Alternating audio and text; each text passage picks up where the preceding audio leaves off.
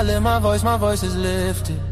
Gifted, I foresaw the end, I ripped it. The whole enchilada with a side of avocado. I came down from my fences, desperados. My flow should be sold at low. Next to the 2x4s, an electric range stove. The bolts and screws, home and approved. Gentiles and Jews, penning on views. Broken for you, my moment approaching. The coaching, the ocean is waving. The money I'm saving, the arrest I'm evading. The models I'm dating, this cup of mine keep cascading. God has engraved me into the palm of his hand. I'm in the best hands. I be washing Jeezy's dishes, pots and pans. I peep the law of the land. I speak because I can. Legalize blacks, legislate that. Hurry up, please, because a brother can't breathe. Kaepernick kneel, the world stood still. The level of hate was so unreal. I foresaw the end right before the hook. Hating is not a good look. I took from the good book. I feel like a tree planted by a river brook. Let me cook them surgically with this sword. Will put my vocal cord itching to release the source of my peace.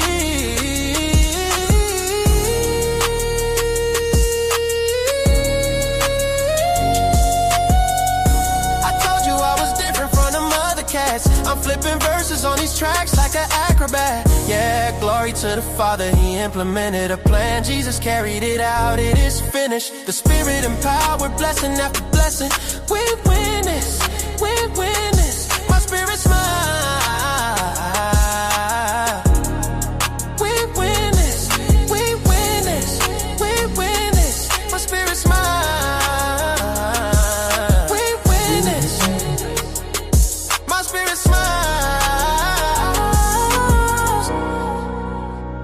My spirit smile, my spirit smiles.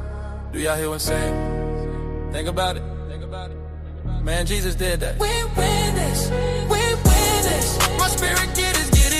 We win this. Do you hear what I'm saying? We win this. My knees buckle, my spirit chuckle. We win this, we win this. Oh.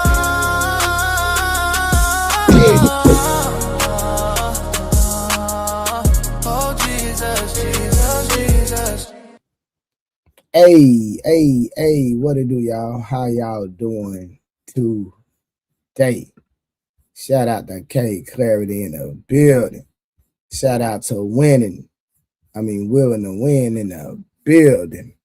Shout out to brother Nums. Even I know I'm messing his name up, but I'm gonna keep messing it up. But shout out to you. Yo, somebody shout out to goddamn Rod Neal and the goddamn building. We steady rocking and rolling every day, bringing y'all content. Shout out to PZ ION. Yeah, we here. Shout out to you, Golden Child. You know what I'm talking about? Yeah, Golden Child. Shout out to you, man. Shout out to you. You did.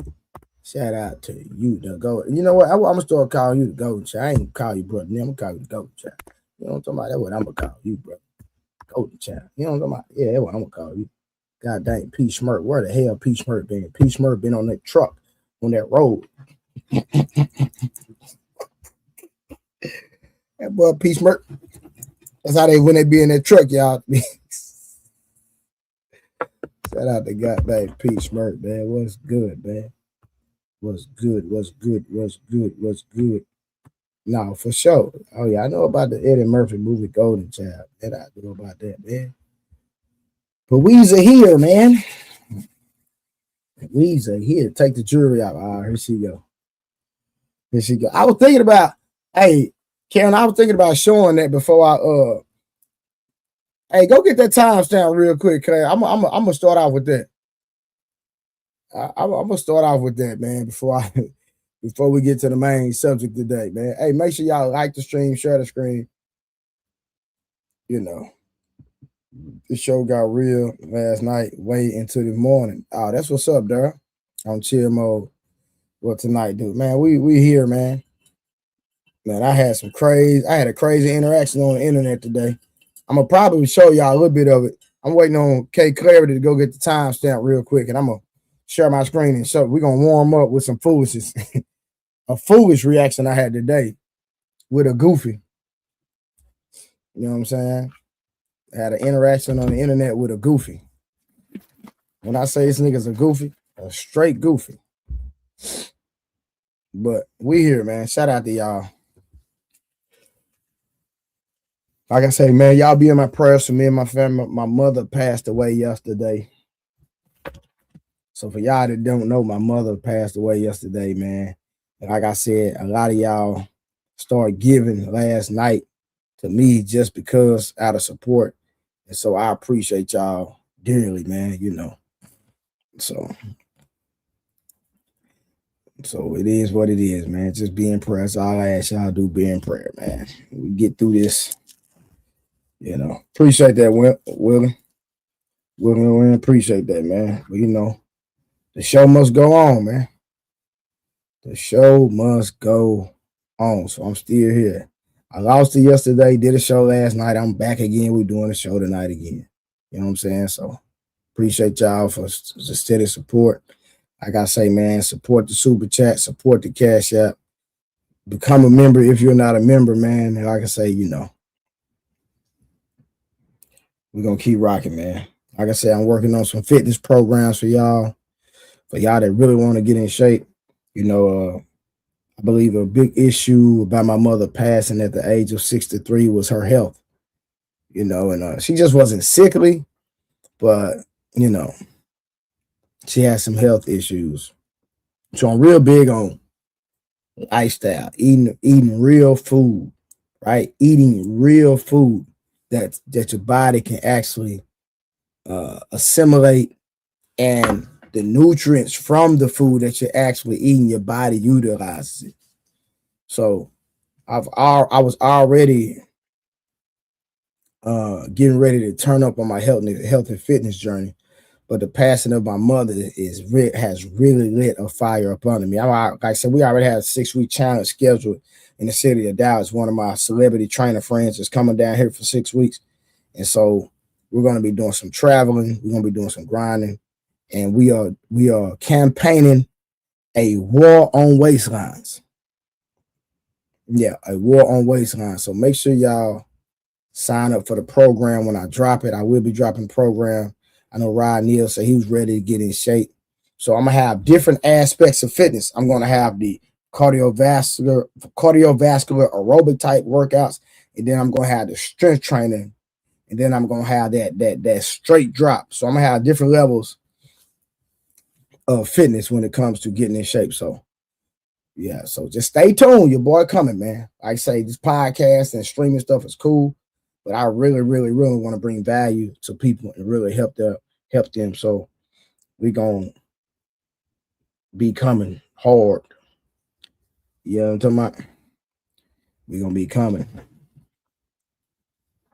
to the Patreon. You feel me? Yeah, I gotta fix this waistline. Yeah, we're gonna be coming to the Patreon, right? So we're gonna have the Patreon. We're gonna have the website. We're gonna have the link to the is that 2 hours? 228? Okay. And so like I said, man, I'm coming, man, with the health and fitness. Y'all, let me see something real quick. Clarity Sam Mo, Aaron and JT Harwin and Red Pill and Samson held it down for you as always. Yeah, man, I be going to sleep sometimes. Y'all gotta forgive me. Y'all, I'm gonna share my screen, y'all. I'm gonna show y'all something, man. Y'all be paid. Give me a second, real quick, y'all. I'm finna do something. Real quick. Let me show y'all something. Let me see something. I think I'm gonna start here. Let me see something.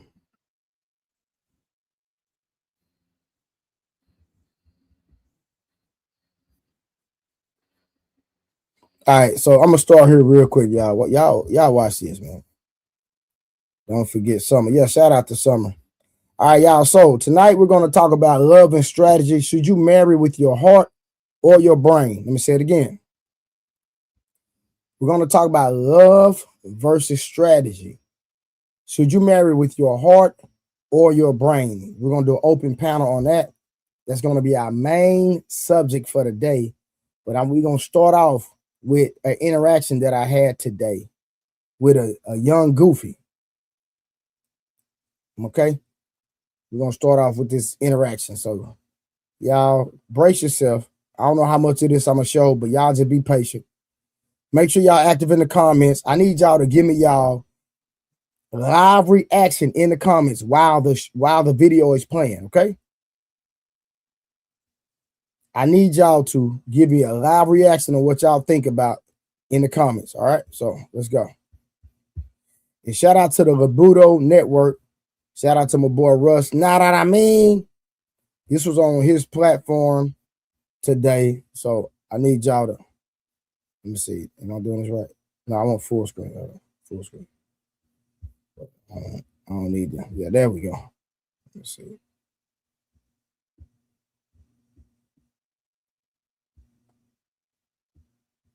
Hold on.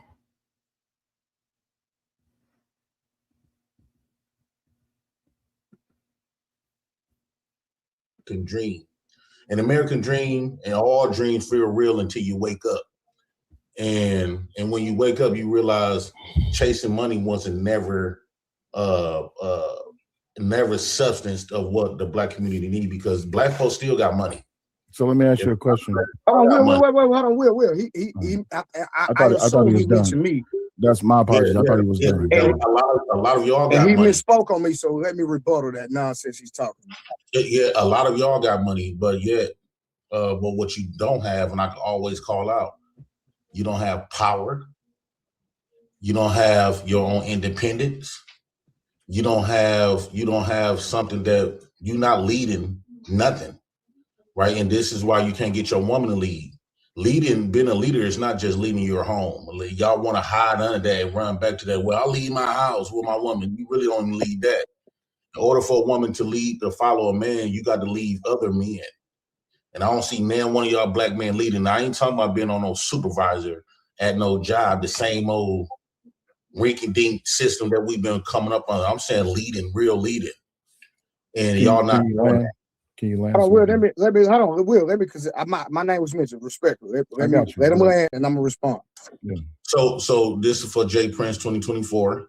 We get that call Trey. So when you say that, you talking about you got wrist money, cars on your wrist, and you really bragging like that's something for Black men. Bragging. You was talking as if, I think y'all Black men is trying to compete with you, trying to emulate white men by using his money to build up your confidence, to build up your presence. And you think that money represent you the same way that it does the whites. And nobody across the globe honor Black people with, I don't care how much money they got, not like they do whites. You don't have that influence nor respect from nobody. And that's what you need to get on board with. Oh, can I respond now? Please, by all means. So let me ask you, do you know me? I've seen you around. Have you ever met me in person? No. Do you know my full name? No. Okay, so when did I say that I use money at any given time during the stream? When did I brag about money? When you let that fly out your mouth, when you say the mere fact that you told RBR that you read his car on your wrist, that tells, when you open your mouth, says a lot. It describes a lot. So did I substantiate why I made that statement? You didn't have to substantiate it. You made No. I had to, because he spoke on me and called me. He disrespected me as a man, right? Just with a statement. So guess what? I just played with him. I played the game he was playing. It was one simple statement. I said I could flex on you and be disrespectful like you were disrespectful for me. What I did was I had I had an intellectual conversation. I was asking him questions, and because he could not answer my questions, then he wanted to get disrespectful. So I prefaced my statement by making that statement, say I could be disrespectful and flex like you did on me. And then I was really just joking with him. But I actually made a factual statement because we got proof. But we need to hear no there. Now, when did I say I gave the Black community money? Because you spoke on me and said me giving money to the Black community means nothing. So when did I say I give money to the Black community? You said you had helped the Black community. You had, I believe that you, if we rewind, I believe that you said you had donated money you had donated some shit and given to the black community. And not what sir, respectfully, I never made that statement. That's not what he said. Okay, so let's just say you didn't use the word money. Let me ask you, what have you given to the black community to help him? You tell me. Since you spoke on me. No. That's not how that works. Not how that works. Not how that works. I must have misspoke. What did you give? Because you're not flexing with no power. You're not flexing with no independence. You flexing with some dumb shit that you don't really win in. So the money game and all this other that. Sir, you're going back to money with something that I never substantiated my value with, sir. You sitting up here with all that. Sir, that was a shot at the man that disrespected me. Sir, that was a shot at the man. So did you hear the statement that the man made towards me?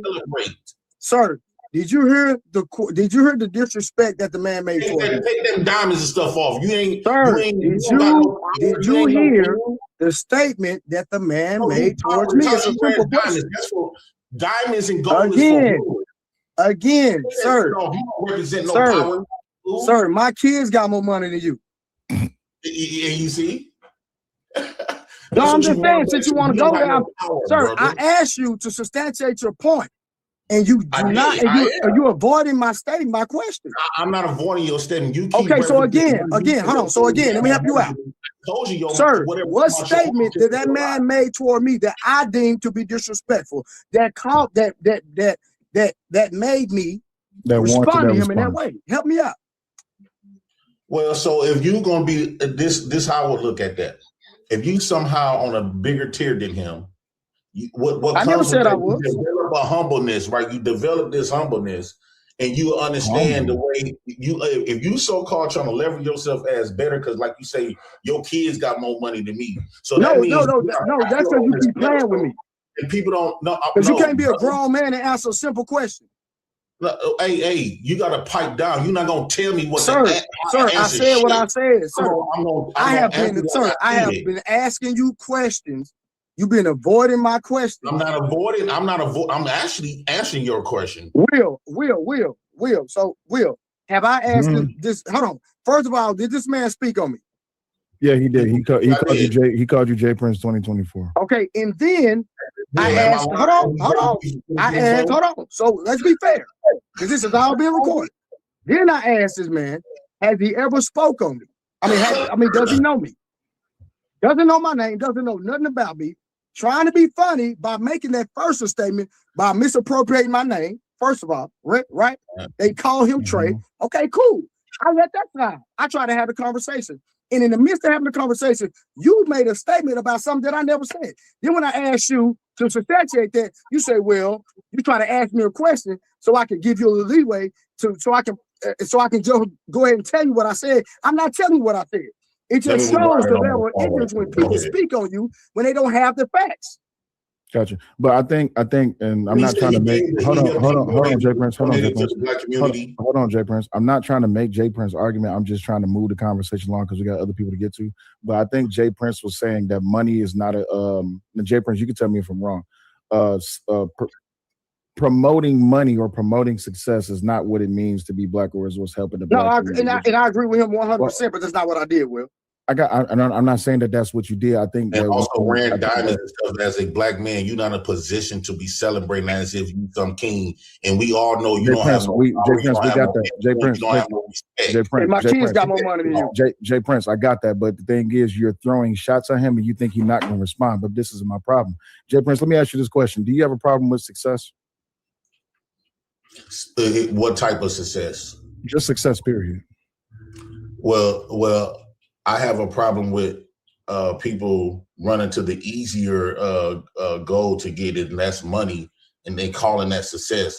I think success for black people, like this whole conversation is about, if you the whole framework, if you really want to know.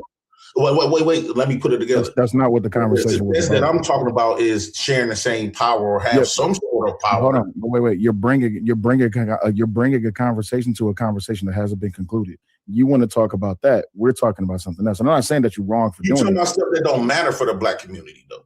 Yeah, but you talk about success, but you bringing in the fact that he wearing diamonds and he got money. That's throwing pot shots at him, but that's not what we was talking about. Well, he flexing with that. He's saying that he ran. Yeah, that was only because old dude threw a shot at him. No, but I understand that, Will. But what I'm saying is, so how would you politics? How would you respond to disrespect? Let me ask you that question. Well, I would respond to disrespect with results. Okay, cool. So by way of the conversation, the man threw a shot at him. Would you say that tangible things can be a representation of results? No. Okay, cool. So with that, I'm gonna end it right there with you. Nidish, what's going on? What's happening?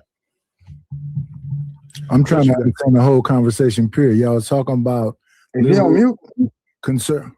No, I'm not. Trey, I think you need to either download the StreamYard app or you need to come in from your computer, brother, because I don't know why you can't hear other people. Nidish just talk to everybody. Hey, what Rush at? I tell him to email me the link. I come in from my laptop. I'll send it to you because I don't think Rush is at the computer right now. Oh, he's not. Oh, you got access? Hey, so hold on. Trick the white man and woo out the bed. We know this system is not for us. We know they never did nothing. We know they don't have our best interest, and we know as black men we are powerless. Would you say that you would be more than anything? Would you say that you're a great there it is. Now Trey is back. All right, I can stop filibustering now. But my last question is this: would you say that you're a great representation of what the black community is, or what the black community should look like? That's a great question. I think that the black community is not what the representation of who I am right now. I think that I'm trying to take us back into the 60s in a way, or earlier, of trying to, instead of chasing a bag and stuff, but instead of chasing a bag and all this other shit, chase what's more important and that have more substance for us. We done try to help everybody else but us. And I was always taught that you're supposed to help home first before you try to help everybody else.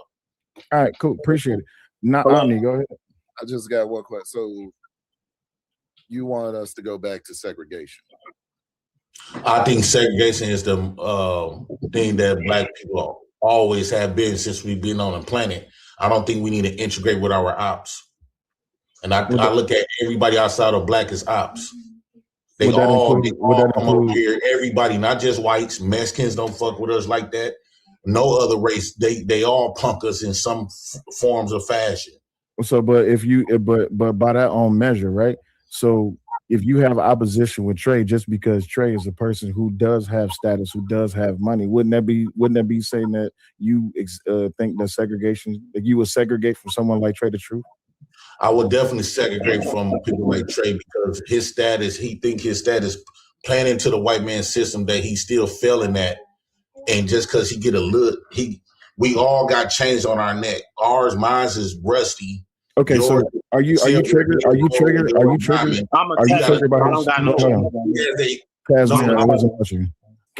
Casimir, this wasn't about you. No, so I'm not. I was talking Casimir. Casimir, that question wasn't for you. That question was Jay. But my question is, so he then took his diamonds off, he took his chains off, he took his rings off, right? I appreciate that. Okay, cool. So now he doesn't have that on. Now he's not showing any representation of his status, right? Do you still have something against him? No, I have something. So it was the physical representation of the diamond. No, let me ask you. Do I need to take my chain off too? Yes. Take it out, bro. Okay. I don't think black man is in a position to be wearing that shit. I think that I'm challenging his position of how black people and what black people need. Money and all this other type of stuff. That's not our game. And we never gonna win in that money game. Never. You see what Kanye, he tried to get smart with them billions of dollars. Neither one of us got billions, so Kanye tried to get smart, and guess what they did? The moment he tried to get smart and try to start his own campaign, what'd he do? They found a reason to take that money. So diamonds are triggered. So wait, diamonds, tangible success. Got you. So tangible success is a trigger to you. It's for black men. Okay, so every other race. So black men should look basic. It's not about looking basic. I think that our image should go by our actions on what we do for ourselves. When you think of Fred Hampton, you don't think of no gold and no diamonds. When you think of Malcolm X, even Martin Luther King, you don't think of that shit. You think of their image represent, and it's more potent, more powerful than any black man that wore gold and diamonds. Yeah, but would you let me? They got a better look than all of them. Gotcha. This my last question to you. Then I'm gonna go to Trey. Would you say that it will look better as a black man for you to be showing tangible success rather than the EBT card? No, I think the EB card is really should be shown more often because it's showing a statement and showing a message and it's showing that. But you're partaking in the white man system. It showed that the black man was weak, and when the black man got kicked out of the house, it created us niggas. But you're partaking in the white man's. You're partaking in the white man system by waving their EBT card instead of waving your own diamonds, right? Yeah, because I'm showing the real example of how black man is, and me being on EBT, being that weak, I'm showing the statement, the message that this is our truest position. So weakness is strength to you. It's a welfare motherfucker. So weakness is strength to you. Yes, in a way, yeah. All right, Trey the truth. Go ahead, dog.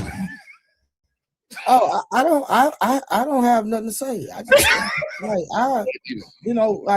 my issue is. Come on, JP Jr. You got to come better than that, brother. He didn't jump in and none of your line. It's cool. Yeah, my bad. I got you. You the second man on this platform that has came on here throwing shots. And then when I throw shots back, you get in your feelings. No, I don't get in my feelings. Well, you I can hang with. No, sir. It's not even possible. You son. You say okay. Trey, I can hang with you. Trey, do me a favor. Hold on, real quick, Will. So you talking about building infrastructure, this, that's another, right? So my thing is, sir, there's plenty of land in Africa, plenty of land in goddamn Australia, because most of the world is rural. So why don't you go start your civilization in these different countries that have the land and build? I need you to come with me. You gonna come? No. Why not? How come you haven't went yet? How come you haven't went yet? Because I'm afraid. This is something, being a leader, being a ruler never was taught to me. I was taught under matriarchy programming. I was taught how to be a bitch. That's how I was taught as a black man in America. So going out there and being brave and creating my own rulership, I'm afraid. Okay, go ahead, Casimir. You came up. Yeah, so basically, I consider myself to be a tether. You already know what that means. No, I don't know what that means. I don't know what that means. You don't know what that means? No, I don't know what that means. Yeah, well, when it comes to purchasing something, correct? But again, the thing is that what success looks like to me is that if I left today, my kids ain't got to get no stepdaddy to take care of them. From a financial standpoint, they good. My 4-year-old Roth IRA is retarded. He's 4. My 11-year-old investment account, retarded. So I've done my job, and I'm going to continue to do my job. Where the black community come in at? Sir, would you say you dress for success? Who, me? Yeah. I dress. I'm in my crib, so I'm chilling. I dress wherever the occasion is. Or where did the black community come in at? What you doing for them? Leaving the black community? You say what? What did you do? Because you was bragging, flexing earlier. You said that you gave. I said I did something for the black community. That's the black community. Because I didn't already stated. If you didn't hear it, that's on you. So wait. He don't have the diamonds on them. The fact that he said he's in his own house, is that triggering to you, JP? No, that's not triggering to me. What's triggering to me is that he think that this money stuff is really. I didn't say nothing about money. What are you talking about? He's gonna be financially straight. If I buy it one time, I can buy it 2 times. He ain't talking about nothing. Hold on. Let me say something. I don't even know Omni first time laying eyes on his brother. Omni, from just what you heard, right?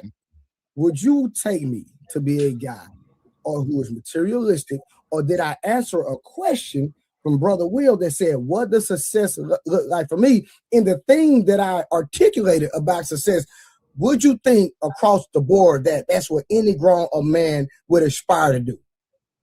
I think that's what every grown man should aspire to do. I think that you were just answering Will's question, and I think JP is triggered because he's jealous that your kids got a Roth IRA account and it's fully funded. You ask a gay man to support a masculine we argue masculinity, right? Wait, and who's gay? Wait, who's gay? Wait. We gotta deal with what you're saying. Who's gay? Omni. Oh. Hold on, real quick. I got you. So right. First of all, I got you. Hold on, real quick. I got you. So I literally just said this is my first time meeting this man. So the reason I asked him a question, so it wouldn't be biased, just like the brother next to me. I don't know him. So let me ask the brother next to me, because I assume he's straight, right? I'm just being petty right now. So to the brothers right here next to me. The other way. Well, I'm on my screen. He just. Can you hear me?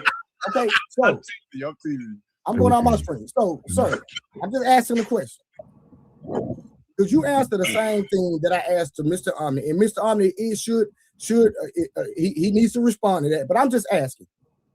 And Reese, if you want to get in, you can answer too. Have I been materialistic, or did I answer Will's question? And should any grown adult man want to put his kids in a better position when he leaves this earth? I'm just a question. No, I didn't hear nothing materialistic in what you said, because it ain't like you sitting up here all flashy. You dressed pretty plain to me.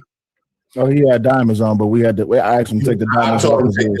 We came in 20 minutes early. This man was he had diamonds on. Reese, he had diamonds on, but I asked him to remove the diamonds, and I took my diamonds off because it was triggering the JP, because tangible success representation. Wait. Historically, right, according to these dumbass books, right, some of the artwork, like people of stature decorated themselves with jewels far back at the beginning of time. Well, jewels, that's still a form of success. And have their own power at that point. I think what we're finding is kings and stuff, they wore that gold to represent their success and maintaining power. You talking to a powerless, us black men today is powerless.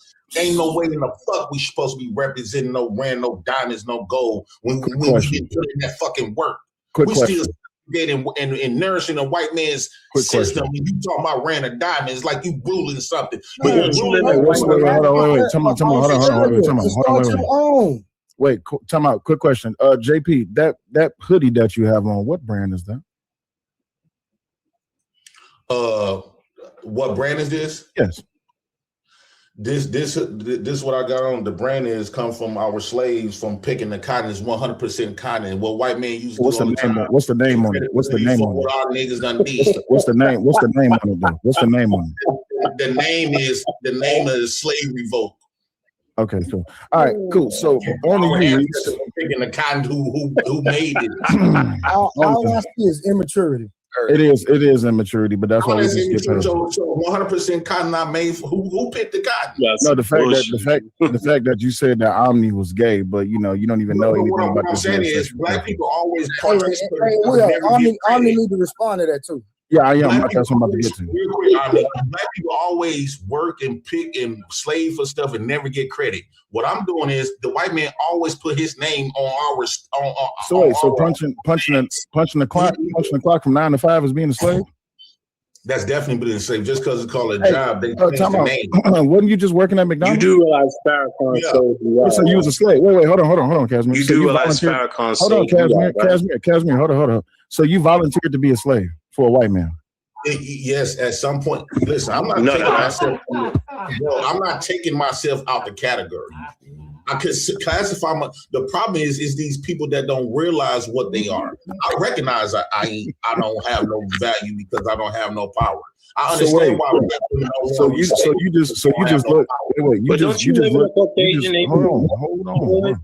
look down on yourself all the time. So you live in a neighborhood, so. All right, really quick. We stand on JP too much. That's not the whole point of the show. Rush, can you pull up the super chat so we can read them, then we can move on, please? Jealousy, yeah. Jealous. Rush, can you hear me? Salute, JP. Watch up there watching corn. What's up, LRLN? What's going on with it? I don't have my bad, y'all. I don't have control of the stream right, and I don't think Rush can hear me. Let me read y'all super chats right quick. BTSI show with BTSI show with $10 says that shirt make you look gay. Bro, we reading super chats. Bro. We reading super chats. Hold on for a second. What I did was I put on something that I own. Why would you own, bro? Wait, Jay Prince, it's money on the floor. Can we read the money? Money on the Thank floor. you. All right, so I can't click on the stream, the super chats, y'all, because I don't have control of the StreamYard. Rush, I guess, is going to come back, but I'll just read them as I see them. Really quick, BTS show with $10. He says, "You're calling people gay. However, we saw you get your hair braided by a grown ass man, and we saw you walking down to the street with a BBL. Who gay again? Super kid." Shout out to Eric Jordan with $2. I'm reading the super chats. I'm reading the super chats. Give me a second. Eric Jordan, 5108 with $2 says, "Hey yo, what the fuck, Jay Prince? Your logic is full of holes and bullshit." Watch Supreme Clips with $2. He says it's all the white man's fault. Appreciate that. Appreciate y'all for supporting the platforms. Please make sure that y'all are hitting the Cash App or the super chat, whatever platform you are watching on. I'm gonna move on to Reese. Hey, real quick. Yeah. I had to change because I own this. I own the trademark to this. Okay. I own the brand. I own the shirt. So everything I got on, a black man owns. So, well, that chair you sitting in, that's not yours. Yeah, I know that. Well, let me stand up. How many sales you got? How many sales you do? He said, "Let me stand up." All right, so Omni, how many sales you got?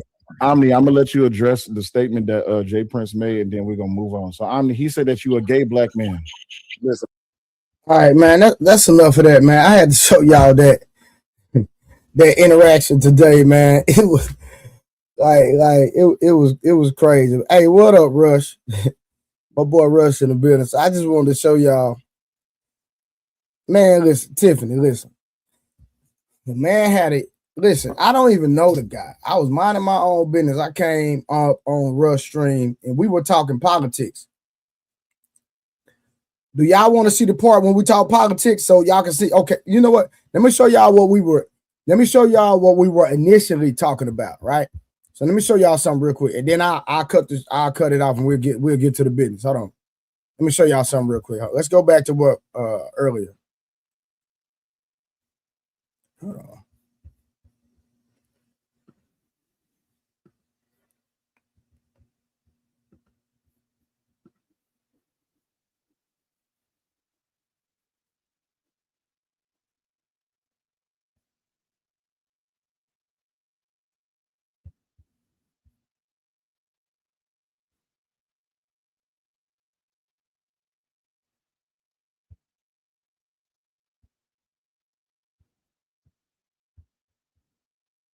All right, so what I showed y'all was later, right? So let me show y'all earlier what the conversation was about, right? So let me show y'all. Hey, I'm gonna drop the link in a minute, y'all. So y'all just be patient. I'm gonna drop the link in a minute, but I'm gonna show y'all what the conversation was before this ugly man got here. And if he wants some more smoke, he can pull up over here and I'll cook him again. Let me show y'all what we were talking about earlier. Hold on. So this was before the ugly man came on the stream. And y'all can tell the nigga I said that and tell the nigga pull up over here. I'll bring the nigga up.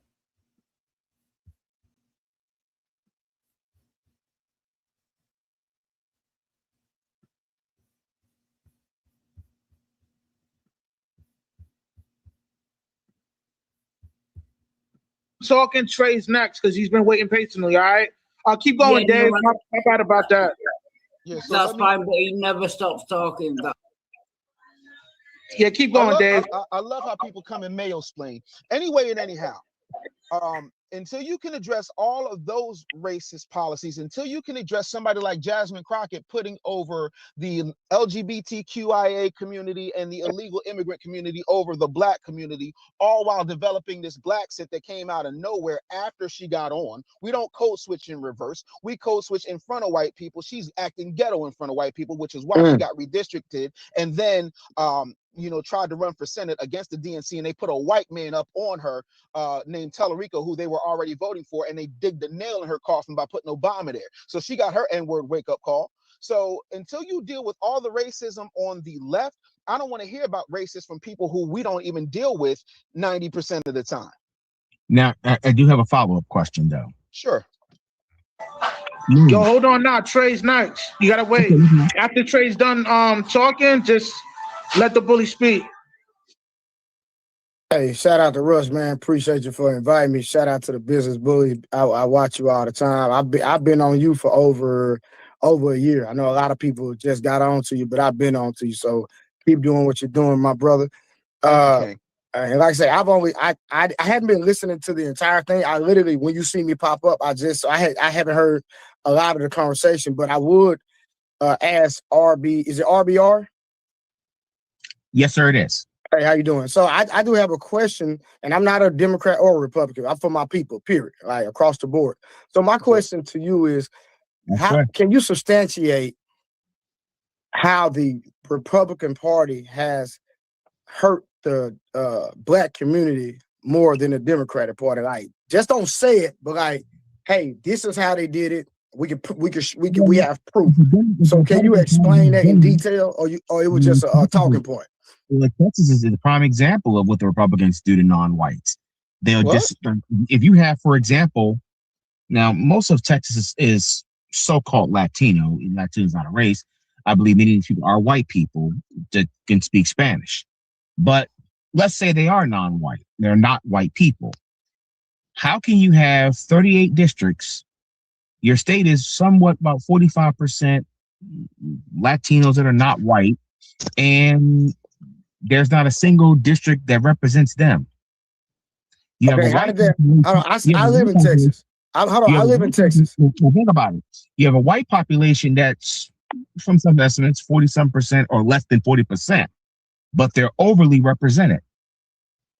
Okay, I understand where you're going with this, but that has nothing to do with what I stated. I said, convey to me, right? Don't narrow it down to Texas, because the Republican Party and the Democratic Party extends past the state of Texas. Hold on, because I asked the question and you're not answering. RBR, respectfully, RBR, you're not answering the question, sir. So no, you made a statement. Black people. Wait a minute, excuse me, sir. I'm gonna elaborate. Okay, so I need you, but listen, you're relegating it to the state of Texas, and you stated, I'm going off what you said. You said that the Republican Party has been detrimental to the black community more than the Democratic Party. So don't talk about Texas. Substantiate your point. I didn't say more. I said the Democratic Party it doesn't have clean hands in this. It never. No, you did say more. Yes, you did. I got 10 grand that said you said more. I got 10 grand that said you said more. With the whole voter ID laws, with the whole redistricting lines, where they've been sued a number of times. That's not hurting the black community. That's politics. Wait a minute, excuse me. They've hurt black representation in Congress more. Let's be honest. If it wasn't for the section, RBR, hold on, respectfully, hold on. Watch this. I'm gonna be real with you. Guess what?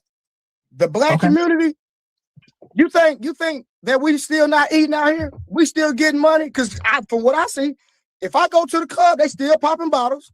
They're still buying Michael Jordans. They're still going to the fancy restaurants. Hold on, listen to what I'm saying. This is not what this gentleman's talking about, like with the business bully, like building businesses that are actually sustainable. You can transfer that wealth.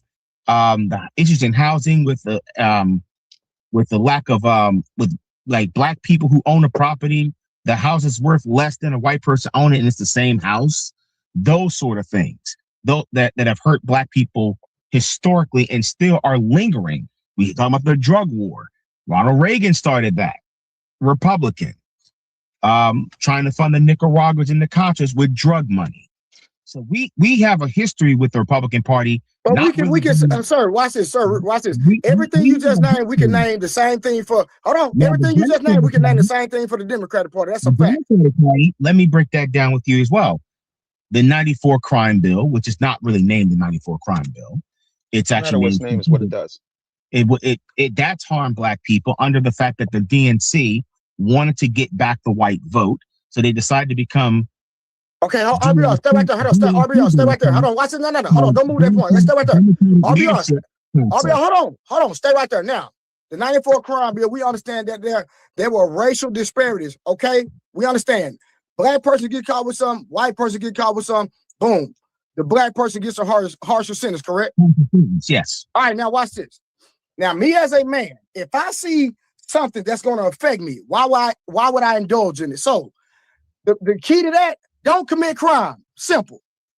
That's a conservative talking. Excuse me. Go ahead. Pardon me. I'm going to talk to the chairman of the business bully.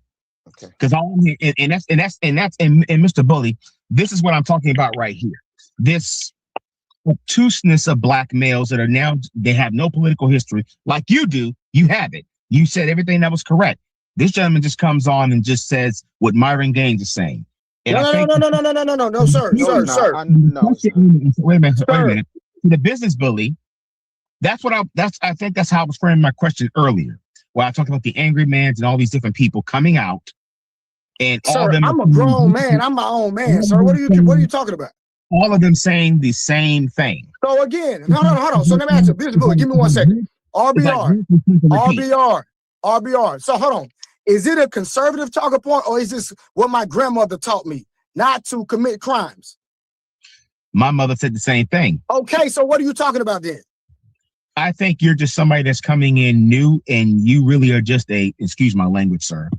You are what RBR would call the bottom 1% of blacks. And convey that to me. Explain it.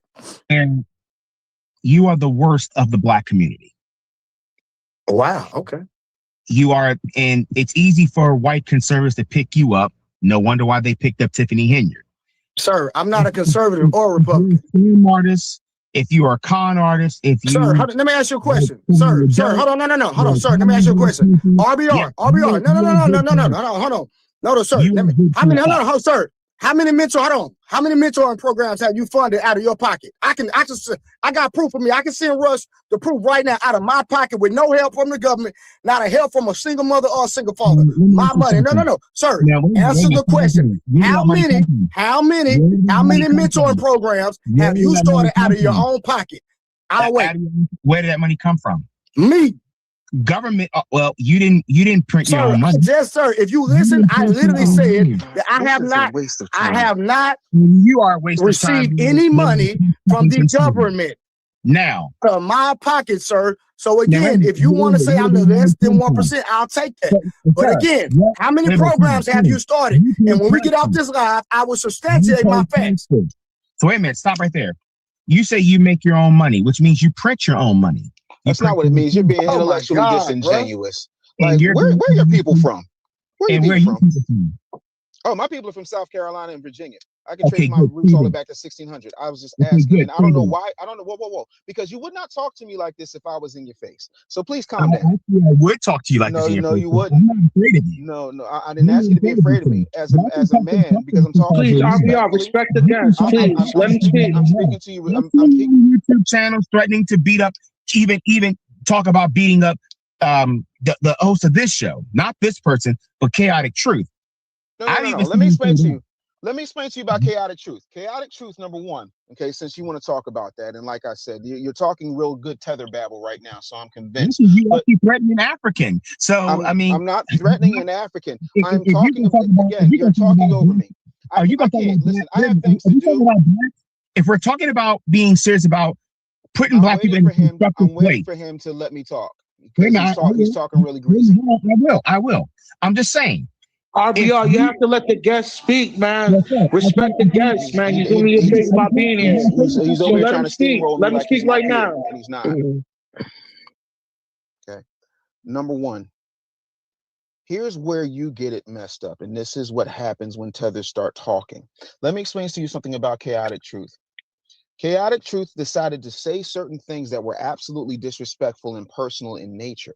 When you do that to any man with two balls, there's going to be a response, regardless of that. Period, point blank. I command respect because I didn't come at you disrespectfully. I didn't talk about you. I didn't say anything about your person. I said the back and forth was a waste of time, and you had the unmitigated disrespectful gall to tell me I'm a waste of time when I don't know what you do for a living. I don't know who you are. But Chaotic Truth in and of himself was making all types of different disparaging remarks. And what I said was, you ain't gonna talk this greasy to me if I'm in front of you. And the truth of the matter is, he hasn't. And the truth of the matter is, you talking about Chaotic Truth from something that happened several months ago versus what you're doing right now says a lot more about you than it does about me. On top of that, my thing to you is, when you start talking about things, you can't even remember what you said because, like I said, I got $10,000 that says you did say that the Republicans did more damage to the Black community than the Democrats did. Yes, so if you'd like to put up, no, excuse me, I'm still talking. I'm still talking because you just told this young gentleman that you didn't say that when in fact you did. So when the tape, when this goes up and it's on the tape, you can run me 10,000. I'll give you my Zelle. But the truth of the matter is, you say one thing and you do another. I don't care about what Myron does or who the stat and the third. The bottom line is, you said people were grifting. You can't point to their grift. You sat up here and said that the Democrats didn't do as much and the Republicans did more damage. When this young man called you on the carpet for that talking point, you talked about Texas and Mexicans and Latinos and this, that, and everything. But what? I'm still talking. You brought that up. Okay. You brought that up. All right. You brought that up. I don't deal with gas. Listen. I was saying, for example, Rush, how can you be a Republican? Rush, I'm not a Republican. You don't even know how to listen. Rush, I can't, honestly, my time is very valuable. And when someone's not willing to listen and I'm answering questions, I got you. I can't deal. When you're not listening to people and you're being disrespectful, I can't waste my time on that. I have things to do. And I have an issue when people try to come up here and troll. All right, so y'all, that was a conversation we were having before the ugly man came up on the panel. So let me go ahead and drop the link, man. What's good, everybody? So that we had that conversation first, and then we had the other interaction. It's way more good parts, but I don't want to bore y'all by y'all sitting here just watching that. So it is what it is. But if Rush want to drop the full link to the video in the chat, he can. Go to the Libido Network. Spell it. I forgot how to spell it. But Rush is watching. But I dropped the link if y'all want to pull up. So if y'all want to pull up, tell me what y'all think. I said somebody said they had a question for me. Pull up on the panel and ask me the question.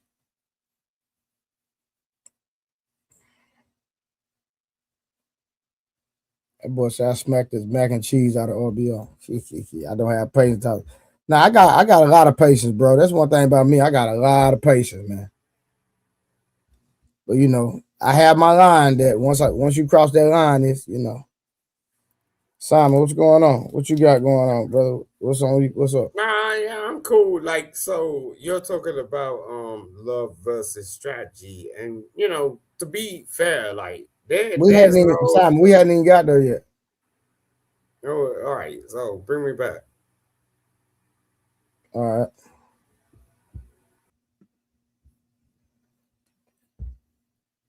Hey, oh yeah, shout out to Red Pill Crip for the goddamn fantastic. What up, boy?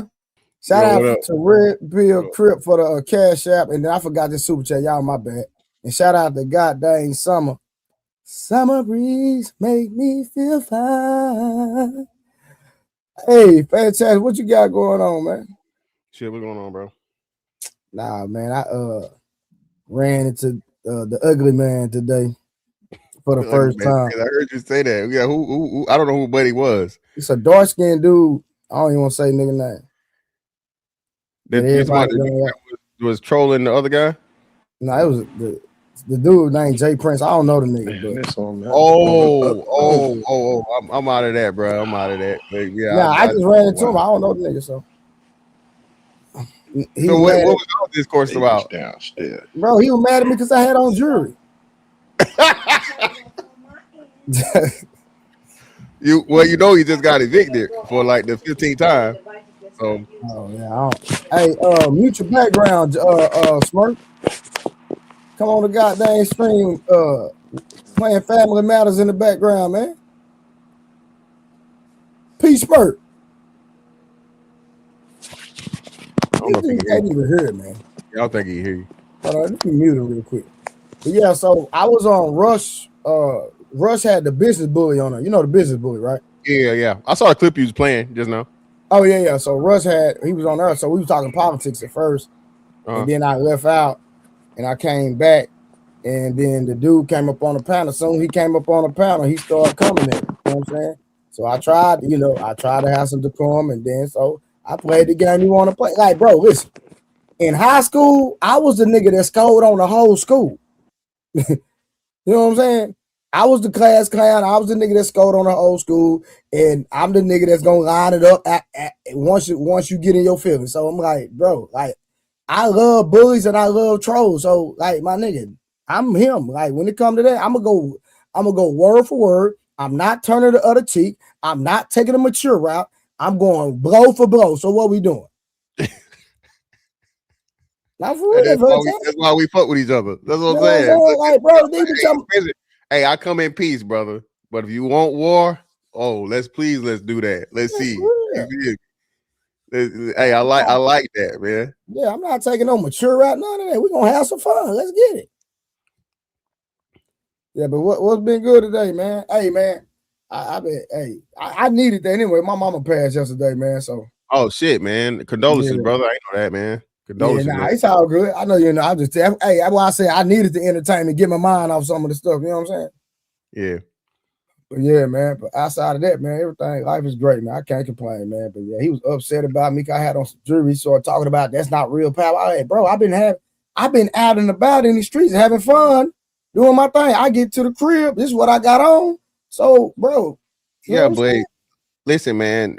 So this is another thing too, Trey. People don't even understand it. And I told people this, right? I don't really, I'm not big on the jury thing, so on and so forth. But people don't understand, bro. That's an investment, bro.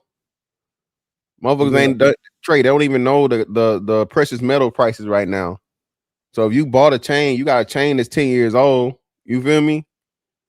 You know what I'm saying? But if you're talking to a person that isn't, let's just say financially sound or, economically educated, they just they get offended, man, and that should be weird to me, bro. It's like, hey, whatever that man got going on, I'm not just gonna get triggered off looking at that nigga is crazy, bro. That's crazy. But you know what? His real issue, and I hadn't said this, I didn't even say it over there.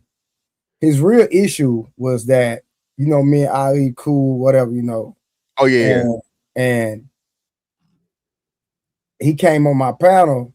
And I said, do you have an issue with Ali? And then, he said whatever he said. And I let him know that, hey, I rock with Ali. So since I rock with Ali, bro, you can't be over here. You know what I'm saying? And I dropped him. And that's what he really mad about. So that's why he seen me on carry shit. I got you. Yeah, that's why he really got in his feelings. So when he came up on the panel, he changed the conversation and he did it smooth. I'm gonna give him his pride. He did it smooth. He just did this right here, did the whole conversation. It came straight for me the whole time. I played it a while ago. I had played the whole I didn't play the whole interaction, but I played a lot of the interaction a while ago. But I just saw like the last. I tuned in probably like the last 5 minutes or so, 5-7 minutes. I just saw Business Bully talking to the guy that was under him. Pause. Whatever they was going back and forth. I didn't see that nigga. But yeah, man. Again, certain people, bro. Again, man. Just unfortunate, dog. And push unfortunate rhetoric. But hey, like you said, man. Hey, listen, man. Being here, being comfortable or well off is a blessing, and a lot of people, man, they can't necessarily say it. So that's how I look at it. And so I mean, so the dude, I forgot the dude that was moderating. His name Will. I know his name Will. And then so he was like, what do you call success? And I say, well, I call success that if I like send my mother passed yesterday, I'm like, if God was to call me home today, I know my kids got a great head start. That's the most important part. Yeah. That's the most important part, man. You not only have you invested in them and taught them the right things, but you got something left for them to where, you know what I'm saying? They ain't got to be cooking no fish plates and doing a car wash. You feel me? Exactly. You know what I'm saying? That's what it's all about. The Bible say, and I don't know how religious you are, the Bible say a good man leaves an inheritance for his children's children. Bro, because I know I'm here for a good time, not a long time. So I gotta make my next move my best move and set my kids up. You know what I'm saying? And I know your kids are a little older than me, so you done already experienced, putting your kids in a different position. I'm still in that process because mine are 4 and 11. But even at their age, they are already in a good situation. So if I was to leave today or tomorrow, they got a head start, and that's what it's all about, in my opinion. Indeed. Yeah, that's scripture. That's scripture. So that's principle. Man, don't start preaching, Peace, man. I mean, when you write, you write. You know what I'm saying? Peace, so, I'm messing with you, bro. I know. And watch this. When we left Exodus, when we left, goddamn it, Egypt, we left with gold, silver, everything.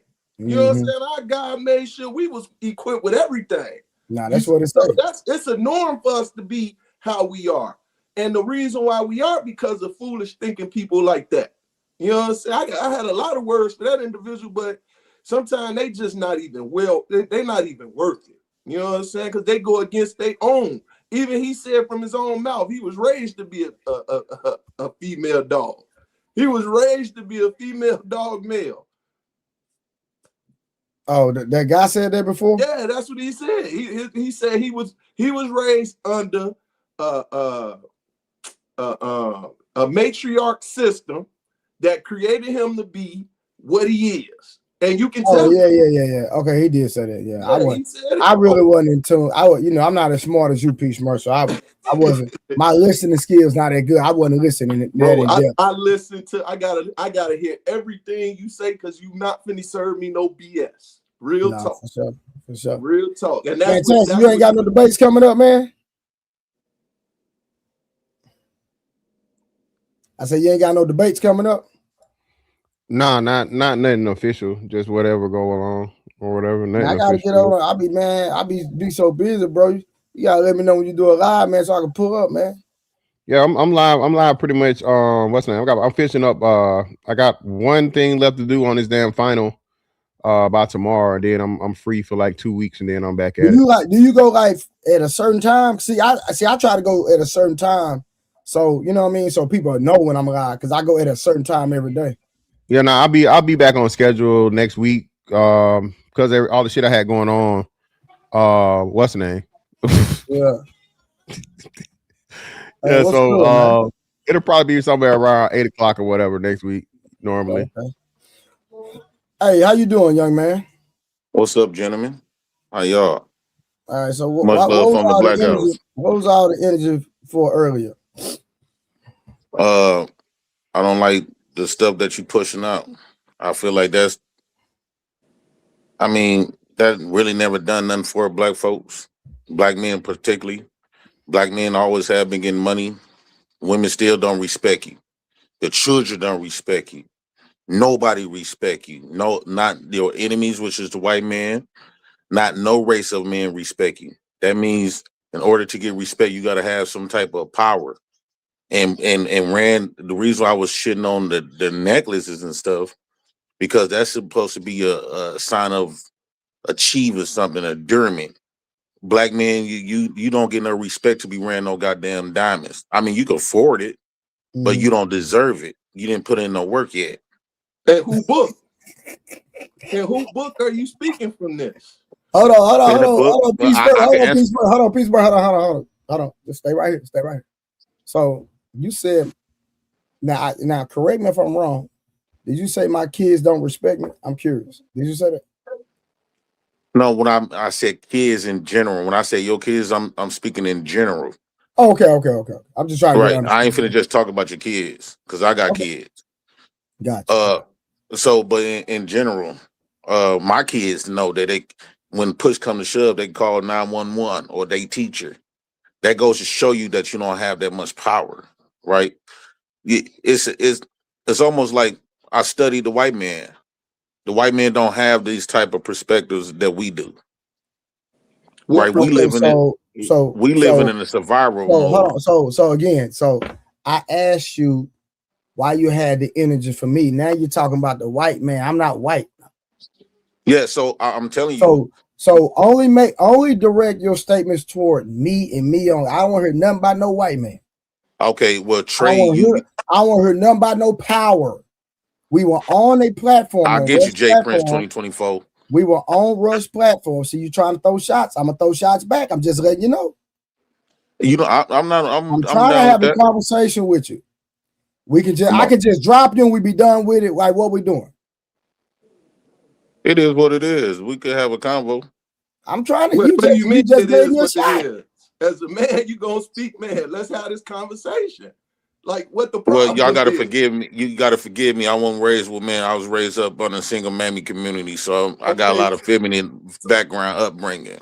That's under, and I stated that. And with that being said, a woman does what when a man talks? Well, if the man put in that work and a woman does what when a man talks? We ain't got it. Ain't nothing else need to be stated after that. You tell me. She shut the fuck up. Well, I ain't no bitch though. I'm a rebellion nigga. At the end of the day, you stated what you said, and I'm gonna take it as that. And as a woman or one that was raised by a woman, they shut the fuck up when men are talking. That's not the way you're gonna say it. That's AP Smoke. That's not the way you're gonna say it to me. Bro, I stated what I said. Now, at that point, I'm not that dude. You stated what you said, my brother. And all I'm saying is this. We can go about what the white man said. Let me talk back to Trey. Let me get back to Trey though. No, this is a panel. I don't even know you. I know it's like wasted time to talk to you. Still, you made a statement, and I love and enjoy bullies that bully people. I bully bullies. I'm not that dude you gonna play with like that. I'm telling you that now. I'm a fiddle with you, baby. I'm a fiddle with you. Believe me. I ain't gonna go back and forth. Hey, however you want to do it, my brother. I told you what women do. Yeah, women also do all that talking. Well, can I say something? Well, can I say state something? What you're gonna do and stand on it then. Can I say something? Well, I'm gonna say this. Well, he is technically and just do it. Hold on, he's technically down the street from you, Jay Prince. Just FYI. I don't care about none of that. I'm just letting you know. So y'all can't touch each other. I'm just letting you know that. But that's neither here nor there. So and I'm proud Milwaukee raised, and I'm gonna die Milwaukee, and I'm screaming Milwaukee. Come and visit me. Let's play some cards. So I just wanted to know why you had the energy toward me, sir. So listen, when I woke up this morning, I have way more jewelry than this. Trust me. I decided to put one necklace on, walk out my house, and put my outfit on and go take care of some business. I had to go to one of my gyms.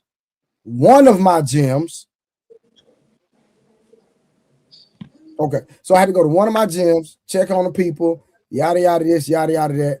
Come back home. Rush sent me an invite to come on the panel. That's all I did. So I wasn't wearing a chain to impress nobody. I'm just walking around. My everyday is what I do. So I'm confused on why you tried to be funny toward me, or and I'm just living my life every day. So one, you was telling RBR. I got your car on my wrist. Okay, so let me tell you why I said that. So, and I literally just played the clip where RBR said I am less than. He said I am the worst in the black community. Yeah, the chat. Am I lying? The man said, he said you the least. Hold on, say it again, P. Smurf. What did he say to me? He said you the least. 1%. You the least of the least. So I'm glad. No, hold on. No, I got you. So he made that statement. That's why I raised my hand up. I said, sir, I got my wrist costs more than your car. That's why I made that statement. Since he want to be petty, I'm being petty. So I'm just matching his energy. So now, hold on, let me make one more statement. I can care less about no jewelry, brother. Let's just put the facts out there. I can care less about it. But go ahead. So when a man tell you something like that, instead of defeating him with something that's more substantial, have more substance, why do you feel to hide behind jewelry? I didn't hide behind brother. The word you're looking for is substantive. Substantive, brother. Well, y'all good with that English. Congratulations, you made it. Can you reply to but why did you have to hide behind? Why you couldn't refute as? And the reason I'm coming at you, because from what I have observed, for a little bit I have seen you represent the niggas, right? I don't represent nobody. I represent my last name. Jay Prince for president 2024. No, that was just an inside joke. No, but what I'm saying is you represent being authentically you, right? And being and trying to be true to yourself. And when you responded with jewelry instead of who you are or what you you responded with jewelry. I think that for black men in America, they love to hide behind money. They love to hide behind achievements. They don't got nothing much from within. They don't got nothing much that they have done in the community like what I'm trying to end up doing. I'm trying to be another Fred Hampton. I'm trying to put in work. That's why I went to the Derek Bush trial. I'm the only nigga in there, and everybody in the country want to know who I am and why did I do that. I'm trying to make a statement and get my point across. Okay. I'm not trying to use a dollar bill. So let me say this. First of all, I was not hiding behind anything. He was being petty. So I decided to be petty on the way I decided to be petty. And can't nobody tell me how to be petty. And that's what I wanted to do. So again, now when it comes to putting in work, my name speaks for itself. So I don't have to get on here and tell people what I've done. If you know, you know. And if you don't, you don't. It's cool. I'm not sitting up here to prove nothing to nobody. Listen, I sign autographs in real life. I'm a celebrity in real life, and I don't even flex that. A lot of people, sir, I can get up here and really flex, and I don't even do that. You're a celebrity. You don't even know who I am in real life. I have a real life, so when I get off the internet, people really know me. So if any city I go to, people really know me. So what I'm saying is that a lot of people don't even know it. I changed my name because my celebrity name, I don't even use that name. So if I wanted to flex, I can use my celebrity name. I don't even do that.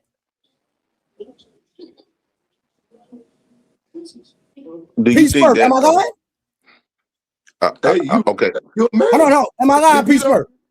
You ain't lying, but if he don't believe you, it don't matter. He said no, it's not. It's not the fact that I don't believe you. It's not the fact that I don't believe you, Trey. It's not the watching you from his own mouth.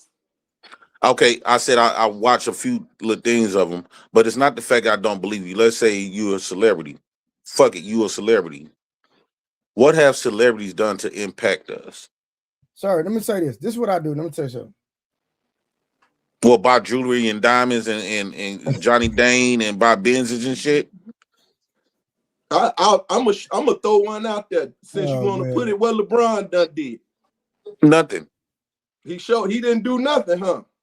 That mean it sucked for you in life. But I don't know much. I don't know much. I don't watch celebrities because they don't really impact us.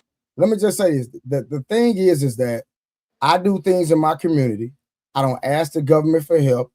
I impact the people, and that's all it is, brother. That's all it is, straight up. So what? So okay, now because that was the confusion that we had on CT channel. What have you done to the black community to impact them? Because when I said that you give money, you said that's not what you do. A question I had already talked about it earlier, right? So one thing that I'm very proud of is starting mentoring programs in my city and funding them out of my pocket with no government assistance, no help at all, and being effective in what I do with young men and young women in the school system and helping these young people get on the right road. And when they needed something, when they struggled financially, I was there out of my pocket taking food out of my taking food out of my own kids' mouth to take care of other people's kids. And I've done that for years, and I don't highlight it. So if you feel like that's not something that's being great done in the Black community, that's cool. I'm not gonna argue with you on that. I'm not gonna fight you on that. It is what it is. Cool. No, I think you need to go back and look at the history of Black men, period, because you got it fucked up somewhere. So let me ask you: is Black men powerful? Is we really competing with other races of men?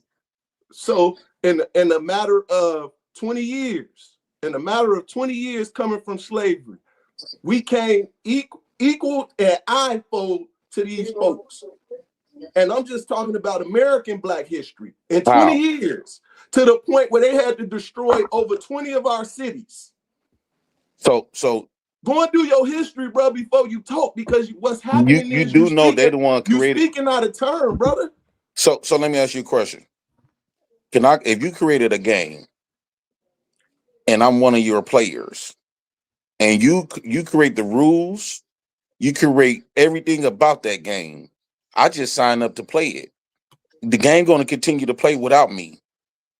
And I come in your game and I get ahead than most of the other players. Is I'm competing with you, and you the one that actually, you the creator, almost like the god of that game. Yeah, bro. Man. Hold on, please, Smart. Can you answer that question for me, please? Bro, look at the reality that we in. That's all you gotta do is look at the reality that we in.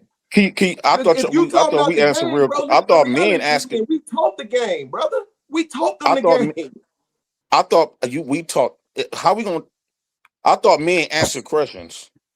Okay, hold on. Please, I got this. Hold on, please, I got it. So let's talk about power, right? So we cannot sit up here and relegate or just push our issues out on the white man, because we spend more money as a whole collective group of people than the whole than Russia. If you don't know that, hold on. If you don't know that, then at the end of the day, you don't know your facts. So this is my thing. What we have to do is quit crying about what the white man is doing and collectively come together and start doing for our own. Now, how do we start doing for our own? First of all, y'all not ready to do for our own. You're not even ready to do for our own. So the reason they end up eliminating people like Martin Luther King, people like Malcolm X, or the people that try to push our community forward is because guess what? One is shed blood and then everybody else is run, right? So at the end of the day, everybody got to be able to sacrifice, inconvenience themselves for the greater good, so that once somebody gets eliminated or if there's an issue, guess what? They got 500,000 more steady coming strong. That's the issue. Now, where do we start, right? Where we start is we got to start buying black. But at the same time, we got to come together, not overcharge our own people, so we can patronize our own people. We got to start there, right? We can start with something simple in our communities. Stop going through self-checkouts. You know what? We're not going through no self-checkouts. If y'all gonna have a freaking a grocery store in our neighborhood, guess what? This is what we need. We need employees. We need people in there. Now they started to do AI. If you got a warehouse, we us as a community, we're not driving these forklifts, because most of us driving forklifts. We're not driving these forklifts unless y'all get rid of this AI, because every time y'all implement AI, you take it away from the black community. Then outside all that, every black person has to walk in love. We cannot, if I see a black man, that's my brother. I'm not going to rob a black man. I'm not going to break in his house. I'm not going to sleep with his wife. I'm not going to do anything to harm another black man. We have to walk in love and come together as a people. Once we start doing that, we can come to the table. Because if I don't trust you, we're not going to sit down at the table. Now, to call you out again, I'm a black man. You're a black man. I came up on a panel, never met you, none of that, right? You came up on my stream one time, but you know it is what it is. But my thing is that you attacked me. You threw shots at me. I was there to have a conversation. So until we start to walk in love as men in general, we can't even have the conversation about coming together. And we can't even have a conversation about blaming the white man, because at the end of the day, the issue is when we look in the mirror. Well, I could be honest and say, I came I came at you like that because I respect you. And you didn't come off like a soft guy to me at first. Well, I'm not gonna say at first. You didn't come off to me like a soft guy. I think that it was the wrong message that I was challenging. You and personally, I really don't got no problem with. I like the way you move. Even your loyalty when you kicked me off the panel because you said you was loyal to old boy. That's woo out the band, right? And so that's what made me say, okay, this is why I'm calling you Jay Prince for president. But that's kind of disrespectful to you, so I could freeze on that. But I was just more the message. If you're gonna garnish, I think that if you're gonna garnish a crowd and you say you're a celebrity, I think the message need to be in order, especially for us niggas. And pushing this same stuff that everybody been pushing, the turkey giveaways, the bikes, the book bag giveaways, and woo out the bam, and going on corners and feeding somebody some canned goods that you finna damn near throw away any goddamn way, that you want to go to a store and buy for your damn self. What is the first thing before we even think about building anything? What is the first thing we have? What is, I would say, around like the second and third thing that we need to be working on? Well, we can't go nowhere until we finish the first thing. Hold on, I literally gave you three things. I literally gave you three. So you don't think that before we establish something, right? Let's say we try to build a black community, you don't think we need a military or a militia? Because how you gonna protect it? Then they tear down everything that allegedly black people had this type of stuff before, and since those black people was pussies, they got their shit took. So why will we repeat the same method? Fantastic. So that means we need because I something already to gave him protect three. it. I gave him three. So You don't think we need, if we're gonna talk about building anything, you don't think we need to protect it? Bro, again, the military shit is an unrealistic conversation, bro. That's all I'm gonna say. Why is that? Because a country is just that. So a sovereign nation has a military of itself. If you create a military within it, you create an enemy with the enemy behind the gates, right? That's problematic. So if you're saying a police force or something like that, to where, and Trey already gave you that, that's realistic. But you'd only What need about a military. militia? Well, again, a militia would be that those usually don't work out either. That's why it's not a lot of them. You have the right to form a militia, but that's usually in times of war, unrest, or pretty much breakdown. And being that there's not enough black people that agree on the way things should operate, you're setting yourself up for failure, because we don't have enough in common as to how things are supposed to work for that to be successful. So do you think that at this point, building anything, we should just throw that away? That's one. Or are we in the wrong place to be talking about independency? Well, I don't understand what you mean by you. I mean, there are too many other groups that are quote unquote independent, or they're able to dominate within the system. So I don't understand why you keep trying to have this conversation about separating. I think other groups, like we can name them: Mexicans, Asians, whites, Africans. They all got a home to go to. That they take the money from, they take the resources, they come over here and galvanize resources from here, and they put it back home. African Americans, we don't got that. That's another thing that's not true. That's another thing that y'all just say, like that's like a 10th argument.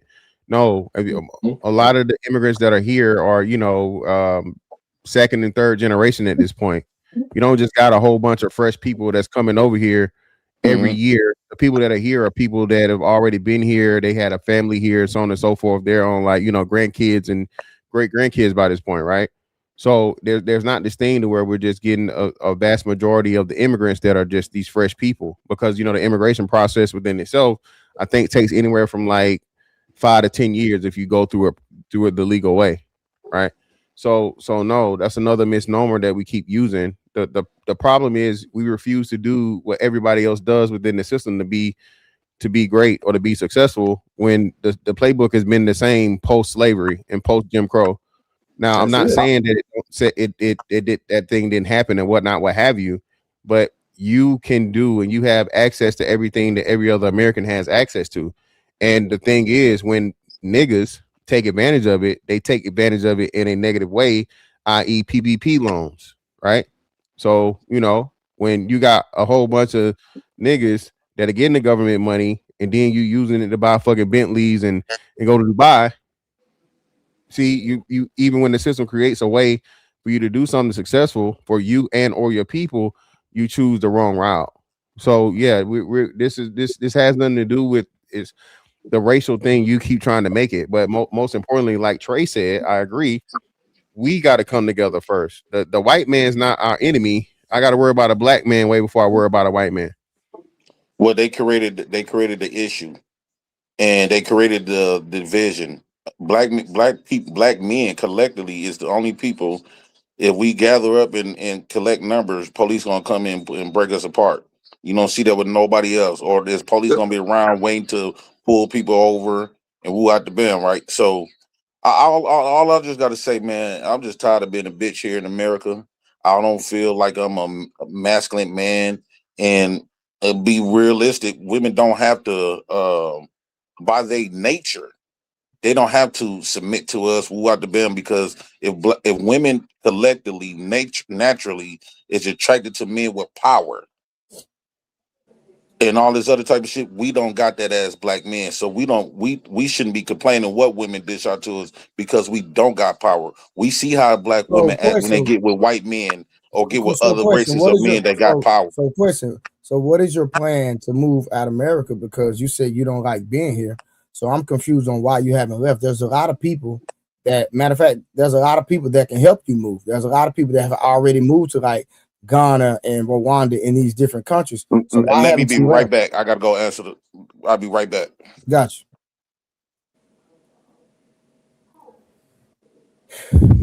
Well, I'm gonna just say this too, right? So that's another thing. Again, man, this thing about moving, bro. This is why we having the whole FBA and immigrant argument. Those people not gonna show you that love when you get over there. They're not gonna treat you like them. Even when you're gonna be back in the same position, but worse off, because now you're in a third world country without the opportunities that you have in America to create revenue, right? And those people are going to tax you because they see you as a fucking lick and as a check. You're right. So that's on home is here, man. And like I said, it's more important for us to build stuff here. To the power thing, he was saying Mexicans ain't got no damn power, but Maria and be right there with them, don't she? Trey, I got my roof replaced last year, Trey. They replaced my roof. Guess who was up there working on the roof with him, Trey? A woman? Mexican woman. Yeah. Guess who was giving them water? The one that didn't know how to fucking slang that hammer, didn't know how to put the nails in right. She was down there, Trey, handing them up water and whatever they needed. Yeah. So again, that's what if the Mexican man's not over us in any way, shape, form, or fashion. Nope. Right? Yet still the woman sees him as what he is, and she's willing to follow that man for any and everything and build with him. So that the power argument just don't stand. No, it don't. But it does. It's a lot of self-reflection in that. You know what I'm saying? I was finna say it does stand because at the end of the day, most black men hold on, real quick. I don't mean to cut you off. Hold on, respect. I don't mean to cut you off. I respond to that statement. I know make your statement, but I want to know what is your plan, because you said you complained about being in America. So what is your plan? Do you have a tangible plan to move to whatever country, or do you have a destination that you're planning on moving to? Go ahead. Could you imagine Jay Prison's in Africa? No, hold on, no. Let him talk. So as of the moment, I still live in fear, and I don't have no plan of moving out. All I just know, I just want my heart is not into this what it in no more. So I'm extremely open to a lot of stuff, especially because I know I can't do it by myself. It won't send no statement. That would be stupid. But if a collective of black men, since we have been the target here in America, and we don't, and everybody get to just do whatever they want to the black men, But black men cannot do that to nobody in America, not even in self-defense or nothing. So, my heart real quick, is something. I'm gonna help you out. I'm gonna help you out real quick. You do know, I think it's Rwanda. I could be wrong. Y'all can fact check me. I think Rwanda was giving out free citizenships and giving incentives for people in America moving over there. Black people, I think it's them in Liberia still. So I think you're right, Trey. I think it's Rwanda Yeah, and still they're giving Liberia. They get incentives. free land and everything. Allegedly. We still gonna have to go there and build. So you don't have to live in fear. Like they giving you an open door to come inside of their country. Yeah, but we still gonna have to build something for us as wherever we go, we still African American. Ghana moment. Ghana has an area specifically for African Americans. Is y'all coming with me? No, we good. Where we at? That's sad. That's sad. Why we gotta leave? What we done? You good where you at? We They're philosophically happy being where they are, bro. You're not. Yeah. We done until you have some kids that you can't. Until you have some more kids. Until you get no Me Too. Until you like Puff Daddy and them didn't think they was gonna go through none of this stuff. And they rich. No, hold on. You can't. How are you going to use Puff Daddy as a point of reference? Like, please help me understand that. Please help me understand that. Or just I'm just using don't people move the at the top of their head that got money. No, we're not gonna do that. Don't move the goalpost. How are you gonna use Puff Daddy as a point of reference? Because we talking about the people that got money, right? And I don't understand, like, the reason why I use Puff Daddy, he didn't never expect that he was gonna be in this situation. Just like y'all don't expect that y'all. Yeah, but why would you? He's clearly a horrible example of a human being, not to mention a black man to use. None of us are out here trafficking or having Diddy parties, brother. So why would you think that you don't have access to that? I think that if you had an opportunity like Diddy, you would definitely do it. Brother, I would never. I don't know if you. I would if I had a lot of money and get to able to party with many bitches if I want to. Right. Oh, you saying you gay then?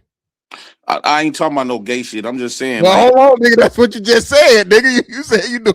You just said you gonna do what Diddy did. It's literally what you said. As far as like having access to many women as possible. No, nigga. I think you need to be quick to listen, slow to speak, my brother. Well, I thought I was talking to men. I ain't think I was talking to some boys that's trying to get a got you moment. I mean, it ain't no got you. It's what you state. Brother, you said it. Still talking amongst men, and we like to have proper conversations because we gonna hold you accountable over here. You trying to pass on your self hatred to other really confident men? Though? Is we don't have black to hate men really ourselves because men? you hate yourself, bro. Like we don't have to hate ourselves because you hate yourself. That's what's going on here. You really project your opinion of yourself to other black brothers. That's not cool at all. He don't even sound black. Is we really men though? Nah, I'm definitely not. You mean you? You ask that about yourself. I'm a man. No. So what is really the definition of a man? Because it seems like if we break down everything, I guarantee you once you break the science down, I bet you I'm more manly than everybody on this platform. I'm not just saying that. No, Hold on. I got this. I got watch it. So we want you to define why you are better than Peace Murph, Fantastic, Why So Serious, me, and God Is Real. So most men that no. Don't generalize it. Break it down for each man why you are better than each and every one of us. Okay. So from the sounds of it, seems like a lot of men work. You got Mr. Fantastic. He went and slaved for a government, and he got a problem with me receiving government, but yet he don't have the power to even take me off of it. That's one. Secondly, I think all men need hold on. No. You gotta build.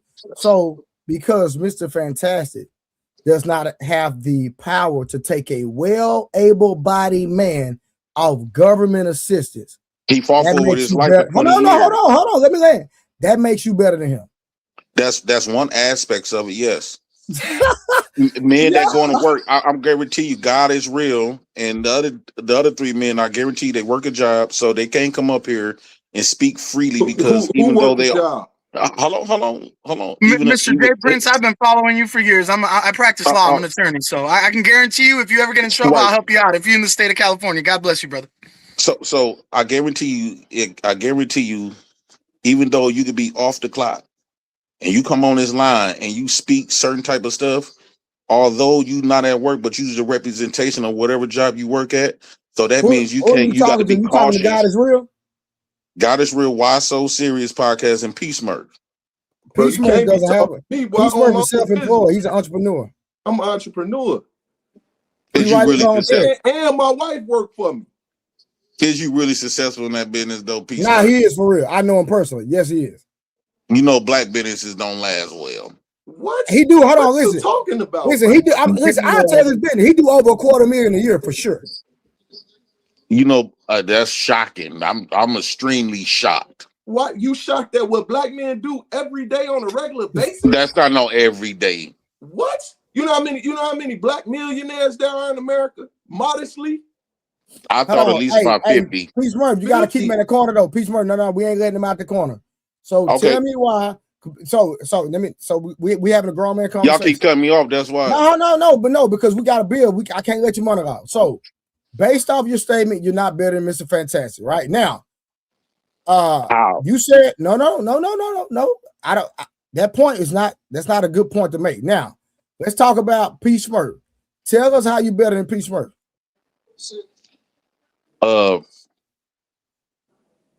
One, I get to do what I want to do, right? With no accountability. I get to do what I want to do when I want to do it. No accountability. I think that when I listen to Peace Murph, I hear more fear in him. Fear of what? No, Peace Murph, let him be.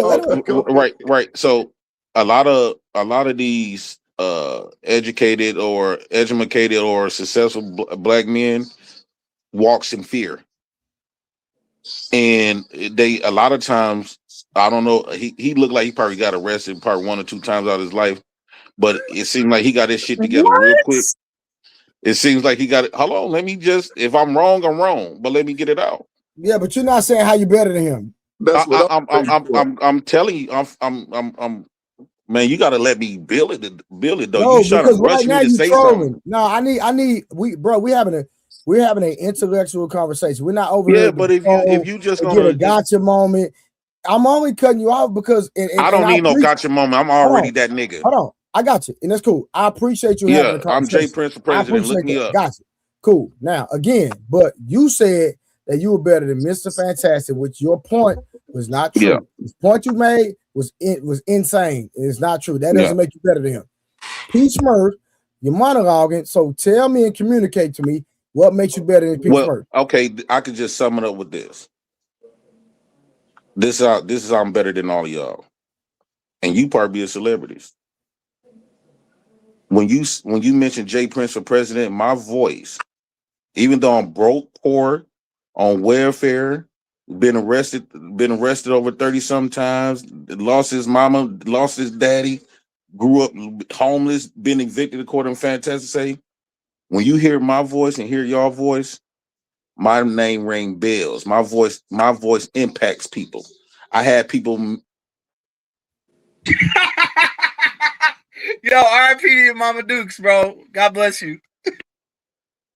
Nah, he said his voice is impactful. I don't hear his voice right now. Y'all hear his voice? What I'm saying is when I speak, people want to hear J Prince for president. I've never wanted to hear you. And for the time since I've been on this line, I have never wanted to hear you. And it's gonna be my first and last time possibly talking to you. That's cool. It ain't gonna hurt me any. That's your loss. You just said when your name is mentioned that people want to hear you. Well, Mr. Fantastic worked up under the guy that had to use my name for 2 years that made $200K off mentioning J Prince for president. Is you cool? Man, you know how many J Princes is I don't know nothing about that. So I'm saying what I made for myself. No. I'm saying when I spoke and what I spoke and what I brought to the table, my unique perspectives, even though I'm a 9th grade dropout and I got people that got heavily educated chasing me for years. Jay Prince, somebody in the chat.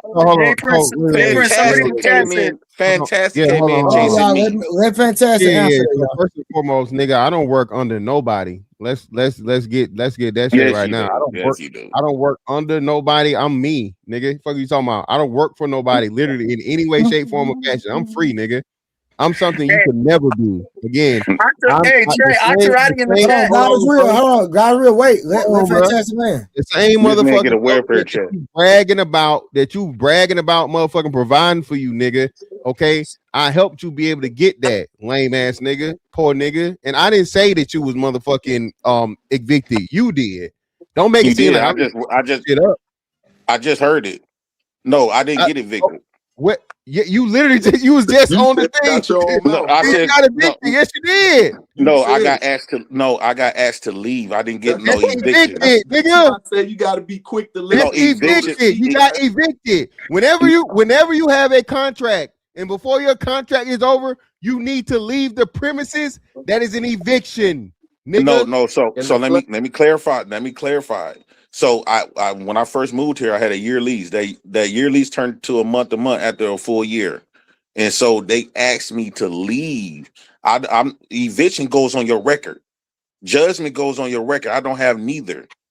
That's why I was able to find a place like within a week after that. Remember what I said? Where you got evicted a year ago? What are you talking about? You said this, bro. Please don't look. This is all I'm saying. Don't do this, bro. Don't make it seem like I'm gossiping. Don't make it seem like I'm making no shit up. You came on the internet and told us that you got evicted. You have been evicted, nigga. With my ex-wife. Let's answer the question. Have you been evicted in the last 2 or 3 years? I have never been evicted. I got asked to leave. You fucking liar, bro. You're a liar. No, it's a difference. Your ass got evicted and your ex-wife exposed the shit too. It's a difference. If P Smurf is close by me, he knows it's a difference between when they give you a 5-day or 28-day, you move within that day, they don't take you to court. All right, let me read my super chats real quick. Hold on, I got you. Let me read my super chats again. So shout out to Summer for the $20. Summer, thank you for being a member. If you're not a member of the platform, I would like for you to sign up. My boy Square Beard says so serious, get in there and moderate. Okay, why so serious? I don't know where he off camera. Scorpius came back. Too many Navy vets on the panel. Shout out to everybody that served. Let me see. We got Scorpius again. Trey is the only brother I know who was pres of the PTA. that boy petty. I was president of the PTA for sure. You know, that's what type of PTA? For my son's school. PTA president. Scorpius with the 199 says JP, our content. Shout out to Sell You Right Podcast for becoming a member. Appreciate that. Thank you so much. Thank you for the support. And Scorpius, again, that boy don't never stop giving. Thank you, Scorpius. Wakanda has free citizenships too. And then the last one, he said the JP effect, we moving backwards. All right, go ahead. We're going back home to the original way black man used to be. No, I can't see. You are addressing fantastic. So I can't honestly, I can't imagine y'all honestly is proud of the position and how everybody treat black men in America today, and y'all defending this shit. Y'all proud of this shit? I don't know how they treat you. I know how. Hold on. Now we're not gonna be moving the goalpost. You made a statement toward Fantastic. What does that statement you just made have to do with Fantastic? So Fantastic was saying that I got evicted. So this is how me and Fantastic came around. We've been butting heads ever since. When me and I don't even know y'all business. So my question is this: Why did you even divulge the information about you being evicted? I'm just curious. No, he came on your platform a little earlier gossiping about that. I didn't check in with him telling him I got evicted. I did a video of me moving, and he thought he thought in his feminine nature to come up here and say, you know, Trey, he got evicted, girl. Bitch. That nigga got his ass evicted. He's a bomb ass nigga. That's what he did on your platform. Well, that's not what he did. What he did when I mentioned your name, what he did was he just made that statement. But I don't think he said, well, he did not say it like that, but yeah, and clearly, nigga, like you just admitted, like your dumb ass always do, right? You made a video and put your business out here on fucking YouTube that you yet again, where you want to be technical or not, nigga. You make a lot of videos that I don't give a damn You were about. put in the streets, okay? You were put out in the streets involuntarily. So let me correct myself. You may not have been evicted, but your home was no longer your home by force. So what was the point? What was the point? What was the point to bring that up on this platform? Did I the do point that? is Did you I are okay, so I can tell you watch my video. I didn't watch your videos. And if I did watch your videos, I don't talk about you until I'm on the platform with you. So first off, now we got to get here. Now we got to go all the way. So shout out to Rush, right? Shout out to Rush. I'm subscribed to Rush because you right now don't have a YouTube channel. So now we got to go all the way there, right?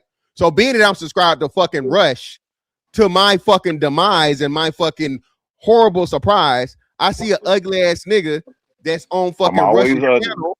On Rush's channel, and I'm like, why the fuck is this nigga on Rush's channel? Hold on, stop. I'm like, why is this nigga on Rush's channel? But for whatever reason, you're on Rush's channel, and you're fucking yet again telling us about the motherfucking horrible parts of your life, and then begging people to help you out, nigga. Because yet again, you can't, because you can't, huh? I was on Rush's channel today. That's CT, nigga, no, whatever. The same channel that Rush do the fucking shit on, the Labuto network, that's the channel you were on when you was getting kicked the fuck out of your house, nigga. Yeah, that's how I saw it. I'm not subbed to you. You don't have a fucking I was on YouTube. CT channel. Yeah, I was on CT channel. Whatever, whoever fucking channel it is, you were on that channel. I wasn't looking for you. Why would you give a damn? I thought you didn't give a damn about me, brother. Nigga, I don't give a damn. You just a clown. You prove my point. You a lame ass nigga that will dare to say that you better than me, bro, and you been evicted in fucking 3 years. Bro, you've been going around telling these people. You've been going around telling these people I got evicted of some shit that I done showed them. Exactly. If I don't care about evicted or you didn't? Trey, I want to know. Oh, did you get evicted or you didn't? If you gonna keep it always solid, if you don't give a damn about a person, and that person come online on whoever channel, and he's showing his specific life, he don't even mention you, Trey. He don't even think about you. Are you gonna go around and telling people what this man bringing up some shit that he done put? Obviously, he don't give a fuck. Obviously, if you don't give a fuck, you put out to the public. What's the point in me fucking saying you gonna go around and talk about that man business, knowing that my question you don't rock with that that nigga? Hold on, my question is, hold on. I understand what you're saying, but my question is did he really do that though? Yes, I just rewind. You rewind the show. You was up there having a conversation, reviewing about. No. Hold on, I got no. This is what I'm saying. Has he done it prior to this instance? Yes. You a fucking liar. Yes, on my dick. Hey, you're a fucking liar. Trev, and most importantly, now, Trey, this man been hopping on with Fatty now. So this Trey, man been on my dead mama grave, brother. So now we got, nigga, don't make your mama turn over, nigga. So listen, right? Oh my God, you can't even stand on this shit. Hey, you said it, right? It is what it is. Like this lame ass nigga said, this nigga made me his motherfucking arch nemesis for some reason. He bring up my women that I've been with. Nobody. This nigga's a nobody. This man brings up my women that I done been with, that I done met off here. I never do. What are you talking about? I never do it. You get stupid you enough always to talk about how ugly Floral is. Yeah, they are. You admitted that they ugly, nigga. You did that. 4 for 4 with ugly hoes. I'm proud of it. Check this out, 4 man. for 4 with ugly hoes, bro. All your baby mamas is niggas. At least I didn't drive 800 miles to get rejected. Hey, I got 10 bands. I got 10 bands for you. Ain't nobody got it. I ain't never had to drive to no pussy. The pussy come to me and come for me, nigga. You can never be like me. But anyway, like I said, live meet up and left. Trey, that's how this nigga did you, Trey. Trey, this is this nigga's character, right? So the same way this nigga saw you, I respect by the view of you, Trey, this nigga was offended. That is how fucking he handles fantastic every time he's around. This nigga, Trey, this nigga that told more niggas I was in the military than I ever said it. Every time. This nigga that told everybody more about me being in the military than I have, right? That's and then Trey had the audacity to say that he was a better man than me. See, Trey, he's literally doing what he always does. It's not just to me. Now it's a group project, Trey. It's a group project. A failure ass nigga that's never accomplished anything in life has this thing to where this inferiority complex, Trey. My complex of getting my kids to better men. I'm the only black man that got multiple kids by multiple baby mamas, and they've been raised with me. They more closer to the kids on my side than the mama side. Because the bitches ain't shit, nigga. And I did that intentionally. No, baby mama said, fuck them kids and you. That's not a flex. And you said that about your kids. That's why your kids was raised by another my nigga. Kids in my house with me right now, you hoe ass nigga. Hold on, visiting. You know what my kids ain't never had to do? Get evicted. Weekend visiting. My kids ain't never had to get evicted, nigga. Yeah, because the mama and her new nigga held it. My kids ain't never had to sell hot dogs with me, nigga. Trey, can I ask you a question, Trey? If Trey, may I ask you a question or not? Go ahead. If the mother of your children that you are married to, I'm not speaking on y'all situation. No. I ain't getting in there. Let's speak in general. In general, box it out, and we can move the conversation. That's what we can do. Fantastic. All right, we're gonna move the conversation. Hold on. About your pension. Hold on. I gotta give everybody a chance to speak. Why so serious? You got something? I guess he not done. They God say is real. Fantastic. God is real. You got something? Yeah, thank you, big bro. Just condolences to your loss, man. And also, somebody in the chat, Autocracy, said, Jay Prince, I've been watching you for a minute too, bro. You content for sure. But I feel like a lot of us, it's like, when we watch car crash videos online, that shit is addicting. It's not fun for anybody involved, but that's what it feels like with you sometimes, big bro. I'm a roller coaster. All right, real quick. Hey, I need y'all to get the lights up, man. Get the lights up. I was raised in the ghetto. You know I'm a roller coaster. Hey yo, this y'all going in. I don't know what I came into, bro. All right, cool. What's going on? Will, you got something? What's going on? I can wait till they get through. This is already a done deal, so I can wait till the real conversation start. Yeah, we're gonna get to the real conversation in a minute. Creative, how you doing? Creative, you there? Okay, Knight, what's going on? How y'all doing tonight? To answer to this question, I would say brains over heart. You gotta go into these relationships with your standards, structure, order, and your brains.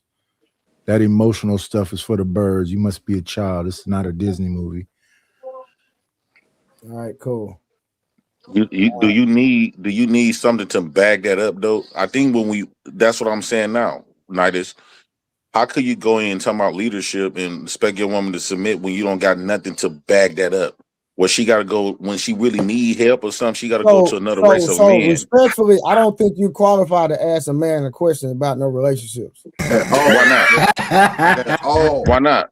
Because you have not proven that you can lead. So why are you trying to ask another man that was actually married for 20 plus years and the only reason he's not married? Hold on, let me land. The only reason he's not married because he's widowed. Right. So I've been in a 5-year relationship. And then you said you have kids by more. Did you marry any of those women? No, I wasn't intending to. Okay, so what are we talking about?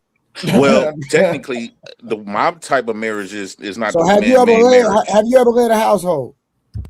Yes. In a marriage. Well, the marriage that I'm in now, I pay the bills. You mean? Hold on, it's not no. So you mean paying the bills because it was publicized? I was just married to a woman. I don't know you, bro. Let me be straight up. Right. I don't know you like So I'm giving the scoop. Right. So I was married to a woman up here, and I had the house in my name. I had to be married. No, I didn't say that. I'm married now. Oh, you married now? Oh, okay. And before then, hold on. They never got divorced. The problem is y'all allowing everybody else to speak my life experience. You've been speaking everybody else's. That's a fact. I should be able to speak my own experience. Now, that is a fact. Now he got a point. So 5 years I was in a relationship with a woman, and I paid the bills. I wore out the BIM. I created the businesses in my name. Everything was in my name. Right. I didn't never 2 months had to live with a woman except my baby mama that be coming up here and woo out the bed. The only reason why she convinced me to move to her house because she ended up getting pregnant. And I was already had I already had my other 2 kids. So I said, fuck it. Let me just go ahead. She begged me to come over to her crib. That's everything. Then when it didn't work out, I immediately got my own shit. So help me understand. So how can you have your own and then a woman convince you to move into her crib? Help me understand that part. So when I met Roro, I was staying like in a rooming house with me and my daughter. My oldest daughter. What's a rooming house? A rooming house, like it's a boarding house. It got like a whole man. Hold on, Hold bro. on, y'all. Let him talk. Because I don't know his story and all this. So it's a building of 34 rooms, and you pay. Bro, this damn like it's almost like you can have apartment of 34 apartments in one building, but it's rooms instead. And what it is like cheaper rent. You could pay like $100 a week compared to like if you had to pay rent, you had to pay 1,000, 1,500, depends on how many bedrooms you got. Did I was staying have out. a bathroom, or did I have a local bathroom? It had a general bathroom. So everybody had to share one bathroom. Yeah, but we had to clean every time. Okay, and so I was living up in there at that moment. And then when I met my last baby mama, I ended up getting her pregnant. And so I was kicking over there. She was like, "You might as well move over here." I was like, "No, because I usually don't do that. I don't usually move with no bitches." Oh my God, everything is answering the question. When she got pregnant, I said, "Fuck it." I said I gave up that room house and I moved in with her. I have a question. So I'm just respectfully. Why would you put yourself in a position to get someone pregnant when you're not in a stable position? I don't give a damn about that. I'm gonna get them pregnant. I don't care if I'm living in the box. Yo, Jack, what the fuck? So no, hold on, y'all. No. So you don't think that's an injustice to the children that you're raising? No, because my kid's good. My kids is good. No. Hold on. What do you call good? My kids eat every day. My kids. That's not being eat. good. They got clothes on their back. So let me ask you a question. When your kids turn 18, well, let me just say 16. When your kids turn 16, will you be able to afford them a car, their own vehicle? Yeah. So actually, I did it better. My 12-year-old right now got a lemonade. I built the porch on the back of my food truck, and my kids actually got the lemonade. That state lemonade stand on the back of my porch, back of my food truck, and that lemonade stand makes more money than most of these grown people. How much does it make? You can make up to 70,000 within a couple of months just off selling lemonade. Thank you for catching that, Trey. Not how much you can make, how much did it make, nigga? Did it make? Well, it's about to open now, so it's about to open. Hey Trey, don't this sound familiar? But she's 12. So when is the starting date? Hold on, no. I don't understand what's the laughing about. No, sir. So when is the starting date? So the starting date is April 15th. But bro, what the fuck? Like this man never owned no business on shit though. You're listing off stats that haven't even happened, Jay. Like that's not business. Bro, you gotta have some stats, bro. You gotta have at least 1 month. These men don't even own no businesses for them to sit up here and be making funny marks and shit.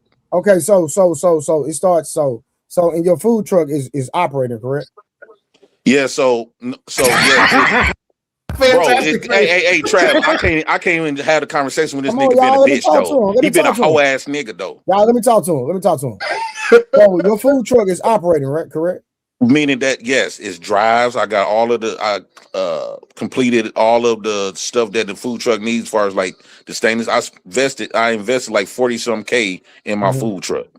Gotcha. And I just spent another 5 last week when I got my do you have any contracts? Huh? Yes, I just got a contract. Matter of fact, let me show you my Gmail. It's through an Expo Center. Can I ask? Hold on. Let me show. What I'm trying to tell you, if you have a food truck, it's best to get contracts. And so I got 2 contracts right now. I got one at State Fair Park, and I got one at an Expo Center. And she was saying that they have like over 100-some thousand. She asked me to send my menus, my insurance, because I got insurance and stuff. I showed her my menus, and she just got completely geeked. Right here, it says, here it is right here.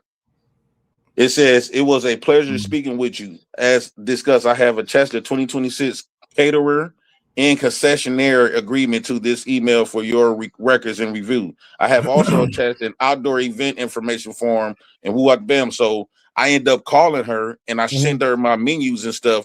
She actually asking me to bring more stuff. And she also put me on game to other events. Based on everything that I got. I got a self-serve machine where let me ask you this. So is that the actual contract that's signed, or is that a response email? No, we created a contract after this discussion. So you signed on the Oh, dotted you line. haven't signed it yet, currently, right? Yeah, so I got when she said when I come up there, I got to pay a fee, and I got to pick a spot. Hold on, man. I got to pick a spot. I got to pick a dude. Hold on, y'all ain't saying shit. You just laughing for nothing. So they got to measure how long my truck is because based on the length of my truck, let's say my truck is 22 feet. I got to get a 25-foot spot. And then they take 20% of what I'm going to be making and grossing. And so she want me to come down there and show her my POS system and who got the bill. So she be able to show, because a lot of people, they be financing them and talking about, oh, I didn't get paid, who got the bill. So I'm going to be starting. She said my first event should be starting in July.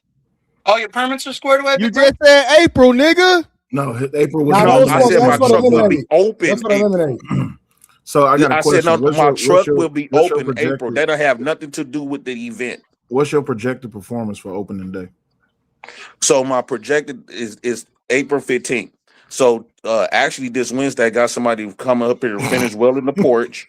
I got somebody here finna come and finish welding the porch. No, Jay, he's asking, what do you think they're going to gross No, in one day? Stop. No, don't tell him. What's your projected performance for opening day? I'm not understanding what you're saying. Okay. So when you was operating your business last time, my hot dog cart, yeah. Okay. So what was your key performance indicators? What was your metrics like? I don't know what you mean.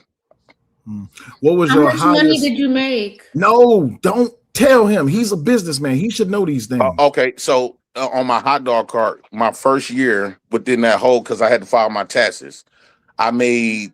No, I'm not asking. I'm not asking how much you made. I said, what was your metrics? As far as like the POS, how did I get the money? Like, far as like, okay, hold did on. I use POS system? Did I use cash? Trey, I got a question for you. You operate a business where you sell stuff, right? No, I don't. I'm a fitness trainer. Okay, Pete Smurf, you operate a business where you sell stuff? You muted, Pete Smurf. Go ahead. You operate a business where you sell product? Have you operated a business? Okay. So my question to you is, what was your projected metrics your first year? My first year was 20,000. I do it part-time just with my lady. Oh, okay, cool. Quick question on that as well. Per year or per quarterly, what was your business bringing in your first quarter? The first quarter, babe. My first quarter, I did like 30K. 30K. I did like 36K. So 30K. Trey, I'm trying not to laugh. Please. And I provide a service. I don't do sales. I provide a service. Okay, so you provide a service. So that's a different type of business. But when I you did like sales, 36K. You get 36K within your first quarter. Okay, so what about 36K that I can actually prove? That's not including the cash. What about my cash quarter, bill? though? Hold on, how much is the quarter? I don't know. Somebody can So what year was this? So this was like 20. This is like 2024. Yeah, but so how many? What's a quarter though? You made that in every 4 months, every 3 months. That's the quarter that you're talking about. So 36 times 4 is what? No, I didn't do 36 in one quarter. I did 36 for the whole year. Well, we just asked you a quarter, and you said 36 in the quarter. Now you changed it. No, I'm thinking. Hey, pipe down. I'm thinking that we talking pipe about down nothing, my nigga. I'm helping you. We have a business. I don't need your help. Fuck your help. Honestly, I do. You do, nigga. 36K in a quarter. No, bro. Bro, you don't own no business. Nigga, I know how to do math that you don't know how to do. But still, you don't own no business, so it's irrelevant. It's not. What make you think I don't own no business? Because you're on welfare. What? How am I on welfare? You get a government check. You get a government check. I get a retirement pension, you stupid nigga. Don't compare me to pension is not welfare. Pension is not welfare. So you had to divorce your wife. You had to divorce your wife and kids to maintain it. Don't do that, bro. Don't do that. Yeah. Come on, man. Be more intelligent. Why you doing that for me? He was talking about my wife. He was talking about my wife. He did. He did talk. He talks about my wife all the time. Well, that's He because ain't say I'm that. talking about Come right out now. He said another somebody day. right. He tell about 2 I'm He weeks talking about called ago. today. her. Hold He on, was E-Man, calling hold on her real quick. ugly and everything. He did do that on this Well, that's platform right because you. now. Well, So I got I think he responded to your comments though, because you were throwing shots. Let's be real. Come on now, Yeah. don't Okay, play we can victim. just defend him. It is what it Nah, is. I'm Y'all keeping work it real together. I though. understand that. Nah, Let's keep you it was real. Hold on, throwing real quick, shots. y'all. You can't Hold on. defend All what right, you shout out, you, shout not out to me. 30K. Hold on, y'all, real quick. Shout out to 30K. Why is the sky blue? Because God loves the infantry. I'm just saying, what up, everyone? Then he came back. Hey, sir, he said, show us the truck. Do you mind? It's in pieces. Yeah, It's I don't mind. Hold on. he got pictures of it in different pieces. And then we got Like, I A-Dub don't with the understand why support. would people think I'm Hold Will on, y'all, real watching me. quick. Hold on, Well, real it's quick. like We if I got said I was A-Dub the with the blood and I shootout. walked up to Hold a on. bunch of bloods and God is said, "What real. up, Hold on. blood?" God is Don't real. make One no second. sense. God is real. When I'm reading super chats, y'all know y'all just got to hold down. We can't talk over the money. Please, appreciate y'all. Shout out to A-Dub with the $2. Support the show. Interesting show tonight. Make sure y'all support. Become a member. Support the stream. Cash out. Super chat. All the above. Go ahead, sir. So hold on. Let me I'm pull up. just saying it's Hold like on. walking. You know, if I claim to be a blood and I walked into a group of bloods and said, That's "What my up, hot blood?" dog cart. It don't make I sense. was It's like you're selling. asking me basic questions that any small business owner should be able to That's the answer. bar I was at. That's the bar I You was know, at. that's all that's happening here. It's just the lingo's not matching, Now I bro. got you. No, they said they want to see the truck. Well, hold on. My Okay, question is this: I was just showing them. I was just how showing long them was you that. operating? How long Let was me you get the. operating outside that bar? How long? Let me get the food truck. Hold Wait, on. how long was you operating outside that bar? 2 years. So in your first year, how much you make? My first year, about 36K. You do understand? No, you said that in a quarter. No, don't tell him. No, I God meant the damn it, year. I Trey. meant, My bro. bad. So it's My so bad. if I misspoke, Trey, I can't I'm with you no used to more, holding dog. people accountable. My bad, bro. No, Trey, y'all think I'm he lying? corrected in real time. He corrected it in real time. So y'all think I'm lying? Y'all literally was watching me. We watched you make No, that 36K nigga in your first corrected year. it after I corrected him. Don't say that nigga corrected it in real What I'm time. I saying is, corrected him. Well, what I'm saying is, fantastic. I That's went because you live. That's why your eyes so big. He doesn't I see went you, live bro. every time I went out. I went So- live every time I went out on my hot dog cart. Everybody seen that. So you did that for a whole year? I did that for 2 years. For 2 years, okay. All right. Yeah. I don't know about 2 years, but This is prior. This is Bro, prior I to had your. my This car is, open from 2023 to like, because I bought it in 2022. I opened in 2023. But it was seasonal, right? It wasn't all year. No, bro, So you you was doing literally it in see the me winter on time live too? in December and January selling my hot dogs and all kinds of shit. Hold on. Here go the truck. So yeah, Midwest is crazy, man. Good, bad, and indifferent. Let me turn off the light now. So. Yeah, I can't I've even see seen Jay it. building his truck though. I've seen him live building his truck before. That's for sure. hey, is the truck operational right now though? Magnetic. I just got done driving it. You was driving the food truck? So, like what you said earlier, Trav, I took all my money that when I was getting from the government when they was giving out them stimulus checks, I put all of that in here. Everything in here is brand spanking new stainless steel, nothing cheap. So Everything is are you operating? Are you operating today? That floor, I just spent $1,000 on that floor, and I just bought a $2,000. I just bought a So are you $2,000 warmer. You know he ain't operating right now. Wait, hold on, wait, because it's a reason. So if He ain't. you said you drove your truck today, are you going to be operating within the next week? No. Let him answer the question. Am I going to be operating when? Within the next week, are you going to be open for business? No, I'm not going to be open within the next week. The license is not going to open until in the beginning of April. The license I could have had it open early, but the license said if I would have got it open in March, I would have to redo it again, repay for the license in July. So she told me wait till the beginning of April. So that's why I'm on the grind now and completing it and getting everything that I need. Can I ask a question? Oh yeah, let me show you this. Well, hold on, wait. So you're not, wait. You're not operating right now. So P. Smurf, I'm gonna come to you. Is your business that you and your wife is running? Y'all operating right now, right? That's correct. No, I didn't go back to doing my hot Hey, dog. Willie, he was giving his projection numbers. I understand. I do the lingo for him. He's giving projections Hold on. of his I next guarantee I quarter. can open up before your business. Hold on. He said that he better. You got it. He said that he better than these people who have open businesses right now. So P. Smurf, you operating right now, right? Oh, most definitely. Oh, Once okay, mine's Mr. open Fantastic, up, you bro, operating right it's now, gonna be right? epic. Yeah. Okay, Trey, you operating right now, right?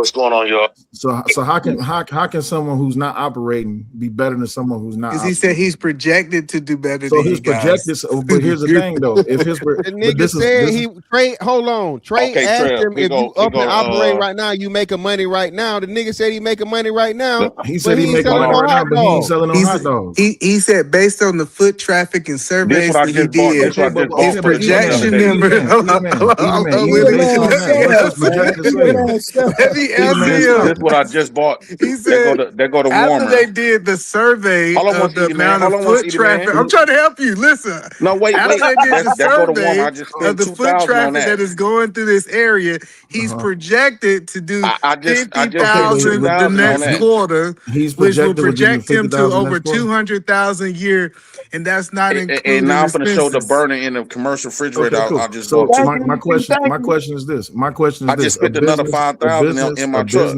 A business that's not I got open. two of those already. Jesus Christ, a business that's not open compared to a business that is open and that is generating revenue. Bro, you don't got no business. You the wrong messenger. Right message, wrong messenger. Again, for a business They go to that's commercial. not open, That's my commercial refrigerator I just bought. That's $2,000. This man is selling everything except himself. So I this just spent business $2,000 that's on not that. open. This business that's not open is not doing any revenue as of right now. I just got back 10 bands on my tax. Hey And Willie, this is what I bought. you asking the wrong questions. So I'm not asking the question. I'm making a statement. And I just bought that. That's another 700. I got you. just spent I just want to 700 on ask you that. questions, Edie, Willie. I don't need you let to talk for me. I got my own mouthpiece. I want to answer my question. I your ain't own talking for you. I'm mouthpiece, talking for Edie, I got my me. own mouthpiece. G. I don't need no help. I got you. Y'all got to stop fighting each other and fight against me. What y'all doing? What we need to fight against you? You broke. No one needs to fight against you. We don't want to catch the broke disease. Do you own a business? Hey, Trav, are you proud to market your business, or would you hide and be embarrassed of your business? His business is word of mouth. All my businesses are on public platforms.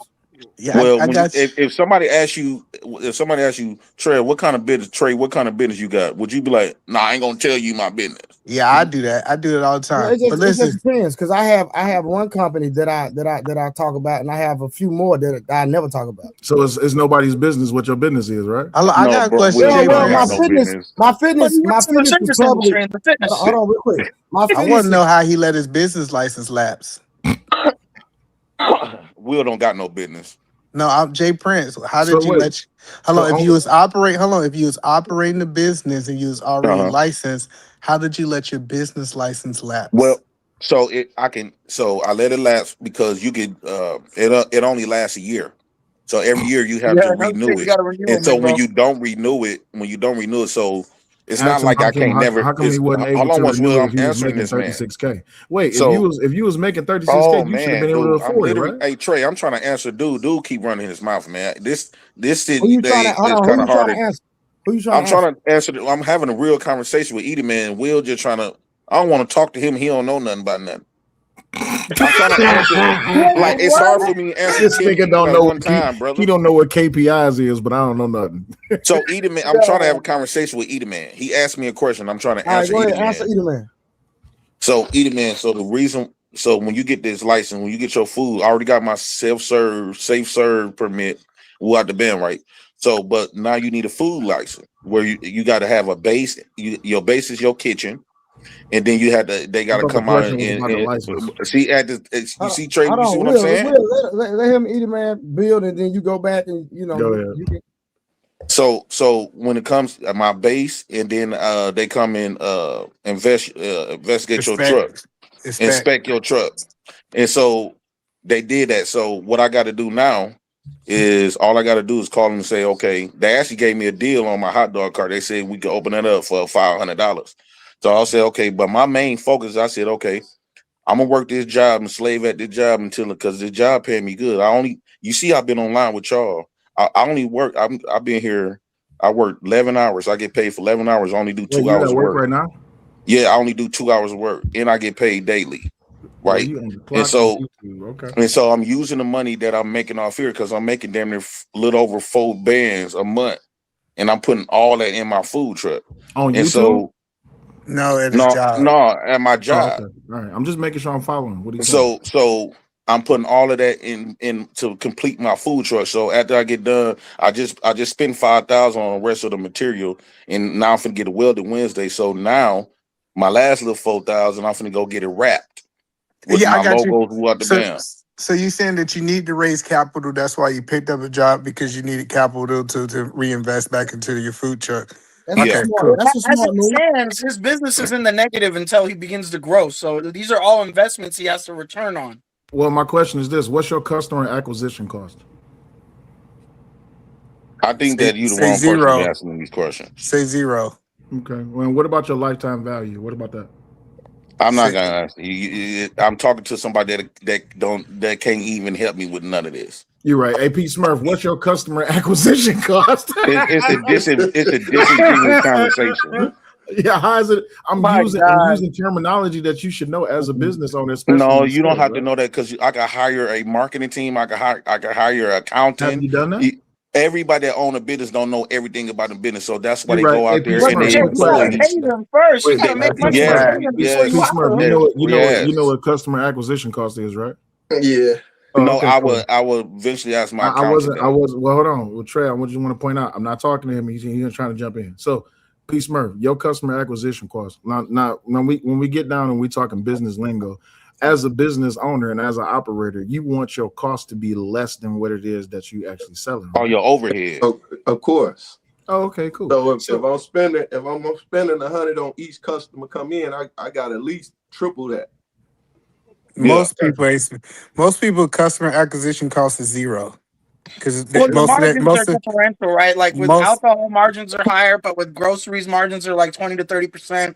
So, like your margins are, there's a lot of businesses where you have higher margins on the profit, and Well, it's you're talking about the customer gross. acquisition doesn't necessarily affect your gross. But in a lot of small businesses, like a corner store, where you got to spend money to get a product on the shelf, and then you got to wait for somebody to come buy it, you're only making about $1 off that product you paid entirely for. There you go. No, I'm gonna be making way more. We all know that food and restauranting is one of the most unsuccessful businesses of all. And at the highest cost and lowest return. Brick and mortar, yes. So let's go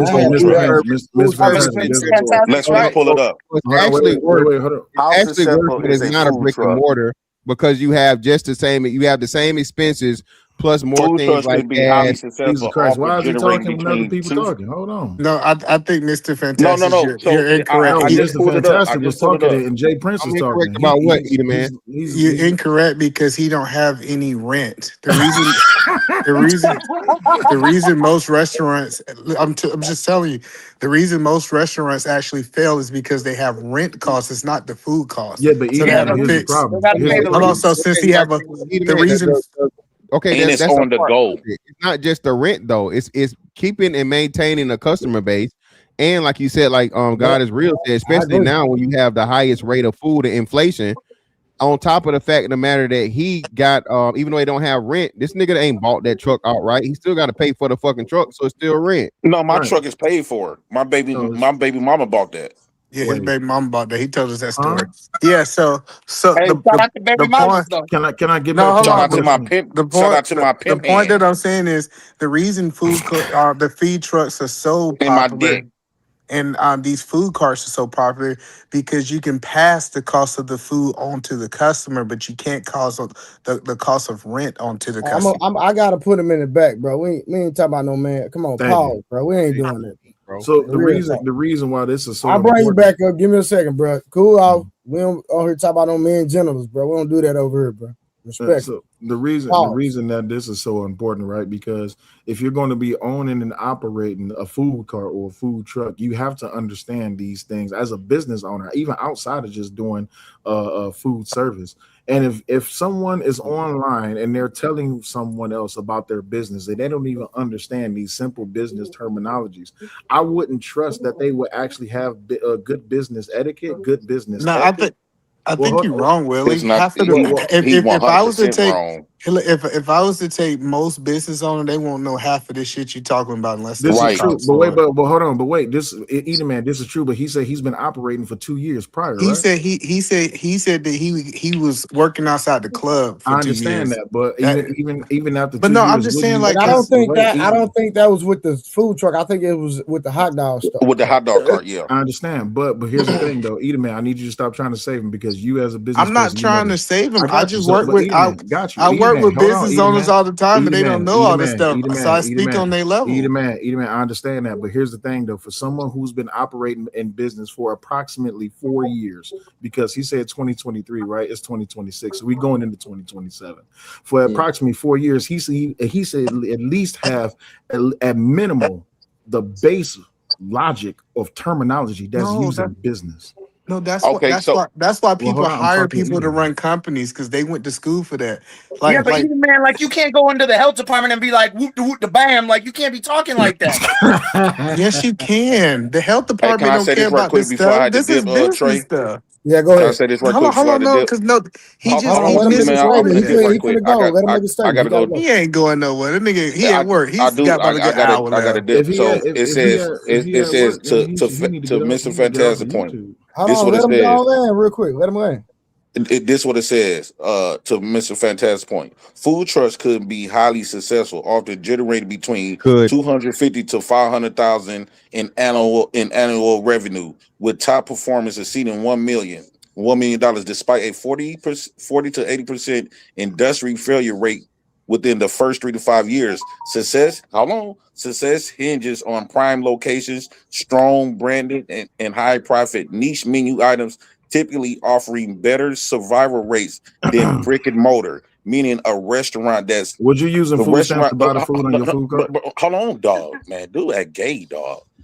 So basically, this the difference between a food truck and a restaurant. A restaurant, if I own a restaurant, yeah, it can fail because it's only subjugated to that neighborhood and people want to buy it. With the food truck, if I don't make money on this block, I can just drive another block, or I could drive to events. I could drive more doors open with a food truck instead of a restaurant. And I'm Jay Prince, the president of United Negro Nation of the Black House, and I approve this message. Good night, ladies and gentlemen. Jay, before you leave though, real quick. No, let him go. Please let him go. Hold on. Please let that nigga So go. I was gonna say, what I'm saying is the he Mexicans needs are to prepare killing for it. the rush.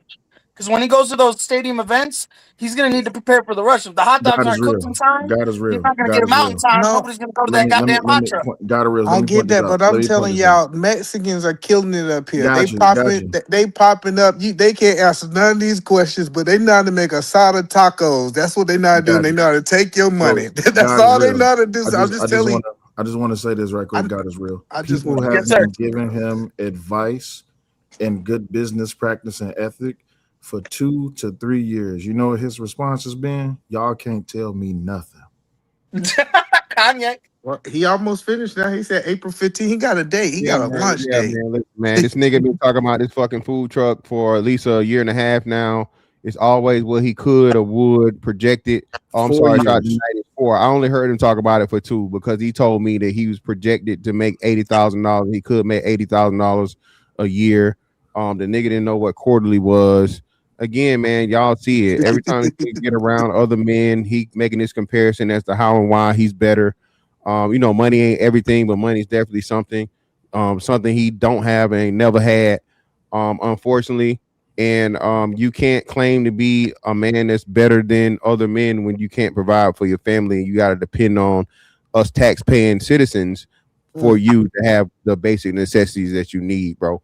So again, I don't ever start this shit, but I will always finish it when a man dare say that he's better than me.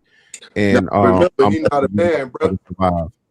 What makes him not a man? He said it himself. He's not a man. He said it out his own mouth. That's what He makes said he said he was a woman. Yes. He said he said he comes from the single mother community, so he has a lot of feminine characteristics. That's what he told the brothers on the panel.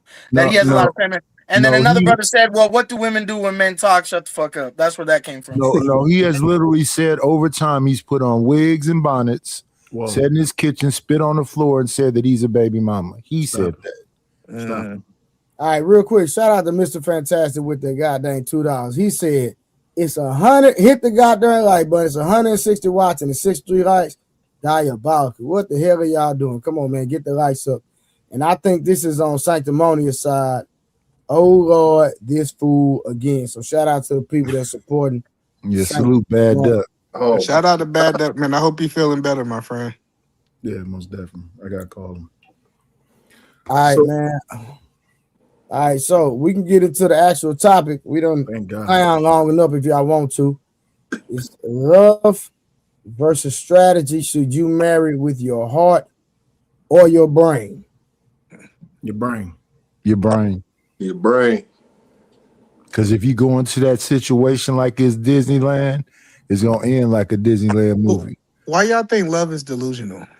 No one said love is delusional. Well, shit. No, that's what he just explained. He said if you go into this thing like a Disney World is delusional. Yes, and a lot of people, love is almost like they hypnotize. They go Well, into Nadish, it with you their and I heart and talked about feelings. this on your channel before, Nadish, with the arranged marriage thing. Like a lot, it's definitely brain for that side of the culture of the world, Well, right? that's not Arranged marriage Disney. culture. Arranged marriage Because it's aren't like Disney. love is not love is love for family and kids and religion and that, right? It's not the love we're taught in the Western world, like you're saying, Disney. So I would go for brain for sure, because I come from that mindset that marriage is a business contract between two families. Yeah, but those think- arranged marriage have been thought about from conception. They might put y'all together when y'all in elementary school and the families know each other. They have a projection. They know that you're in school. They know what your finances is like. And most arranged marriages work over time. No, I think for you to really be successful, you have to have a combination of both. To be honest. Well, a combination is cool because you have that other half. If you No, just I'm saying, but hold on, I want you to understand. I think if you have one understand or you, the man. other, I'm you not will slow. fail. I don't care what side you choose. One or the other, you will fail in some capacity. All right, so most real quick, arranged y'all, let's marriage get in direction real quick. All right, so let me read this real quick. So it says, for centuries, people have been told to marry for love, right? But historically, many marriages were strategic partnerships about survival, family, and stability. Can we cook on that right there? Let's Yeah, start that there. sounds like an arrangement. Yeah. I just real quick, I'll speak on my experience. I have two kids. My wife is not somebody I dated or fell in love with. My family essentially forced me to marry her. She's just like the other brother said, from the same village my family's from in Punjab. I was born in Queens, right? I didn't know this girl, bro, but it's been great ever since I've been with her, right? I always try to date girls in house, and my parents never accepted them. It was a fucking shit show, bro. So like I've been locked into that. Use your brain to get married. Love is a byproduct of a successful marriage, not the other way around. So you didn't love her before you got married? I didn't even know her, bro. We like FaceTime for a year, and then I went there and met her, and then she came out here, and it was whoop de whoop, and then now we have two kids. We've been together for about 5 to 6 years. But shit, it sounds like you know her better than most people that know they significant other. How do you get that? Because he courted. So no, he didn't. They talked for over a year. That's really getting to know each other. Hold on, listen to what you're saying, P. You saying that him talking to somebody on FaceTime, he knew them better than somebody who was dating in America? Yep. That is crazy talk. Well, how is that when they was courting? They had a conversation. They was talking. What do you think? Hold on, what do you think dating an American is? You think we not having conversations? Yeah, but a person is presenting their representative in this. And you think she didn't put her representative on that FaceTime? It's a possibility. Yeah, that's what I'm saying. Like, listen. I mean, there was family structure, so I know for a fact. All right, so real quick, y'all. So hold on, real quick, Peace. I apologize for cutting y'all. Go ahead. So God is real. You said that the relationship has been great, right? So Angel in the comments wants to know, do you love her now? Yes, sir. But here's the thing: do I love her like I love the girls I would smoke blunts with and listen to Drake and Lil Wayne? No, it's not the same vibe. It's a different kind of love. It's a love of knowing that if something happens to me tomorrow, she's educated. She's gonna be a doctor. She's a nurse now, and my kids will be in good hands. And she respects and values what my parents raised me with. So like I've learned to love her in this weird way, like I love my mom and my dad and my sister. Like it's a respectful love. And we've grown sexually attracted. Obviously, we have two kids. They're really young right now. But the reality is, the love is built on more of a, I guess you could say, like a legacy type of foundation, as opposed to you make me feel like this. Let's have a good time and kick it. So is that normal? So is that normal in your community? Yeah, in the Sikh community, most Indians, yeah, for sure. But I grew up here. I was born and raised here. I wanted to find my, Angelina Jolie. I wanted to find my Beyonce. I wanted to, but it never worked out like that for me. So, question: what about the divorce rate? How is it in y'all community?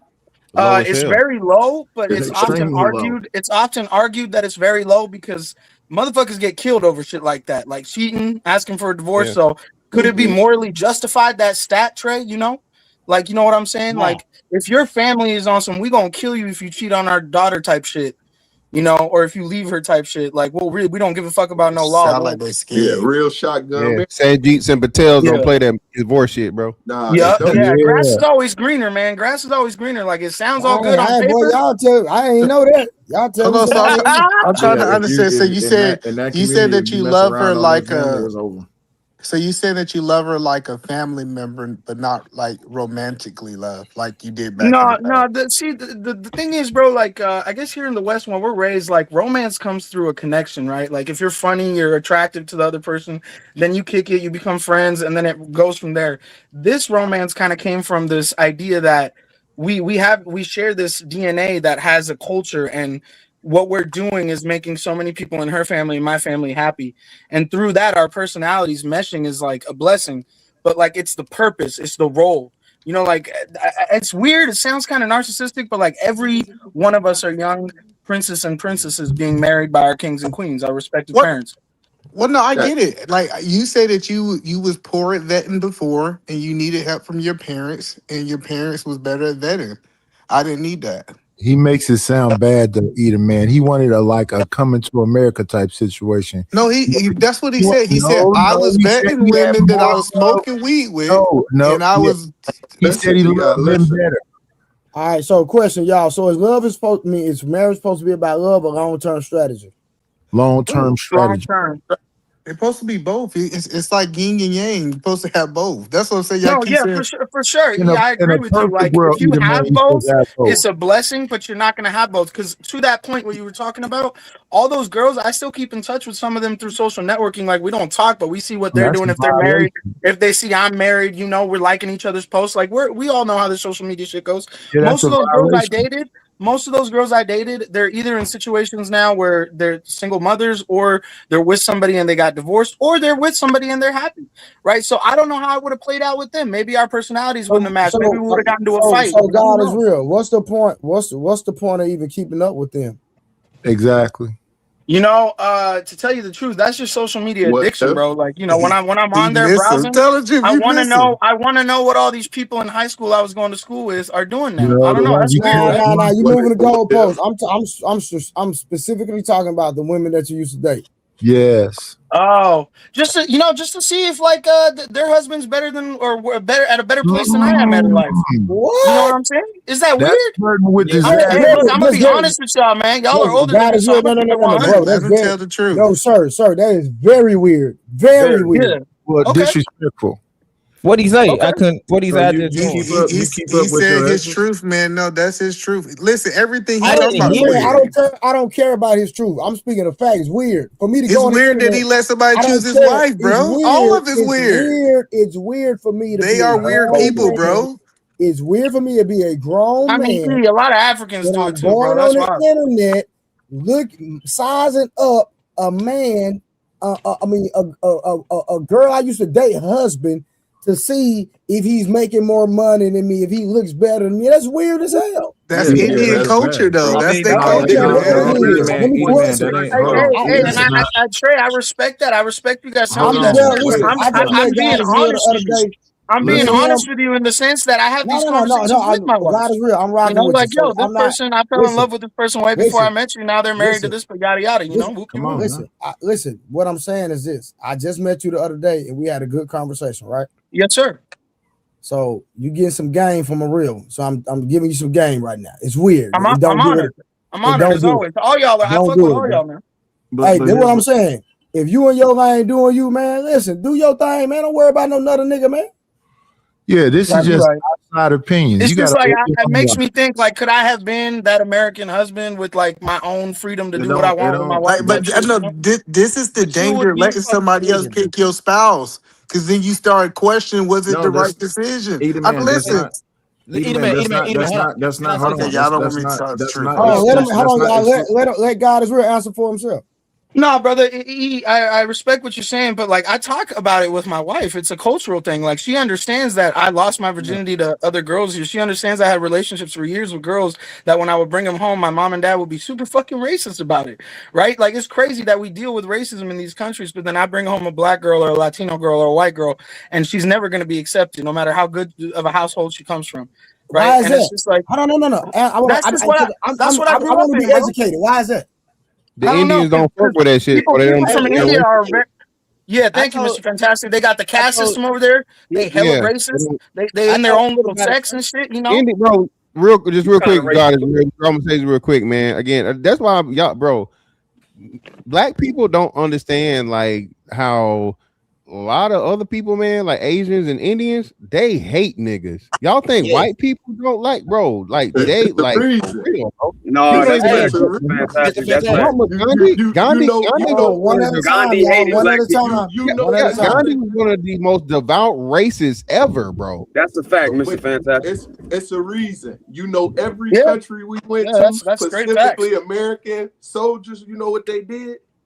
Violated. They You get violated. where I'm coming from? It's fucked up. It's fucked up. That's why it's like super hard for me over here. I can never fit in with anyone, but like my people don't even accept me because I'm too whitewashed or blackwashed or whatever the fuck you want to call it. Why You know, is like that?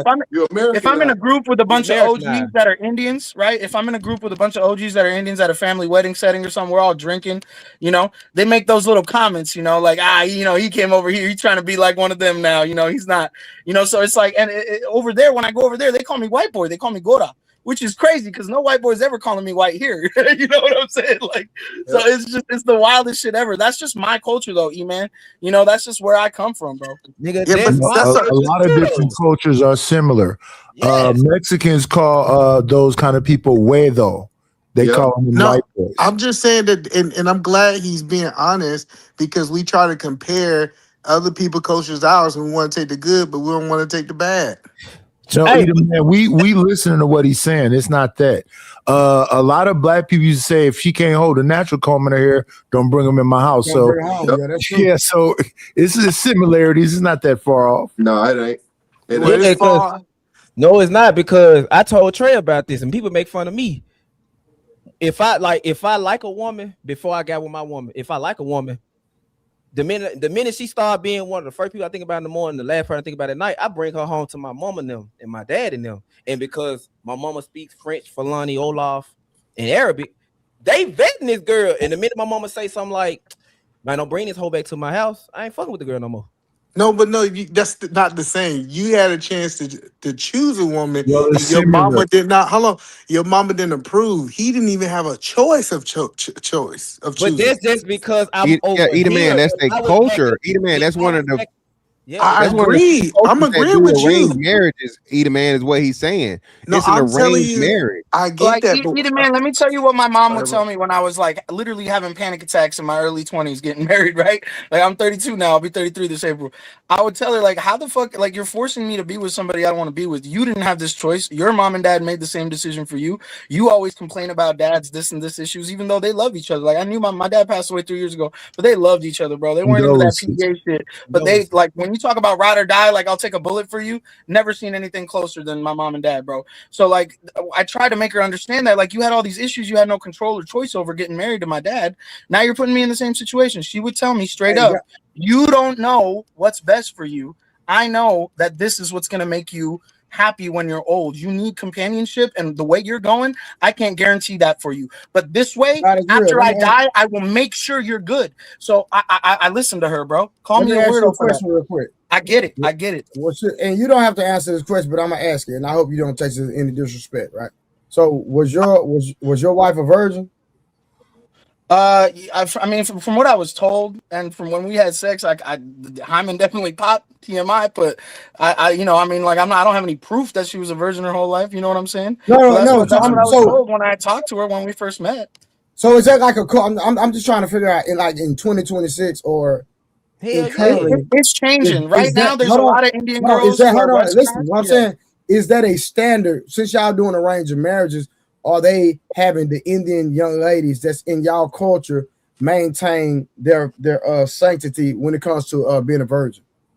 Up until about 25 years ago, that was huge. Now it's like, well, if they're doing it over in Europe and America, why are we stopping our daughters from, having fun?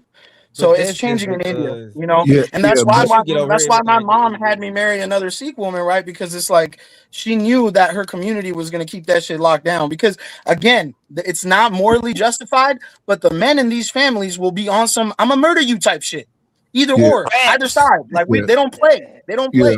Yeah. But Hell Abel, All you right, know, hold on. Let me get this super chat real quick. Bad Duck said, "I can't hear any one of you cause y'all talking the same time. So that's why I'm telling y'all one at a time, and that's on Sanctimonious side. Shout out to the people supporting Sanctimonious."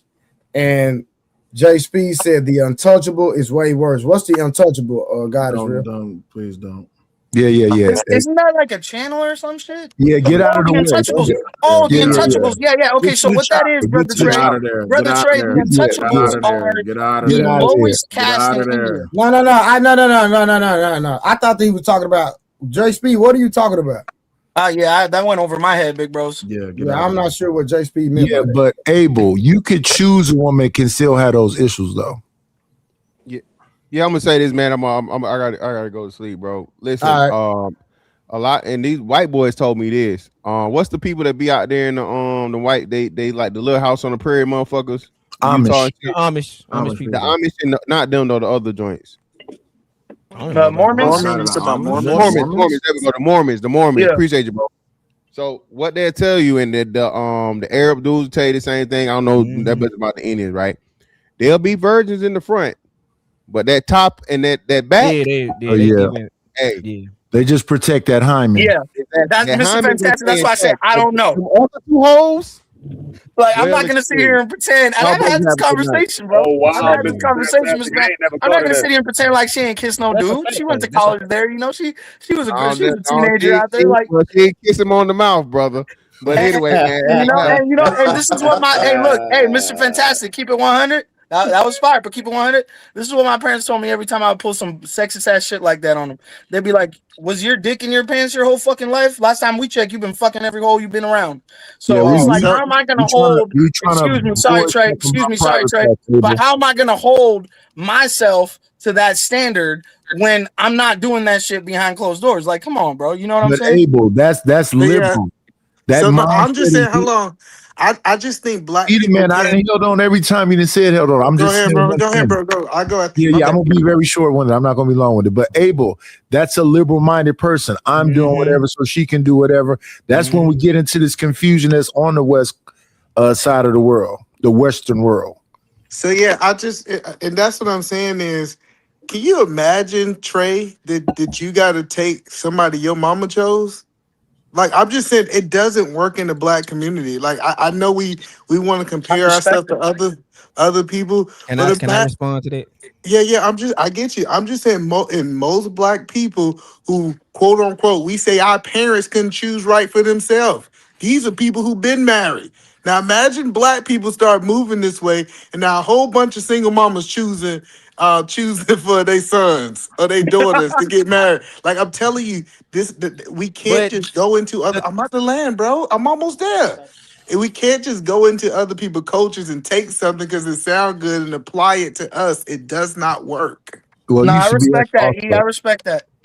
I mean, it used to be us also. Yeah, no, it wasn't. When? Yes, it was. What are you talking about? When?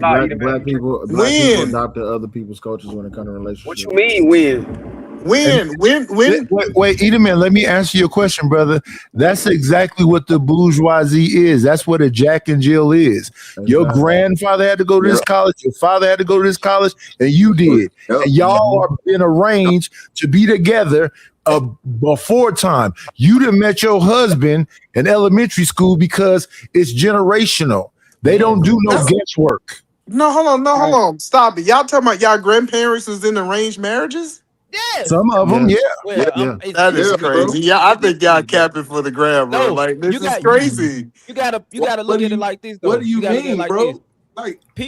Look, black people can actually do it because I'm gonna take my culture for instance. The families are vetting each other. Like they said, by the time you in kindergarten, you done went to the park with your husband, your wife. Look, the grandmas grew up together, the daddies work together, the brothers are in business together, the sisters. It's only mothers. What are you talking? See, people just talking. It's single mom. Hold on. The majority of people are single mom. So the single mom is the one doing the vetting. Where all these other people came from? No, it's not the mom just doing the vetting, bro. It's fathers out here. What about uncles and grandfathers? Oh, that's what I'm about to say. All right, hold on, y'all real quick. Crazy. One second. So J Speed just texted me on my phone. And so and you can correct him, God is real. He said, Trey the Truth Teller, blacks are considered untouchables in the Indian country. Is that true? Oh, yeah. Mm-hmm. I'm gonna keep it 100 with y'all. I have never heard that from my family or an Indian person I've talked to. On God, I put that on everything I love, but I would not sit here and deny that. Indian people, bro, Asian people are some of the most classist, racist people on earth, and I gotta own up to that because that's where I come from, bro. If I was born in New York City, that don't mean I'm not from India, bro. So like, India's got a lot of 7,000+ year old racist ass issues they got to work out. I wouldn't think that's far fetched, and I'm sorry that that's some shit that goes on over there. That's can I crazy. ask you this behind that question? Do y'all have a caste system? Yeah, we have a caste system that actually translates to the untouchables, and it's over 800 million starving people in India right now. You got to understand, India's got over 1 billion people. Only 200 million people are pushing that economy right now that we hear about, that big economy growing with China. Yeah. 800 million people are starving, and they're part of this caste called the untouchables, where when I used to go visit family out there, I'd have family members like Trey, old OG moms and aunts telling me, don't be looking that way. Don't be giving them money. It's bad luck. Like weird ass superstitious shit. Like these kids are covered in dirt. Like not homeless people out here with clothes on and a sign. Like dirt covered naked ass kids knocking on your car window. And I got a pocket full of chocolate and rupees. Like I need that shit. So I'd try to give it to them, and they'd get on my ass. And I'd be like, why do you guys get on my ass? And a few times I was told, when you give one particular kid that shit, that kid gets jumped by all the other kids when your car drives off. So like, you're not helping that kid or his family out. It's just that bad. Wow. No, but hold on. Let's go back. I want to go back. So, because Eat a man, 1 second, brother. I want to talk about us. I don't want to talk about no damn Indians. Can I talk about the untouchables thing real quick? Let me just say this right quick. So, Trey, in there amongst their own people, they have this caste system. All right, check them out. Peace, Will. So in amongst their own people, they had this caste. He let you talk. He gave the space. He gave the floor with. Night. Oh, my fault. Okay. So amongst their own people, they have a caste system where the darker complected people of their own people. I think he got delayed. It's no way. Go ahead, Knight. Oh yeah. So amongst their own people, they have a caste system that the darker you are, even if you're an Indian or Sikh, they don't really mess with. They have a caste system in Mexico too. So if you look at Telemundo and whatever else, you'll see Mexican people that look like Canelo Alvarez. The whiter your skin are, they accept you more. But the actual real Mexican, the little short, red-skinned people, they kind of put them in the back.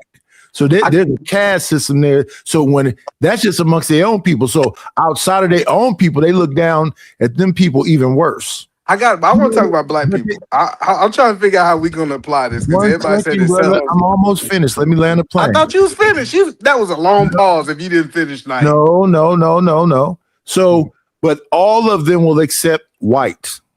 Okay, that's what you had to say. Listen, so let's talk about black people. Those untouchables is the black people are the same way, either man. Hold on. No, let's talk. No, black people don't. They don't do that. Yes, they do. Yes, they do. No, black people. We wouldn't have a light skin versus a dark skin epidemic. No. But we don't say that that dark skinned people are untouchable. Stop. That's not the same. Two people beefing. You're a liar. Man, you're a liar, because in high school. So hold on, y'all tell. Hold on. Really, why the red bone girl got hold on. So you telling me that y'all discriminating versus you gonna sleep with a dark skinned woman or a light skinned woman? What? So you saying in high school? Yes, that happens. Hold on, no. I want to make sure I hear it right. No, I ain't talking about what women are doing. We're talking about in dating. Are you telling me in dating? Men would prefer red bone. Even in the rap music, they don't talk about dark skinned women like that. Hold on, so y'all telling me dark skins are not getting knocked down in the black community? Getting knocked down is not marrying. No, because their idea of untouchable, they don't touch them at all. Well, it's shame behind it. Yeah, that's the term. Exactly. None of y'all feel shame for hitting dark-skinned girls. What are we talking about? We did when we were growing up in high school. Yeah, either man. Hold on, y'all felt shame for sleeping with dark-skinned girls? No, either I don't know man. where y'all grew up at. Listen, You just lying. See, either man, I be trying to rock with you, but you just be making up stuff at some point. No, I'm not. How I'm lying saying that we didn't see dudes get shamed for sleeping with dark-skinned girls. Either man, a dude bang something behind a dumpster. We're not talking about what a dude to bang. That's not the conversation. You saying a separate thing, but you have people literally saying, "I want my baby to have good hair. I want my baby to have these kind of eyes. I want my baby." What are you saying right now, brother? I'm saying that the beautiful dark-skinned women was getting hollered at too. Now, if she was ugly, it didn't matter if she was light-skinned or dark-skinned. I'm just telling you. An ugly light-skinned girl got treated better than a dark-skinned than a dark-skinned ugly girl. I want to go back because I get y'all want to keep. Hold on, I get you, but I want to talk about how y'all gonna do this in the black community. So y'all gonna go because y'all said 80% of the boys are being raised. Hey, Harlan, you driving, bro?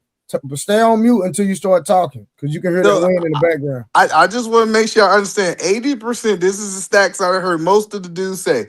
80% of boys right now are in houses with single mamas. Now they're gonna have to go to their single mama and say, "I need you to go out here and vet a woman for me to get married." Y'all think that's gonna work? Because that's who the family is. Either man.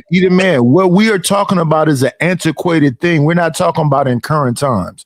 And current times where you had, I don't even know, is it up to 80% now?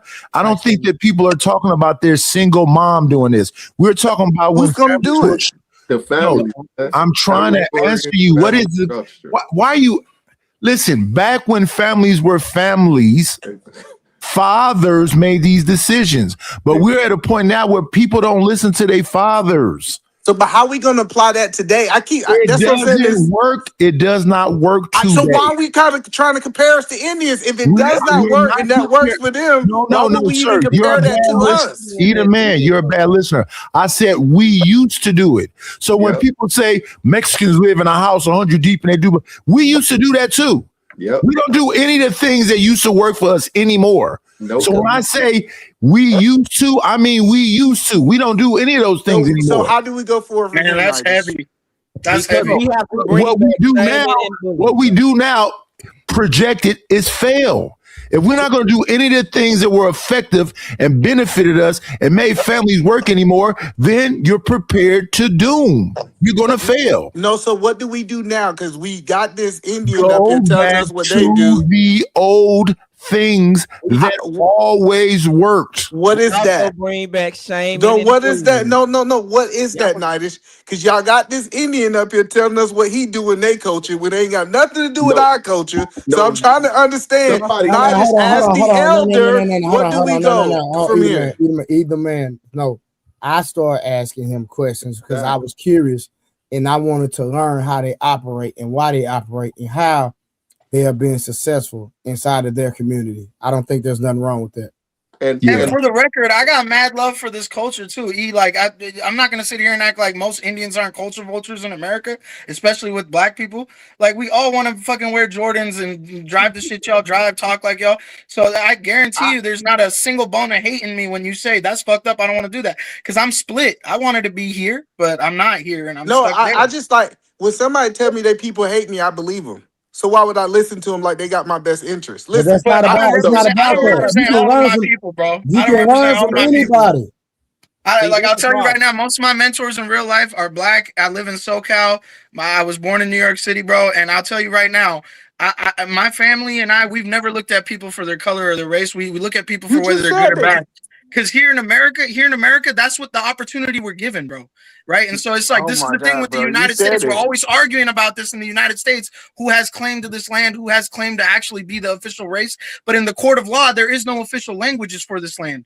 You can get an official translator for any language, Swahili down to Quetzalcoatl, not even Spanish or any language. You have the right to get a translator because this is a place where we all deserve to live. And so I respect every and all culture, and I don't ever want to step on your guys' toes. And I'm sorry if certain questions came off as like black people should do this. You're not though. I was curious about your culture. I wanted to learn a little bit. I asked a few questions. Nothing wrong with that. So Yeah. I didn't even go Yes, there. sir. So again, Yeah. And now I got a even- question for the panel because from my understanding, a lot of y'all said strategy when I asked why you married. So my question is, what does a strategic marriage look like? Tradition, the old ways. So you want to do what the Bible say, which is be fruitful and produce, and then you want to make sure that those children that you produce are in a healthy home. They have a roof. You want to make sure that you have them in good schools. You want to have them around good people.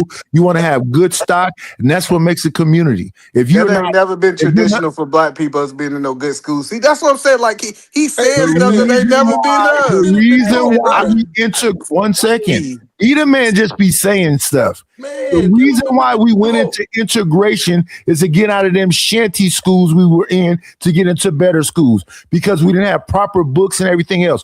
All the things we did for a positive reason. It just had some negative aspects to it when we made that.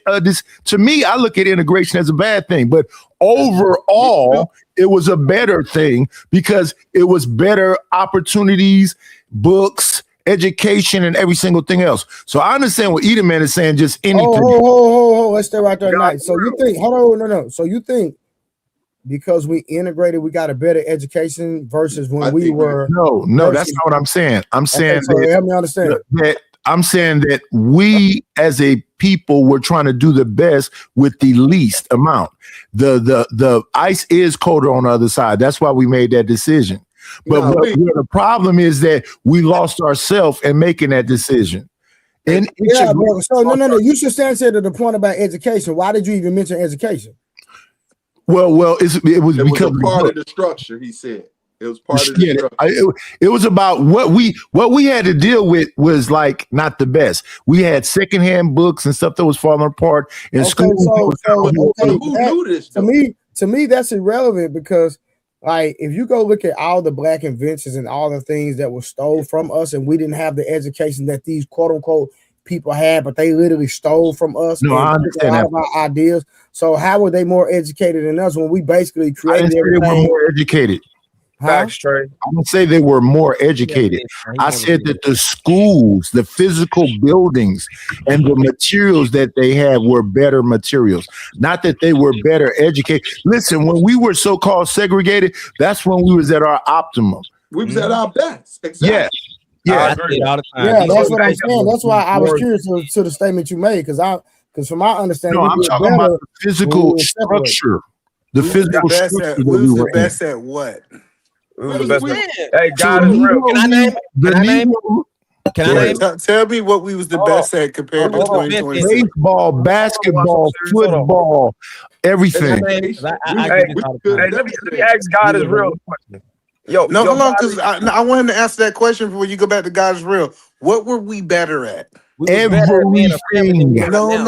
Everybody. That's a strong man. Comes from Africa, bro. What do you mean? That's not a strong man. Everything is a strong man. Let me answer your question, brother. The Harlem Globetrotters that are like a clown group today could beat any professional basketball league in their conception. It was the Chicago Globetrotters. Yes, back when they were that, they could beat any professional team. He said beat. When Satchel beat them. I hear Smurf shot town. They were. That's just athletics. We ain't even talking about scientific. Let's talk about what Trey said. Let's mention some inventions that Trey said. Nature. Hello, we're still making inventions. What make y'all think we stopped making inventions? Because I didn't say we did. I didn't say we did. You just misunderstood me, No, I'm trying to tell you, the schooling doesn't matter. Black people have always made inventions. Hey, E, right now you tripping straight up.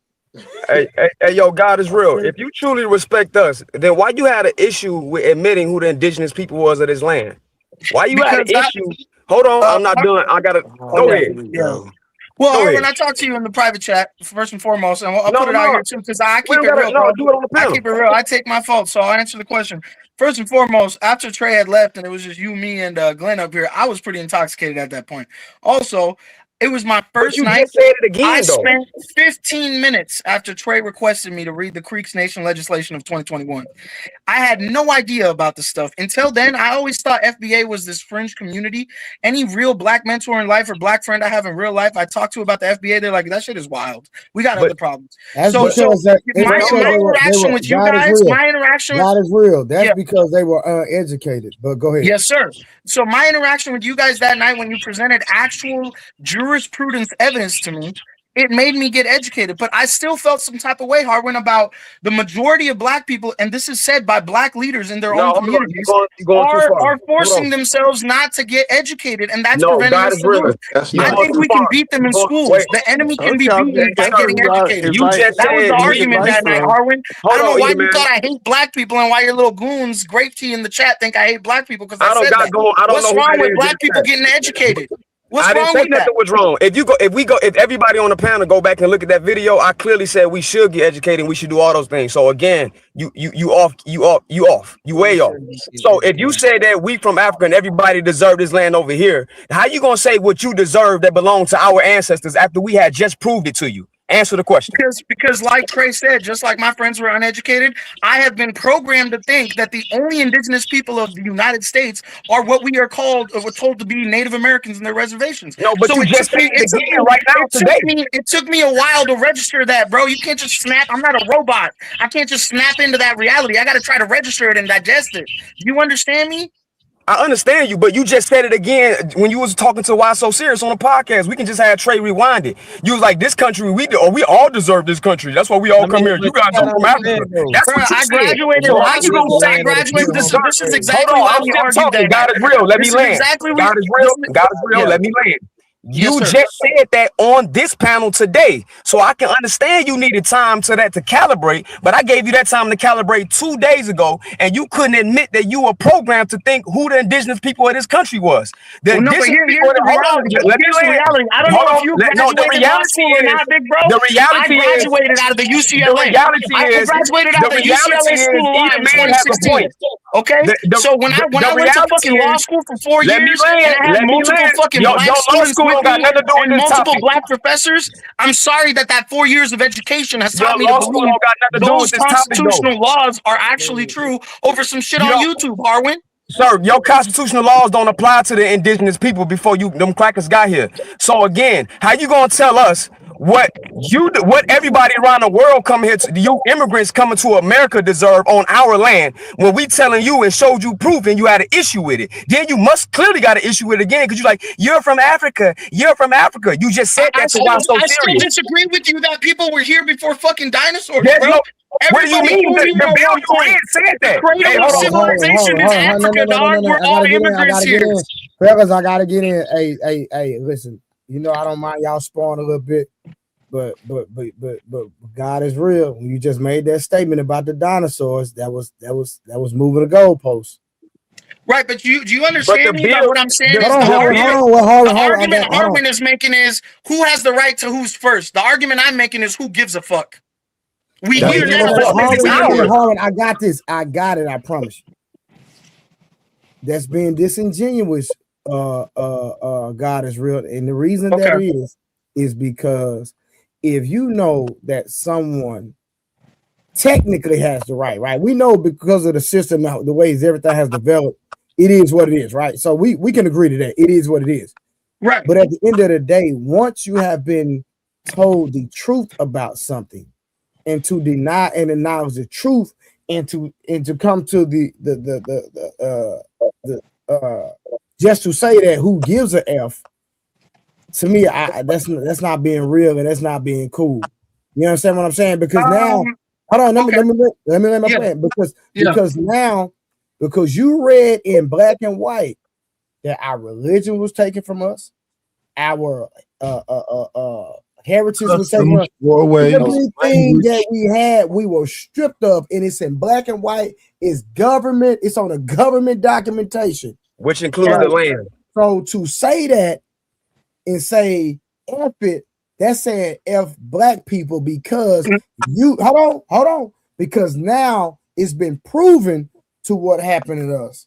And that Okay, ain't cool. respectfully, I really think you're misunderstanding what I'm saying, because you got to understand, I could go with the same boat, and I tried, but the way, like we were talking about familial influence earlier, the way my parents raised me is, so what if the fucking British colonized us? So what if we're the most invaded people on earth that never tried to invade anybody else because we had everything that everyone wanted? That who gives a fuck? You're here now. Incorrect. Your people invaded the Dravidians. Hold on, Harlan. Hold on. Land. I'm talking about fucking India, bro. I'm not talking about your people now. Just let me just talk. Let me land now too. So our mentality is turn the other fucking cheek. Our mentality is make the best of what you can in the game you're in, even if it's rigged. And so far, it's been working great, man. Single dual household income, Harvard getting sued for testing us higher than white and black people and Mexican people. Like, I'm just saying, Trey, like, I've been raised to not complain and just go get it. And through action, most of the time, I'm leaving motherfuckers in the dust. So we complain. We complain. Harlan, I don't need no help. So, again, that was a phenomenal speech, phenomenal thesis if you was to write it and turn it into your college professor. Phenomenal, right?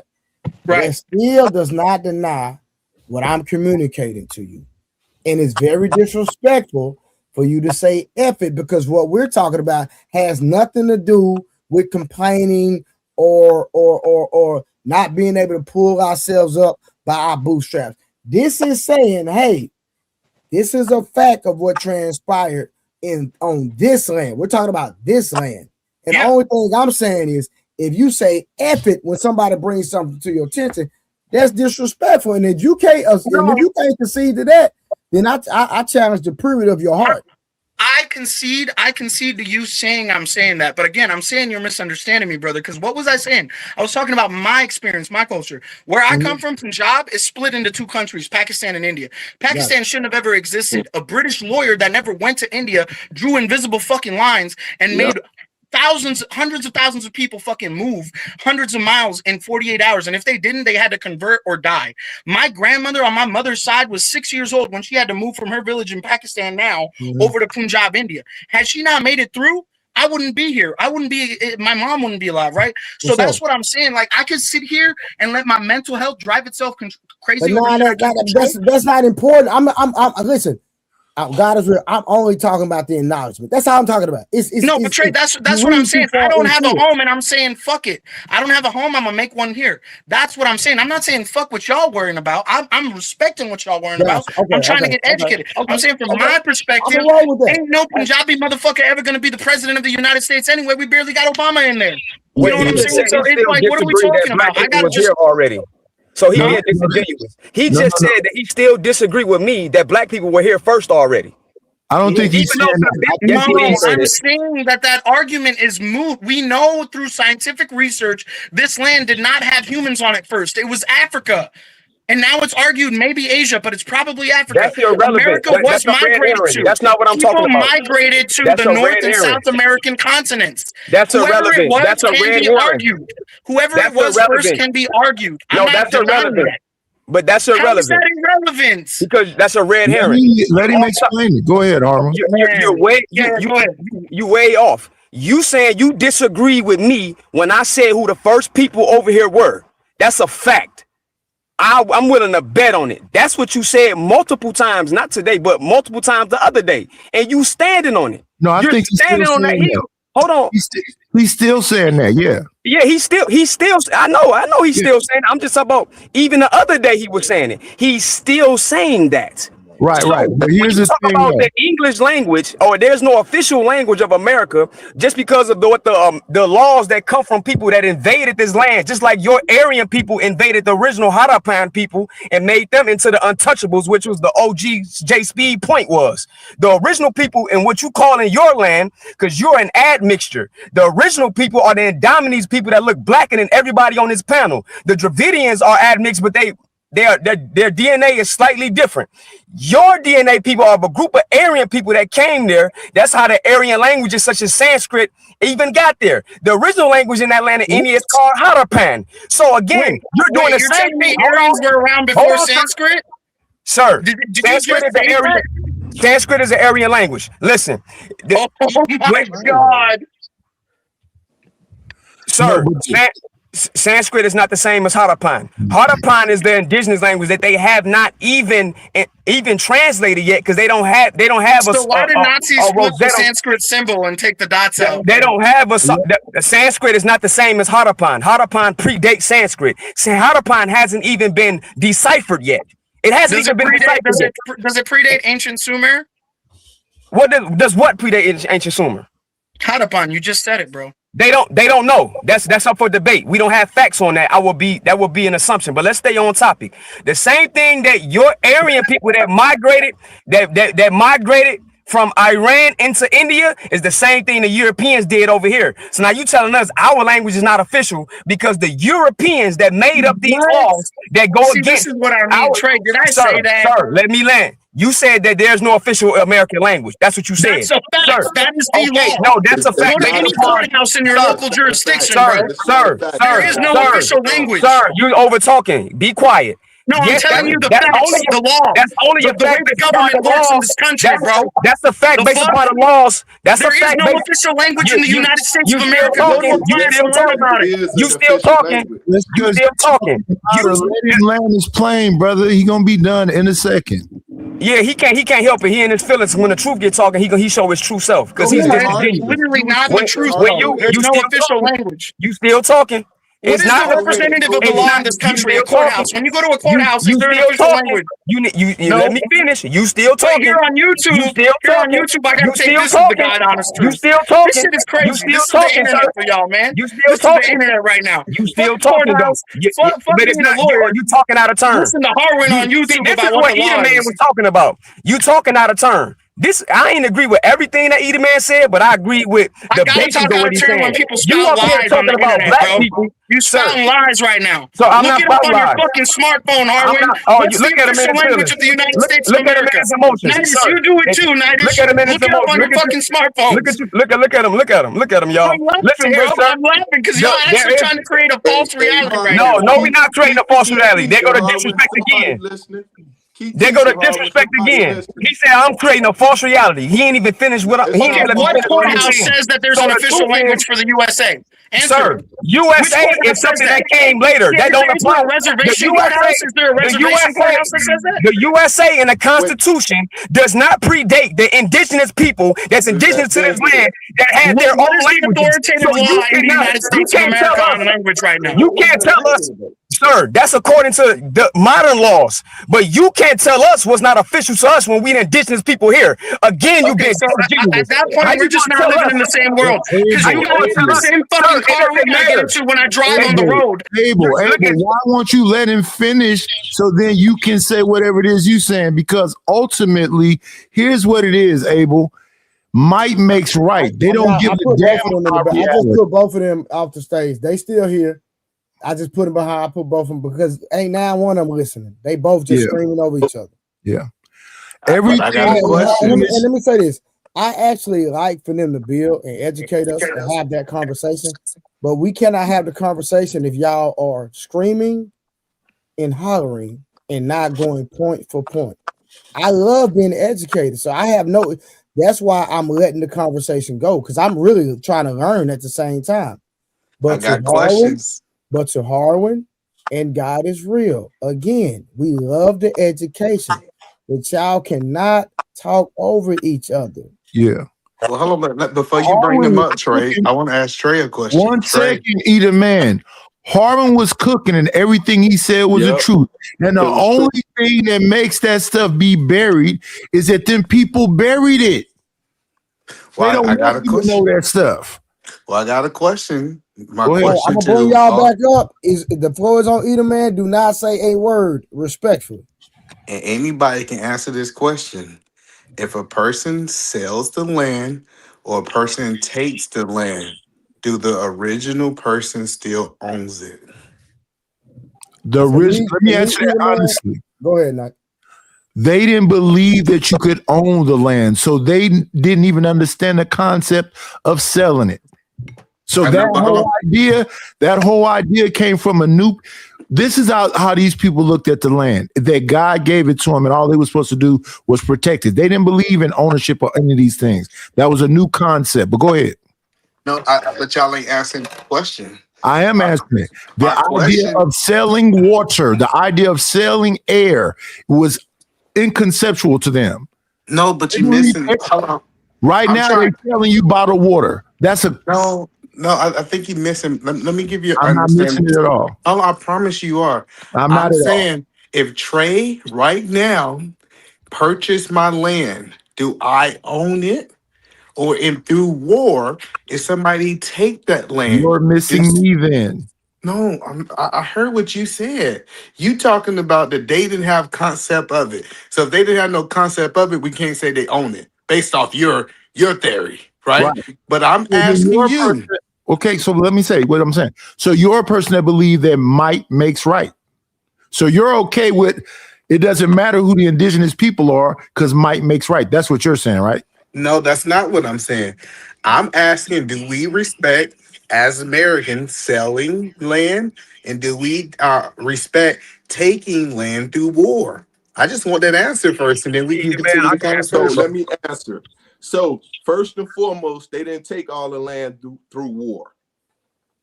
Great point, P. Smurf. They took it through laws that they was writing up, and every time they wrote up a new law, they would break the treaties. That's why Yes. I was trying to tell God is real. Yes, according to the immigrants and the vagabonds that came here from Europe and stole the land from the indigenous people, wrote a constitution that altered it and said now there is no official language. But there was an official language long before that occurred. And if God is real wasn't in his feelings, he would have let me. I would have got that out before he was cutting me off. So but to no, I'm P. just Smurf point, to P. Smurf point, that is correct. The law, they used legality, which is what God is real talking about right now. They use legalities in breaking treaties. How do we know this? Queen Versailles of the Washita Nation already proved that the Louisiana Purchase was purchased illegally, either man. no. And it is a war. Hold on, let me continue. And I that thought you bill, finished. I got you. Okay, either man. That bill that I had God is real read, or I ain't even had Blue had him read it. That Blue had him read proves exactly what I'm saying. Is it was a confederacy of tribes that had their own laws, their own form of constitution, their own form of way of life. They don't, if they didn't have to Knight's point, if they didn't have a concept of it, it's because of language. But their concept of that is in negation to what was imposed on them. Based upon world. Can I ask you a question, sir? Hello, no, wait a second, because y'all gonna go back to yelling. No, So, but it's my a question, genuine question. hold on, my question Genuine still, question. I I'll know. shut up after I ask it. Hold on, wait 1 second. In 2026, do we believe if I want to go buy real estate that I own the land that I buy, and if we go to war, can I take the land, or does the original owner still own it? I just want that question answered. I don't want to know history. You're talking about might makes right. I answered that a minute ago. So No, I'm not. Can I ask a couple questions real quick? Either man, I'm gonna be honest with you. I don't see how this is relevant, but y'all go ahead. It's very I just relevant. wanted to ask a question. If you get pulled over and you happen to have expired registration, will the Creeks Nation help you get out of that law? That Yes, you're breaking? if you have, yes, there's a person that's not on topic either, man. That's on But when topic. I tell you No, that there's no official language, that's on topic. Hold on. We ain't gotta Really? start hollering. We don't have to start yelling. Talk. Yeah, he didn't want to answer. He just No, wants to yell and I make can me answer feel it, like God is real. this is the thing, bro. Trey, I'm gonna tell you one thing No, before I was I hop answering off, what bro. I'm gonna He's hop off and then this will be trying over. to We'll stop I was this yelling. God is real. He's about to answer. Just hold on. Yeah, go ahead. I'm gonna hop off after this. Repeat the question again so I can go again. Well, I'm not gonna waste my time, Trey. I will say this though: every time I jump Okay, so on you white panels, disingenuous and every don't want time the I question jump on, answered. well, I said it already, bro. So you don't I know. respect I me get you. anyway. God A is lot real. of you Listen, guys got fucking agendas, bro, God and is I get real. it. I'll let you have your God is agenda. real. Trey, God is can I real. just say something real quick? I don't want you to leave.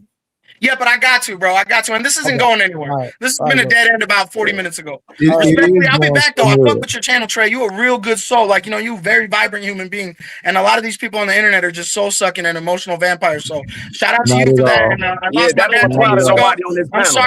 I'm sorry you lost your mom, bro. That shit is fucking heavy. My parents mean everything to me, dog. I don't care what anyone else thinks about their parents. Condolences. Anytime I'm on white panels, on these MAGA fucking panels, on these Andrew Wilson Crucible fucking panels, I deal with the same shit. Go cook your street food in India. You don't belong sir, here. that's not what we doing here. N-word. We not being racist here. Anytime I'm on, hold on, Arwin, you're gonna have all the time to talk after I leave. You cut me off. I was answering the question. Don't get insecure now, big You bro. cut me off. I've shown y'all nothing but respect. You cut Anytime me I'm off. on these black panels, You didn't show me no respect when you cut me off. anytime I'm on these black panels, I deal with the same shit.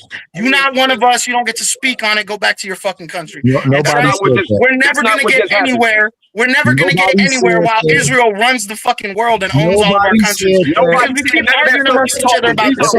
I really believe that, and the reason why I try to communicate about this shit and waste, I try to spend hours of doing this shit, communicating with people on the internet, because it's the only tool we have to realize we are not each other's enemy. First And of on all, that note, I'm you're a out. God bless liar. y'all, man. God bless And y'all. nobody One said love. that. Real shit. And the God answer body. to your God body. question, Illuminati. you're a liar. Nobody said that. And the answer to your question is that's a Sav said thing. You're talking about sovereign citizens. And those sovereign citizens say those things because it supersedes this new law that you keep trying to bring up. And at the end of the day, what you're talking about is that might makes right. These people could come here where people are already at and then introduce some brand new stuff and they say that brand new stuff governs everything. That's what ain't that what they've been doing since the beginning of time, though? No. That's going on right now in my hometown. Elder Knight, I know actual Yamasee people. The Yamasee chief is a part of my tribe, bro. So I was literally finna answer that question. I can get people on this panel that has their card, has their native card, that claim their identity. I can really bring them on here and show y'all. That's Also, on do my you own mama. a house, So sir? all Do that you own stuff a that dude said, hold on, Eda, man, I'll let you cook right after this sentence. All that stuff that dude said, that he deal with this stuff on other panels, everybody on this panel can agree that we did none of that stuff he just claimed. Yes. Yeah, he's full of crap. Yeah, Yeah, that was bullshit. but I will. He ran when it got hot in the kitchen. But He did the same thing the other night. Yeah, he No, doesn't hold have on, time. but Eda I man, gotta- Eda man, hold on, Eda man, I want to say something because you said some bullshit a second ago. This is the difference between the new people versus the old people. When those people came over here dying on them ships because they didn't know nothing about sailing, the people that was here taught them how to farm and everything else. They put smallpox in the blankets and eliminated them. I got that, but Then my come point. along and create some laws and create some rules. So you keep talking about in 2026. So you're talking about you're accepting the bullshit. Well, no, I'm just asking. So you own the house, Nightish? Yes. I'm saying. No, I don't own it. Let me answer that. The bank owns it. Your bank owns it. When Okay, I hold on. completely pay it off. Wait, let me respond to you, sir. The bank You owns didn't it. let me finish. One I see second. you responded to a half sentence. You made a statement for me. Let me finish what I'm saying. The bank owns the house. When I completely finish paying for it, I'm still going to have to pay property taxes and insurance when I completely own the physical structure. They do not sell land. Okay, perfect. So what I'm saying is, say you pay that house off. Yes. And we found out. Did you hear me say I'm still have to pay property taxes? Yes. That's what I'm saying. I'm not even going the way. I'm not even going the way you think I'm going. But you just want to pre-com, bro. Hold it back. No, go ahead. Go ahead and say the bullshit. So my question I'm asking, if we find out the house that you have is for some indigenous people, are you willing to give up your land because they're the rightful owner? As long as the people I gave money to give me somewhere else to go, because the indigenous people are the owners. So the reason why I'll be able to keep it is because might makes right in this country. The only reason they govern anything is because of their military. The rightful owner. Listen, they just found. During slavery, there were free men who were thrown into slavery. Those free men owned acres of land that potentially had oil on the land. They had trees on the land, all these things that had value. Once those people prove that they were actual free men, and they can prove that, the government privately gives them back their stuff. Some people just had a beachfront property. They sold it to them, and then people sold it back because they wouldn't allow them to stay there. I got it. So I'm saying with you, say you don't get no money, are you willing to give up something that you paid for through the system? You're still talking. I already conceded to the fact that still might makes right. Man, like, what are you like? Either man, like, well, let me tell you. Let me make my statement right.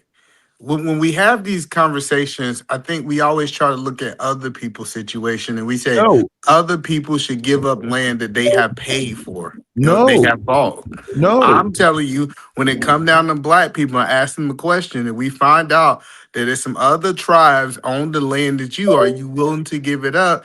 Most people say no. I bought that. They take ownership of it. Are they right? But shit. No, either man, answer the question. Are they right? Yeah, I believe some there is. No, listen, sir. I want you to understand the question I'm asking you. Some thieves took some land from some people and sold it to you. Yeah, I think I'm right because I'm following modern times. Like we can go back. So hold on. We can go. Thieves. Hold on. Listen, we can go back I want you to 2,000 years understand ago. what I'm saying to you. No, either man, this is modern. This is modern. We talk about today. There's a bill that proves it already. That's what the guy God is real was reading when he got upset when Blue told him to read it 2 nights ago. That's talking about today. They are gradually admitting who we are and what is ours. I so agree. Who cares if they leave hold on, our I land? agree. So what you saying is that now we have the right to go and take other people quote unquote land. No. It was never their land because it was sold illegally. That's why I told you that the Louisiana Purchase was sold illegally. But if it's y'all land, what are y'all gonna do to get it back? You're not gonna get it back. You're not gonna get it back. That's the point. Why? That's my point. No, that was my whole point. Man, you having a disingenuous. That's a very pessimistic. Listen, because you can't get the land back, you still have to be repaired, though. I will agree. I agree with that. Get it back. How you gonna get it back? I believe that people will fight and delete people behind. No, they not. Stop it. Stop it. Nobody going against America. So what are you saying? I'm telling y'all. Wait 1 second, brother. The question you asked me is that some thieves sold you some land. We find out the land belongs to somebody else. Are you willing to leave the land? You said no, right? Nah, I'm keeping my land. Right. So you're going to go along with the thieves that stole the land. Right. Absolutely. So I don't care who owned this 3,000 years ago. Brother, you have to be able to absorb some things instead of just saying. See, you're not listening to understand. You're waiting until I understand you. I'm an American. You're not understanding because you wouldn't say you would leave. You wouldn't have to leave. You're willing to go along with the thieves. Yeah, go ahead, brother. All right, let me say this real quick. I got you over. Give me 1 second.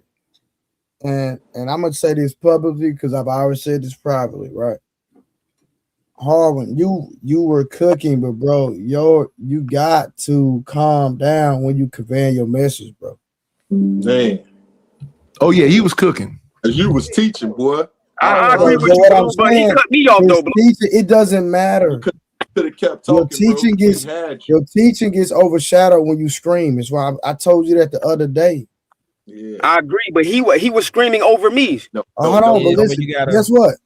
Just listen, just calm down. I'll reset the room and then I'll let you make your point. Yep, because you was speaking some That's good all stuff. you gotta do. All right. So Ovi, what's going on? How you doing? What's happening, brother? Talk to me. You muted. OV, you muted. Okay. Check 1 2. Y'all hear me? Because I don't know if I'm on my mic or we can hear you loud and clear. Well, it's nice to meet y'all. I don't normally do panels. I'm a truck driver. I run 48 states. Now, I actually the guy Why So Serious asked the question that I was going to ask is, what are they going to do to get their land back? Also, I used to think, and correct me if I'm wrong, aren't Native people very adamant about teaching that human beings really do not own the land? Yes. Isn't that like a part of Native culture that Yes. humans do not own land? Yes. But they want to argue that they own the land.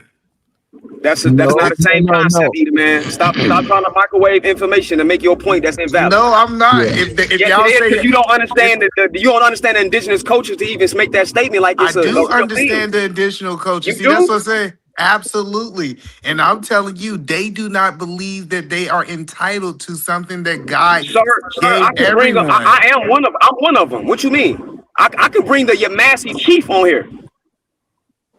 And so what you saying? Either man just trying to win an argument that he I am not. You are. I get you been arguing with that other man. You think I'm your enemy now. I'm not your enemy. I'm telling you. No, I'm not saying you my enemy, but what I'm saying is that you just wait for people to stop talking to just get off what you saying, but you're not absorb. Those people still absorbed everything you said, Nightish. No. Those people still believe the same thing that you're saying. So how can, if they believe that, somebody owns something? No. What they believe and what I believe is two different things. If they believe, so let me help you understand what I'm saying, Nigel. I understand you from the first. I understand you completely. You agree with the damn oppressors. You believe that might makes right. They stole. I believe in the American way. Listen, if you believe that nobody can own something, and I believe somebody can't own something, that means I own it. Right. So the people stole the land and sold it to you. So you going along with the thieves is all I'm saying. Okay, I just said that. You just said that same point three so times. But I said something else also. I think American way is right. Listen. You willing to delete? You do too. That's why you bought the house. Listen, brother. You willing to delete and die behind thievery? You live by it too. That's why you bought a house. If you believed in this way, you wouldn't have bought somebody else's land that was stolen. No. Listen what I'm saying to you. If the indigenous people have a legal reason to get it back, the thieves that stole it from, they need to repair me, not the original people. The thieves owe me. The point that I'm saying is everybody act like they don't believe in the American way, then they go buy houses and real estate. That went over your head when you said no, it's not. You keep repeating it. I'm telling you. But I'm asking you. You have been following the rules. You've been following the rules of America, and then y'all want to have these indigenous conversations. That's because he wasn't aware of the truth before. He was aware. Don't let Nightish lie to you. Listen, he done been on this earth for 252 years. He was aware of the rules of his parents. His parents didn't know. They probably didn't even know they were indigenous. Either man, your point is mute. No, he been on this earth for 256 years. He knew. Mute is silencing the mic. Moot to me, this point is BS. M-O-O-T. I have another question. So can we go back to what exactly? So is that Harwin? Okay. Are you considered FDA? Or FBA? What is it? No, I don't agree with those terms because our ancestors didn't call us those terms. I don't agree with everything the Elder Tariq and Nasheed say. I agree with some things he say, but no, I'm not a part of that organization at all. Okay, so that's considered foundational Black American? Foundational Black American. Say that again, brother. Is foundational Black American. Now, I'm trying to understand. Is this like, you know how we had the whole BLM movement and then the BLM 50C? Actually, it's not. I mean, mean, two different things, or is it together? Claude Anderson coined it, right? You say I'm Claude? talking Smith now. Claude Anderson coined the phrase, right? I can't say he did because no one really want to take credit for the whole foundational Black American movement.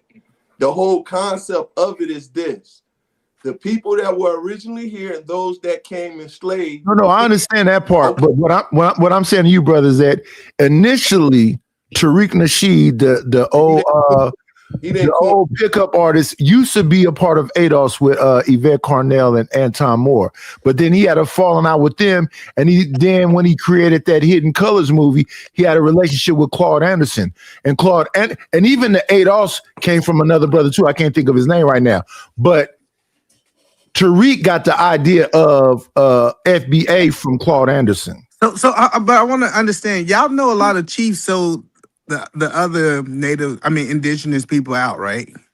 They can't sell anything, though, is what you're not understanding. Because that's not a real thing.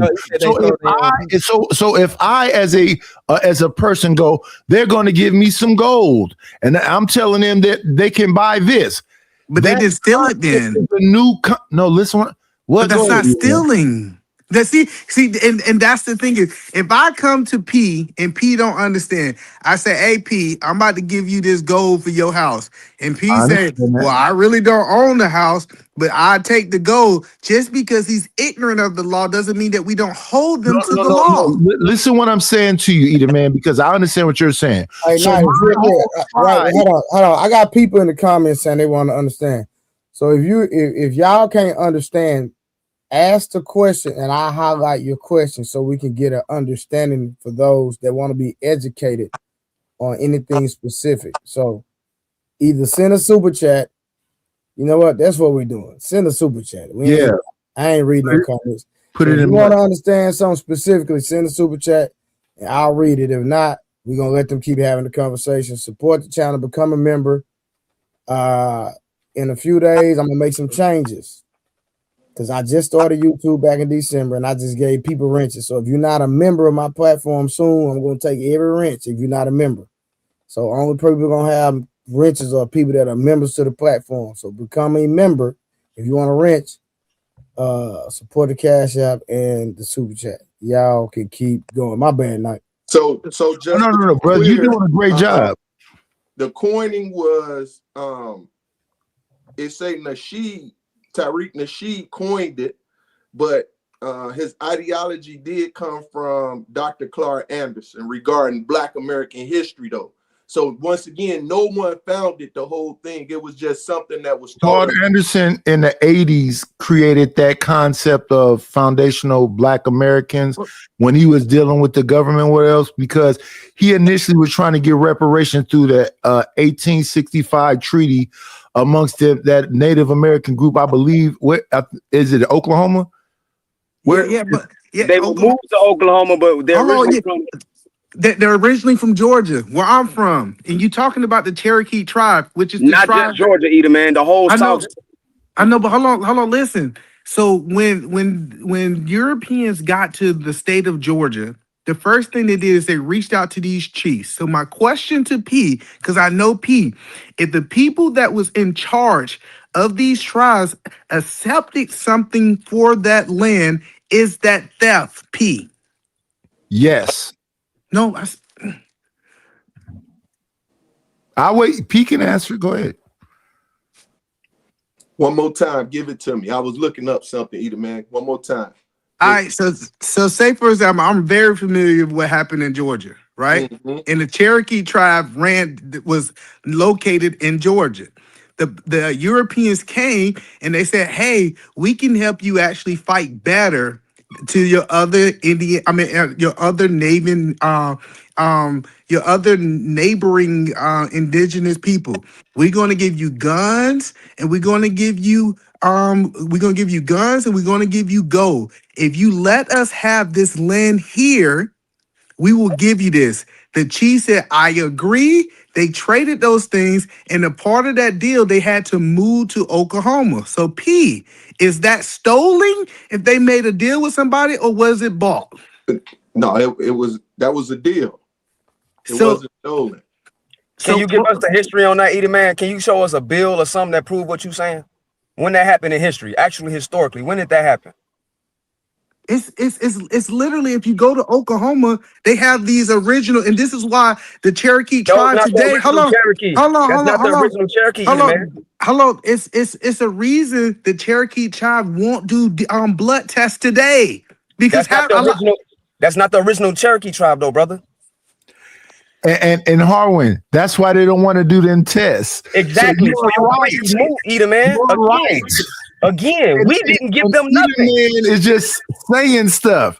The reason why they don't want to do them tests that's not the original Cherokee, brother. No, exactly. Hold on. So you telling me when the Europeans got there and those Cherokee people was there that made the deal was not the Cherokee people. They wasn't the people of the land. If we go back to the bill, you will see the confederacy of the people. The Cherokee is a part of a confederacy. That Cherokee people eventually became $5 aliens who started to appropriate that name. And then we got redetermined as freedmen, black, colored, Negro, African American, etc., etc.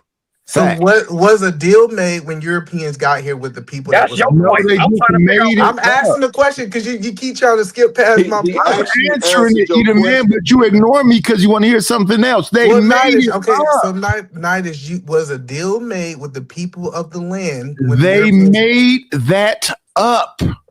That is Sir, crazy. either man, the That's what deals I wasn't said too. made until land was already stolen. Listen. That's why I brought They up. just had to Hold give. on. Night, I Elder believe Night. the family is called the Neary family. They just had to give all that.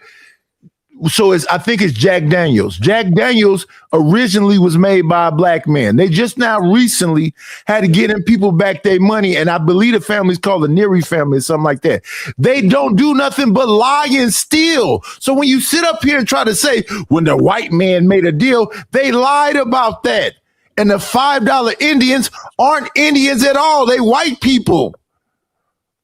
They got a little Asian in them too. Hold on. So But you either said man, that? Hold on. The Cherokee tribe is white people, right? That's your argument. Not the the modern, original. the Not modern the Cherokee original tribe, Cherokees, man. Listen they're to not what the. he I is just saying, said it Eater 3 man. times, either man. I said I'm it 3 just telling times. y'all. Okay, I listen.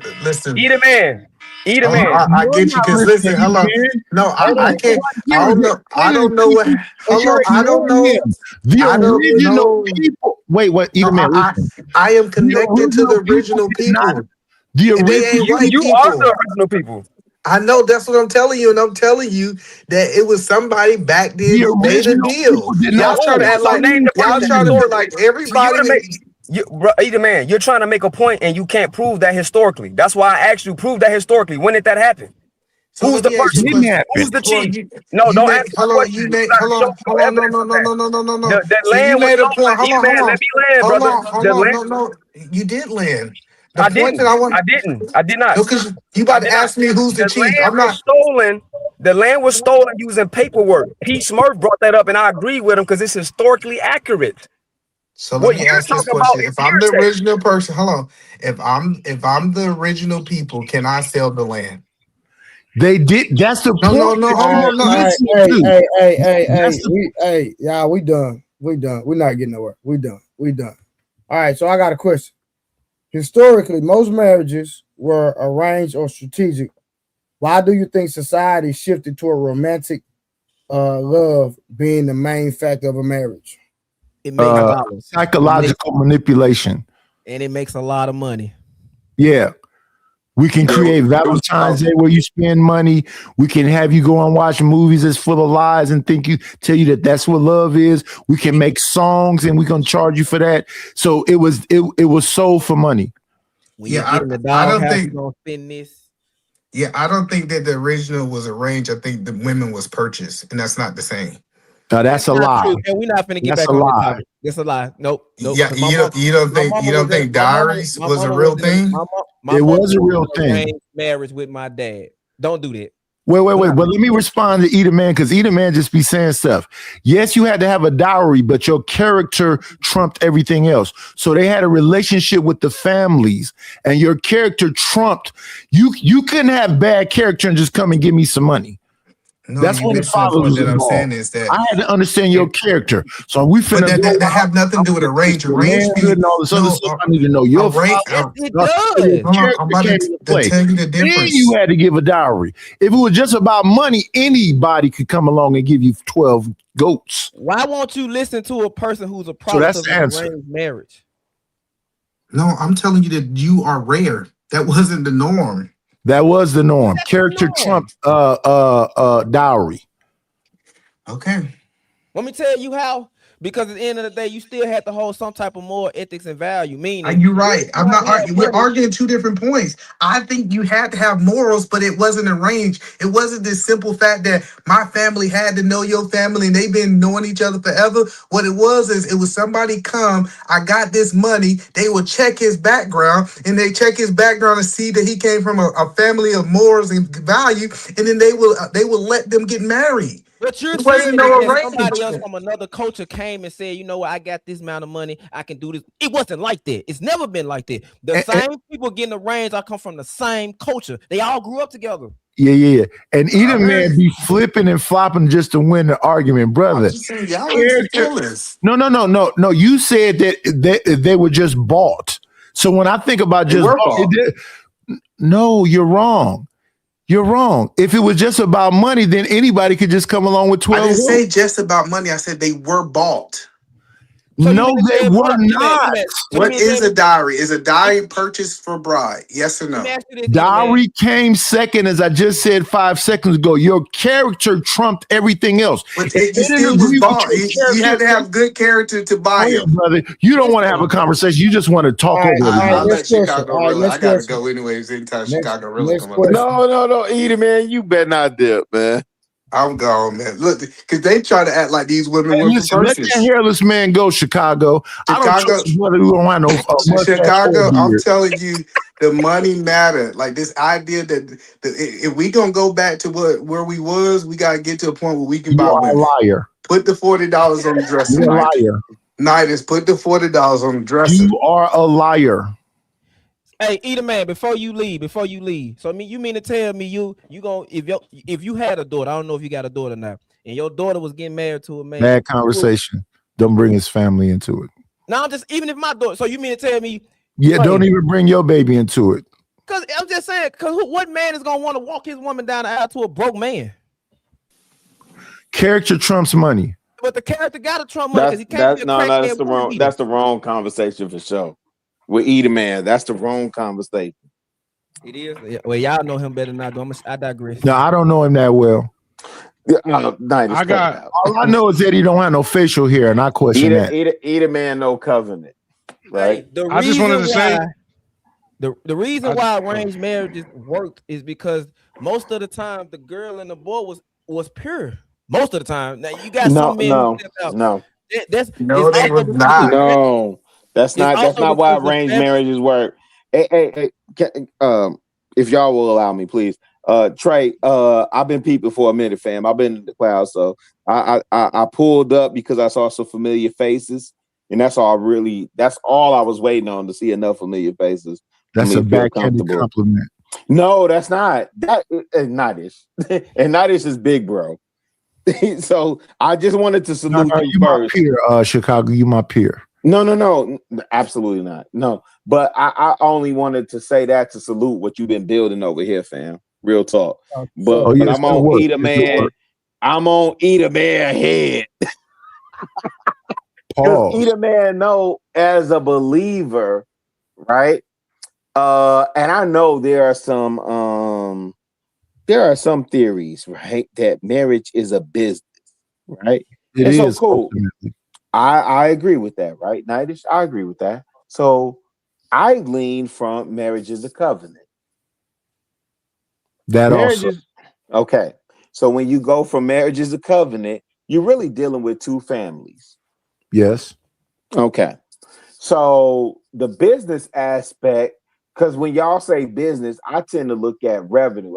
I deal with P&L in my real life. I deal with P&Ls. I'm looking at KPIs and P&L, right? I'm looking at metrics. I'm looking at how can I perform over LY in my real day-to-day lived experience, right? And so I don't look at that with my marriage, my woman. I do look at covenant, though. I do look at my family, her family, and how we join. That's what I look at. And Nidus, even when I listen to you talk, yo, fam, you talk about families joining together. It's you don't have no choice in the matter. I married that woman and her whole family. Facts. That's so I didn't just marry her. So I had to deal with aunties and cousins, and you married a family. And you didn't just that's marry the one part. person. Yes, sir. And listen, early in the morning, her uncle used to live with us. Her cousin used to come there early in the morning and go, Unc, what's crack-a-lacking? Let's go get breakfast. We was going to have to hear that Ed come outside that house and get his uncle to get breakfast every morning. Shout out to Oakland. And to the point about the marriage, I had wanted to say it. The only reason marriage really don't work now because in the West, they're teaching kids individualism instead of family and community. That's why I said, that's why I will always say desegregation was a bad thing because it took away family. Who's that saying that right now? It's the reason it don't work is because people selfish. Let me see. People are Why so selfish. serious? That's why So marriage why don't so go to serious? sell. Wait, Edie man, hold on real quick. So why so serious? Let me I tell you thought this. you was leaving, Edie, man. Let me Right. tell I you see this. y'all Let me later. tell you this right now. Yeah, go ahead Hey and man, be y'all be great. tweaking on this internet shit, fam. I don't know where y'all at when y'all realize, fam. Right? I'm 52. Nightish, 4 years, 55. No, Yeah, 3 years 4 years. older I'm than me. 56. Okay. Shout out to Night. He just celebrated his shit in January. Yep. I'll be 52 this year, right? And I just went down to Atlanta to celebrate, somebody that was deceased, and then I went to meet my kids, right? I'm on the record, slut monkey. I ain't do shit right in my early life. I ain't have, none of that, right? And when I was in Atlanta, I got 3 boys, 3 girls, right? And my 2 sons are married. My daughter that's in the Air Force, she's married. Look at God. And so when I listen to y'all talk about how people are not getting married and these kids and this, that, and the third with the rule, I'm like, okay, so if you're a parent, what are you feeding your kids? Right? Or it could be age gap, because I'm 52 and you may be significantly younger than me. Yeah, And you may be 18 years older than me. I'm 18 years older than you. And so I have to delve into I'm genuinely curious to know what is y'all mindset, right? Because again, my kids are Z's. I got 2 millennials. 2 millennials. Man, 2 millennials. But even my daughter, even with her, she's in a long-term relationship and she ain't got married for, that's her own situation. I ain't tripping, but they together, right? But my other kids, I'm cool, right? Like I'm cool with what they've been able to do based off of what I've been able to pour into them, right? And so when y'all talk about this generation, I'm just genuinely curious.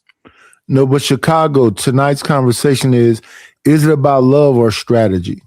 Man, fuck love. I don't know what y'all talking about when y'all talk about It's love. about strategy, right? I don't give a fuck. I have no idea what y'all and I think but Nightish, we talked about this 4 years ago. Right, but Chicago, when you heard me talk about it, even in it's a relay race. All I'm supposed to do is try to. This is the object of the game. If y'all don't understand it, it's to obtain and maintain and build if you can. That's it. That's it. It ain't nothing more than that. But obtain, maintain, and build if you can. But I have seen Trey talk about this. I've seen Trey hold the conversation, so that's why I felt he got he's strategic. He said he got his stuff set up. His kids don't have to work, but if they want to work, they can be philanthropists. They can add to other people. Oh wait, so Trey, they're not gonna work in a family business? Yeah, if they want to. Wait, so it's a choice? Yes. Oh. That's the only place me and Trey differentiate. I'm not gonna make it a mandate. Yeah, okay. Yeah, that's the only Chicago. That's the only place where we differentiate. I was trying my best to get my son to sell shoes online. The reason I ended up on YouTube because I was trying to get him to be on YouTube, but he ends up going to the Marines and the other one ended up going to the Army. But I was trying my best to try to get him to do the gaming thing and streaming and all that other stuff. They just did not. They didn't want to do it. Well, but Nice, we give it a bean. They would have constructed with you, bro. Fam. They would have, yeah. No, Can I say this? Go ahead, Ovi. Well, I got questions for Trey, though, now. First, I wanted to say big salute to Chicago Rilla. I used to watch you on previous show. I don't want to say the name on here, but love and gratitude, fam. Big. I used to watch you. Big. I feel very honored to be on this panel. No. Love and gratitude for real. I never thought I'd be on a panel with you. So I wanted to contribute to the topic of the difference between the duties of the marriage versus the romance. I was just kind of checking it out and getting a consensus from around the internet. So apparently what happened was in the medieval times, there was some poets that really struck big in Europe, especially, and a lot of their poetry was centered around the fantasy of love with knights who could not marry a certain woman that they really liked. And in that time, marriage was more focused on family duty and home economics of different families, especially trying to keep power in certain circles. So the idea of the love itself was more so fantasy land. It wasn't real. People were really getting married for economic reasons. Another big thing that happened was the big boom of Christianity, which taught monogamy. And then a third big thing in the 19th and 18th, well, the 20th century was the Industrial Revolution, which caused a lot of women to have a sense of longing for their man who they didn't get to see that much for multiple reasons. Yeah, the Whereas second one before, is where you could have stuck where you were with the second one, to be honest, because The everything third one else. is important too, though. Chicago. Go ahead. You said the third one is important, Nightish? Yeah, because the third one is Rosie the Riveter, right? That's when they got. Yeah, but Nightish, that's the destruction of the family right there. The third. You said the 30s night? No, I said no. He's saying yeah. So when he talked about the industrial age, that's when the dudes went to Vietnam and all other stuff, and they were drafting people. So the women was left alone. They had to be these Rosie the Rivers. They had to go get these industrial jobs. So they was in them metal plants and all this other stuff. So that's where the concept of individuality. But see, Nightish, what happened when they came back home to Rosie the Riveter? What happened? No, and people hate that I always talk about movies. Talking about a lot of men caught their wives cheating. Yes. So but wait, Trey, they was out there doing what they do too. Yeah, 100% for sure. But that's a survival instinct, right? So if we're gonna talk about that, that would be the Moors going to Sicily. To the victor go to spoil. So them Sicilians are considered the N-words of Italians. They don't respect that's a fact. And that goes back to the caste system. So when God is Real was up here, they have a caste system where they are also, but it's based on color. The lighter, the fairer skin you are, the more influence and power you have. That goes to China, Jamaica, Nigeria. That's when them are bleached.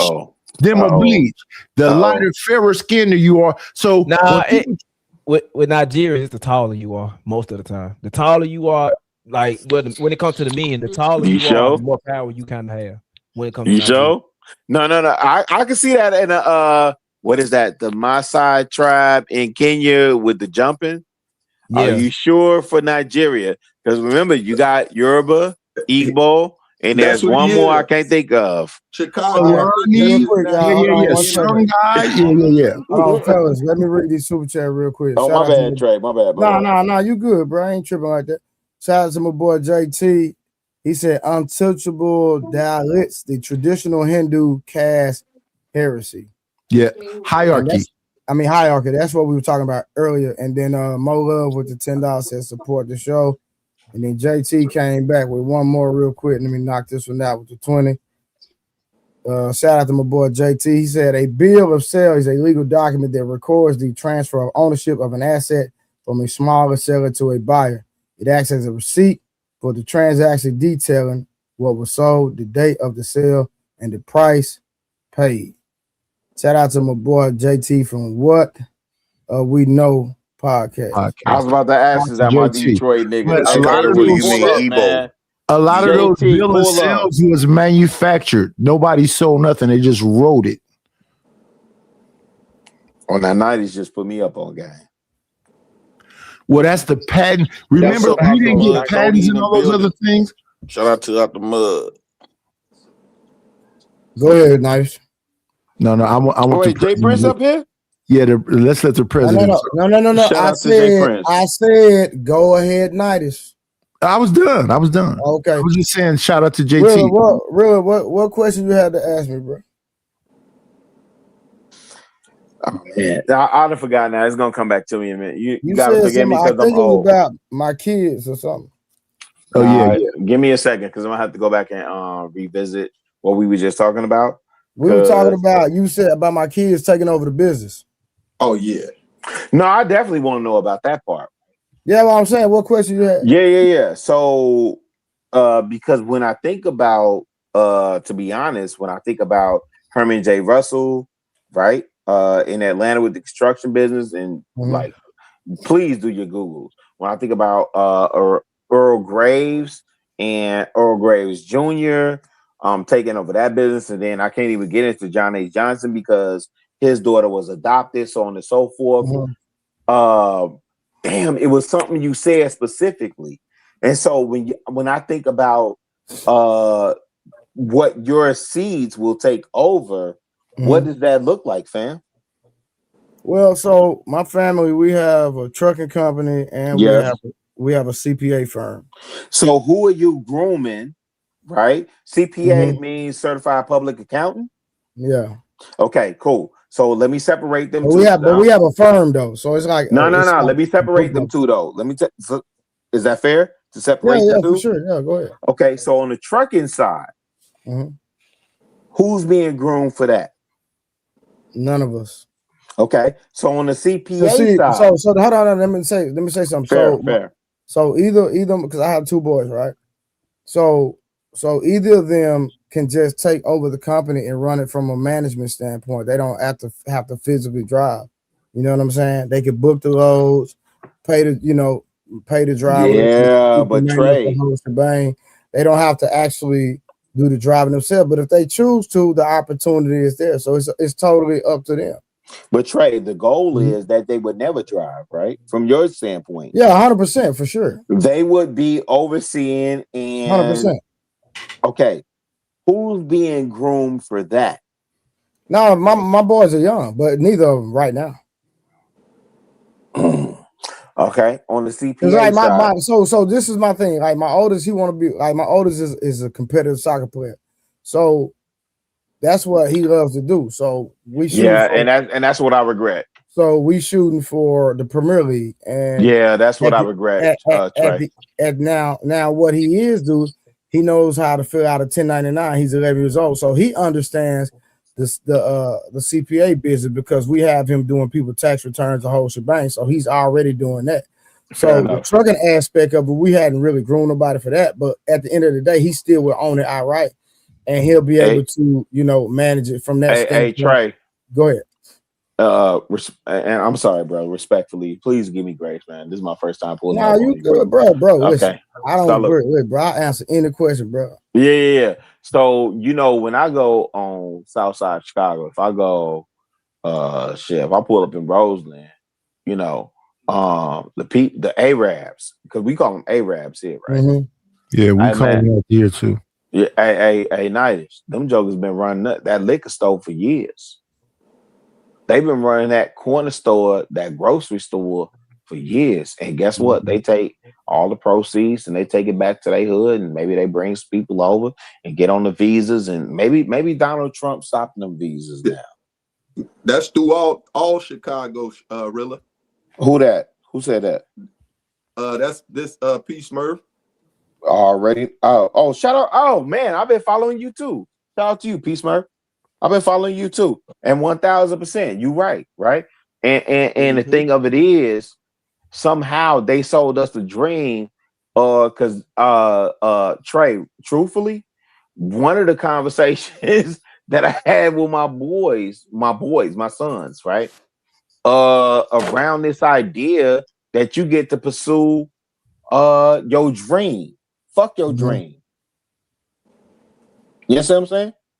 Well, I'm not rocking with that really, because we're gonna shoot for the stars, man. Yeah, you know fuck your dream. But at the end of the day, the kids are still gonna own everything, so it don't even matter if he make it or not. He's still gonna own it. If we don't set it up for them, no, the it's trust already set up. Trey, is the trust? Wait, Chicago.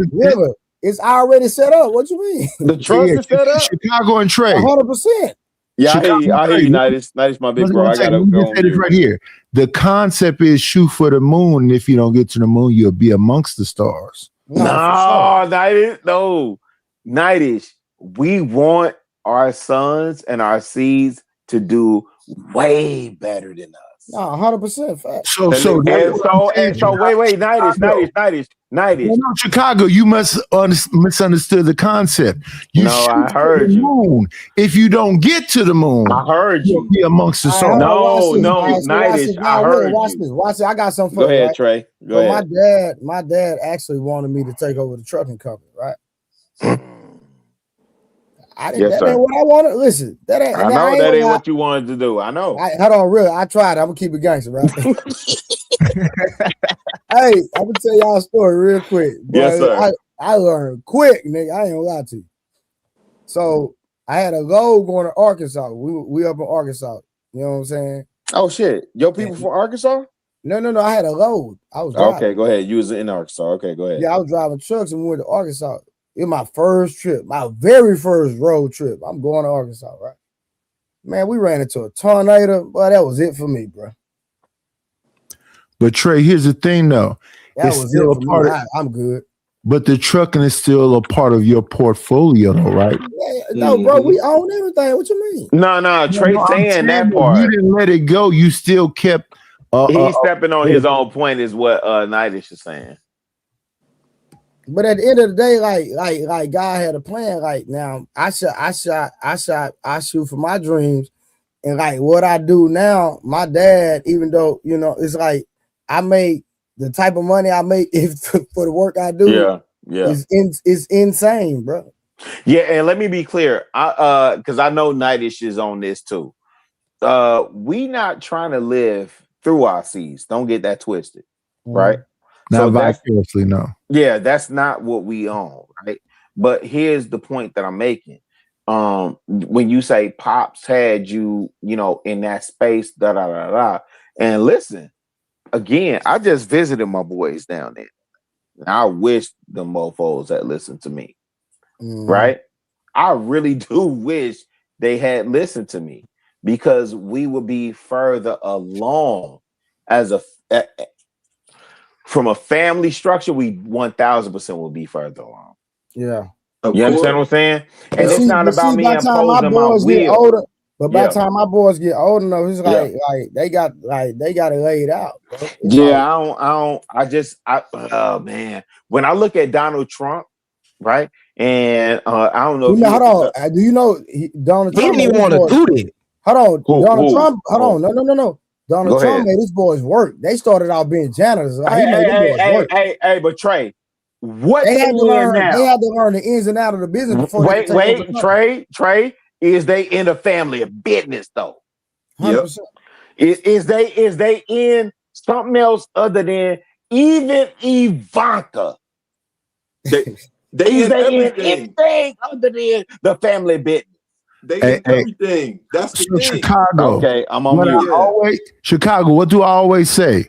The TV show is Yellowstone. It has a prequel called 1923. Man, y'all gonna make me watch this Yellowstone. Why everybody keep talking about this Yellowstone? Hey, listen to the old heads. Listen to the old heads, Trey. My wife put me on this show. They done fine. We know a few things, man. Shout out to Nightish, man. We know a couple things. We don't know everything about nothing, but we know a couple things. They took that land from them Native Americans, and up until recent time, Yellowstone, the daddies still get into gunplay and all kind of crazy stuff because they're not finna give up their land. I got a question about this, right? So I'm in trucking. I've been in trucking for it'll be 10 years coming up in August. I have over 1 million miles. So I've been through all the storms, wildfires, and everything. I trained 24 drivers. I actually started thinking about this, right? I don't have children yet, but I am technically a stepdad because I've been supporting shout out to 2 the sons. Yeah. And so I started thinking recently, like, I'm putting in a lot of work. I'm building $1 million company. Probably next year I'll be able to retire and not ever have to work again. Wait, literally, I've been working my ass off that long. That nigga said I built $1 million company. Don't skip over that, fam. No, I'm saying I'm building $1 million company. the way I'm doing trucking right now, I need about 4 trucks to do $1 million a year. If I live off of about 15 to 20% of that and pay myself dividends every year, I can personally live off of that without actually working. I'm fine with that. But I think I'm gonna take it to another level after that. Here's my thing though. I started thinking, if I have children, right, and I just work my ass off for 10, 15 years and none of my kids want to take over the family business, what the hell did I just do all that hard work for? They don't want nothing to do with the business. Like that part. They're just gonna suck up the money and I just work my ass off for 15 years. No. You shouldn't allow it. And it should be parameters to where they benefit. Yeah. You shouldn't allow it, first of all. And as you as a man that's hands-on, it should be parameters to get to it. So I'm gonna say it like this, bro. Oh, go ahead, Trey. My bad. You put the business in the trust. You make sure they have ownership. Let them go ahead and try to do what they do, right? Let them do what they do, and eventually, if it ain't turn out, they're gonna come to you, and they're gonna come. No, Trey, no, it's a fact, though. It's a fact. That's why we need y'all young bloods, man. I'm just keeping Trey, it real. no. All right, can I say something real quick, though? I'm keeping it real. Trey, no. I'm still keeping it real, really. One thing No, that normally Trey. go into play, the younger children, especially when you're older, they typically go the route that you want to go. You know what I'm saying? Shout out to Linda Johnson Rice. Yeah, you're right. So most of the time it's when you growing with your children, that's when they have an issue. You know, because they watching your struggle. They looking at all the things you undergoing. Whereas if you older and you have children, you more set. So now you can groom them towards the direction, right, that you want to go. So I got 5 daughters, right? So I didn't think they were going to get into the business. But what I did was I told them secondary education is not an option. You got to have your degree. And whoever don't have their degree can't get nothing that comes to them. And they know about the land, the property, the businesses and everything, right? So I had my oldest one come work for me. Just be my secretary, right? And I tricked her to do it. I say, I need an assistant. While I'm on the road, I need somebody to handle this, that, and this. Little did she know I was going to be teaching her business. Now, Dad, when you going to get the touring business back up? I don't know. I love this. You see what I'm saying? I don't know yet. Because I want her to have the anticipation. Well, I was making this type of money and this and this. Yes, you were. But you didn't put the time in it that you needed to in order to groom it while I was over the road, right? So now that Dad back, I don't know if I want to do it yet. Now that gives them the anticipation to say, no, I want to be a part of this because I want to be a part of my dad now. Now they want to be a part of their dad because they see what their dad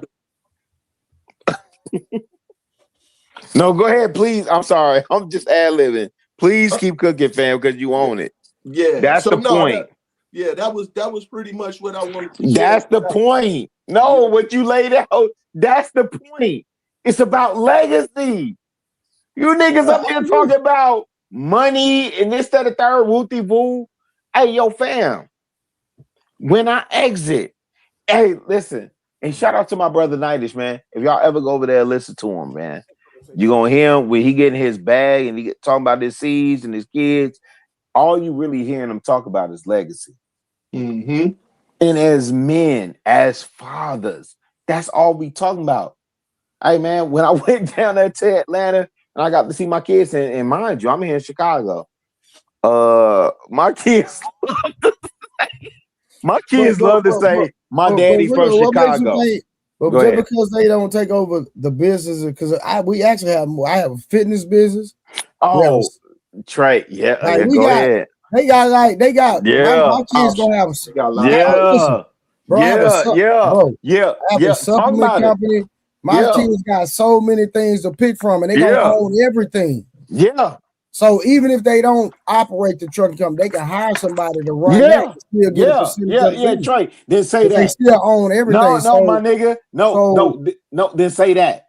And that creates a leverage for them to still go pursue their dreams and do what they want to do. Trey, are you hearing me? I'm talking. Talk to me. Yeah, say that. Yeah. So they might not go into the trucking. Yeah, they gonna own May the I say fitness. something right quick? Hold on, Jay Prince. And shout out to Jay Prince too, my nigga. Hey, Trey, you understand what I'm saying? Yeah, they don't own the trucking. Yeah, say that, nigga. Yeah, I've groomed them so that they can own all facets of the business. Because guess what? When we look at again, I said Herman J. Russell. I also said well, we can't really say Johnson publication. When I say Johnson, I'm saying God doggone Ebony Jet. Yeah. Right, because his daughter was adopted, so on and so forth, right? But also when I look at Black Enterprise and I say Graves, that family, right? Like I'm grooming my seeds. I swear for buttermilk, fam. Because at 52, this shit weigh on me heavy. My kids got this name, Trey, has to mean something. You understand me? This name gotta mean something.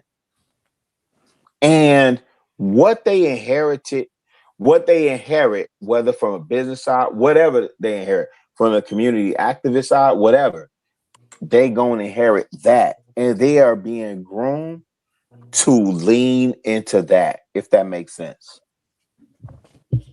So even if they don't, to Trey point, even if they don't inherit the physical fitness side, yeah, maybe they inherit the construction side or the catering side. I wouldn't care what it is. This name means something. That's the point that we saying as men on this panel here. I'm on mute. I think Cody was trying to go. Go ahead, bro. What good with y'all? Y'all can hear me? Yeah, you good. Yeah, we get What up, Cody? What up, Cody? Ain't shit, just Cody. Yeah, really, what good with you, big dog? What up with it, fam? Man, shit.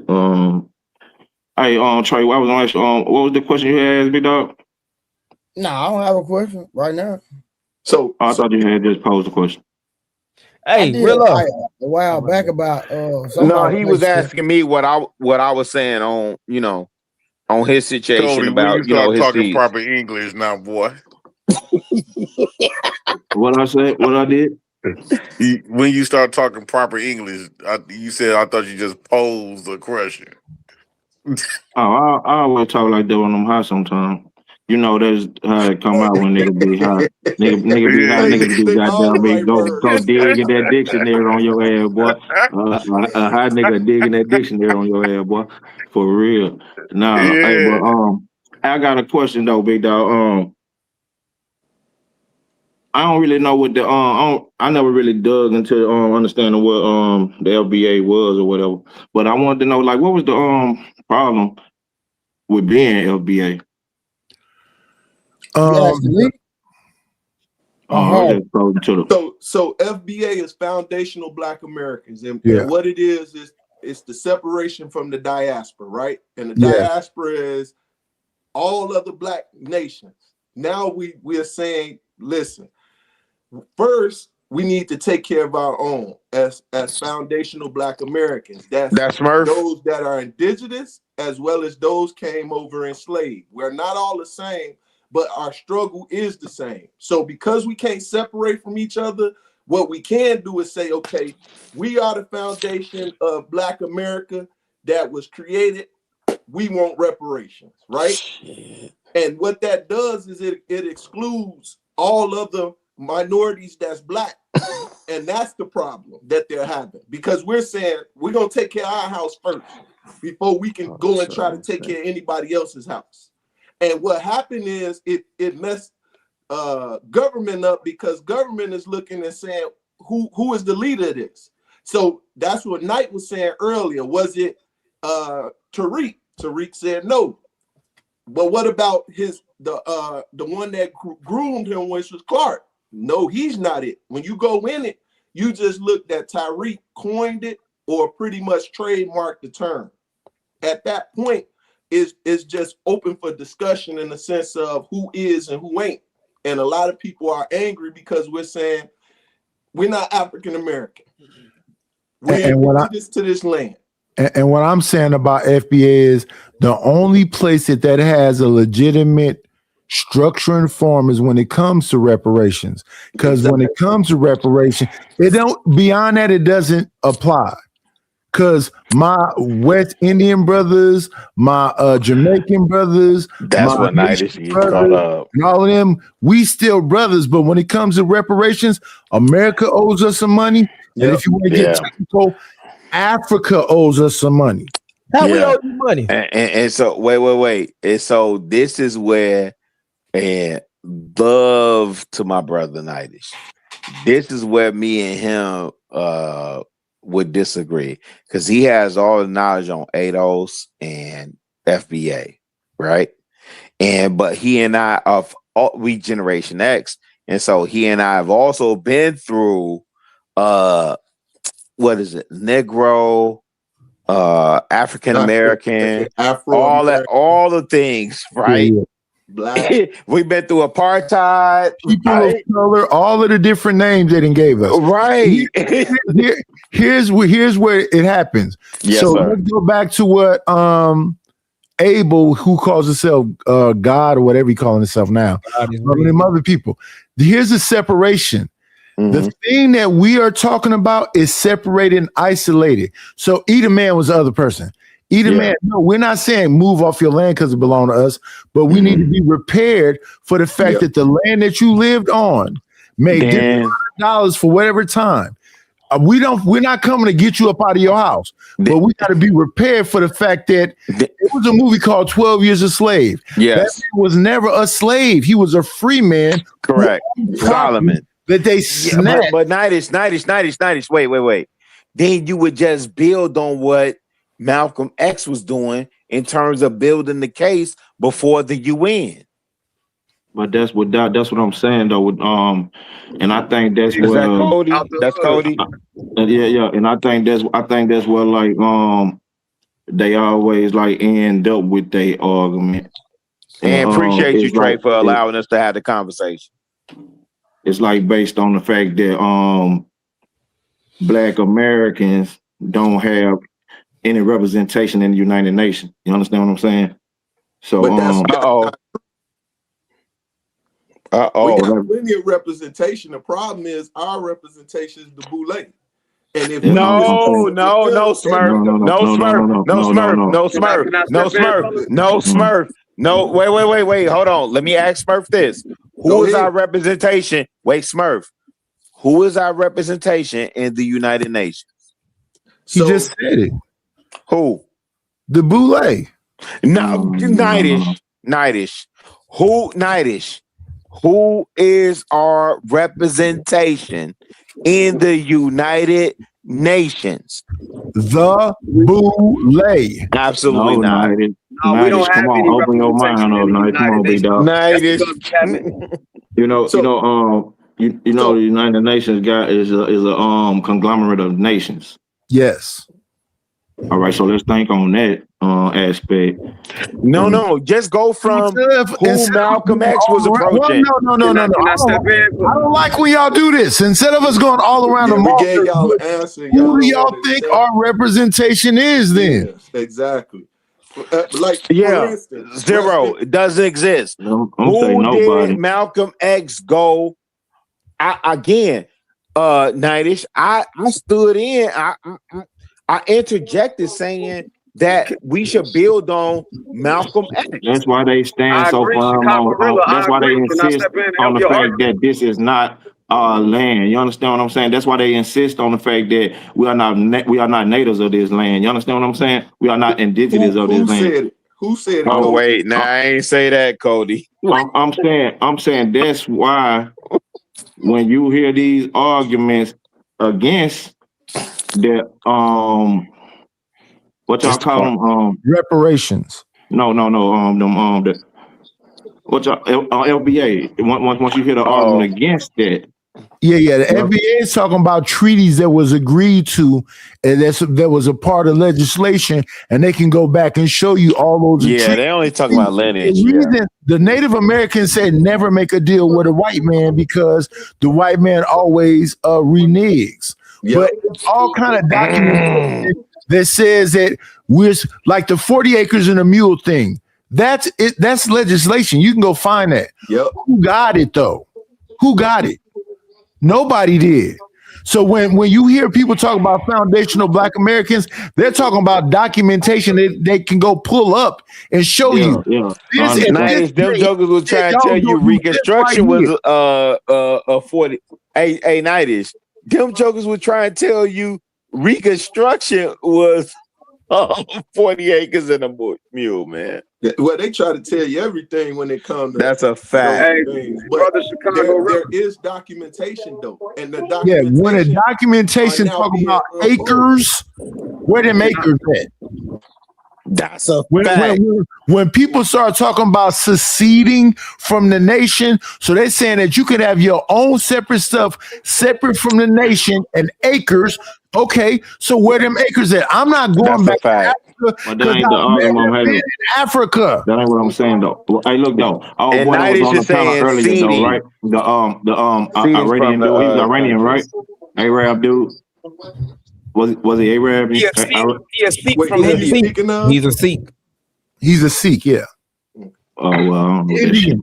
What I'm saying I don't know how to spell Sikh, but SIHK. What I'm saying is, he said that he don't have a home, a home or land or something. He said, and he said so he came here and created one, right? No, that's not what he said. That's what he said. No, that ain't what he said. Not what he said, bro. No. What he actually said. His real argument is this: he has no place. He's a nomad. That's what I'm telling you. He said he has no home. No, he talked about how his parents left there. He talked about how the white man came over and split their land because it was split between India and Pakistan. And he was talking about how his family came over here and migrated into America. Yeah, and as far as his family coming here, they came here because they had no home, so they came here to create one, right? That's what he said. Cody. Okay, so are you talking about? So you're not saying he doesn't have a native land? Okay, I got you. No. I've talked to him for years, and his argument when he went off to me was that he feels that America only belongs to so-called blacks and whites. He has no land. So he can't call what he would call his native land his, and he has no place here because here it's supposedly between blacks and whites. Well, I think America is built on black and white. I think that's basically who it's about. Is that's who it functions around, and everything else is just a goddamn it's like a monkey wrench thrown in the program to make sure niggas stay where they supposed to be. Cody, Puerto Rico definitely got a different response. Meaning, what you mean by that? Yeah, I was just there, right, in February, right? And so when you say when you talk about the black and white response in America, and then you get to talking about how we have gangster shit. Keep it a bean. But Chicago, even Puerto Rico has a caste system. Yep. I experienced. Yeah, I'm really just talking about that algorithm. I experienced that a little bit, right? And I asked them while I was over there. I asked them about why they so vehemently disagree about becoming a 50th or 51st state, right? And then they look to Hawaii. You ran over what I just said. No. You said caste system. Got a flag. Hey, wait. No. So let me address that then, Nightish. So when you talk about because I was in Peones, which is in Louisa, about like I was, me, Nightish. When I go to the land, you are a person of the people. I want to go to the land. You want to go to the hood. Yeah. So you're right. 1000%. No, San Juan is not the hood. Yeah. But everything fenced up. Is that 18? No, that's P. Smurf talking. Oh! Shout out to P. Smurf. My bad. 18 here. My bad. I'm not even looking at my phone. No, I'm just listening to voices. But Listen, P Smurf, respectfully, that's my dude, 18th. But P Smurf don't got no lisp. I've been following P The way Smurf. you know it's 18th, you hear that strong lisp. Yo, relax. Yo, Chicago. May I damn. say something I right wouldn't quick? say, hey, P Smurf.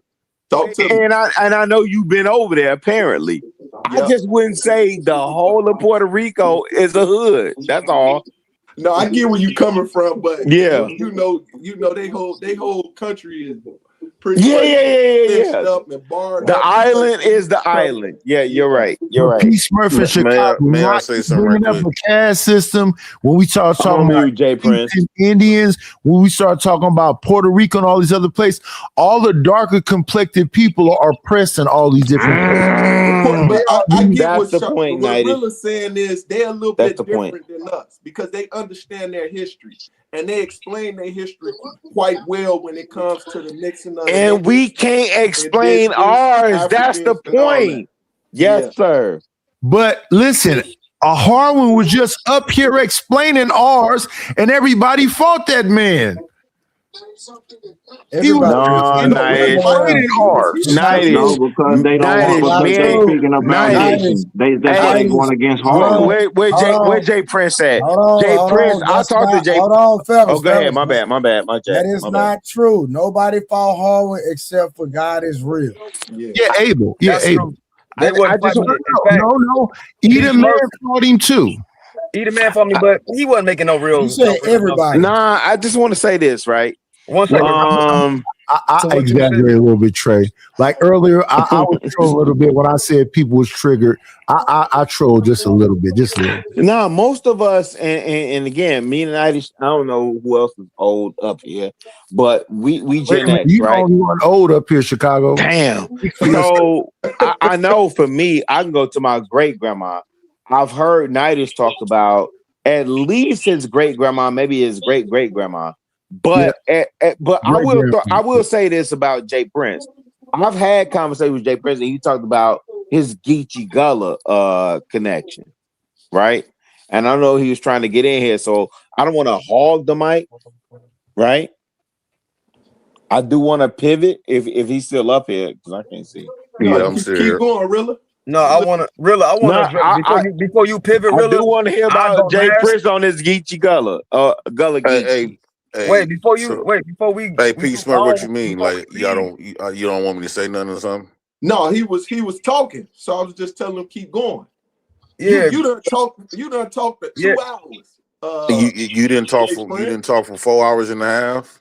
Who, me? Jay Prince, don't do that. Bro, I spent 30 minutes of talking time. Go ahead. That's intervening. Well, what I want to say is y'all sound like a bunch of subjugated losers. Damn. And I'm tired of hearing these stupid ass conversations that's not getting us niggas nowhere. Like I've been not only just on these platforms in real life. Y'all sound like a bunch of old barbershop. You got one nigga that wasted his whole life in trucking just to become a step dummy. You got somebody up here begging for respirations and laughing and making fun and feeling mad because they giving the respirations to some Mexicans like food stamps. And then we got a nigga on the platform that get food stamps. You make fun of them. We can all breathe. Hold on. Let me. I just said quiet and let y'all speak all that dumb shit. Liar. Like Man, keep being quiet and let us talk. No, I'm not finna be quiet. No, I'm tired of all of these. Like this is not getting black men nowhere. Y'all didn't speak nothing. Means you can breathe. No. So I didn't. Hey Trey, I had not said nothing when them losers was talking. He's right. The biggest losers talking right now. Not right. Nothing in this whole conversation. He been quiet. It was leading black men to power, leading black men to independence. Hey, Prince, if you're gonna use words, at least say it right. It's not restorations. It's no. Hey, hold on. I did not disrespect nobody, so why y'all feel like y'all disrespect me? We're not disrespecting you either. We're correcting you. It's constructive. I don't need to be corrected. I don't need to be corrected. Breathing. Reparation means repair. You're saying the wrong word. Listen. I'm giving Hold on, If Nice. y'all want to do that to somebody in their face, you should do it online. I'm giving him an opportunity to communicate. So instead of y'all going at him, just have a conversation. Well, we're not going there. We just saying respiration. Yeah, okay, man, you not no scholar. Let him ass cook. Let him down. cook. Yeah, OG Knight, just let him cook. OG Knight, please let him finish so I don't want to go off of Chicago Real Point. So let him finish so I can, you know what I'm saying? So let him just so let him finish. He will never finish. So hearing this, not gonna understand why black women will look at y'all and be like, man, You're hell a woman. no. I already go fuck with a thug or the white man himself that didn't fuck with y'all. Right? They ready to old boy on. JP, you're right. No, he ain't old right. boy, he want to be disrespectful and show some stupid video. So my That's thing me is mentoring young men to not be like yeah, but I don't ass want to hear clown. no black man talk about mentor because what results are you, bro? That's me talking to young men. So they Okay, won't be that's a cool. clown You like know how you. many times you niggas done talked to you? We done heard. I got to talk to, and a That's lot of the them people talk to me issue. was losers It's as people like well. you that's talking Oh, and niggas Smurf. So no, learn to bro. listen. Hold on, once, dude. No, I want to hold on because I done heard Well, you you talking should. bring some bullshit. Smurf, let him cook. You should. Smurf, let him cook. Let him cook. He Smurf. can't cook, man. That's the problem. No. What I'm saying is let him have his say. You Let him have his could pull say. up on me, brother. I'm in Milwaukee. What up?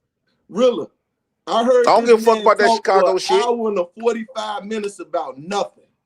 Hey, if you want to get disrespectful, An hour and disrespect me in my 45 face minutes though. about nothing.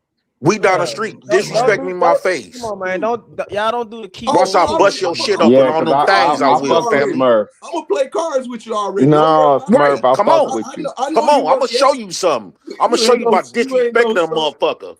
Come on, man. You're a little woman. Yeah, around okay. here, boy. You can You're throw a that little Chicago shit, man. That Chicago shit don't mean shit, nigga. Listen to this. One Don't phone do call, that, Jay homie, that's Prince. all it Don't is. What do up? that.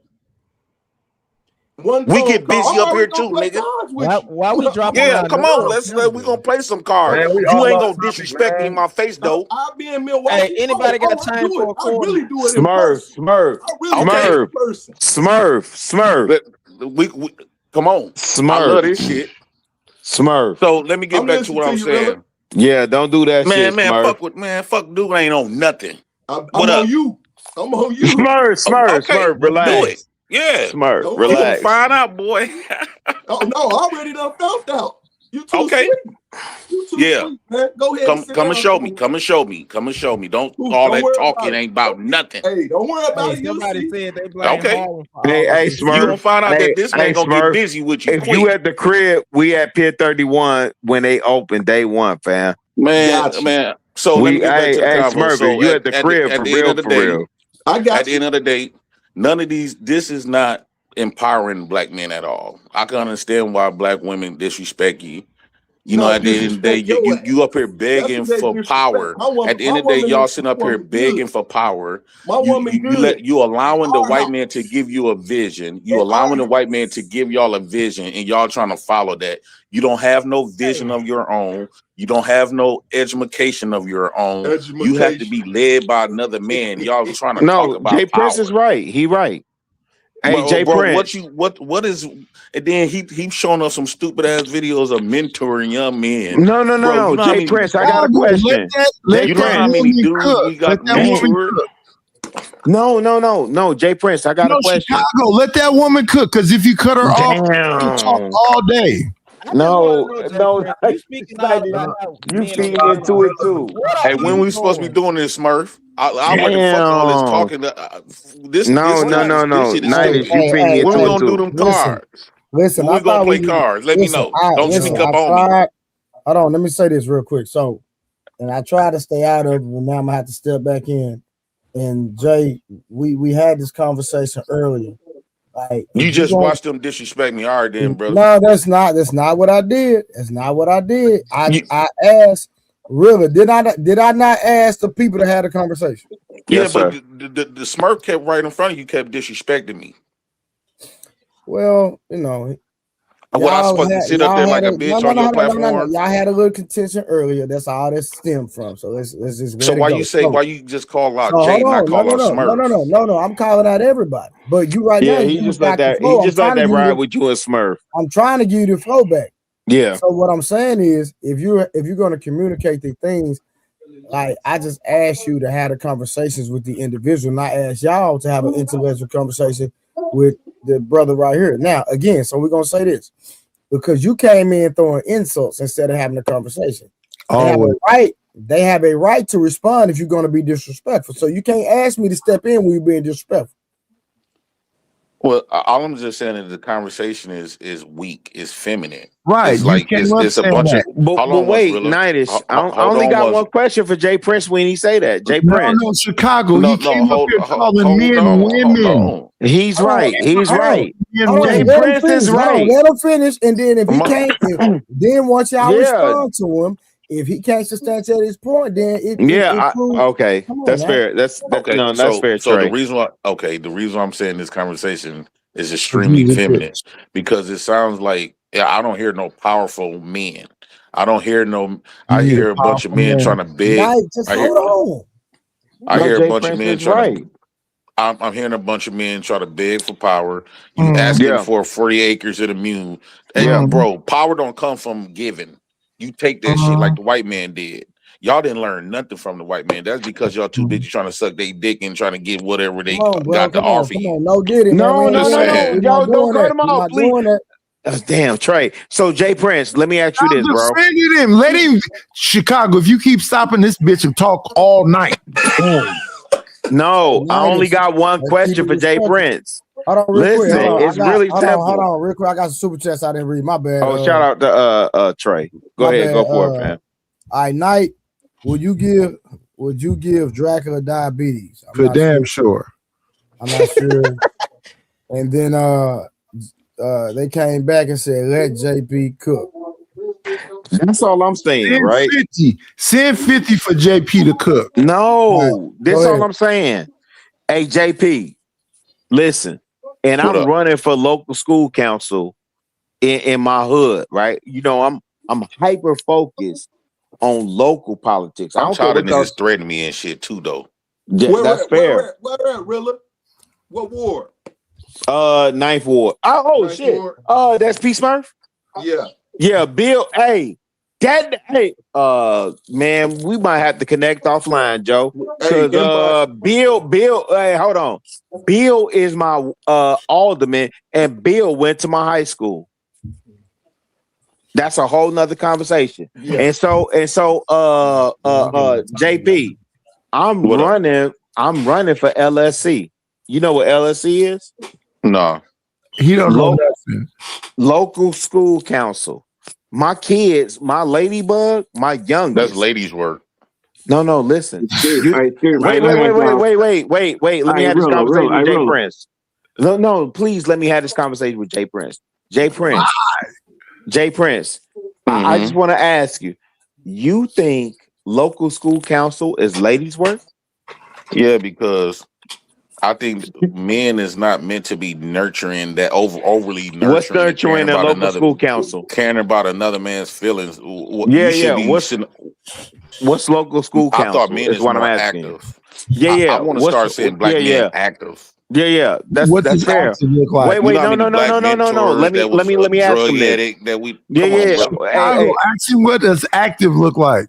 No, I just want to know for him when he say local school council, because Nightish, even you done talked on this. No. He's slow. Let's talk to what he's talking to. He said he want to see black men be more active. So Chicago, ask him what active look like. No, I just want to know what the local school council. No, get to the because he got daughters.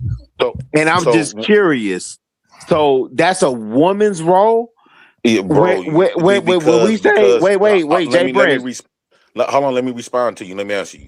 Okay. First off, you're gonna counsel them into that white man's education, which the way I view it is like a pimp teaching his hoe.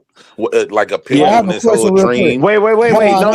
Trey. All right, Hold on, man. Y'all can have this. We can have this hold on. I'm gonna ask conversation, you. man. Hold No, on. I'm I Shit just, just whack want I'm to as a just have a got a bitch. question. conversation with Jay. Hold on, no, really, no. Damn. Hold on, listen, real quick. I That have a shit question. whack as a Damn. hoe. Hold on, I just want You to ask a right, Jay. simple question. I've been sitting here listening.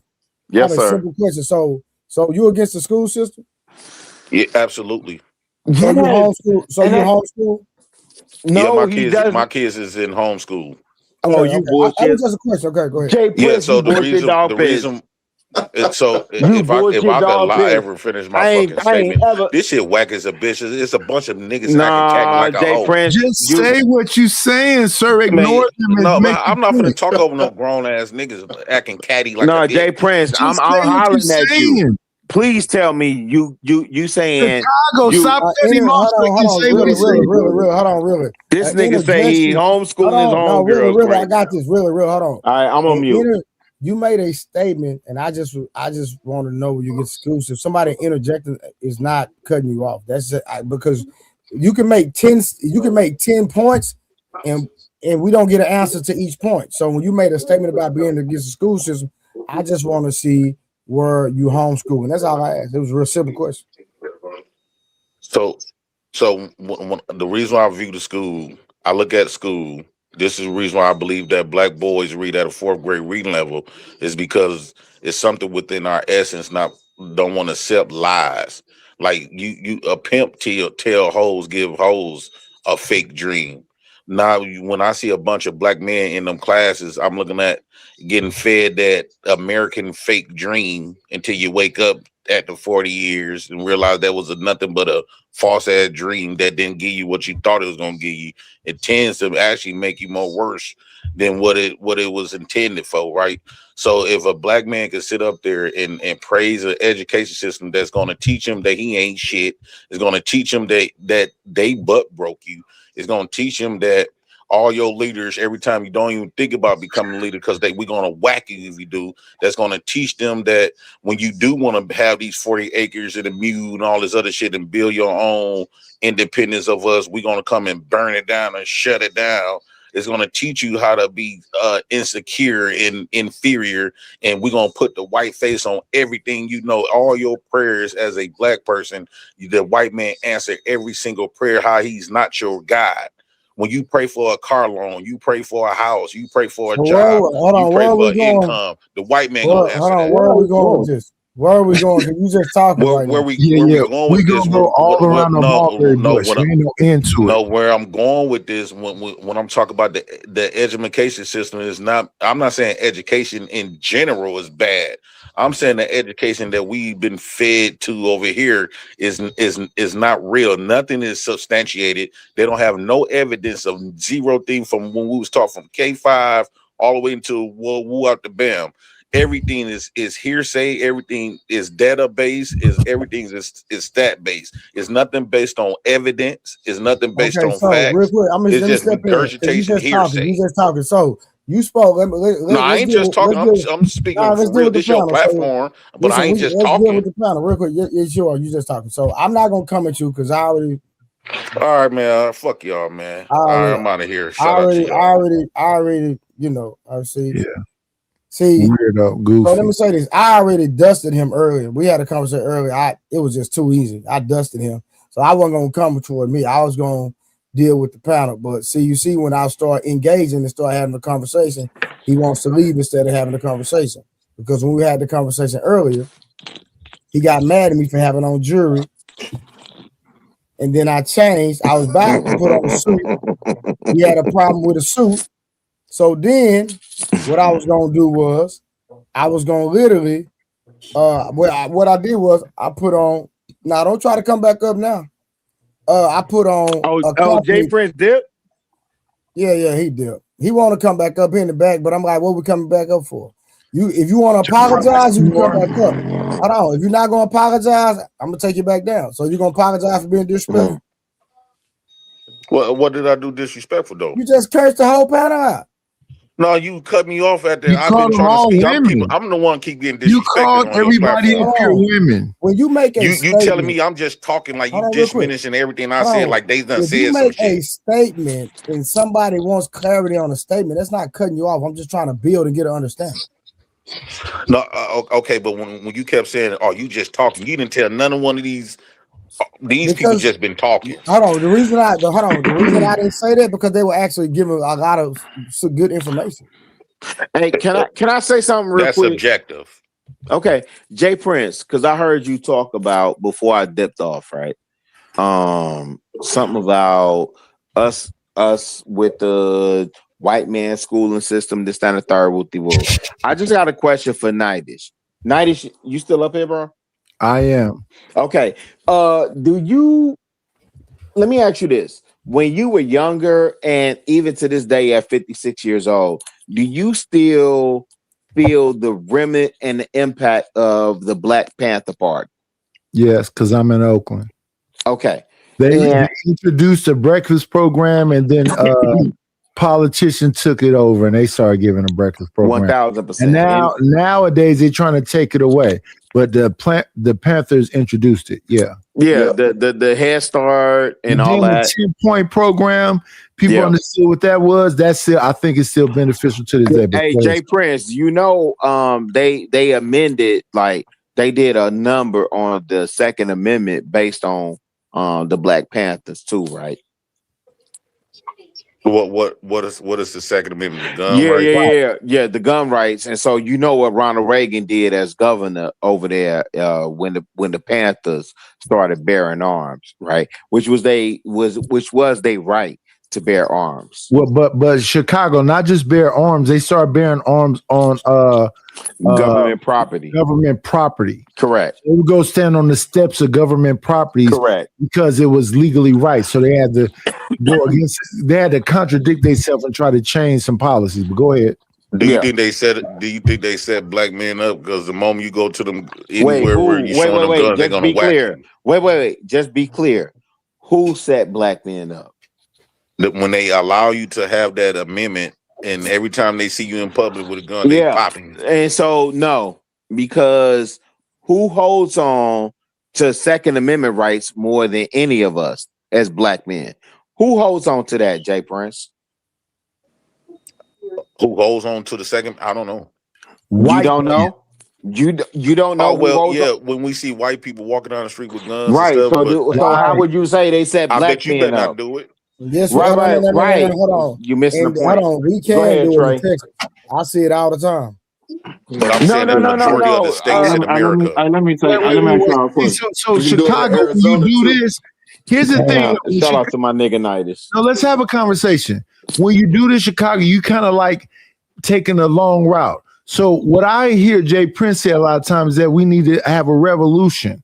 So how many people are you willing to say will be casualties? Are you willing to give up 500,000, 1 million? Hey, but that's what. Hold on, let me say this real quick, Jay Prince. I'm willing to give up all of us for that mission.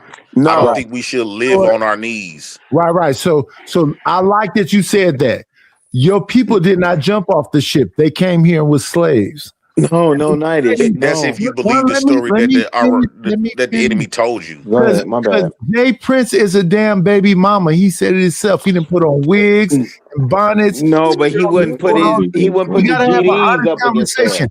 Jay Prince ain't gonna delete. So you run around telling that stuff like it wasn't. You taking a joke out of it. But Nightish, you are a goofy. But Nightish, he wouldn't put the GDs in the line of fire. He wouldn't put the BDs. He wouldn't put the VLs, the TVLs. He wouldn't put none of them in the line of fire. So you bringing up that he asked me a hypothetical question. Yes, sir. So if we start something and we get we start to go to war and it's casualties. The reason why I say the reason why I'm saying everybody, because we are preparing to die when we go to that, if we had that revolution, everybody gonna be prepared. Ain't nobody, we ain't going in trying to win, we ain't going in trying to live. We going in to make a statement, get our point across, and establish some sort of respect for our grandboys. Oh yeah, no. That's a different conversation. I'm on mute. Well, right now you living on your knees. I'm gonna keep it. I think everybody outside of us is saying. Let me say this real quick. I think everybody outside of us is saying what Jay Prince saying, big dog. Look, let's go back in the conversation. And they living on their knees as well. Let me hear what Cody's saying, because I want to hear if Cody's saying he's gonna send his people that he has influence and command over to go fight a war and die. Where and I'm talking about I'm not. Let me say what I'm saying real quick. Yeah, but I just want to give the caveat. I just want to say what I'm going to say. I'm not going to be long. I'm not saying no. I just want to give you a caveat. I'm not saying Toussaint Louverture, if you know what that means. They still paying for shit. Yeah, Haiti's still paying for that. He talk about the leader. Go ahead, Cody. Yeah, Haiti, I understand what he's saying. He's still paying shit, but go ahead. Let Cody go. Thank you. If we go back in the conversation, big dog, my boy Waso said, if this y'all country, when y'all gonna fight and take it back? And if I ain't mistaken, Waso stand on the fact that he ain't American. No, we're not doing it because I am. Any Memphis nigga I ever met in my life. You hear me? Any Memphis nigga I ever met in my life, he just as ratchet. You hear me? So, he stand on the fact that his background, his culture, and all this right here, right? But his thing was, he said out his mouth was, if this y'all country, when y'all gonna fight and take it back? But he got up and walked off right after he said it out his mouth. You understand what I'm saying? See, that's what I'm trying to say about the United Nations. You understand what I'm saying? I got up and walked off because I'm dealing with puppies over here. No, why you got up and walked off? I'm just telling you what I heard and what I saw. I don't know why you did. I ain't in your mind, your house, or your room. Why I got up after what I said? I ain't want to know why you got up, nigga. I didn't ask you that. Yeah, but tell us, hey, Cody, stay focused. Tell us why the United Nations would come in. Because, big dog, the United Nations consists of a conglomerate of nations, flags, countries. Yeah. And, what's the United Nations saying about Palestine right now? I'm good. Me too. No. Hold on. Cody, I have a question for you. Cody did ask earlier if black people have representation at the United Nations. I believe he asked. There's a guy named Justin Hansford. He was elected to the United Nations Permanent Forum on People of African Descent in 2022. So right now, I guess you could say we do have some form of representation as black people. We always have. We actually got 4 other people too, but whoever he's right now the leader. They are correct. Whoever that is that just said that, they are correct. That's not what I'm talking about. We can say goddamn me whatever the goddamn cracker that's been enough for the last 100 years was our representation. But what the fuck you think he stood in there and represented for us though? I'm saying, but when them Japanese, them tight face motherfuckers had a problem in this country, the reason they was able to get a bill passed in 2 days was because them people who flag they represent said, you gonna treat my people right over there, motherfucker. You're not gonna mistreat them. That's a good point. Oh, it's the best point. It's the only point. I think he has a point because I don't see how the guy Justin that represents us there is very aggressive like that. He seems to be more conservative. Well, did you elect him? Did you wait, Cody. So hear those statements be made, like I'm saying. Wait, Cody. Hold on. Just really quick. Hold on. When y'all say these people represent you at the United Nations, that part. Did you elect them and put them in power? It says that he's elected, but I don't know because I didn't vote for that. I never said that they represented us. That's my point. I know that's what your point is, Cody. But what you are seeing when you see politicians, and if y'all don't know in 2026 that they are liars, is the representation. That's not what they finna do. That's not what I'm saying, Nidus. You want to hear? No, man, y'all don't listen. Y'all not listening to. Y'all not listening, big dog. No. That's not. Listen, this is the thing that this is the thing that I disagree with my brother Nightish on, that I know he should get this, right? Because here in when we fight about this all the time, but go ahead. Yeah. But this is the thing for me, right? I seen Harold Washington get elected. And I've seen when black people say, this is the person that we want representing us. And what happens is a lot of times these people tell you niggas who gonna represent y'all. And y'all say, oh, okay, we gotta go with that. Now, this is my problem with you. Stick with what you say, Harold Washington. Can I jump in? No, 1 second. Chicago, I ain't gonna be no Harold Washington slander tonight. Yeah, Harold Washington, first black male. Hey, first black president, Spur. I wanted to say president. He should have been. No. Chicago. Did you say right? Harold Washington? Yep, Harold Washington. So what has he done? Yeah. So damn, Smurf, you want to go? Yeah. I mean, pretty much the Black Panther movement that was shifted to Chicago, and he was a great part of making sure that went into play. So what ended up happening? Night they ended up killing him. Yeah, so he didn't even get a chance to really allegedly Smurf. So P Smurf. So P Smurf. So he's Tulsa. So he's no. I want to say this because Chicago does this. So he's Wilmington, North Carolina. So he's Rosewood. So he kind of sort. He Malcolm X. So what the fuck are you saying, Chicago? No. The difference is wait. Nightish. This is the difference, right? Most of the times they tell us who we're electing, right? So when you got Jesse Jackson, you can do that though. Hey, I gotta something great, and they do what they typically do. Every time we build, they come with their planes. Yes. And boom! Yes. You need to do. Shout out to them. The other night he tried to dismiss it, but it's cool. Go ahead. Wait, I didn't hear that. Go ahead, Harwin. I said I told Punjabi that a couple nights ago. What? About how every time we picked ourselves up by bootstrap and got into our education, even when we were slaves, we was inventing things that they stole and stole patents and everything. But anyway, even after I believe you, bro. I just wish we could connect on a more respectful level. Oh, hey, I'm talking, brother. I'm talking, fam. I believe. I'm talking, fam. I don't need you to believe me. Now. Oh, okay. We mentioned. Yeah, believe me. You're not sure. Mention my name, bro. That's cool, but I don't need. Let him finish. Yeah, fam. We should be able to have the conversation. And shout out to Trey for letting us have the conversation. We should be able to have the conversation respectfully. Yeah, people when they touch you, when they get triggered, they get triggered. You know, they can't. You know, but let's go, bro. But I got it's crazy, bro. You know I've been respecting you, Harwin. You got feelings, bro, not me. You don't have to make an announcement about you being respectful. You need to sit your old ass out of this. Nightish, I've been on your channel Nightish is a whole Harwin, you already know I'm not your enemy, bro. But you feeling some type of way about me, Harwin, and you know that.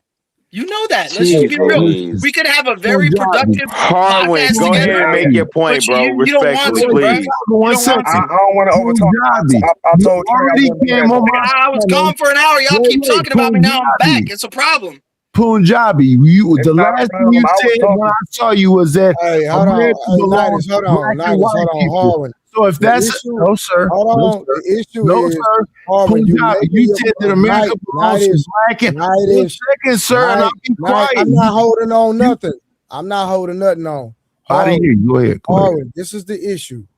Make your statement without throwing the slugs or the slick shots, bro. That's what's causing the discourse. My nigga Trey. I mean, literally, I've said everything he's told me has educated me. I respect, dude. That's all I've said this whole time, but somehow it's a problem. You a liar. That's why. Nightish, shut up. Damn, Nightish. Hey, P Smurf. Hey, P Smurf, you want to check the back check for me, brother? Let's let Harwin go. You didn't read the chat. When you said that shit, I said you're right because I was on your show when that happened. God is real. Hold on. Listen, Harwin, make your statement Don't throw slugs, slick shots, none of that, bro. Just have an educated conversation. If you're not talking to him, don't reference him at all. I don't know why we can't see what's causing the issue here. Indeed. Me and Smurf at Pier 31 this summer, though, for real. We with it. Pause. Ain't no pause on Pier 31. What the fuck? Harlan, it's on you, bro. Oh man. Harwin, before you go real quick, so I don't have to interrupt you, Nightish, in the chat, I literally said you right. Because that day on your show, you said that shit, and I said that shit. So don't be saying I'm lying over here, bro. Y'all keep missing these messages. Stop talking to me. I'll talk to you all day, old man. Don't be fucking come on, Nightish. I supported you before any of these fools. Stop I just met these guys. Please. Don't act like we don't know each other now, Nightish. Don't act like that. Yeah, this is yourself, Nightish. I'm trying to distance myself. All right, that's cold. Hey, that's cold. And Harwin, hold on, fellas. Go ahead, Harwin. For sure. I explained that to Punjabi the other night about what occurred during Reconstruction after slavery during the Jim Crow period and still to now, right?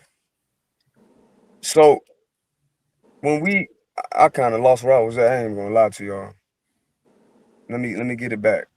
I think you were going to go into something from earlier where the question became something related to some of the treaties that were broken and whether or not the treaties were actually fraudulent in the first place. What he was saying was the other night when we discussed that, I wasn't acknowledging the legislation that was passed and how it determines the land belonged to the people who acquired that legislation. That's what Harwin is saying. Like that night we had a heated debate about that. But like, hindsight is 2020. I don't disagree with you, Harwin, at all. That's what's up, but I ain't on that. To the brother Chicago Rilla, when he was talking about Malcolm X going to the United Nations and us having representation, I agree with you on that. And here's why. When we look at that bill, I don't know. Is everybody aware of the bill I'm talking about? Yes, I read it for 20 minutes, bro. No. Educate us, because you bro. Wait, no. You're not just speaking. Aware of the bill. That's all I'm asking. No. We not, and you educating the audience also. Okay, Blue, do you mind bringing up the bill? So we asked me to read the other night, and Harwin and I butted heads on it. Bro, we finna read this whole thing again tonight, bro. No, I'm not doing it. I'm not fucking reading it again. That's for sure. Hey, God is real. Chill out, bro. What would y'all be offended about educating the people? Nah, bro, we just did this the other night. Why are we doing this again? My bad. That's all, Chicago. I ain't trying to do it. No. I'm out of pocket. Just tell us, big dog. Listen, old nigga tendencies. I'm out of pocket. My bad, fam. Y'all got it. For sure. We ain't gonna pull it up. So it's a bill basically stating that, then it goes into the FBA thing too. The bill is basically stating who the original indigenous people are, right? And they basically admitting that it's us. So, but in the bill, where I'm against where I disagree with the FBA's, I agree with some things they say, as far as like P. Smurf was talking about us working on us before we help somebody else, right, Smurf? I'm quoting you right. All right. Yep, you good. Right. Okay, cool. So from that aspect, I agree with that. But when we try to detach it from Africa, we shooting ourselves in the foot. Because when you look on that bill, it's conjoining the indigenous tribes here. No, you good. I'm ad-libbing. Keep cooking. Yeah, please keep cooking. You cooking. Yeah, but I actually listened to dude. It was the Freedmen Citizenship of 1866. That shit shook my core, bro. When y'all made me read that shit. No, it was the Freedmen Citizenship of 1866. It was the Creek Nations. It was the Creek Nations fucking bill right there. I read that shit, and I downloaded it too. I got it on my fucking devices right now. No, like I took that shit super seriously. And you guys, Chicago over here trying to downgrade what the fuck we talking about. Like I actually studied this shit. No, if you think I'm downgrading anything, I'm not you talking tweaking. to you. I'm not talking to you. I'm talking about something that Chicago Rilla said. It's ironic though, right? The only guy that actually took you seriously, you want to ignore, bro. God is real. Hold on. I done pulled the bill up. What we doing? Can you scroll down to the part where it mentioned Africa and Yamasi? I just want to show the brother Chicago really and the FBA brothers up here, if you agree with that or whatever. Hold on, now you remember which page is on? Yeah, it's right. It's coming up. You stop said right there. you Imagine being a massy. teacher and shitting on the only student who did their homework. Wild. No, There's some not at people on here all. that wasn't even aware of it. That's why I asked, did everybody Hey, see it? wait, who is the young blood talking? Yeah, you got to be a little more mature. Like, No, calm no, no, down, no, no, no. relax. I just really want him to understand, and Nightish knows this about me too. Yo, fam, I'm a forever student. I'm 52. I will go into my 70s learning, right? Yes, Listen, sir. my grandma told me, hey, nigga, you know everything about nothing. Right? That's facts. I'm always reading. You know what my greatest goal is? To build a 50-foot floor to the ceiling library. Library. That means books. Books. So most times when Nightish is saying something about a book or a reference point, or most times when you guys are saying something, I'm like, damn, I'm scouring. Like, do I got that book? And if I don't, I write it down so I can go get that book. Right. No, I feel that. I'm not. I don't position. No, not you. I'm just saying in general. I don't position myself to know everything about everything. You understand what I'm saying? So, hey, I'm giving y'all 1 hour when we shutting the stream down. What we doing? Shout out to Trey. For sure. Nobody's Chicago gonna read it. I'm not gonna read the whole thing. I just want to show. That's I want to ask everybody if they seen it, so I can make a specific point. When you look at line, yeah, if everybody ain't seen it, that's why I told them to bring it back up. This had nothing to do with nobody personally. This is just for everybody that's watching. When you look, because it deals with what Chicago really was saying, what the P. Smurf was saying, and the Elder Knight. So when you look at line number 7, it says among these people were the Yamasi or Jamasi, line 8, who were reported to have immigrated from Africa. Now, that's important because the FBAs are trying to separate in us from the diaspora of Africa, but this bill connects them. This is real legislation right here. So that's the issue I got with the FBAs. Though I agree. So to Chicago Illa point, when he talk about going to the United Nations, if we go to the United Nations and we get a representative like the brother Illa was talking about, which I agree with, and it's probably going to take a diplomat to do that, but that's another topic. The representation we have that's general is the African nations that this relate to. So when you go to, we have diplomats in Liberia, and then we have ties in Ghana.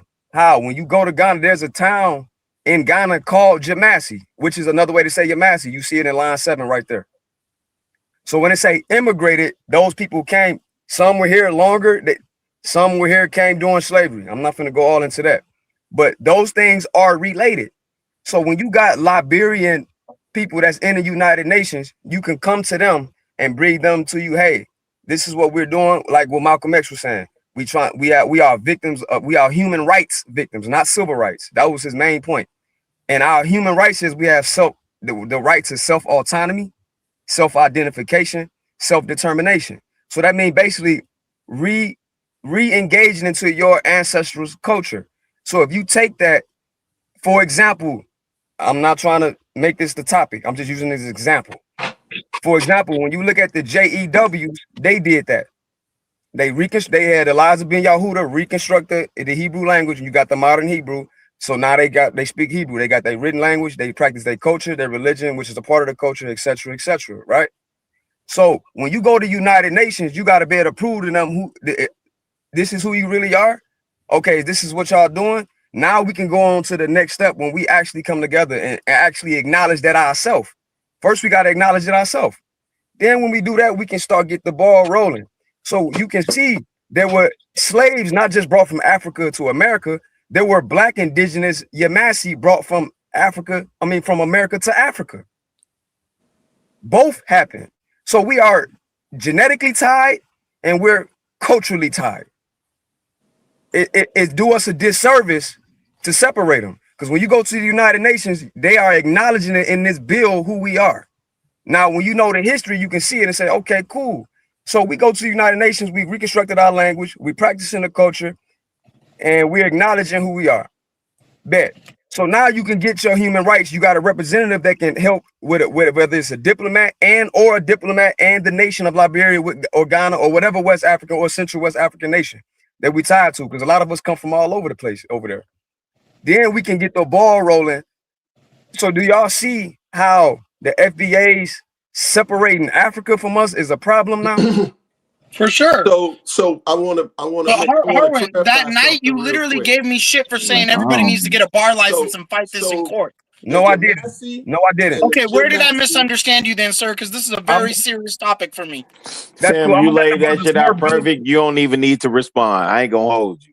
Yeah, nah, bro, you don't even know because you weren't there that night. This is what we got argumentative No, about. and I only just heard somebody else trying to come in too. So fair enough. No, we not talking about that night. I'm off that. I'm really trying to let me Harwin, how do you engage? How do you engage foreign policies without having the proper credentials, sir? I agree with that though. Question. I never. If you was okay, since you want to go there, let's go there. If I'm going to go to the Council of Foreign Relations and propose these petitions, I better have the fucking resume for it, right? No. Why you cursing, brother? I never Because I'm passionate, brother. I'm passionate. I'm sick of seeing people in jail on some bullshit. Okay, but you getting off topic from my point. That's what I do from Monday through Friday, man. That's why I take it so personally. Cool. Okay, so how do we make this law? Hey, God is real. Come on, bro. You making an argument now. I would say now I was on your side for a second there. No, you're right. I apologize. I got too passionate. You gotta let the man talk, read the bill without interruption. So I do want to clarify the Yamasee and the Jamasee, from what I just researched, is Native American tribes. Now you could be correct, Harvey, because I haven't went that far to go into the continent of Africa. Right. But hey, P. Smurf, you're wrong, respectfully. Go ahead. Why you say I'm wrong? Because all you gotta do is read the bill right here. This is on Congress.gov. But here go the thing. I just looked up who the Yamasee and Jamasee is. That's what I'm just saying. Yeah, OG. The Yamasee is part of the Confederate. I'm sorry. No. Hey, P. Smurf, follow what Trey telling you. What you're doing? Hold on. So let me ask you, what is the source that you brought up? So I was about to get ready to go to the next point. So those are native tribes, and I get where you're coming from as far as the separation, but this is the thing. They're separating when they say with the FBA because of the tribes that was pre-slavery, right? So we do know who secondary, how I want to put it. Like God is real. He first of his nation to be here, right? Born in America. Am I correct? So we know who. Yes, sir. Who third generation, fourth generation, fifth generation. It's been documented, right? So we can document everything from 1912 on 1912 to present. We can document who came here and when they came here. It's documented. Oh, wait, P. Smurf. Wait. Are you saying from 1912 to 2026, that's FBA?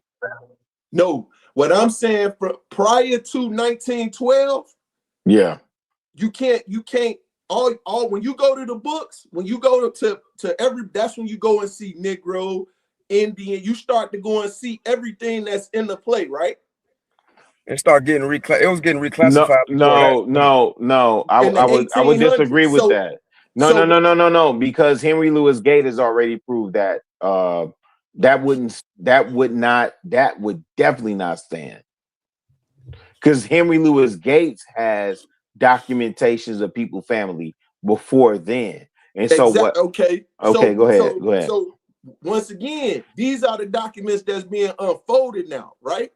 Right. So if you're talking about people that's been here since the early 1500s up until like the 1900s, when they started allowing the immigrants to come in, people that can say they migrated over here, right? Well, 1619 is when we document slavery. Go ahead. There you go. So you can No. 1526 is when we documented slavery. Are you sure? Y'all both right. It could be before. Wait. I'm just asking. Are you sure? Because I'm looking at Nicole Do Hannah y'all Jones, really believe Spanish. slavery and I'm really saying existed though? 1619. Well, we got a JP Spanish still up here? colonizer. There's a Spanish colonizer from 1526 that had our people in slavery he brought from Africa. And once they kicked his ass out, Yeah, they started to mingle with the Native Americans that was already fair here. enough. Well, what I'm the Native Americans, the Yamasee is a part of that confederation that is already there. If slavery existed, it started in 1619. Ain't that the same time when the Bible started? No, when the Bible started, King James version came out in 1611. No, don't let JP. No. Don't let Chicago Don't Illinois. don't let JP dupe y'all into that because he know Ethiopia is the oldest Bible. No, that's not. But okay, but listen to what I'm saying. What I said was 1611 is the date that King James version was brought out. Right. That's one I wouldn't version. even. I wouldn't even around do the that. same Go time ahead. slavery started. That's one Fair version. enough, but I wouldn't There even were do that. versions before that. We understand that the Ethiopian Orthodox Fair at the enough. very let's Yeah, Haile Selassie. Are you kidding me? Haile Selassie. Yeah. Harvin, but Yes, this bill separates all those groups in itself, though, big dog. You said it separate what groups? That's Cody. Yeah. What group? Those groups that you that's mentioned in this bill, it got them separated. No, it don't. You got to read the whole thing. It's a confederacy of tribes that make up that. Yamasee is one of the confederacy. There's different names. Our names change over time. Yamasee means gentle people. But So the Harwin. One second, brother. Let me address him. Hold on. Hold that. Let me address what Cody was saying. But ain't it like three different groups being named or It's more than labeled? that. You got to understand. There's you will see Oh, I see what he's saying. He's got a point. I always got Jesus a point, Christ. nigga. I don't just No, talk. Cody. No. No. He's got a point with the Yamasee. He's saying coming from, if you say the west coast of Africa, right? And knowing what we know, there would have been multiple names, and then it could have got lost in translation or whatever. No, let me tell you what I'm saying. He's got a point. No, let me tell you what I'm saying. Go ahead. Yeah, there's a confederacy. The confederacy is made up of different tribes that work together. Yamasee, Creek. This is the Creek Nation. The Creek, and some of these names are anachronistic, meaning these names were given later on. What's the origin Hold though? on. These names will get the origin is this confederacy of she people. You will see Washita. You will see there's. Go ahead. Okay. The Confederate, when you read I'm just put this up here so y'all can see line 7 and 8. When you get a chance, you can go read it yourself, read the whole thing. I'm gonna just summarize it. The Confederacy, it was of different tribes that it was the Mississippian people as well as stretched all the Louisiana Purchase. So anything from let's just cut down the middle a little bit past the Mississippi River all the way over to the East Coast, right? These people were a confederacy of tribes. Those tribes consisted of what you will see in here called Creek, Yamasee, Choctaw, etc., etc. There's other names too, but these people were a part of the same confederacy. Now, there were Yamasee here already that didn't come from Africa at that time period of slavery. When they were brought, there were some natives from America brought to Africa. They don't ever talk about that, but that happened too. But I'm saying that Yamasee even predate that. And some Yamasee were brought to West Africa. Thus, you will see a town in Ghana called Jamasee. Y'all can Google it right now. There's a town in Ghana, West Africa called Jamasee. It definitely is.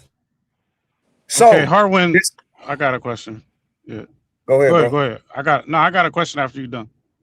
Oh, okay. I ain't finna be too long. I think I addressed what I just wanted to clarify what I was saying because I think they misunderstood because he thought it was different tribes or something, but it was a confederacy. So go ahead. Yeah, I did. Okay. For me, that's Chicago Rilla, but I'm taking in what you saying respectfully. Okay. Check this out. Now, so I'm paying very close attention to what you're saying. I read the lines 7 and 8 with the Jamasee. Now, this begs the question. Now we have to clarify something. Yes, sir. Go ahead. When you go to the official FDA.com, right, and you read their initial official FBA.com. I'm not FBA. I want to let you know that. I know. Yeah. I remember you told me that. Now I have to clarify something based on reading the document here and what they have on their website. They're saying that in 1526, the Spanish colonizer Lucas brought a bunch of them over here. Those people rebelled. They were black people from Africa. And then they mingled with natives that were already here. So but people came before that. Right. Now we have to clarify something. Could it be possible, like you said, some people were already here and they got shipped to West Africa? Could any of those people be related to the natives that were already here? And if so, I got something even. Okay, cool. Now that begs a new question. Yeah. Now we have to go to something. There are 3 different groups, though. Now we have to go. Listen. No, they're not. It's the same Confederacy. I don't want to offend people, but we do have to go to something in the Bible now, because there's prophecies that said something about some of the Israelite people escaped. Deuteronomy, brother.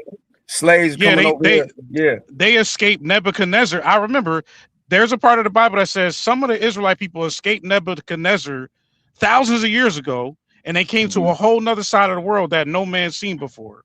Now this begs the question. Okay, so how did the natives get here before we got here in Spanish colonization? It happened multiple times. There was multiple waves. It wasn't just one. There's y'all. You know who Mansa Musa is? Okay, Mansa Musa was the wealthiest person on earth to date. Okay, that's correct. And a great yes or no. In his travels, he would give gold away to people. Yes or no. So yes, we know who Mansa Musa come on, you got to let people know, right? Yeah. Okay, so I'm making maybe a point for those who don't know in the audience. You're right. My bad. Yeah, that's fair. What I'm saying is there were different waves of people. I can't see your name. It's kind of small, but I know who I'm talking to. There were different waves of people, bro. So Mansa Musa has a family member by the name of Abu Bakari. He came over here. That's documented in the UNESCO General History of Africa. He came here centuries before Columbus. Now, there was also a wave thousands of years before that. The Native Americans that we know as when we usually think of Native American, we think of those red or yellowish light-skinned people with the black hollow hair. There were people that came even before them. That's the origin of the tribes we talking about. So there's different waves that we come. Wait, you saying the 7 tribes of Israel, or I didn't mention. Okay, go ahead. My bad. Go ahead. No, you cool. I didn't mention Israel. That brother did. But what I'm saying is, he's asking me about when did we come here, and I'm telling him there were different waves of migrations. It wasn't just one time that we came here. It didn't happen like that. So whatever you seeing on the FBA site, they probably didn't put that or didn't know it to put it. Or I can't speak for them. You know what I'm saying? I can only tell you what history say. Well, what I'm getting at is I feel like I get where you're coming from a little bit. I'm just trying to clear it up. I feel like there's a relation that took place. Maybe some baby making went down, and the FBAs are related to the tribes that you're saying that you're from, and they're not owning that here on their website, which is causing confusion to society. I agree. That's why I told you from the beginning. There's some things I agree with what they're saying, but there's some things I disagree, and I laid out why I disagree. But I also agree with some points that P. Smurf made to the topic. You see what I'm saying? Yeah. Let me help at least with a little bit of this, right? In the sense of if we're talking strictly 1619, which I think JP, if he's still up here, was talking about, right? And you're talking about what was imported over here from West Africa, right? We would have to concede and understand that once slavery was outlawed, there was breeding camps, and most of that took place in the Caribbean, right? A lot of it did during that time. That's right. The buck breaking and the training and the breeding took place in the Caribbean. Not just the Caribbean, but it was heavy there. Yeah, but I mean, we'll say that part again. Yeah, it was heavy there. In fact, a lot of the times, to your point, slaves were shipped to the Caribbean first, and a lot of times it was Puerto Rico and the Dominican Islands. That's a fact. Yes. And then shipped to the main island we on right now. So that happened a lot. That's a fact. And that's the part that I think we get misunderstood. And so we say FBA and ADOS and, you know, whatever you align with, man. Listen, go ahead. Ella, this the thing with FBAs. When you call yourself FBA or ADOS, you can't show that in history. So how you gonna go to the United Nations? Man, listen. I'm off that. I ain't. No, I was only on that topic because it was. I ain't on that time. Your side, bro. When you mentioned the United Nations, I'm telling you how. If we gonna do it, we got to be correct. Listen, let me be clear where I'm at, and I'm gonna go on mute permanently. I specifically align with Malcolm X and Black Panther ideology. Period. Piece that together how you will, right?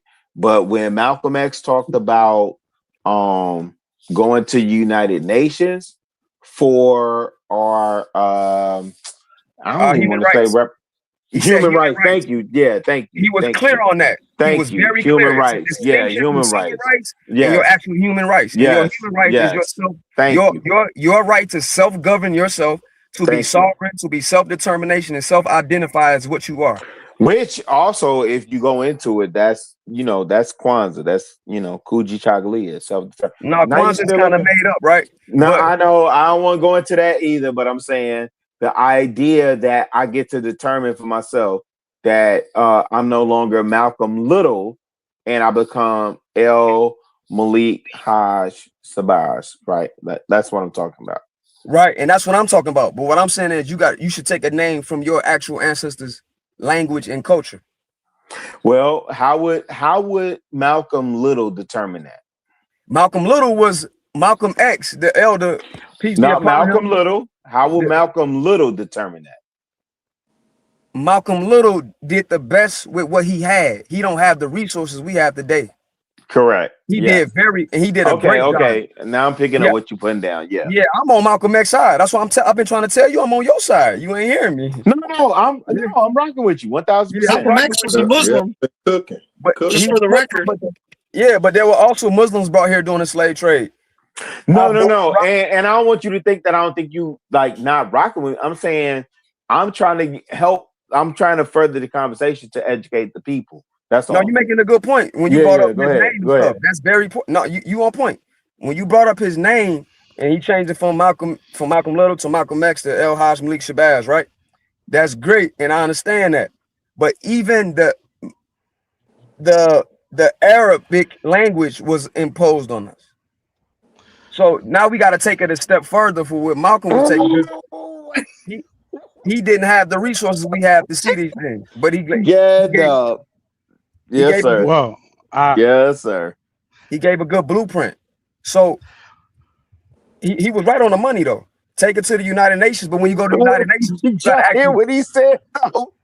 He said even the Arabic. So shout out to the Christians, shout out to the believers. But you hear what he said? Are you saying that this bill was passed?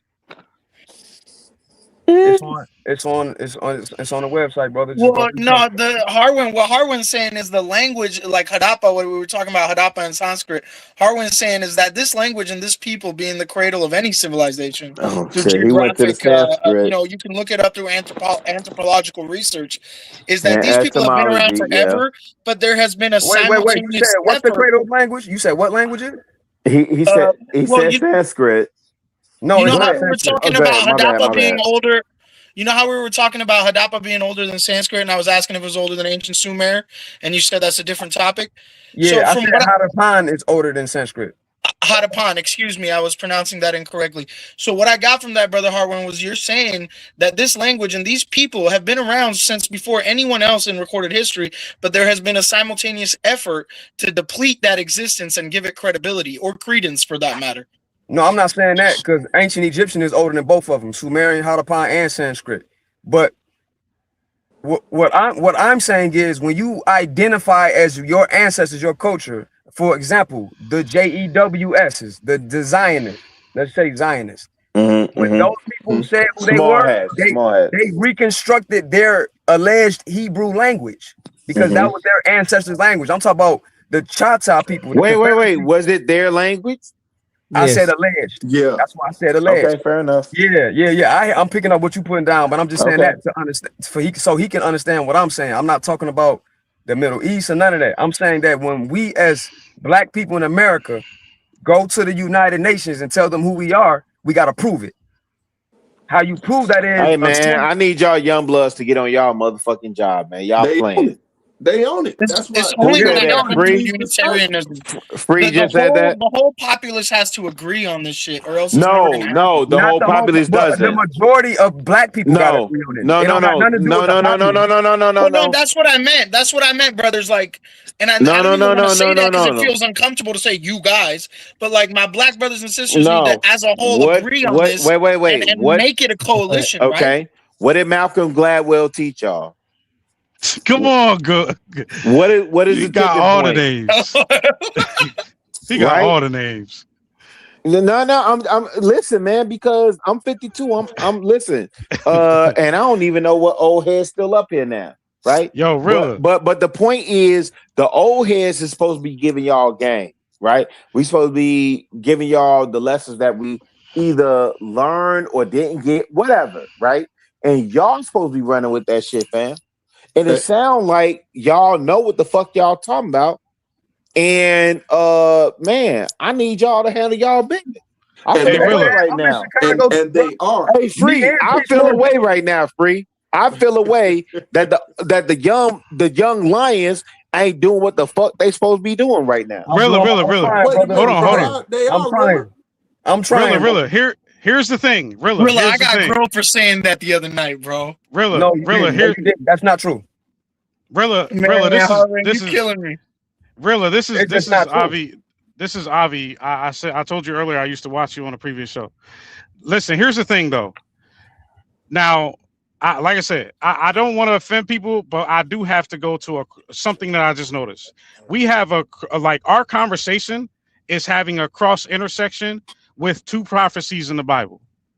I don't want to disrespect nobody's beliefs. Can I just show two things? You should. Because nobody, this your opinion. All of us got grandmas and all of us got pawpaws. Go ahead. It's definitely this is a cross section. So a lot of our Black men are coming on the internet and we're having this conversation about the sovereignty and the true identity of our people.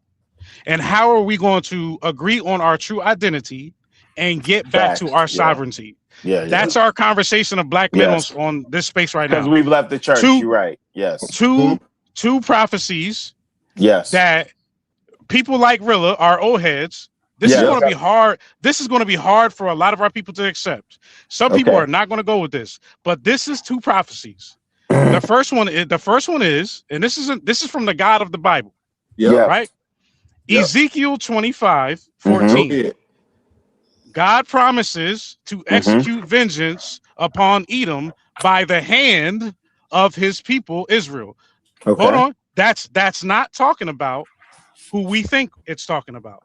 I believe that with the research that Harwin and from the FBAs, nigga, what that scripture say specifically? It's saying that.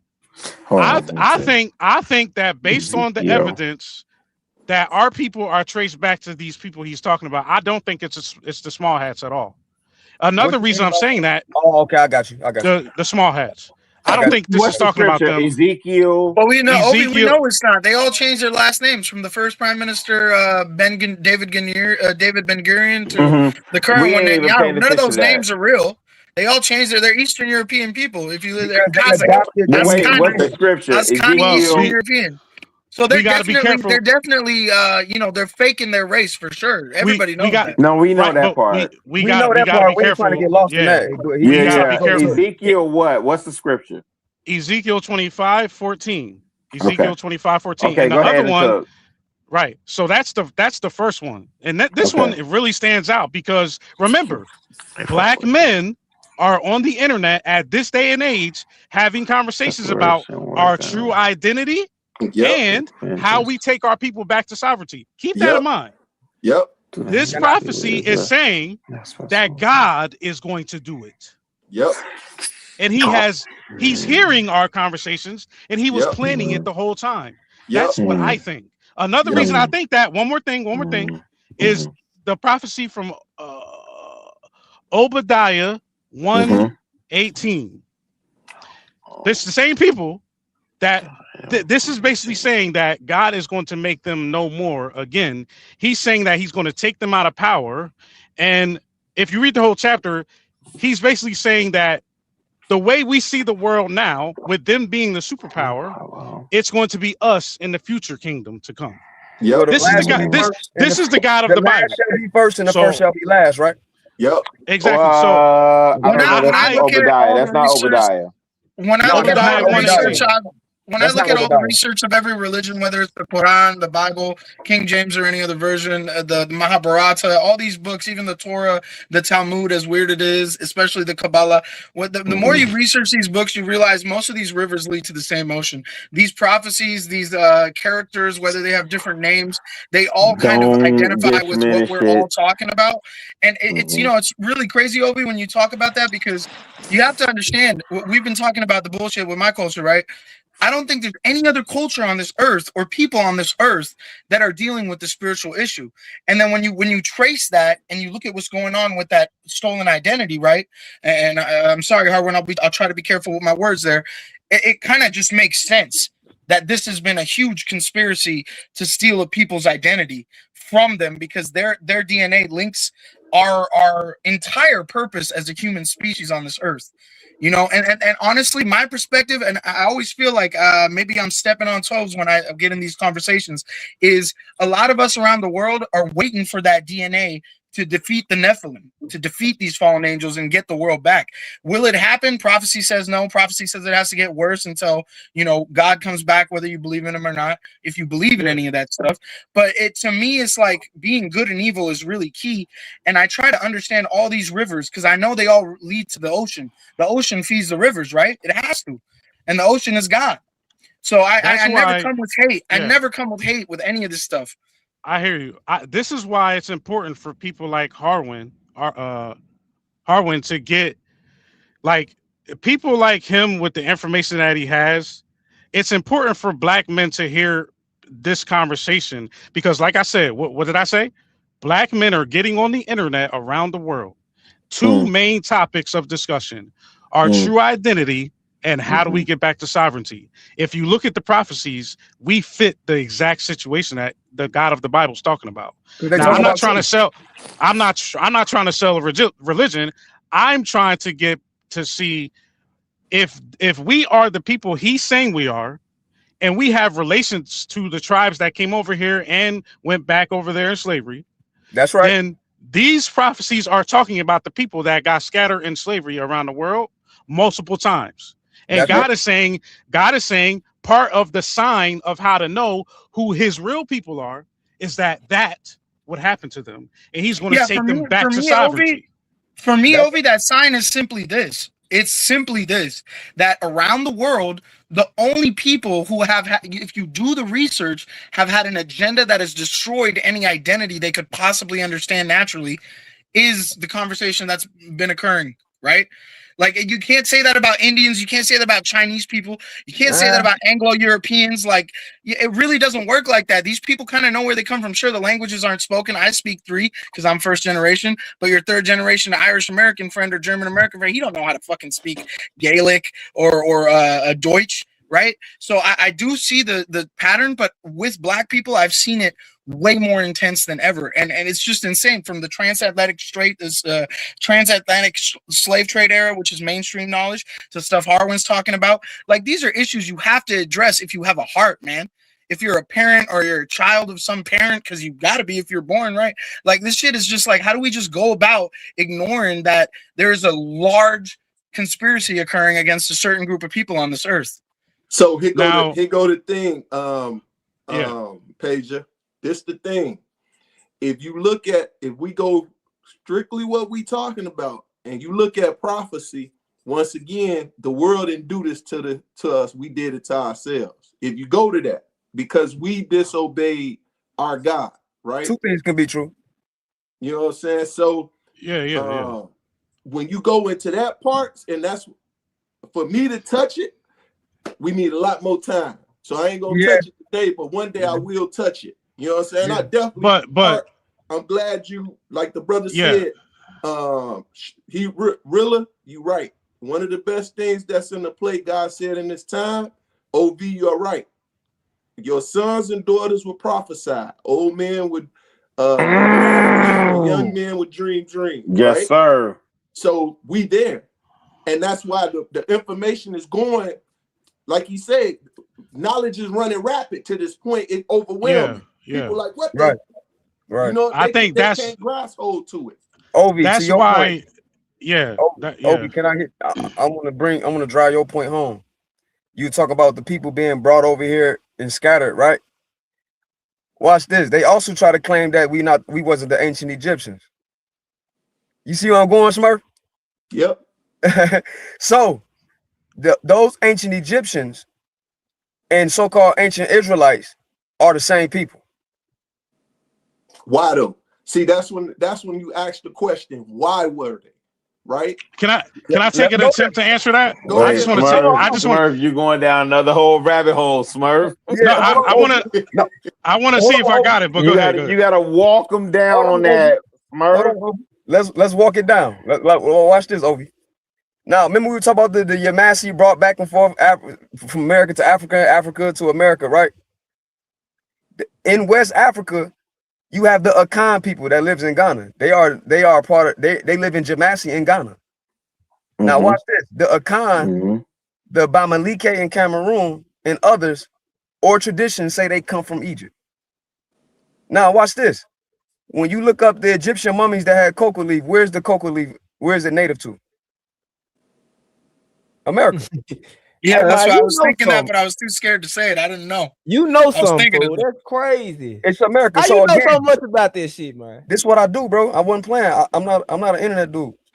This is why we shouldn't be on here talking about, hey, if you want to get married. That's why I don't treat you different. Yeah, this is why we should be on here building and shouldn't be on here talking about, hey, is a woman qualified to marry a high value man? Like, nigga, you gotta have that conversation because women absolutely not. Women Absolutely not. Kids, so absolutely. Hey, fam. Hey, 3 boys, 3 girls. 2 of my sons are married. My youngest son ain't even qualified to present himself to a woman yet. You understand me? Chicago Rilla.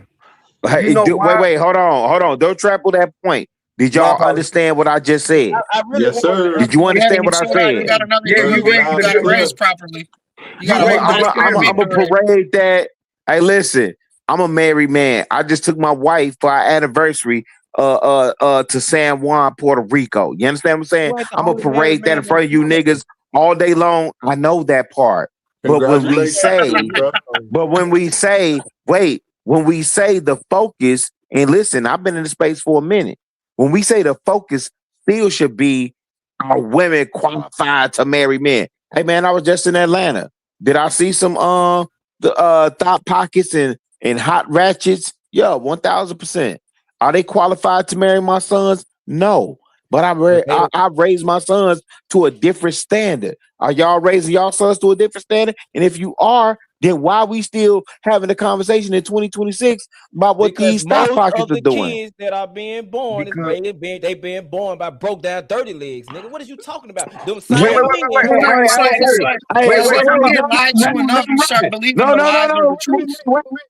Let them get that off. Cause your boys are pumping and dumping in them holes. Wait, Rilla. Hold on, Rilla. Hold on. Watch serious. My boys can wait, y'all don't. Wait. No. Please don't interrupt. Please. Hey, your boys are pumping and dumping in them holes. Now, what you say? I mean, that's fact, because y'all eat. Yeah. This is what the devil wants right here. This is what the devil wants, because I want to take it back to Brother P. Smurf's point. Go ahead. Hey, shout out to Smurf. Yeah. Real quick. I'm just saying, 20 seconds, respectfully. 1 second, I promise it'll be a good point. I ain't gonna cut you off, Punjabi. I'm gonna let you go. I'm just saying, hey, bro, why so serious? And really, we were just building. Yeah, don't leave. We was just building. We was having a good convo. Like, no, I'm always with that. Yeah, but wait. I was just gonna really quick. I'll let y'all talk. Because I think it's a good point. It's like P. Smurf said earlier, right? Self-sabotage is a thing, but then Harwin said it could be too. Sabotage occurs, and once you do it enough, the self-sabotage. It's like you can train an animal. You could train an animal to do stupid shit, and once it does that, it will Y'all teach did its not kids to see do it. what just happened. Right? Let him Right? finish. So I think that's the Let's key keep it- point let's right keep there. it- Self-sabotage is coming from sabotage from an external source. So Sure. please, like, we don't gotta hate each other for the mistakes. Like, we don't have to do that. No, we don't. So what just happened? You made a good point about family. No. I know the young blood that was just speaking. Because he had some he had some insight, right? I want to hear what he was saying. What did you see that just happened? Because the only thing I said was what we should be speaking to. I saw a misunderstanding. I don't even think it was that. It just, when somebody interjects something, hold on. When somebody interjects something, we tend to get off on that. All I was saying was, here's what we should be speaking about, right? And then we went, and then I felt the need. Now I will be honest in my point, right?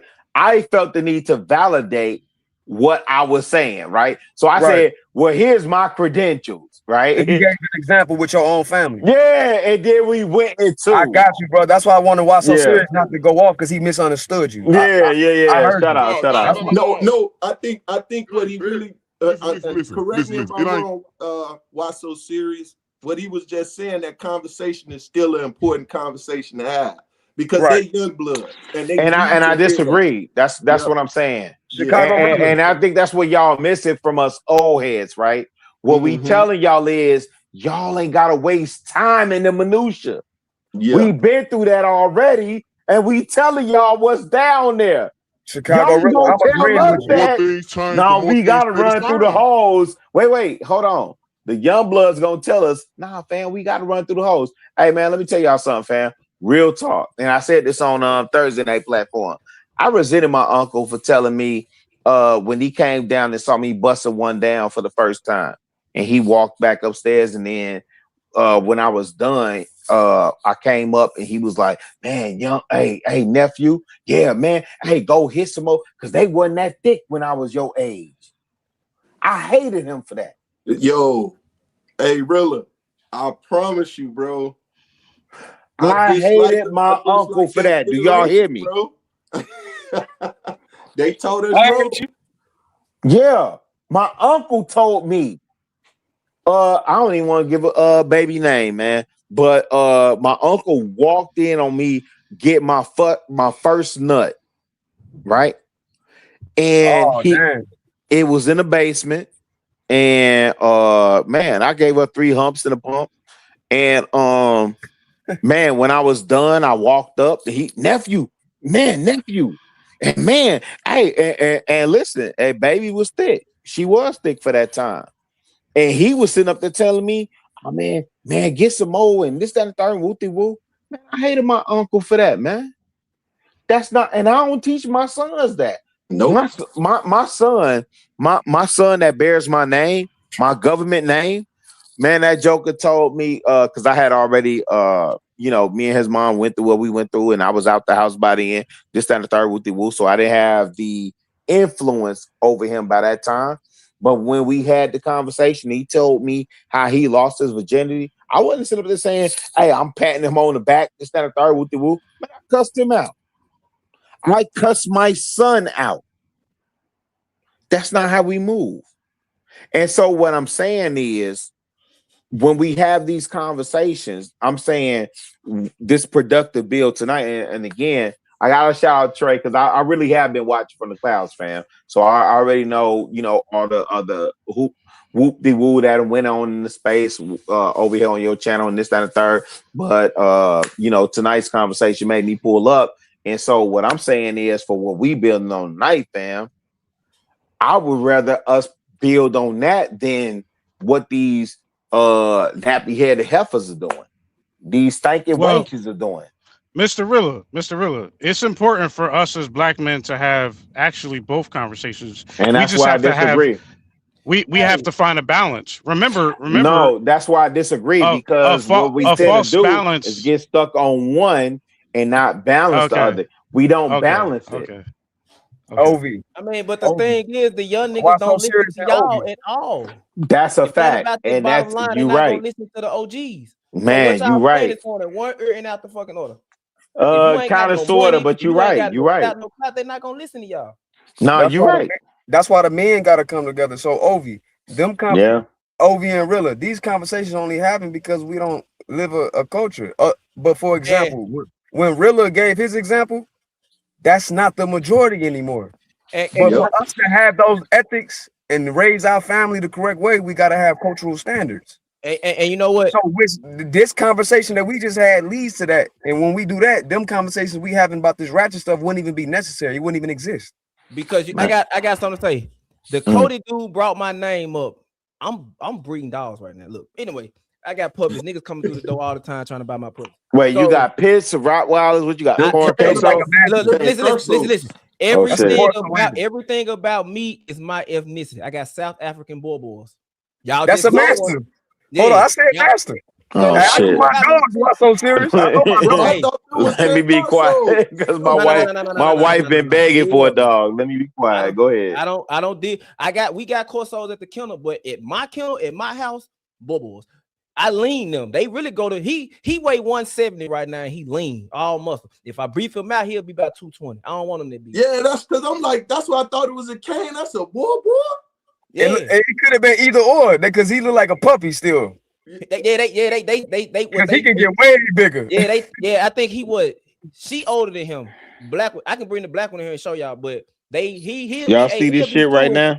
He'll be 2 in July. Now, to the point about the Cody shit, when he brought up, I'm gonna tell people all the time. People be like, they consider me a tether. I give y'all that. People be like, well, why you so hell bent on your culture? Wait, you a tether? Wait. Hold on. Let me see this young blood. You a tether?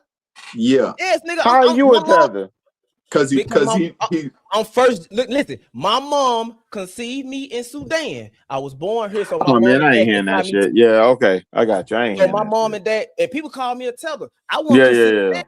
So listen. People be like, Yes, well, sir. all you do is talk babble talk, nigga. Y'all, not saying y'all, but as a whole. No, I understand. Now, black people love saying black people like y'all was getting ridiculed by. I was getting ridiculed by black people. The same people. Yeah, we and called you African booty scratcher and all that. Nigga, yeah. I grew up in South Memphis, Lamar Terry, Riverside. The same Yeah. people I grew up with on the same block. Yeah. Nigga, they like my dad used to tell me all the time. Wait, you weren't from Orange Mound? Fuck no, I would never be from the Mound. Got me fucked up. Fuck Melrose. Nigga, fuck Melrose, nigga. Yeah, hey, hold on. Let me interject. That was cool. I like he tested you on the geography and you knew the geography. Hey, nigga, I'm everywhere. You ain't never there, nigga. I'm all over this bitch. Can I finish though? Nigga, yes, but hey, I be on 7th Street and shit though. But like, nigga, my days say blend in. What is you talking about? He said, as you get older, you gonna see. When 9/11 happened, how do you think what y'all think happened to me? I'm African and I'm Muslim. Oh, you speak Arabic? I don't think that applies to wait, you, no, G. can I get 20 seconds on this, please? Please. Wait, let him finish. Yeah. So look, so they bashing me. The grown people, niggas that's your age, really, where you might be tied to them, so my kids can't hang with you. This is people that I grew up with. So then when my sister, they were her jobs. Man, you know how bad it was for me to have to take a tray to a nigga head that's considered my friend because he trying to see if my sister and them ain't got no underwear under their clothes. So when I say why you so hell bit, because y'all made me understand that I'm not like y'all. But these are same people that No, that's bullshit, dog piss, fam. Amen. Right. Listen, and it's garbage. But then again, when I got older, 25, 26, niggas we be hooping with, why y'all treat me like that? Man, we was really jealous of you. You had your mama and your daddy. Nigga, your daddy was teaching us how to and do all this. Y'all mad at me because some of your parents should have did for y'all? No. Hey, let me just tell young blood this real quick. I'm older now, so I'm older now. So No, but let me tell you this real quick. So and I know somebody else want to come up here and cook. No, take your time, you OG. Hey, just real quick. My homeboy Wale, this my nigga, right? And we called him Wally. W-A-L-L-Y. I said this in these spaces many a time, right? My nigga Wale, we I went to Vivi, Southside Chicago, 108th and Perry, right? And when I went to school with him, he got labeled African Booty Scratch because we knew he was, because his last name was Shalaja, which is a Muslim name, right? Shalaja is a Muslim name, right? Where my young blood at? So Shalaja is a Muslim name, and so yeah, I mean, it is. I didn't think I was supposed to speak there, but yeah. No, my young blood that was just talking. I just can't. Sudanese brother, yeah. Why so Yeah, serious? my Sudanese brother. And so when I really like when we got to high school and we really got the building and talking and this, that, and the third, woo, and the nigga got telling me his full name, and he because his middle name is Adwale, which is why we called him Wally. And it's like, no, that's not your real name. And when he got to telling me his first name, middle name, all the surnames and everything else, and he was able to trace his lineage to like his great granddad in Nigeria, I was jealous as fuck because I came up in the generation where we was still trying to figure Smurf's still up here. We was trying to figure out ourselves. Like a lot of us in Gen X are still trying to figure out who your great granddad is. So that's why this FBA 80 shit come up, and I'm not on that type of time. So young blood, man, my man that was just speaking before me. Yeah, hey man, I salute. No. No. Seriously, I salute. You know your lineage, you know your heritage. Sudanese, bro. Shout out but listen though, shout really, out to Sudanese, because I don't make the wait. Let me just say this. I don't make the distinction. If you look like me, and if the police pulled you over, and you gonna get hemmed up same as me, nigga, I fuck with you. Real talk. No, but see, okay. Hold on. Okay, all right. I'm gonna be quiet. I'm gonna be quiet after this because I want the answer really early. But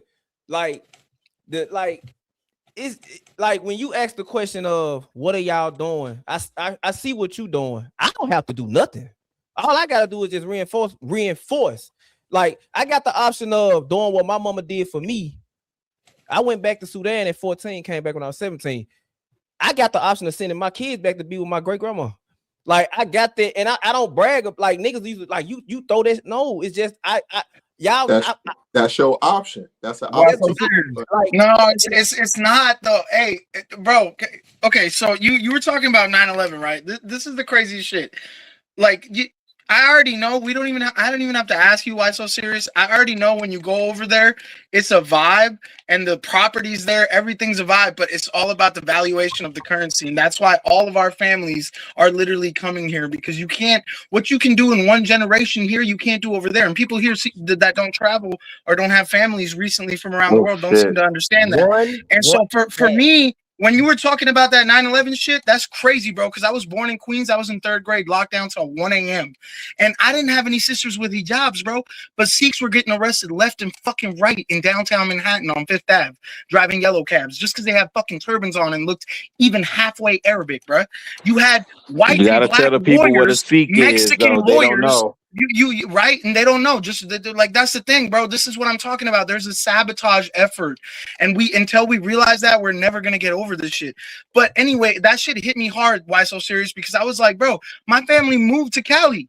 My whole family fucking left New York City because shit got so crazy. My dad didn't want me in there, or his wife and my sister. You know what I'm saying? And like that wasn't just him. That you had white, black, Mexican lawyers in court trying to get Sikhs out of jail, trying to get Hindus, Muslims out of jail that weren't even from fucking Afghanistan, who we were going to war with, bro. And then obviously we went to a war with Iraq too. But like it was just insane trying to explain to fucking white judges in court and white prosecutors that these people aren't from any of these countries that were invading or related to any of these terrorist groups that were being attacked by, supposedly. So it's like, this is the shit that I'm always talking about, because my perspective has always been this is a fucking sheep farm and we're not realizing it. You know, especially the United States in just 300 years, the shit they've done to detach us from our origin and who we are for the sake of making fucking money for Uncle Sam, you know? So shout out to you for even sharing that, bro. And that's why I wanted to say that shit. Cause bro, I didn't know if I was going to see my parents that night. Teachers were crying and shit. I was like, what the fuck's going on? My parents were crying when I got home. NYPD had to transport all of us, bro. So it's like individually that shit took forever. I didn't get home till like the morning at like 4 a.m. You know, and then like within a week, my family dipped the fuck out. Most of my family that's still there, they moved to this fucking town called Hoboken or some shit in New Jersey. They all left New York City, and they weren't even Muslim. You know, so like you were, No, that's bro. Well, I mean, I'm not saying Hoboken. you were Muslim, but you were from a Muslim part. You know, you said your sisters had a job, so I assumed that. I'm sorry, I don't know if you are. I'm Sunni for sure, Sunni for sure. But the thing is, though, like, hey, wait, boy, I'm so serious. Before you go, really quick, because I see Trey just dropped down. Hey, just really quick, man. Can we make sure we got the likes up? Can we make sure the likes are on point in the chat? Can we make sure we send it like a 99-cent super sticker to the brother while he dropped down, man? Because I know Trey be on his fitness and he may be resting real quick. So can we make sure we supporting the brother while he's allowing us to have this platform to have the conversation? I'm super appreciative of it, but can we make sure we got the likes up and the super chats up? Please and thank you. Let me make my last point. I remember. Look, I'm gonna tell you something. My mama told me, "I want you to marry a Muslim woman that's a virgin," and we in America. I said, "Where the fuck am I going?" I end up marrying a woman that's black from South Memphis, bro. Like, so when I be telling people all the time, you won't know I'm African until I open up my goddamn mouth and tell you. So people be calling me tethers. I ain't get that until I got into the space, and I'm like, I can be that. But at the end of the day, shout out to you, Brody. You had the balls to do what I couldn't do. I listened to my mama. Goddamn, bro. Shout out to you. But what you said, but why so serious? We ain't know till you told us that because we was thought you was in here juking. You was definitely in here juking. But now though, like my mama, to the point where my mama did our lineage. My great, I got my great granddaddy, his birth certificate and his wife. Nigga, his last name was the hard R. They made his first name Bartholomew. His last name was a hard R. Like, wait. From where? Uganda. Okay, fair enough. That's love. That's love. That's love. Now look, now my mama, we found out we related to King Selassie. We found out that it's a lot of stuff we found out. So I'm looking at my mama like, damn, I didn't know that. Like and I try to tell people, I'm not bragging about I just brag about my culture. Like I love my culture. Like it's family. Like it's a community. And I be trying to tell, black people that at the end of the day, man, during the segregated times, black people did way better. Black people can do whatever they want to right now, but back then, the black dollar circulated. No, you're right. Black people stayed together. Black families stayed together. No, the old heads I talked to say the same thing. No. You know what? Old heads I talked to say the same thing. About that? Fucks me up about that though is like the fact that nobody's ever taught about Black Wall Street in mainstream school. No. There are multiple. No. It's multiple. That's the part that we missed. Yeah, we missed that part. There are multiple Wall Street, so I don't want to get into that. Multiple. But what I think that's why so serious. What Youngblood is saying is on point, right? Because he's able to pinpoint his lineage, right? And so when you go into that, my question to you is, how does that make you feel that you know your lineage, but you surrounded by other people who don't necessarily know their lineage? Because you wanted it when I was growing up then, or hindsight? Nah, you have the knowledge now, my brother.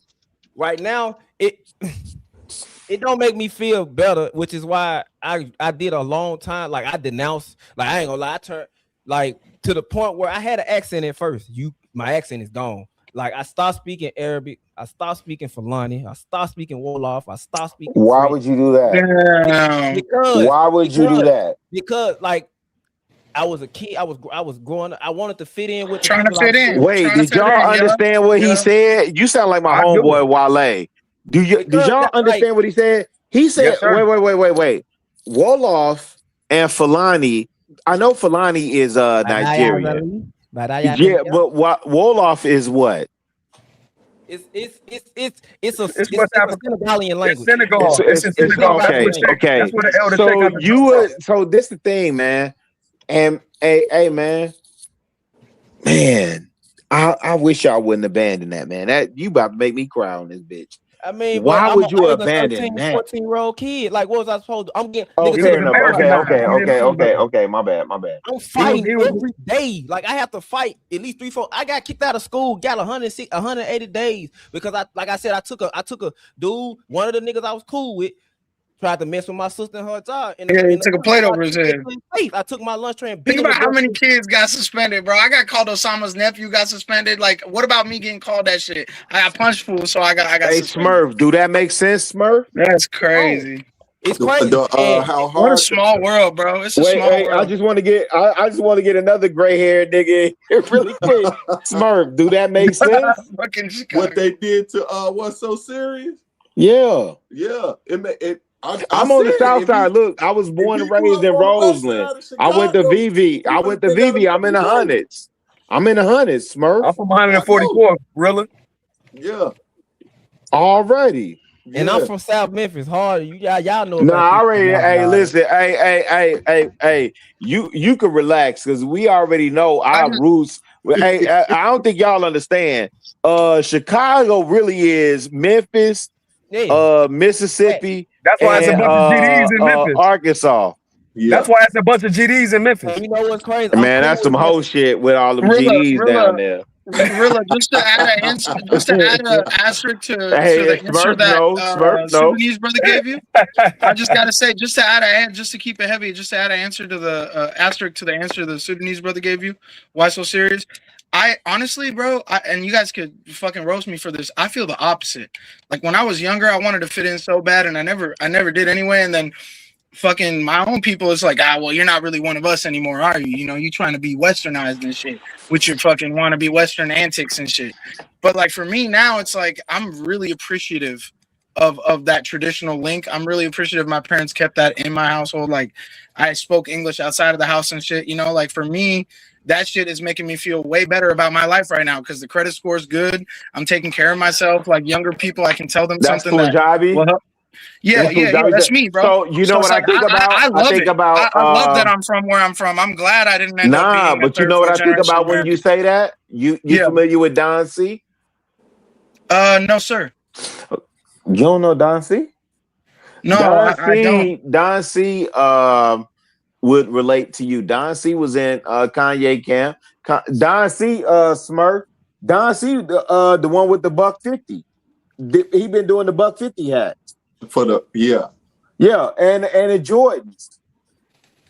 Don C is the reason why Kanye has the fashion sense that he has. I mean, him and Virgil for the most part. Oh shit, that's crazy. Yeah, if you look at Don C looked like one of the man. I don't know. Damn, I wish Damn, I wish Fan was up here so I could say this politically correct. Don C, if you from the crib, yo, really funny as fuck. Nah, I really want to say this politically correct.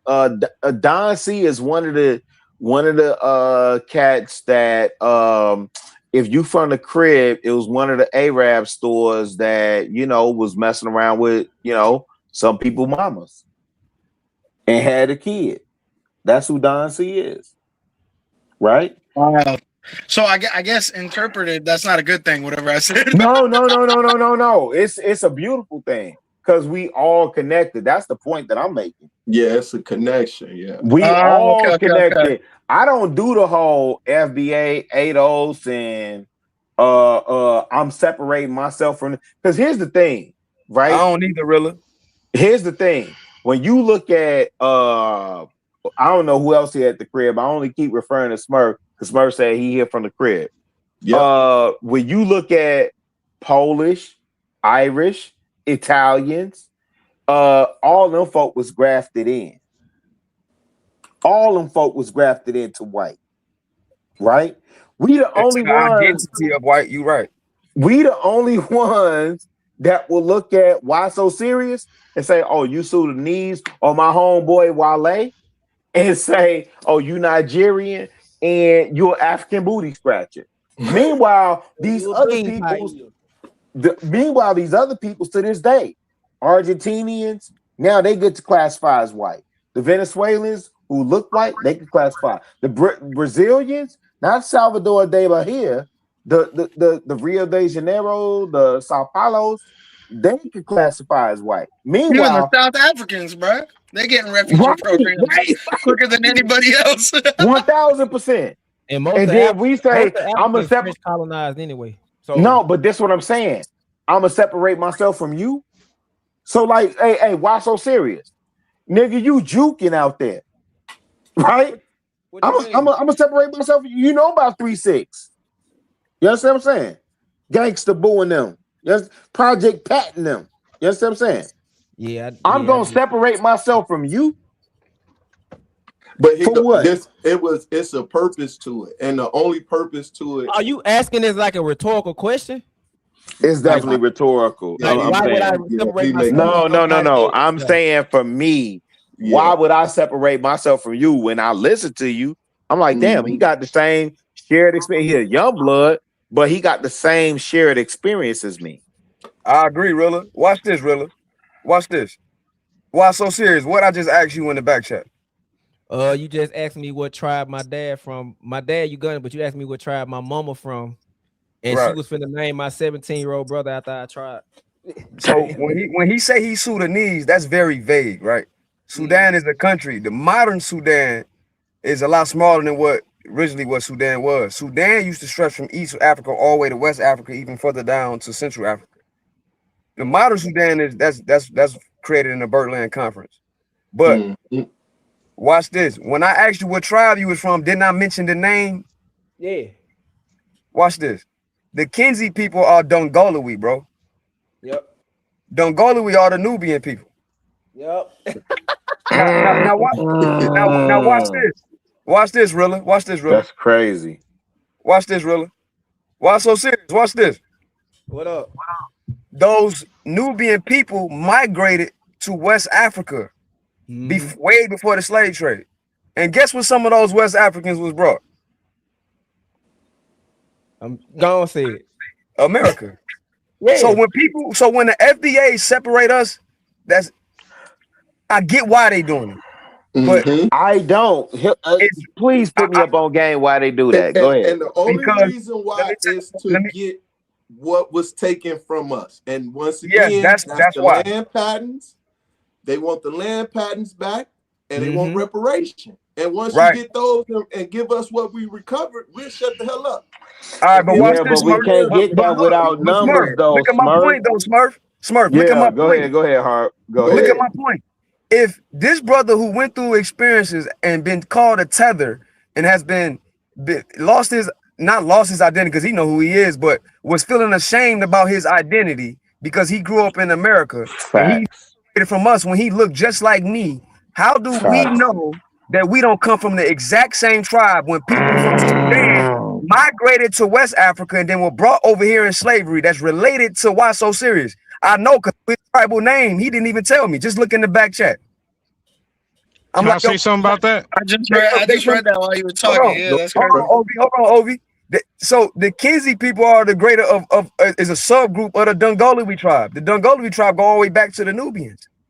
Back to my original point when I said that the ancient Egyptians are really related to the Israelites. The real ancient Egyptians is the Nubians. So they're telling us that's not who we are. They telling us, I hear you. You see me, Ovi? You see me? They telling us that's not who we are, when really we are the same. I just want to clarify. I think I was trying to make that point earlier when I talked about the prophecies. Now I have to clarify. I knew where you was going, Ovi. No, you was on point, Ovi. Go ahead. You was on point. So I just didn't know. So I have to, when we're having these conversations, I think as black men, we have to remember something. Because we are so diverse around the world and we have adopted so many identities around the world. Right. We like for me to participate in these conversations, I have to let go of like I said, I'm not trying to offend our listening audience or anything. I have to let go of the brainwashing of white man's Christianity to even participate in the conversation and know what we're even talking about. That's like a cloud in my head. What is this? The prefrontal cortex? I have to navigate through the cloud to even participate in the conversation. 1000%. You know, so I appreciate this conversation, and I'm very antisocial. I've been trucking 48 states, going through antisocial. I don't know. I need to get out of that. It's understood. Yeah. I'm trying to break out of that, basically. Why so serious? Ovi, I'm still you a ain't missing believer. out on I shit. can People got separate brain all rot of these that. days, bro. Go make that money, Ovi. You ain't missing out on shit. People crazy right now. No. But Ovi, this is what I'm saying. Yeah. I still hold beliefs as a believer, right? Or a Christian, whatever. And I can separate all of that. Yeah, sure. I can appreciate everything that the brothers just spit. Every single thing that the young bloods just spit. Why so serious? And hard, I don't want to say you. Hard one? No. I just didn't want to say he was a young blood because he might be in proximity. I don't know. He was speaking it on a certain level. But I'm saying, I'm younger. I'm 36. Yeah, but I'm saying, hey, Ovi, I'm saying just because we believers, that don't mean we can't look at a thing and see that for what it is and say that's a thing. Yeah. So this is why it's important to us, Ovi, Rilla, Smurf. Why so serious? This is why it is important for us to reconstruct our culture and find out what our identity is, and we'll see how much alike we are. We're separated by borders created by Europeans. And that religion is a fact. And those borders are Howard, where does imaginary that leave the borders. rest of us separated by borders with Europeans? No. Respectfully, though. Go ahead. Respectfully, where does that leave the rest of us that also shit out of the same asshole y'all do that got separated by Europeans too? Like, how do we fit into the picture, big bro? I know. There's two ways you can look at it, Punjabi. Now, if what's the friendly way? You can be grafted in, brother. I want the 100% raw OB truth. This is the truth. If you live among our people, mind you, if our people know our true identity, whether we're scattered around the world or not, if we can agree on a consensus about our true identity, if we do come back to sovereignty, as these prophecies say, if you conform to some of our ways in a future kingdom, I believe you can be grafted in. Yep. That's what I think. Yep. But you can't come into a future kingdom where we have become a global superpower, as the prophecies say, and then think that we're going to conform to your ways. No, you're going to conform to our ways. I can't speak for anybody else that looks like me or comes from the part of the world that I come from. But I will say this, just really quick. I will say this: the way my parents raised me, I hope your kingdom it relies on people being good or evil, because my parents raised me to be a good person, and if your kingdom relies on those credentials, then thank God for that. That's not our experience here in these United States of America. Right. Well, no, I mean, you know what I mean.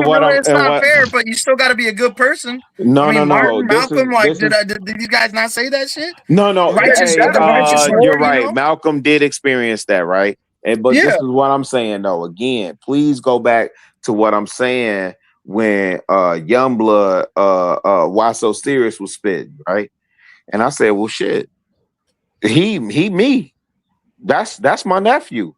Absolutely. That's my brother. All right, look, if I see fam in the street, you know what I'm saying? Like, I'm not going to address. I would not be able to tell it. That's what good know. Hey, that's what I'm trying to get Smurf in here. That's what I'm saying, Smurf. When I go through the city, I wouldn't know half these motherfuckers if they Sudanese, Nigerian, Yoruba, Igbo, South African. You know, when they go to Pier 31 and they do Monday, only way we know they African because they show up at Pier 31 on Monday. Hey, really? I'm a piano. They do the I'm a piano at Pier 31 on Mondays, man. They up there hit the you know what's crazy? I wouldn't know. All the people I've met in my short 32 years of being alive in the United States of America, being born and raised here, and I'm grateful for it. God bless this place, regardless of the criticisms everyone has these days. Everyone's got an opinion. We rightfully got criticism. Black people are easily Black people are easily the most inclusive people that have welcomed me into Oh, their circles everybody's throughout my invited to the life. cookout. We got to get And better at now, that. exactly, right? But now Yeah. here's the crazy part. Rilla. I'm walking on thin ice because if I said everybody welcome to the cookout, you got 30 people in the chat saying, look at this culture vulture. So this is where we're at as a society. Well, that's only And when you say. I'm trying to build bridges. I'm trying to build bridges, fam. But Pujambi, you got to understand why our people say that. Because of what you just said, we have been targeted for centuries. So it only makes sense that we feel that way. That's our associative memory. Because everything we made was taken. Hey, but Harvard. Hey, since John Brown, who has come to our aid and assist. You understand what I'm saying? So when it's time for us to go to bat for everybody else, right? And keep it a bean, fam. Our women will be on the front line. I mean, y'all say simp, whatever, beta simp, host of, whatever y'all want to say about me. But our women will be on the front line defending folk, right? Oh, but sure. when it's time, hey, really, did you say host of? Yeah. That's Chicago for real. already. I got a point to that. I got a point to that, really. No, but what I'm saying is when it's time for other people to align with us, and especially in the Midwest, what I notice, especially with pink people are smiling in your face, and then, man, hey, if it's me versus them, man, they gonna stick that knife in, they gonna twist it, and they gonna smile in your face and twist that hole a little bit more. Big facts. That's big facts. That's why, to your point, Rilla, certain conversations about the dating market and aspect needs to be had. I get that I understand y'all been doing this for years, but the more things change, the more things stay the same. When I say that, what's the Negro Project, Hall? People don't know that.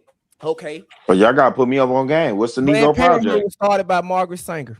We know that part. Planned Parenthood. Can I answer that, or you got me? Let's watch some serious break it down. He finna break it down. What was her real reasoning behind it? Because she said in her autobiography and in her book that it was to eradicate the black. Was it eugenics? Eugenics. Yeah, I'm about to say that. Yeah, eugenics. At the end of the day, black women know that because you can read a book, and yet they still are.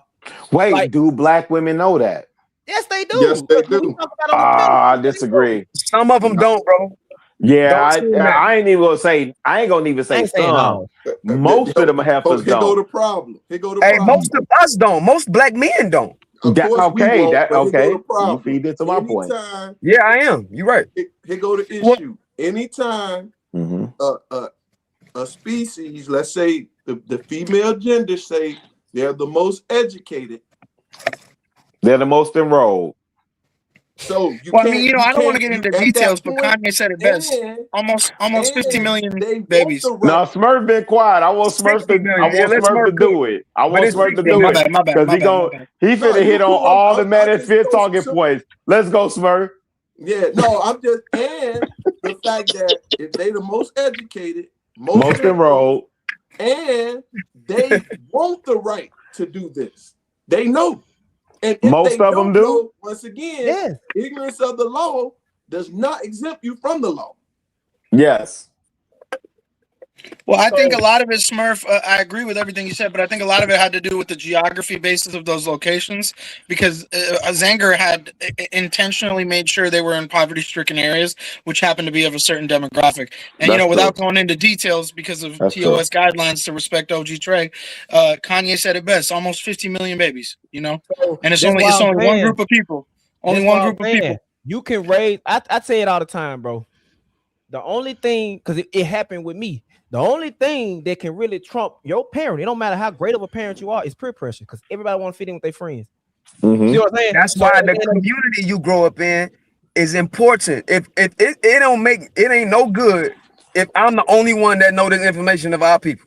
It ain't gonna do us no good. It ain't gonna do me no good. Because my daughter gotta go out. Yeah. And my daughter one day want a husband. Well, what's the odds of her husband being like how Rilla was explaining how he raised his kids? What's the odds if we not on the same page? There you go. So we must educate each other. We must reconstruct our culture and learn to remember. Or in West Africa they say Sankofa. And look back. So hey, wait. Can I say this too? We must do that. We must. Can I say this too? Because when I do that, when I tout my kids, I really only do that at 52 to show what's possible. Right. Not that I'm the exception to the rule or that I'm better than niggas. I feel you. We all can do it. You showing an example of what we can Yeah, be. I'm only doing that we to show the enjoy hearing it though, example. Rilla. Yeah, because Smurf, most and you know from the crib, most motherfuckers be, man, I done banged her, I slutted her out, and I'm on record. Hey man, I went to Atlanta at 21 in 95, fam. I went to Atlanta. Hey man, I went in the height of Freaknik. Hey, I had them. Hey man, I got my man, my Bro, son. you crazy for that. Hey, That's look, just a my crazy son. statement. Hey, look, That's a crazy I'm just statement, trying to OG. keep it. I'm just trying to keep it a beam because I want niggas to understand. My son turns 30 St. Patrick's Day, right? Tuesday. My daughter, because I follow my daddy footsteps. I got a sister that's I'm born in August. She born in June of the same year. I got a son. He's born in March. I got a daughter born in August of the same year, right? So I'm saying that to say I'm not perfect. I'm not the example in that sense per se, right? But I made my wrongs right, if that makes sense. Yeah. I made my wrongs right. My son that's celebrating his birthday next this Tuesday, he's a preacher. You understand what I'm saying? My daughter that's in August, she's in the Air Force and speaks Mandarin and French. Yo, that's Tell heavy. your daughter ça va bien, man. And so I don't say that to stun on niggas like that. You understand what I'm saying? I'm saying I really did try and make a way to make this shit right. Rilla, how does she feel about all these conversations that are, not Which one? like, fringe and everything we're talking about tonight, like with all the military influence and structure? Like, you guys ever talk about this shit? Like, does she ever My like agree daughter. with you or tell you like this is some crazy talk? I'm in the Navy. I love it. Go ahead. I'm in the Navy. I love it. My daughter is more or less like she knows her daddy. Let me say this. The fact that she had a brother that was, a couple months older than her, like, was that uncomfortable? Was that a whole? Because it obviously wasn't the same mother, right? Mm-hmm. And again, I'm following my daddy footsteps. You understand what I'm saying? And so with her, yeah, them conversations are uncomfortable. This, that, and the third, woo-de-woo. But at the end of the day, yeah, she know her daddy. Damn, I hope that makes sense the way I say it. She got the fall back. And let me give you an example. Like there was a blessing and the lesson is the point, right? Yeah, and that's a big thing for me. Yeah, like I tell people all the time, the way I am, the way I already know my daughter gonna rebel against me. She gonna deliberately date a dude. I'm gonna call him trash. She gonna deliberately date this man to prove me wrong. And when he prove me right, I'm gonna make her feel it. Cause you gotta come back home to me. Like my sister did it. My sister had a baby by trash, bro. I'm telling you all the time, I use this story all the time. My dad had to start taking her to the doctor's appointment when she got pregnant, missing work. My days come around. Dad, can you take me to my doctor's appointment? Damn, you should have fucking nigga had this shit together. Who that? That's my young blood. And that's why I don't like why so serious. That's why I don't like all these goof ass conversations in these spaces like we ain't motherfucking real human beings going through real shit in real time. Yeah. Dealing with real situations. Why do you think Jay Prince be doing that? Just for the content or what? Yeah, he do. I mean, he's one of the many, obviously. He do. But let me say this. It's people, and that's why I don't subscribe to the fact that the notion of this is just entertainment. No, there are people going through real things in real time, dealing with real shit. Amen. And this this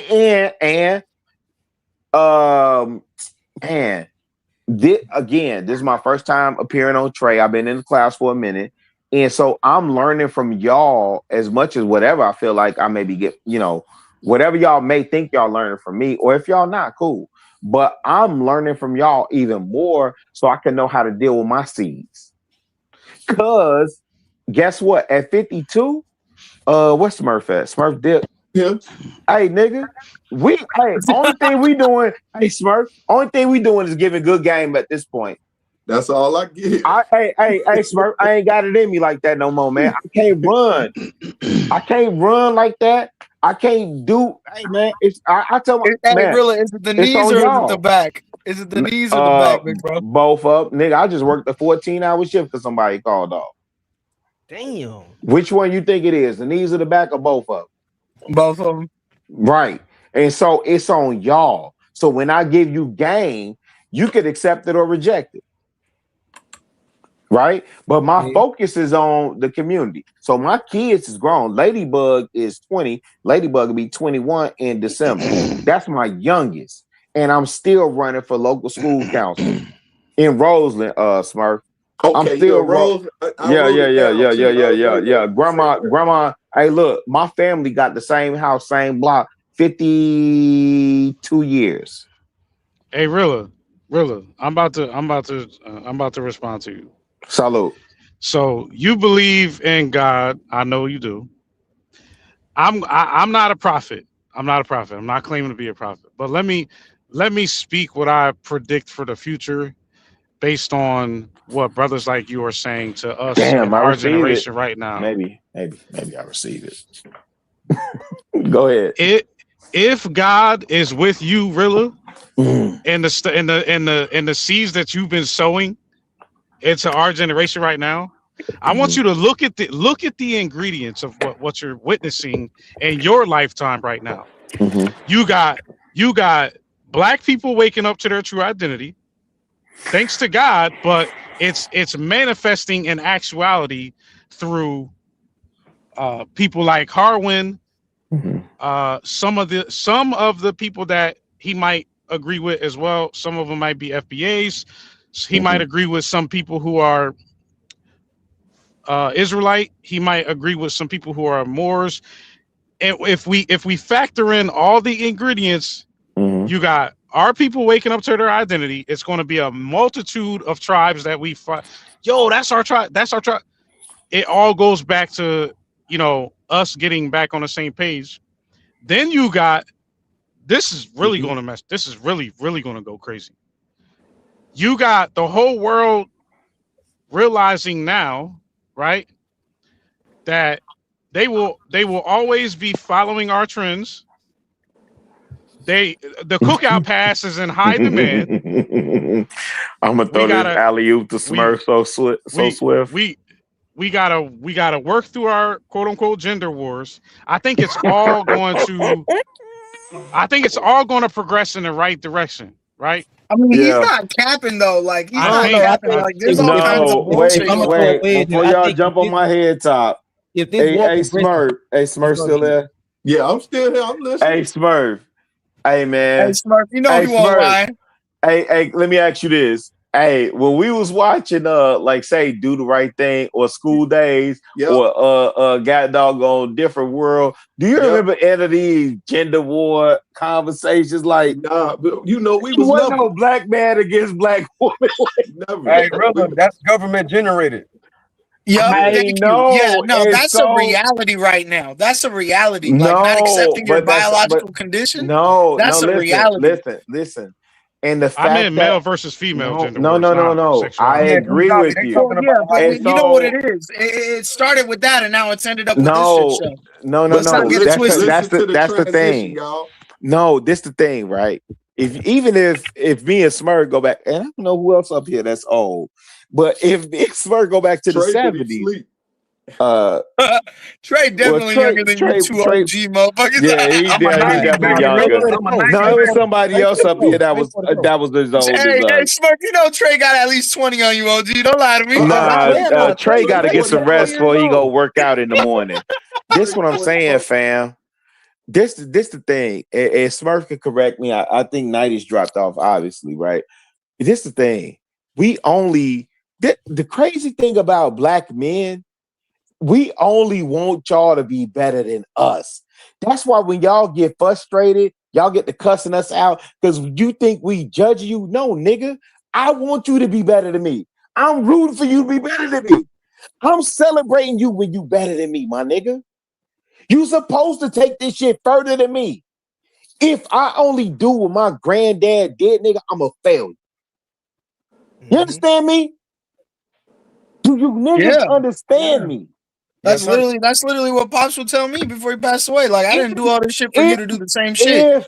If gotta be better. If yes, sir. I only Amen. did what my granddad did. And it's one of my pictures. I swear I was imitating my granddad. I was holding a can of pop, but I thought I was holding some beer. And I'm like 5 years old. One of my social media pictures reflect that. Man, listen, shout out to Jesse Hudson, man. If I only did what Jesse Hudson did, I'm a fucking failure. You understand me? So when I impress on, when I get an audience with you young bloods and I'm listening to y'all, and I promise you I'm listening to y'all, and I'm only trying to put some paint where it ain't. You understand what I'm saying? I really am. I'm only trying to put some paint where it ain't. But let me tell you something. In me and Smurf era, nah, nigga, it wasn't no gender war shit. We ain't arguing with we ain't going back and forth. I ain't combating with none of these females like, hey man, hey, I'm trying to love you down, all that. And you know what y'all come back and say? Oh, you was simping. Nah, fam. No, that was player. That was a player. That's not what it was Chivalry. at all. What do the white folks call it? Chivalry. That was chivalry. You know? And all of those things, right? And so what I'm saying is, man, we want y'all to succeed. We want y'all to be better than us. We want y'all to further the community, right? But if furthering community only means that y'all are either basketball players, football players, or rappers, then we stuck like Chuck, fam. I think some of the most interesting podcasts I've seen on that, Rilla, is when a lot of these affluent black people do these podcasts, they talk about how there's a clear trend of whether it's a male or a female, they go for the white partners. They just abandon the fact that they have their own kind to date and just go for the white, status partner. And it's not even about love. It's just trying to move up. And it just forsakes the whole concept of growing your community, right? Like a lot of these podcasts I watch, this is a huge issue.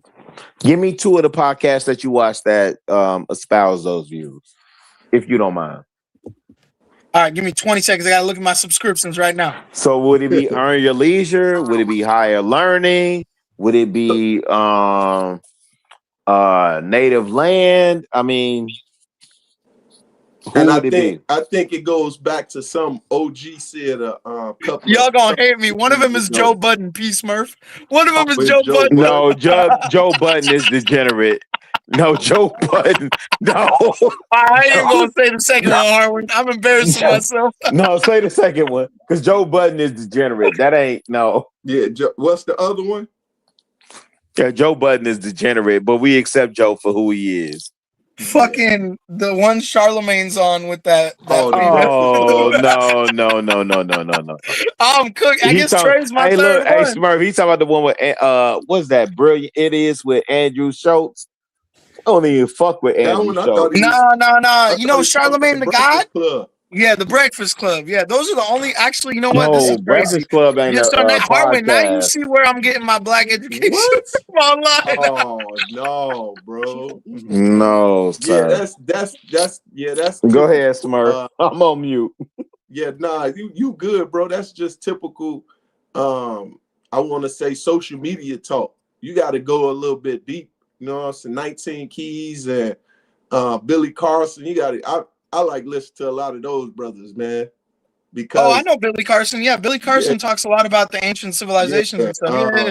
John Hope Bryant, like, man, you got to take it up a notch. I know those. Oh, John Hope Bryant is dope. Yeah. But really, we kind of shaped where everything is with the music that we accepted. And once again, I don't like the music. Never liked the music as far as gangster rap.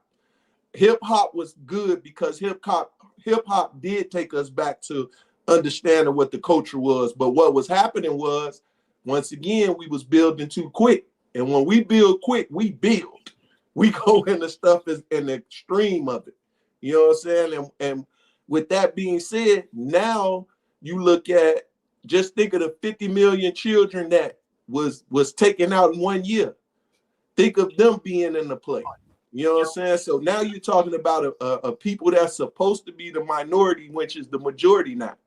And our intelligence, it sparks up to a whole nother level. So if Rilla just talking about Harwin, I can just imagine if you get on here, boy, you gonna go on TikTok with these young folk and they own it. I'm talking about they own a history. They breaking down history. They going deep into the archives. They finding out everything and all things. And I'm talking about they breaking it down, Rilla. I'm talking about, and when they breaking it down, they going in depth. They ain't playing with it. They saying, we bringing all the receipts. And my last thing would be, they want to hear us. They really want to hear us because we don't say much.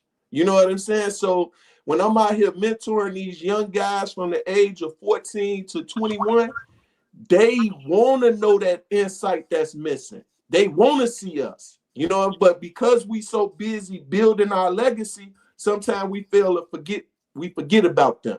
You know what I'm saying?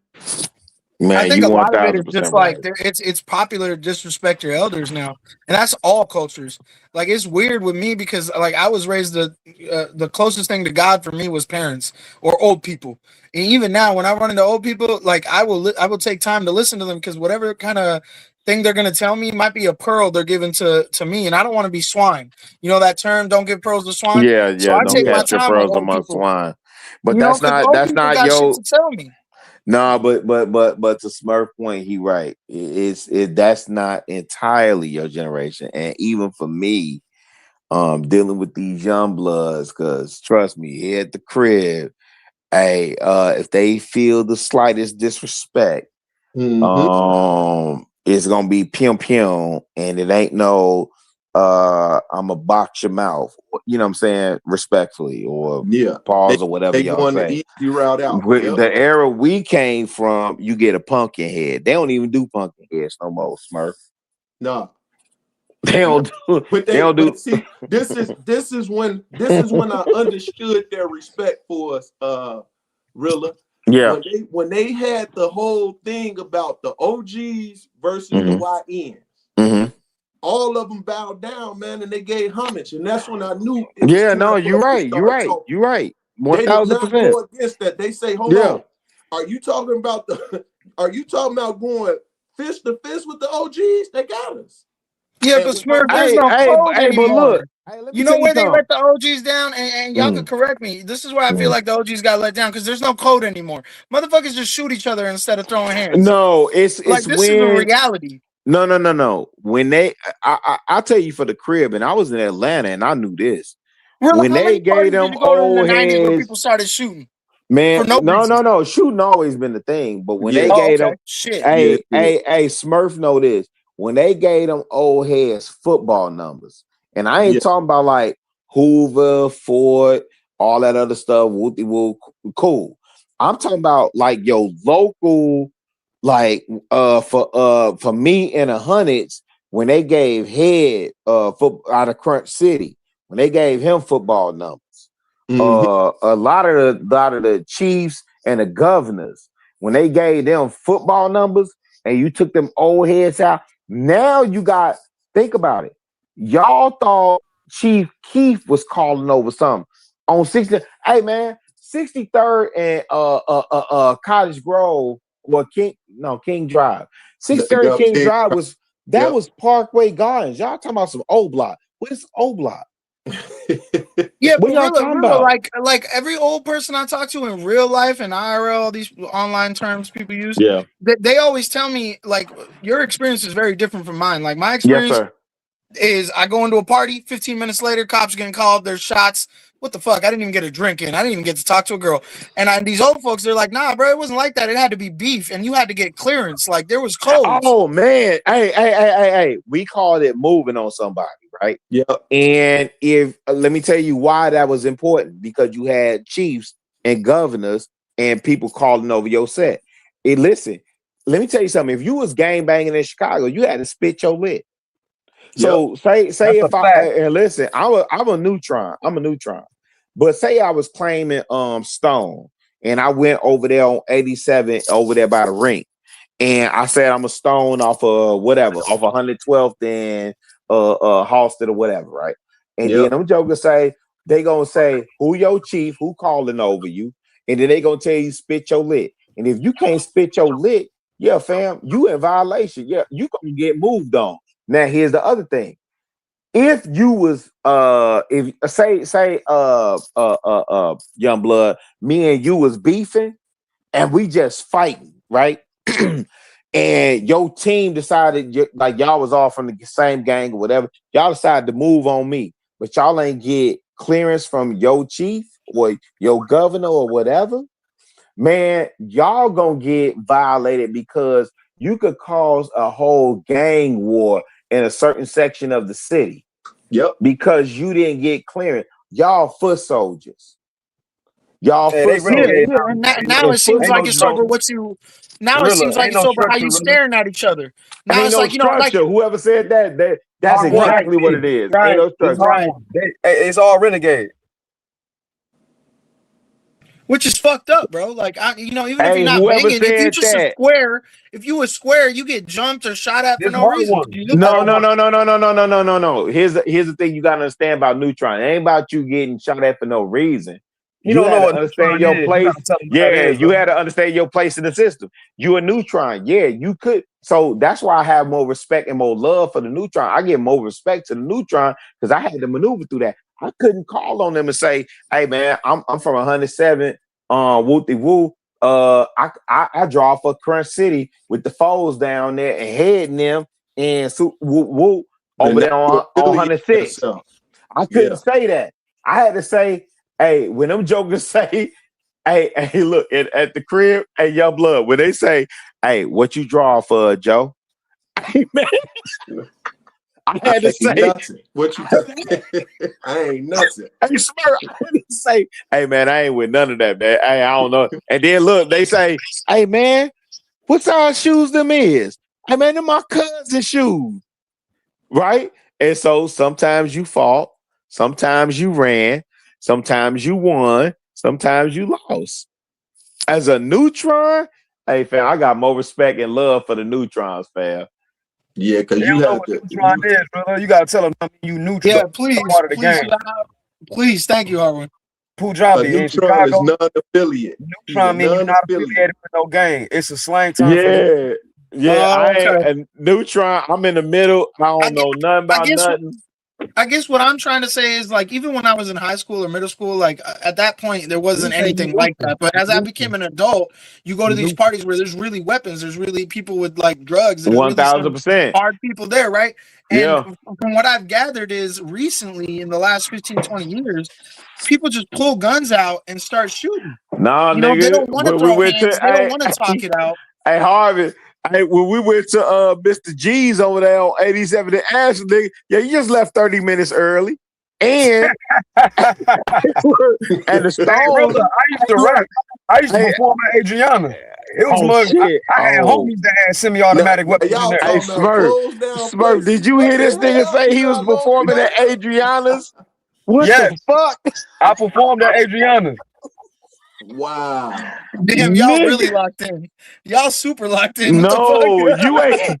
You gotta know what. Hey, wait. If I'm not mistaken, Adriana's, was that the last place Dirk performed or Chief Keef performed before they shut that bitch down?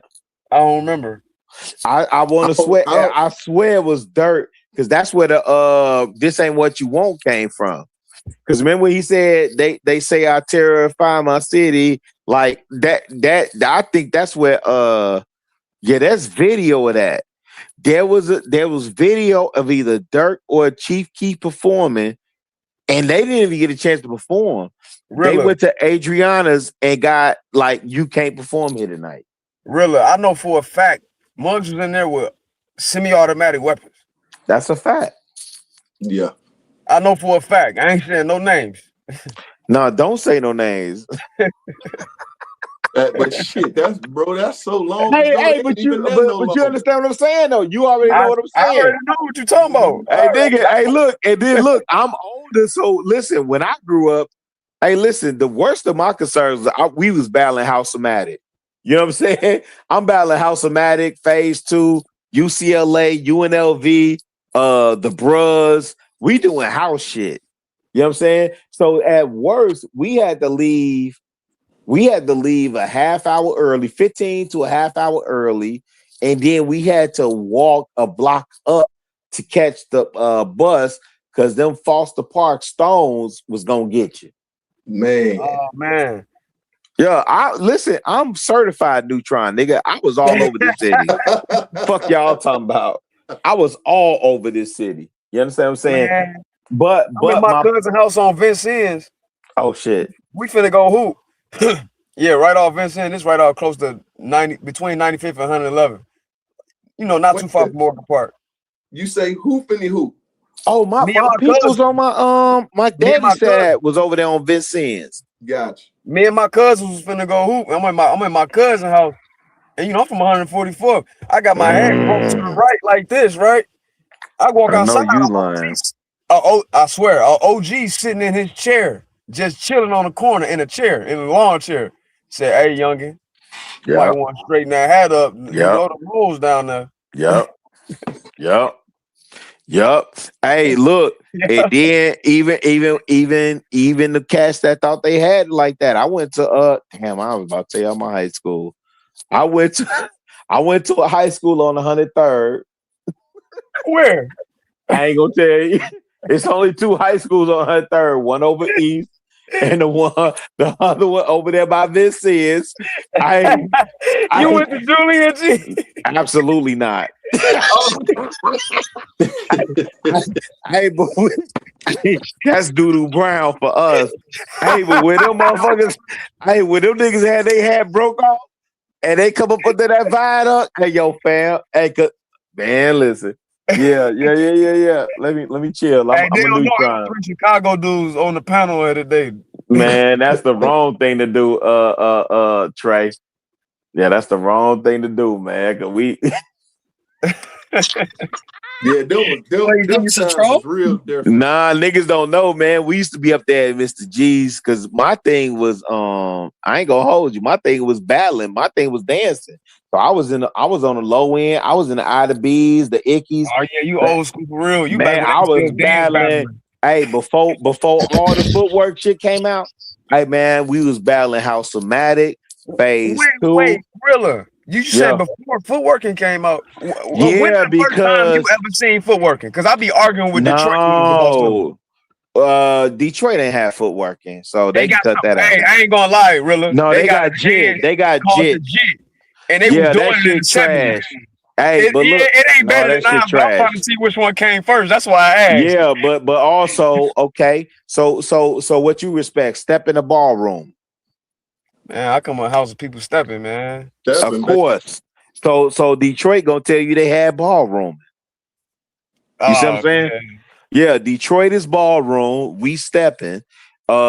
Chicago juke, they JIT. You see what I'm saying? And they definitely wasn't doing no JIT. Wait, man, get that shit out of here. Yeah, they said they was doing the JIT before we was footworking. And that's why I'm working on something because there's an era that gets erased. Again, Screaming Wheels, Markham, Rainbow. Mr. G's, Rainbow, all that shit. All the tracks era that worked that motherfucker. All that shit, the Lil Lewis era, all the tracks that we used to, the Jerkin Boys, Acid Indigestion, all that shit gets, it's like you go from deep house to fucking footwork or ghetto house. All that shit get left out. And so I'm trying to bridge the gap. That's where Detroit come in and they get to say all they JIT and shit. Man, listen, we was footworking before them motherfuckers. We invented footwork. That's what I was standing on. I was standing on. Yeah, I got a shirt. I got a shirt that says as much, and we got to do the documentary, man. I'm gonna get after you. You actually are confirming the fact that I got to get after that shit. But yeah, we used to battle, man. Hey, we used to battle BD Twin and them, Ronnie from House of Matt. Man, we used to battle all them niggas, man. Boobay from UCLA. Man, we used to go to that motherfucker Phase 2. Man, them was the hardest competition. We used to go to Mr. G's, the rink, motherfucking Screaming Wheels, and mark them and battle them niggas. Man, I went to high school. One of the most famous footworkers. It's the Oh. dude name. His name Face. Real light skinned brother. Man, you had to tell me the year because I might have been in Atlanta by that time. Because for me, I'm the class of 08, so he was. Oh a yeah, year, Nah, that was he was I a was year or gone two by older then. than me.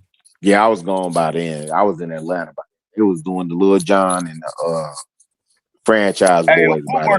a footwork off a bus out in the hallway anytime. Man, Pass period. man, I already know. McDonald's, nigga. I was trying to figure out what the Walla cam is. You say the Walla cam? Yeah. Never heard of it. So, and I only say that because Chance the Rapper talk about it all the time. The Walla cam. Chance the Rapper, Young Buck. He is, but when he says 08, that's around that era. Again, when you said Rainbow Beach, I already know what Rainbow is. You understand what I'm saying? I get that. I get that part, but yeah, man. Yeah, the you had disco house, and then you had deep house. You had tracks, the tracks era with Stephen Poindexter in them, Chip E, and then you had Lil Lewis and all that, and then you had Ghetto House. No, it wasn't even Ghetto House. What was it called before then? Yeah, Walla Cam is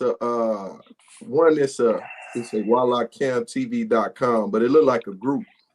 Nah, it's just, I mean, them young blood, and I know that's before my time, but my point is on some Chicago shit, like, yeah, Sam he's saying it correct, man. We got to tell that story.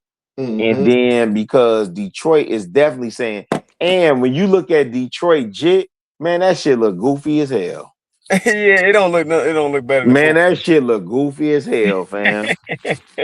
Like real talk, that shit look goofy as hell. Ain't had nothing to do. But here's the bigger point, right?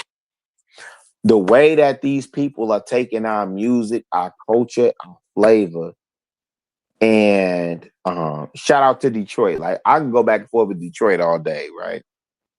But these jokers, and when I say that, I'm saying these pink people are taking our music, our sound, and our flavor and everything. And listen, 20 years from now, they will be saying Eminem was the first rapper. Hey, Rilla, I don't know. I know you guys aren't familiar with Sikhs and stuff, but like in the rap community, a lot of like Drake, on Instagram, he posted about it. Kendrick Lamar too. Sidhu Moosewala, he's a Punjabi rapper. Sikh, he's got a turban. He got shot in India, like Tupac. He's our Tupac, I guess. But in the last 20 years, recently, like hip hop, yeah, very recently. I'd say less than 6 years ago now. But hip hop rap has taken over the world, not just cultures in the United States, but like Russia, India, China, Korea. Way before like that. they rapping like crazy in these No, countries. way before love that. Shit. Way before that. Way before that. Oh, okay, sorry, I didn't know that, but I just from my awareness, I will tell you this: 20 to 30 years. Wait, you saying it took over when? Like in the last 20 to 30 years, it's really heavily influenced the world, Damn, wait. 20, 30 years ago, 93. I wouldn't disagree with that. I'm just thinking about Rocksteady and Brazil and a lot of the styles, right? So when you think about hip hop, I think about the four pillars: graffiti, breaking, MC, and DJing. As a matter of fact, when I was over in San Juan, Puerto Rico, a lot of graffiti work, right? But when I think about Crazy Legs, Puerto Rican, and the face of b-boy culture, man, especially when I think about Brazil and capoeira and the elements that we've incorporated into breaking. Again, I'm a dancer, so when you hear me talk to my brothers about house music and footworking, I'm a dancer. You understand what I'm saying? So capoeira and b-boy and breaking, like, yeah, I don't disagree with that. 30 years ago, that sounds about right. Sounds about right. But you saying in India, what was happening over there? So like there was this rapper named Bohemia who grew up in California. He was a Punjabi Pakistani guy. Like earlier I said, Punjab, you know, our home, like how y'all said I was a nomad type shit. Punjab got split into two. So he was from Pakistan, but he was Punjabi, probably a Muslim.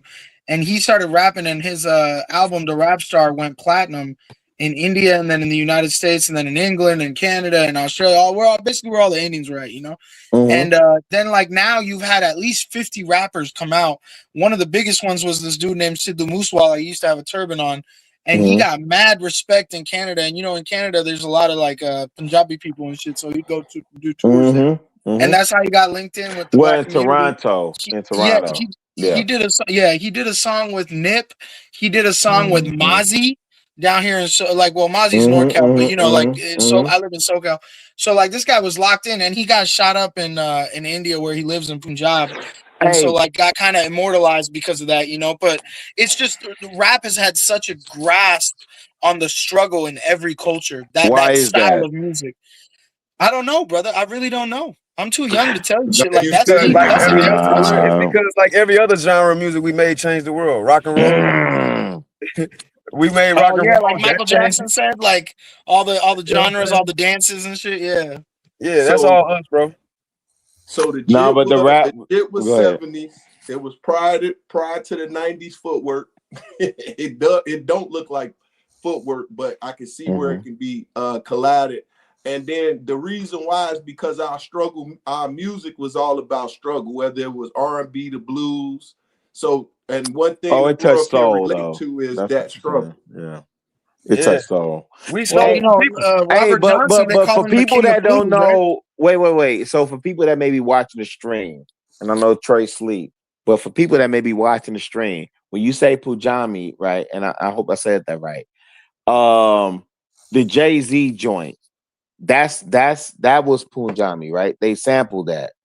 Oh yeah, the Punjabi song that everybody knows. Yeah. The really like the meme. That's If you go back, the Knight Rider theme and all that other stuff. The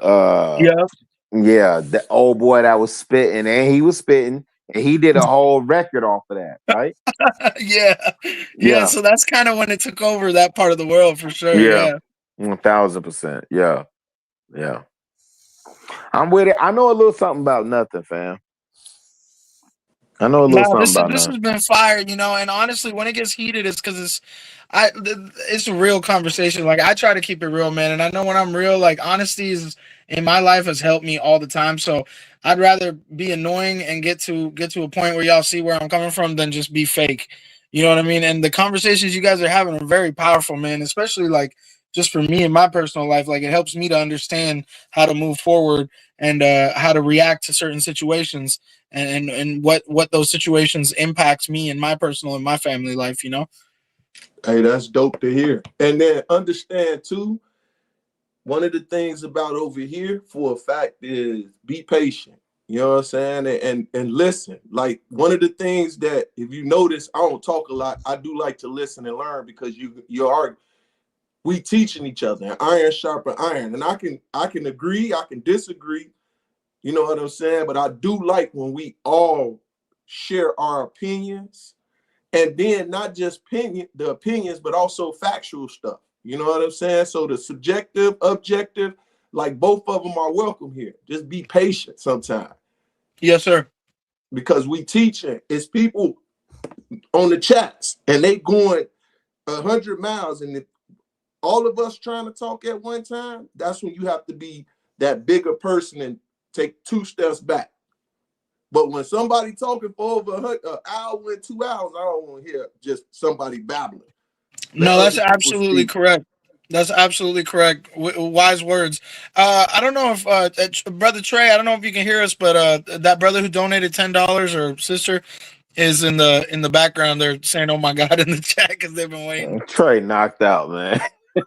he was just in the chat. He was just in the chat. Nah, that nigga finna get ready to work out in the morning, man. He got to train some folk. He knocked out.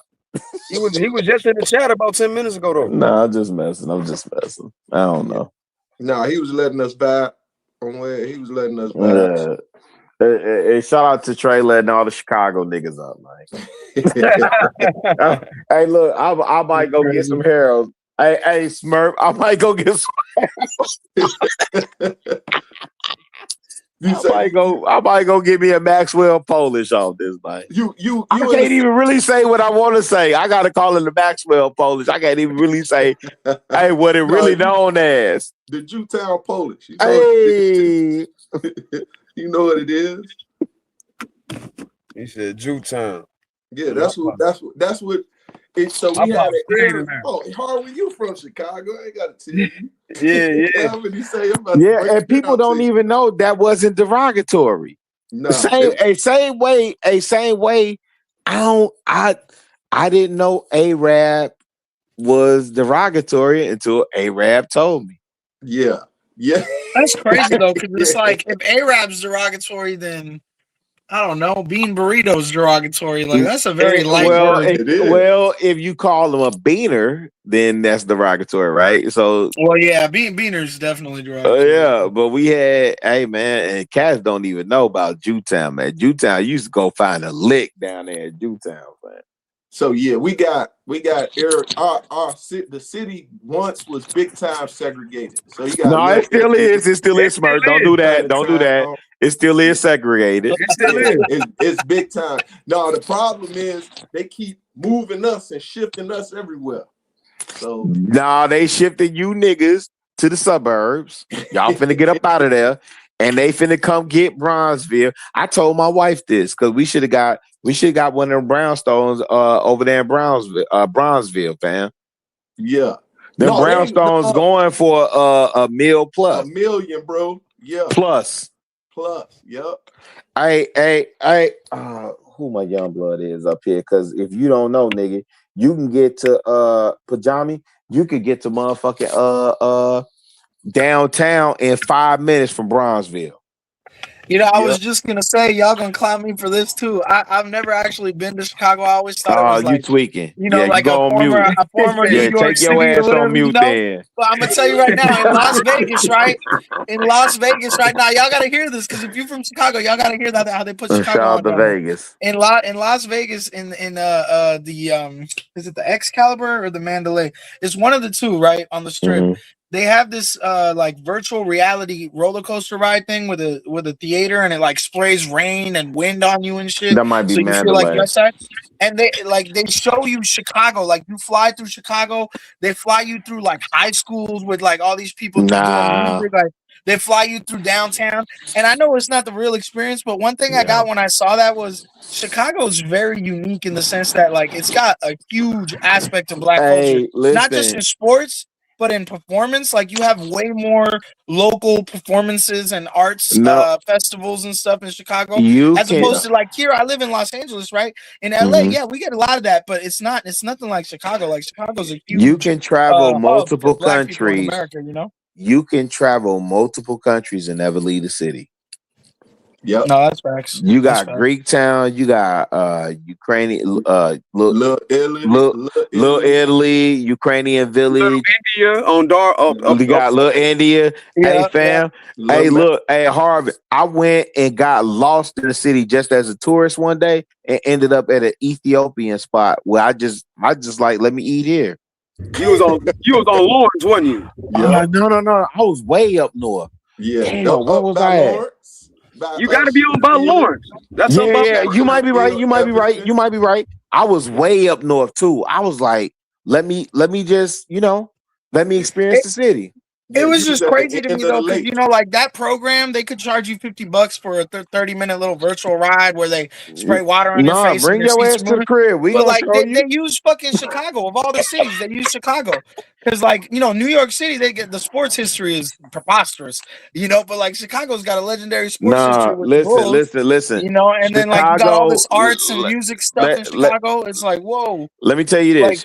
Chicago. When you think of entertainment, you don't think of Chicago. Is all I'm trying to say. That Bullshit experience made me realize like Chicago's a big entertainment hub.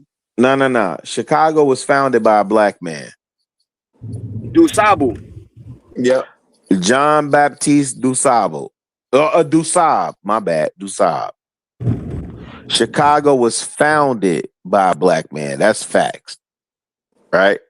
OG, you know what the word Chicago mean? Chicago. It's land of smelly onions. That's right. OG know his shit. Yeah, don't play with me, nigga. Yeah. I'm up there. I just looked it down to break it down for the audience. John Baptiste Pontu Sable is recognized as the founder of Chicago, often called the father of Chicago. He was the first trader of African and French descent who established the first permanent non-indigenous settlement at the mouth of Chicago who he River. married. I forget who he married. It was a Native American woman. I forget who he married, right? But oh shit. Yeah, we going right back in circle to that same topic. Hey, Harvard, that's what I was just thinking. He married a Potawatomi woman named Catherine, establishing strong ties with local indigenous communities. Yes. So hey, Chicago Harvard, is I'm up there with Six Figure Dilla. Don't play with me, fam. I'm up there with Six Figure Dilla. Chicago. Chicago. I guess you could say it that way too, but I was told it was Chicago. It's a couple different pronunciations. Sure. The smelly onion, land of the smelly onions. Yeah. I love my city, fam. I was in Atlanta for 20 years, and people was asking me like, "Would you ever move back?" And I was like, "Nah." And then, I moved to Detroit for 2 years, and then my wife to be, brought me back home. I love it here. I can't even see myself leaving, fam. Man, Detroit's fucking crazy so with like how it was one of the wealthiest cities and it became one of the most like economically. Well, the big three. Yeah, the automotive industries. Yeah, but Detroit is 77% black, and I love Detroit. Don't ever get that shit twisted. They're my cousin over there. They're my cousin now, man. You know what's crazy? This might be weird to y'all, but like, I have an estimate. When you call OnStar, every time I call OnStar, not Jit, but I'm fucking with him though. Hey, Rilla. Yes, every time I call OnStar, I have an Escalade, right? Every time I call OnStar in my Escalade, if I like need help with anything, look at young blood flexing. Look at him flexing. I'm not, bro. I'm just telling you, like that's the car I have it with. I'm not gonna like just say I have OnStar in a random vehicle, you know. But dude, it's always a black person in customer service, and I had to look that shit up because when I call customer service, who do I talk to? It's a Filipino person, maybe an Indian person on some bullshit. They using a fake American name. Hello, this is John. Thank you for calling Xbox customer service. You know what I'm saying, dog? Right? So like, I call GM, bro, or I'll call Cadillac, or I'll call OnStar, and it's always a black person. So I researched it. And apparently Cadillac was going bankrupt because white people stopped buying their shit. So these white people in Cadillac's economic market were like, "Yo, why are we during the great no, break that shit down, G. Bro. Yep. Because it makes me so it makes me so proud to have this car, bro. Yes, sir. So the Great Depression, when that shit went down, white people weren't cash heavy, black people were. And the white people in the sales department in Cadillac were like, "Yo, we're gonna go bankrupt, and GM's gonna have to buy us. So what can we do to start selling Cadillacs to make sure GM doesn't shut us down?" They decided to move, which was very taboo at that time, to move their entire market and start selling to black neighborhoods, black communities. Black people were cash heavy. They bought them shits out the ass. Cadillac was kept alive by the black community in this country, bro. Look, not Smurf, just Cadillac, why was we so Dodge. cash heavy, Smurf? Huh? Do you know why were we so cash because heavy? they wouldn't allow us to put our money into Yes, sir. So we had a surplus. So during the Great Depression, you only see the YT people. You don't see us having the issues because they would always look at us like we didn't have much, which at the end of the day, it goes back to still today, 2.6 trillion spending power in the country. Once again, that isn't considered ours, that's ours. So when you look at that power, we understand the power we got. Once again, it's not against anybody, it's against our God. And once we understand that part as a whole, we will become back into power. And I don't want to trample on Youngblood point too, because I think ultimately you were saying that black people essentially saved Cadillac. Yep, Cadillac and Dodge. Dodge also. Dodge just was they whole redoing the Chargers, rebrand, and SRTs and all that. They knew who they was baiting towards it. But it's also an indictment on us too, right? In the sense of that we don't know our economic power, because you said 2.6 trillion. I know the last time I looked, it was 1.5. Not saying your number is off at all. I'm not saying that at all. I'm just saying the last time I looked, because it could be at 2. No, I accept that it's at 2.6 trillion, and so the fact that we saved and listen, Cadillac ain't the only industry we say or the only business we say. Oh no, there's a lot. Just to answer the chat real quick, because I don't want people to think I'm bullshitting. I come with facts. 1,000. According to Google AI, in 1934, Black Americans are credited with saving Cadillac from bankruptcy during the Great Depression. Oh, they saying you tweaking. By purchasing luxury vehicles when sales had fallen 85%, despite a quote unquote no sales to NEGROES policy. Affluent Black customers utilized intermediaries, prompting Cadillac to integrate its sales, resulting in a 70% sales increase that year that saved Cadillac from an entirety of bankruptcy in 1933. Hey Smurf, they don't know why we were purchased. So, like, to your to Pajami's point, I keep saying Punjabi point, right? Only thing I would say to the audience or anybody that's questioning what he's saying, all you got to do is ask your granddad, why does he drive a Cadillac? Why do we have the term granddaddy caddy? Or why was Cadillac so prevalent in our community, right? We didn't say like I don't know, like Chevys and Buicks and Oldsmobile. I get the NWA and the Snoop and all that. I get that part of it. But when you talk about a granddaddy caddy, when you talk about even with the pimping, you understand what I'm saying? Yep. You understand me? Yep. Pulling up in that granddaddy caddy. You understand what I'm saying? Clean, all options. You own it. There's science behind that, and that's what Young Blood's speaking to. That's all I'm saying. So, you ain't got to question that. He's actually giving you the science behind why certain products from a marketing standpoint were endeared to us as opposed to other vehicles. Because there definitely was plenty of other vehicles available to us. But Cadillac, hey, real talk, we made Cadillac the luxury vehicle. Yeah, that's facts. The presidential vehicle at that. But no, I mean, you guys said, "Oh, my Punjabi ass over here." That's facts. I'm Black. Nah, here's the thing though, bro. I really feel like it's crazy when you look at the concept of not just in the rap game, the status symbol the vehicle became with like all the music videos and movies and stuff.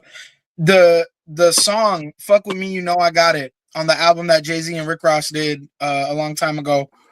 I forgot what it was. I forgot what it's called. Watch Remember the that? Throne. Was that Watch the Throne? Yeah, that's that was Magna Kanye. Carta. No, that was Magna Carta. My bad. Yeah. Magna Carta. Thank you guys. God bless you. That was one of my dude. That was like I was in college. I was like I think about those days every night. But in that song, "Fuck With Me, You Know I Got It." In the beginning, I forgot who that legendary black man is they put in the intro, but he explains why melanated people need to wear jewelry because we come from ancestry of royalty, right? And like obviously as a Punjabi kid, you listen to that shit, you're like, yeah, man, I come from that too. But be it what it may, that shit always hit me. It's like that bling shit that we always get hated on for as minorities. Yeah. Why do we dress way better? Why do we want to drive way better? Why do we want to look way fresher? Why do we want to be way cleaner? Why? What is the concept? And it's like you said, there's a spiritual, scientific fact behind that. We have, I genuinely believe melanated people have aura, and that's why we're so repressed around the world, and history has proven that. So to piggyback on what you was just saying, when we came out of Egypt, our God decorated us with all the jewelry and all of the glory that Egypt had. He put it on us. So we left with earrings, we left with chains, we left with everything that they had in their civilization at that time. And our God wanted to show us how much he loved us. But once again, our foolish ways, we didn't think right about it. So that's a great part of the history of why we always had chains and jewelry and all that stuff. That was something that that's just embedded in us.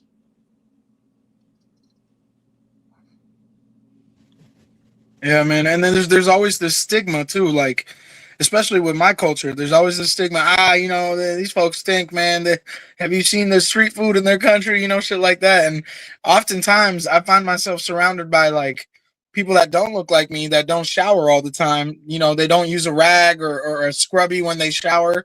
Like it's quite evident by the body odor mixed in with the fucking deodorant, you know, whereas I'm like showering in the morning, showering in the night, because I've been taught godliness is next to cleanliness. You know, these are things that are taught through us thousands of years ago before any church pastor taught them in the colonized world, you know? So it's really insulting in that sense, but I got to take it on the chin. Yeah, that's a fact.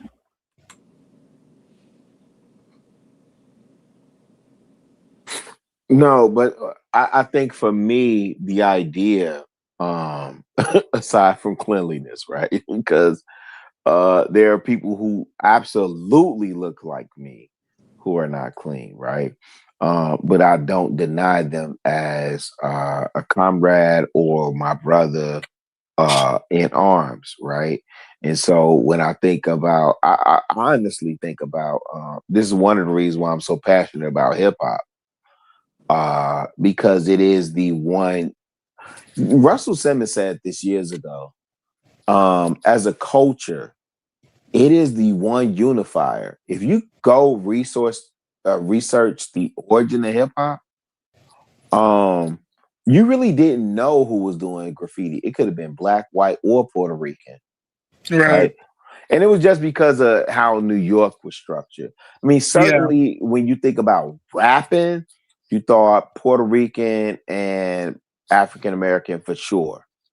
That's a fact. You didn't think about, and I'm not talking about Beastie Boys. I'm talking about before the Beastie Boys. I'm talking about Prince Whipper Whip with the Cold Crush. Like, damn, you're putting me on tonight, bro. The farthest I go back is KRS-One, dog. I'm a noob. oh I'm a man, noob, listen, dog. that's golden era for me. Like, don't get me in that bag. I'm pretty sure Smurf could wax poetically on that era. The 80, 87. So for me, 88 to 92 is the golden era of hip hop, but I can, 87, maybe, 93.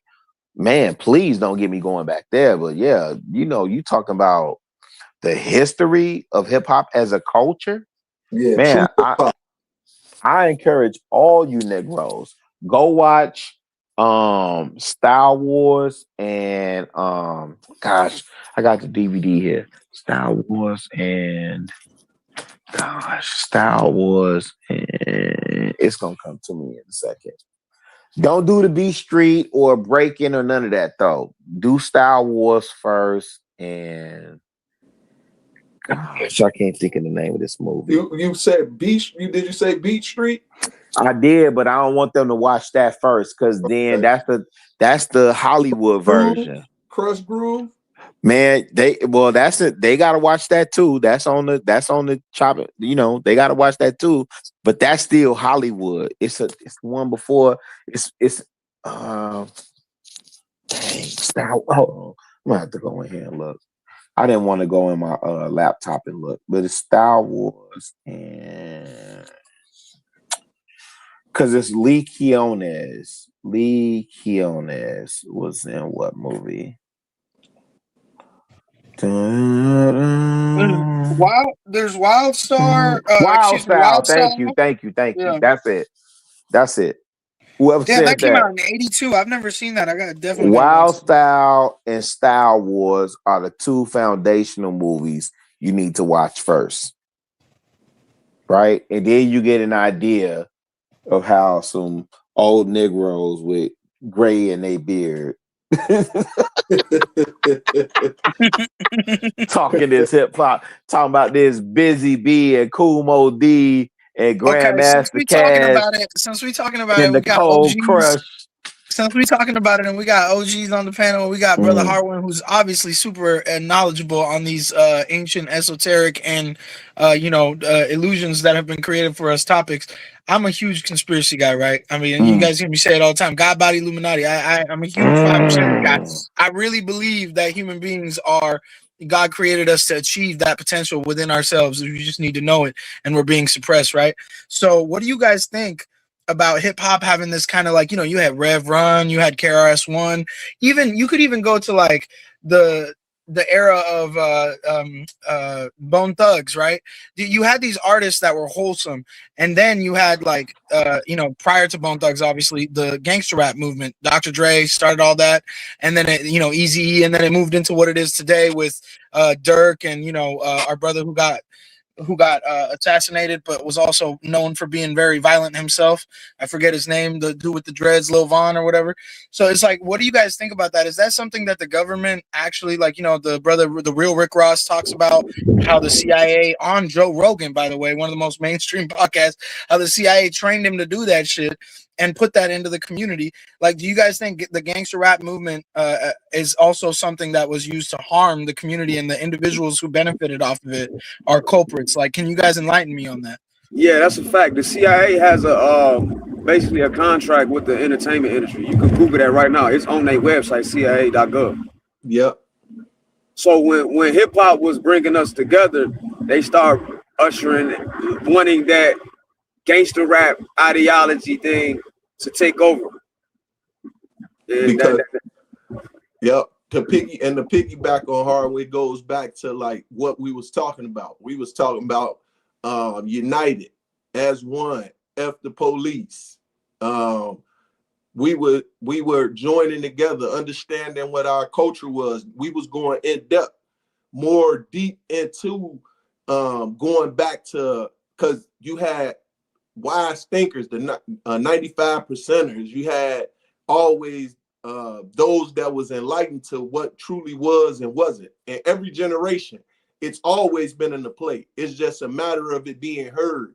And now you can hear it live right now. You know what I'm saying? So they definitely changed it because they seen what was happening. We were increasing too quick. We were teaching each other from the music. We were learning from the music. And that's dangerous to them. That was real dangerous. But what they didn't expect was for our music to fall upon their children's ears. And now they gotta hear it. Yep. So Yeah, like I when you would have say, artists like real quick. So when you have artists like Tekashi 6ix9ine or these motherfuckers like Lil Pump, these motherfuckers, right? Like, and they make these platinum. Right. Okay. All right. Non-factors. I'm gonna tell you why. A couple things. Number one, again, we gave out the movie list that you niggas need to go watch. Right? We said Star Wars and Wild Star. Right? Yep, I took them all down, big bro. Yeah, another movie you need to go watch is CB4. CB4 was made on the heels of NWA. And then Smurf and Harbor. When we watched CB4, we was like, oh, it's a comical movie. That's Chris Rock, blah, blah, blah, blah. Not even understanding they really based that movie off of like Ice Cube and Eazy-E. Yeah, no, we peaked. So no, not at that time, though. We know this after the fact, but go ahead. No, what the reason why I say we peaked, and because we were brought up with the 5% of mindset. You know what I'm saying? So we was already great. Dang, I was about to go back to that too. Yeah. So I'm associated. You're not affiliated. I'm associated. I'm affiliated. So we had laws in place. Yeah. And our laws go off exactly what we're talking about now. Love, peace, you know what I'm saying? Family, all our laws were structured on that. So you couldn't, when Rilla say, I couldn't just go and touch somebody, right? I had to get permission to touch somebody. You know what I'm saying? So we had those things to govern our communities. And once again, it was put into play. So we had the Black Panthers that came here and sat down with our leaders and was breaking down how we can get the government funding and the non-for-profit. So we literally was building our own parties here in Chicago. And they didn't like that. That's how Harold Washington got into become the mayor of Chicago during the time where it was once again prejudice. But they had no other choice because we were great thinkers and we were shorties. Now that we think about it, we like real life. We was 11, 12, 13 years old running this city as shorties. and the oldest of us maybe in their 20s. You see what I'm saying? So when you're talking about a group like that, like you're talking about Gen X, we was different. We was already rebellion. We was already standing up against the police and fighting against a lot of things that we didn't agree about. And it was because of the music that we listened to. You know what's crazy about that, Smurf? And really, I know you're going to fuck with this. Hardware, you too. So it's like I've told you guys, like a lot of people say shit online, but I'll give you proof. And a lot of times it'll be uncomfortable because I'm going to keep it real. I'm going to be honest. Honesty always helps me in my life. Like I said, I got a lot of mentors, a lot of friends in this community. That's why I'm always trying to engage, whether it's online or in real life. I have a black German Shepherd named Athena. She just turned 11, right? I got her from a breeder that breeded them specifically for canines, like the cops, you know? When I got this dog, he was like, "Are you sure you know what you're getting into?" I was like, "Bro, my dad's sick." At this time, my dad was a double amputee on dialysis, diabetic, you know, running 2 businesses, a restaurant and a store. This man needed me. So I'm depressed. I had to leave all my shit, help him out. I'm not making as much money as I can, you know, not doing my thing in LA, coming to help family out and shit. And I had this black German Shepherd, bro. And I would raise it here. Got all these fucking white people where my family lives up in Northwest Washington, you know, above Oregon by Canada. So y'all already know what it is. Outside of Seattle, outside of King County, named after Martin Luther King, it's not a lot of diversity in that state. So, you know, like it's just basically white people, you know. So my dog was used to a certain kind of, you know, ethnicity per se. Now, it never had any interaction with human beings that were melanated, even darker than me. When I would take it down back to SoCal and meet up with my friends from school and shit, a lot of them are black, this fucking dog will get aggressive. I'm like, yo, what the fuck? I gotta put this dog in another room. I gotta give my friends a treat, get them to get the fucking dog a treat. Yo, Athena's one of the most amazing dogs ever. Once you're cool, she'll take a bullet for you. But having no experience, but her genetic, you know how they say, scientists say, babies, why are they afraid of the dark? Why are they afraid of growling sounds or hissing sounds? Because their ancestral memories of surviving and fighting those things is embedded in their DNA. So without having experience, you have a bias for certain environments. My German Shepherd that was probably used to bite all these people during the civil rights era has that DNA embedded in it, bro. So like, I'm over here going, why is my black German Shepherd trying to attack my black friends and nobody else? What is going on? So I'm like doing my research, you know, I'm trying to figure it out. Well, what dog was used to fucking attack black people in America during the civil rights era, bro? German Shepherds. German fucking Shepherds, big bro. The littlest things, right? Straight up.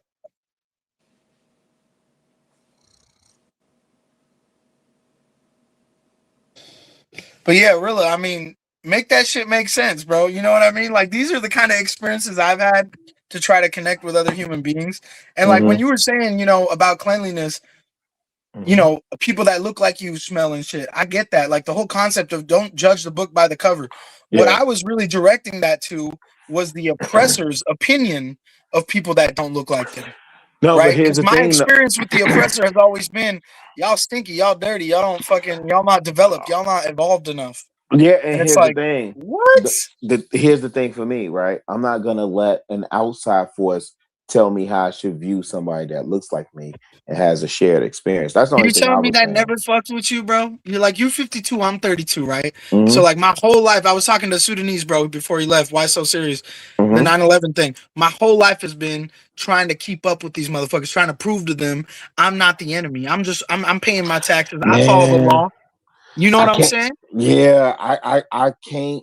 Oh, man, I don't know how to say it.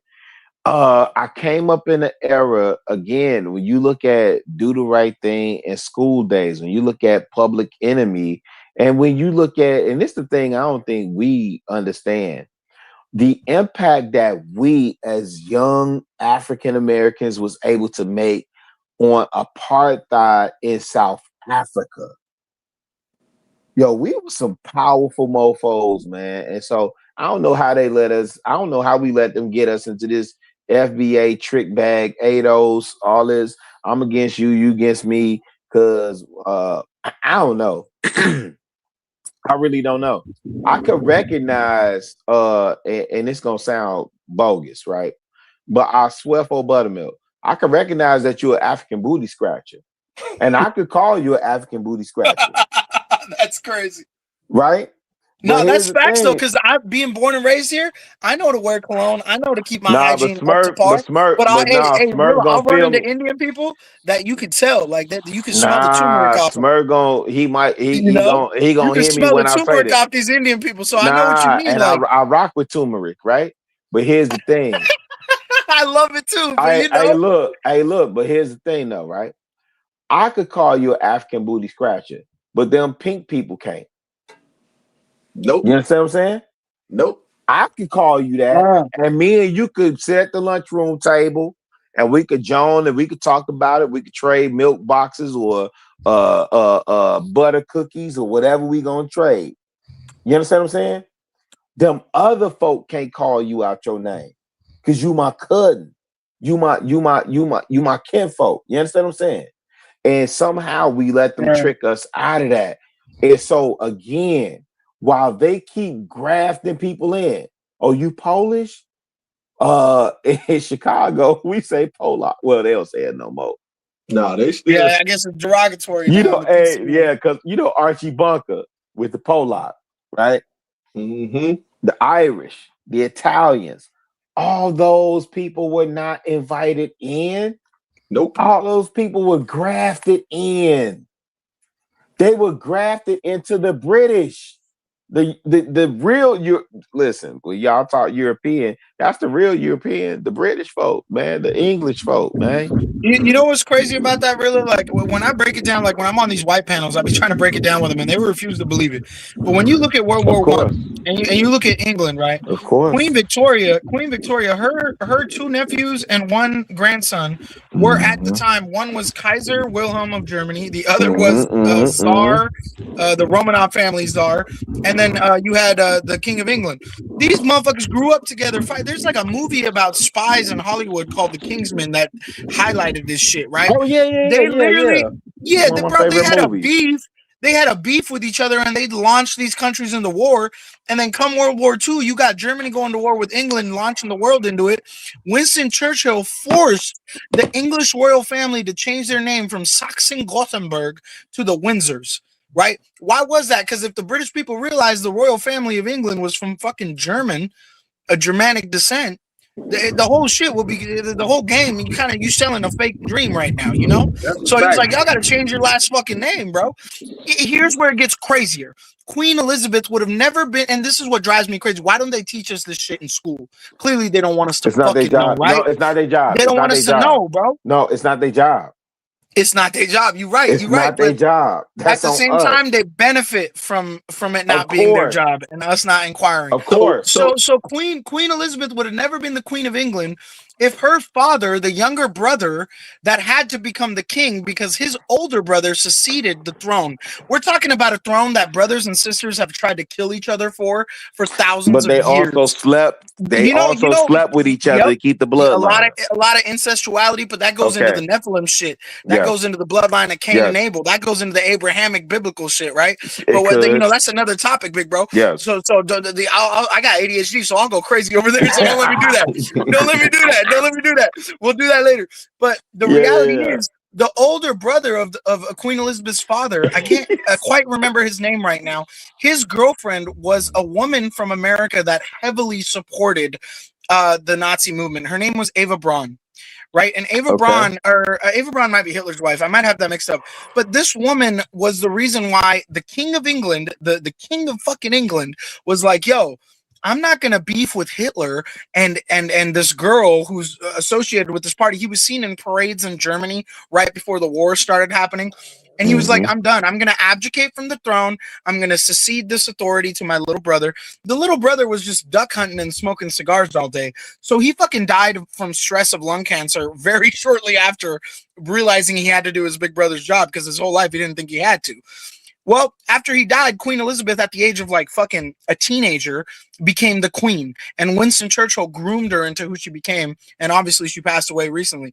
You know who these people are, bro. You know what I'm saying? And the way they move this world is quite crazy. And that's why when you were saying the British, that's Europe, that's why I broke that down. They are all one family. And like, this is what fucks with me. Like when Brother Harwin and I first interacted with each other, when two people are coming from an authentic place, Brother Harwin, I come from the school of, I told you I went to law school at the UCLA. So I come from the school of Freemasonry, from Jesuit Christians, these kind of people that have their agendas placed that are very Luciferian. And when you learn the world through that and you learn the devil is real, all you can move with is God.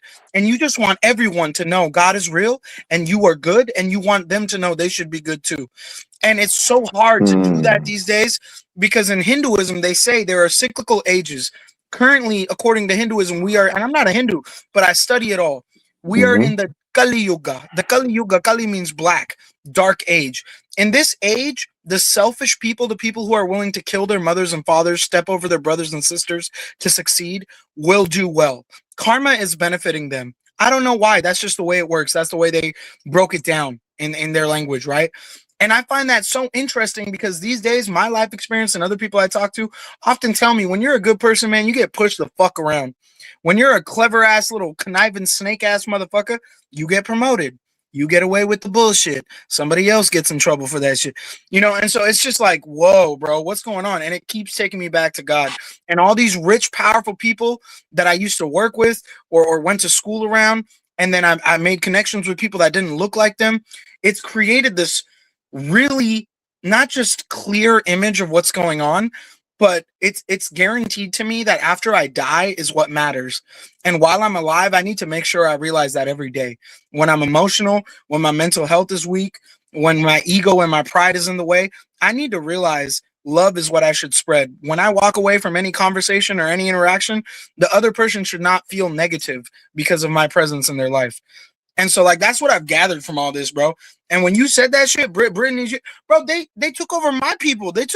There was a time they said, rule Britannia, Britannia rule the waves. There was a time the sun never set on the British Empire, right? The Queen wore our blood diamond from India, and then the blood jewels from fucking Africa on her crown.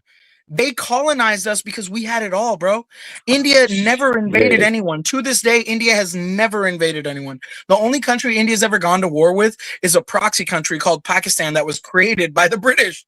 It was a part of India before India was created. It was, yeah. So, yeah, right? So it's like, we've never invaded anyone, but people keep wanting taking shit from us, bro. Yeah, that's and so what it's Gandhi like, was always fighting for. He wanted unity amongst the two nations. right, but you know what fuck with me about him, bro, was he went to Oxford and he was a racist motherfucker. He studied with a bunch of British white lawyers, and when he came back to the, like you had that dude in the chat earlier, that whole untouchable thing, people were coming at me about it. I don't know about that shit, man. But when you do the research in India, there's over 160 languages there, and Hindi was a language that was enforced upon those people by the British. They said, yo, you guys are all way too different. Tamil Nadu, Telugu, Punjabi, all these fucking languages. Y'all got to figure it out. Have one language. And so Hindi was enforced on people. Even today, there are multiple states like Karnataka, which run Microsoft, Kerala, Gujarat, Punjab, Tamil Nadu. These states refuse to speak Hindi. They have this, I almost want to say FBA mentality of, we don't need to abide by your British colonial government, which is what the Indian government is. It's a Hindu-ran government. 80% of the population in India is Hindu. So they don't fuck with Sikhs. They don't fuck with Muslims. And the Muslims, most of them had to migrate to Pakistan anyway in a very short time. The ones who couldn't, they got converted or killed, right? And like, this is why, for me, that's such a serious topic, because I come from a part of the world where motherfuckers are racist as shit. They got caste systems. And if you're not the same religion, you get killed for looking at their sisters the wrong way. Like, that's just the way it goes over there, and everybody's starving. You'd be lucky to be making money and having a farm or whatever, right? And so, like, when I come over here, I was born and raised here. I wanted to be Tom Cruise. I wanted to be Jay-Z. I wanted to be fucking Ricky Martin, whatever. All these little idols that they put in front of my TVs and my fucking whatever. I wanted to be like them. I wanted to be that cool white jock in high school, whatever his fucking name was, with the white blonde girlfriend. Oh, yeah, man. Oh, yeah. I'm trying to do that shit. You know what I'm saying? I'm trying to be the people. Like, it wasn't even just the fucking black people I made friends with. The raza too. Latino people have shown me mad love. They're more like Indians than black people are. But what I've realized between Latino and black people is Latino people, they don't suffer from the same level of racial discrimination that black people have out here. So they're very similar to Indian people in the sense that they're very cliquey. You come to one of their quinceañeras and you look at one of their cousins sideways, the whole group of male cousins is fucking kicking you out and letting you know they're gonna kill you if you ever show up around their house again. You know what I'm saying? Same thing Punjabi motherfuckers do, right? Same thing Muslim motherfuckers do. When you kicking it around black folks, I dated a lot of black girls. I brought a lot of them home. Mom and dad wouldn't like it, and I'd have to fucking deal with that, and it killed me, bro. So it's like I told you guys earlier. I don't know if a lot of you guys were on here. I know Harwin was maybe listening or on here, but I ended up marrying an Indian girl because that's what the family fucking decided for me. You know, it worked out. I have kids, yada yada yada. But that was a complex conversation in itself. The reality is, for me, I have only found inclusive environments amongst struggling people, and in the United States of America, nobody is struggling more than what they are identified as African Americans. So of course, you know, you educate yourself, you try to learn, you go, hey, how do I da da da, and then like you run into people online, and that was like, honestly, brother Harwin, that was kind of like where that all really came from, because every black person that I've looked up to in my life, in real life or online or through the TV, they've all kind of told me self-empowerment is the way to go. You know, and when Black Lives Matter happened, that was crazy. That whole situation was fucking crazy, because at that time I had not just my cousins, my friends, white friends. It was fucking weird. Like, most of these white towns that have no black people living in them, you got more Black Lives Matter signs up on the lawn than anywhere else. But then you go to these towns where there's actually black people living next to white people, you don't see as many. So it was like an interesting thing as someone who travels a lot to notice during that time of civil controversy in our country. And I was like, bro, this is fucking wild. My black friends are like asking me to have loyalty to their cause, the real radical black friends that were like, yo, bro, you talking to these white folks, you better unfollow all these white people. I'm like, yo, chill. Like, come on, dog. Like, my dad has a fucking corner store. He always told me if they love Republicans, they love Democrats, it don't matter. They're buying your beer, boy. You shut the fuck up and you say, thank you, come again. You know what I'm saying? So like, I'm very, like Big Bro was saying, neutral. I'm not affiliated with any political thing. My family just showed up. I don't got any beef with any of y'all. Just buy the beer and leave, you know, type shit.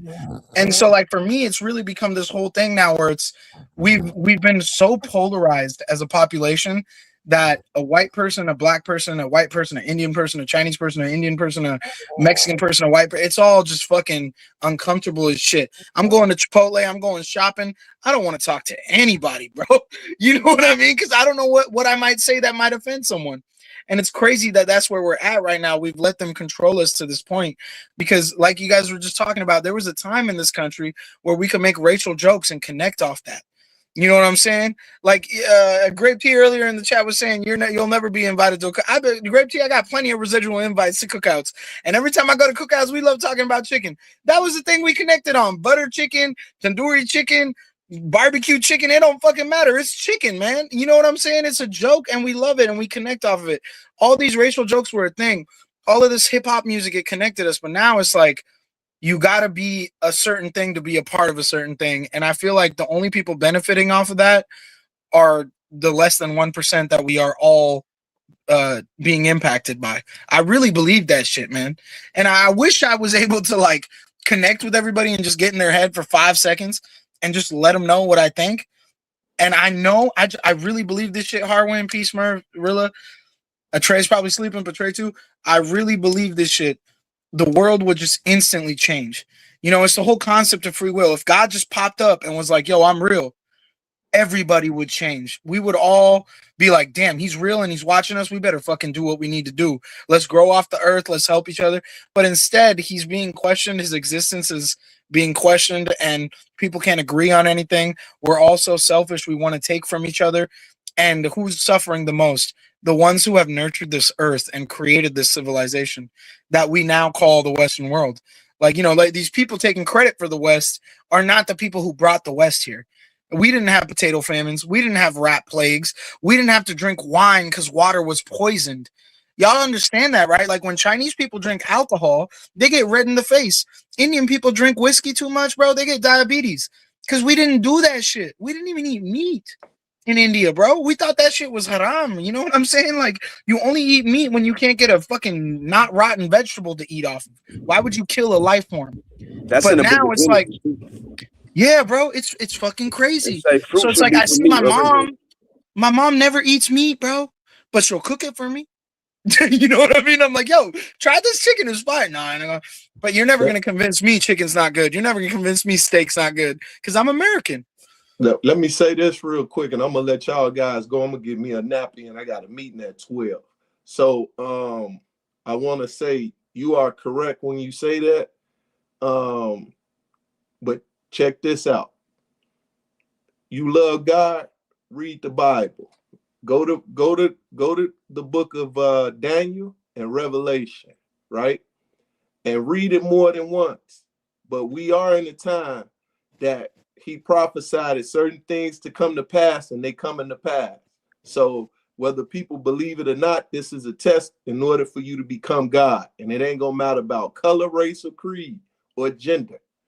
You better understand what he asking, and you better do what he tell you to do, because the next time he ain't coming as a lamb to be sacrificed. He coming to sacrifice people. He's So coming back with vengeance. Yeah, and honestly, brother Smurf, just so you know, I've read the Eritrean Tawedo Orthodox Bible. I've read the King James Bible. What I've learned from the Christian message is simply this: Jesus Christ came down here to prove to us how to live, and he was crucified for it, and he still told everyone, he still told his father that we should be forgiven because we don't know what we do. The Muslims, out of the three Abrahamic religions, I always argue with people on white panels about this. They just refuse to believe it because they're not educated enough, I guess. But the Muslims actually believe Jesus is going to come back too. The Muslims actually believe the most important prophet was Imam Mehdi, which translates to Jesus Christ. Jesus Christ is a Latin term. His real name was Yeshua ben Yosef, right? He spoke Aramaic. He spoke Arabic. He spoke languages from the Middle East. He probably looked more like me, Harwin, and Peace Murph than any picture we've seen of him in any church. So, like, when you start to realize these things and you realize Muslims just disagree on Christians on the concept that they don't think God would send a form of himself to be crucified on earth. That's it. That's the only disagreement. And then the other party out of that Abrahamic religion, you guys, we call them the small hats or whatever, they don't even consider Jesus a figure of importance, let alone the Messiah. They actually are waiting for their Messiah, the Messiah. Yeah, they can't because they're not us. So amen. When you pretending, amen. You know what I'm saying? Talk to me. Add Malachi chapter 4 to that. Oh yeah. I would tell him to read the whole thing, but I wanted him to go to the end time. Oh so yeah, that's why I threw that in there. That's why I threw that in. You're talking about the apocalypse? Yeah. Yeah. The time we okay. Do you think one of the four horsemen has already arrived, or you think it's way long? Not yet. Not yet. We gonna know when it happens though. You gonna know. Yep. So I'm gonna let y'all go. Love and respect. Y'all be safe and be wise. Holla at y'all on the next one. Peace God out. bless you, brother Smurf. Peace. Damn, shit's dying down. I'm gonna head out, fam. Are you leaving too, Harwin? Yeah, man. All right, brother. God bless you, man. I'm sorry I got on your nerves, bro. I hope you can see my side one day. I never not seen your side. I was trying to tell you that. All right, bet. Well, then, if that's the case, I apologize if I acted immaturely and misunderstood or misconstrued what you said that night. I really hope you understand I'm very passionate about this shit. If what you're saying is something I can achieve, I would do it. And I want to figure it out. So I'm crazy about that. And now it's like, okay, let's talk about it. So I'm going to do what I can to figure it out on my end. But at the end of the day, bro, this is a long process. It's not going to be an overnight thing. Surely not on YouTube. This is going to require a lot of organization, a lot of education, and a lot of funding. A lot of people who can actually invest in the travel and the organization of the meetings. But dude, like, I see the world you're talking about, man, and I'm all for it. Yeah, man. I appreciate that. I can come a little different too. So, Brother Blue held me accountable and it got all together. It's all cool. God bless you, Brother Harwin, and thank you for the lessons that you've taught me over the last few days. Like, really, it's deep. It's deep. Growing up as a kid, I never thought for a second that outside of people from Asia that might have traveled to the Polynesian Islands or Hawaii or whatever, or Alaska, then migrated into America, because that's what I was taught. And so now That's I what have we a was lot of all taught. So that ain't your fault, yeah. That's the whole that narrative was taught to all of us. So and Yeah. it ain't necessarily ain't all the way, it did happen, but it just that things happened even before that, The Yeah, no, for sure. Polynesian joint happened before the ones that came over the Bering Strait. So Well, the reason why I know what you're saying was true before I did the research to confirm it after the evidence you gave me is I don't know if you remember the show called Ancient Aliens. It's a goofy ass show on the History Channel, no, I know that but show. yeah, so it like it presented that to me when I was a kid, and then I looked into it more as I got older. And there's no denying all these ancient cultures that worship the same type of god figures, or these events that could equate to current technological events like bombs going off. They found nuclear radioactivity in Pakistan in this town called Mohenjo-daro, the Mound of the Dead. A French archaeologist and two British archaeologists discovered that there was more radioactivity there than current day Chernobyl. And this town and this area has never had any nuclear technology or experiments. So it's like, how do you explain that radioactivity? They started excavating the place. Little did they know, not even 50 feet into digging, they found over, and you can look this all up, they found over 1,000 fucking skeletons interlocked with their hands, knelt. So what that would indicate is these people were killed in an instant scenario, and they were all aware that they were about to die. And when you read into these books, man, they talk about these wars between these gods and floating cities, and they fire these arrows, and there's these loud noises and huge explosions, and almost described as mushroom clouds, which we know our nukes and atom bombs do through physics and explosion records.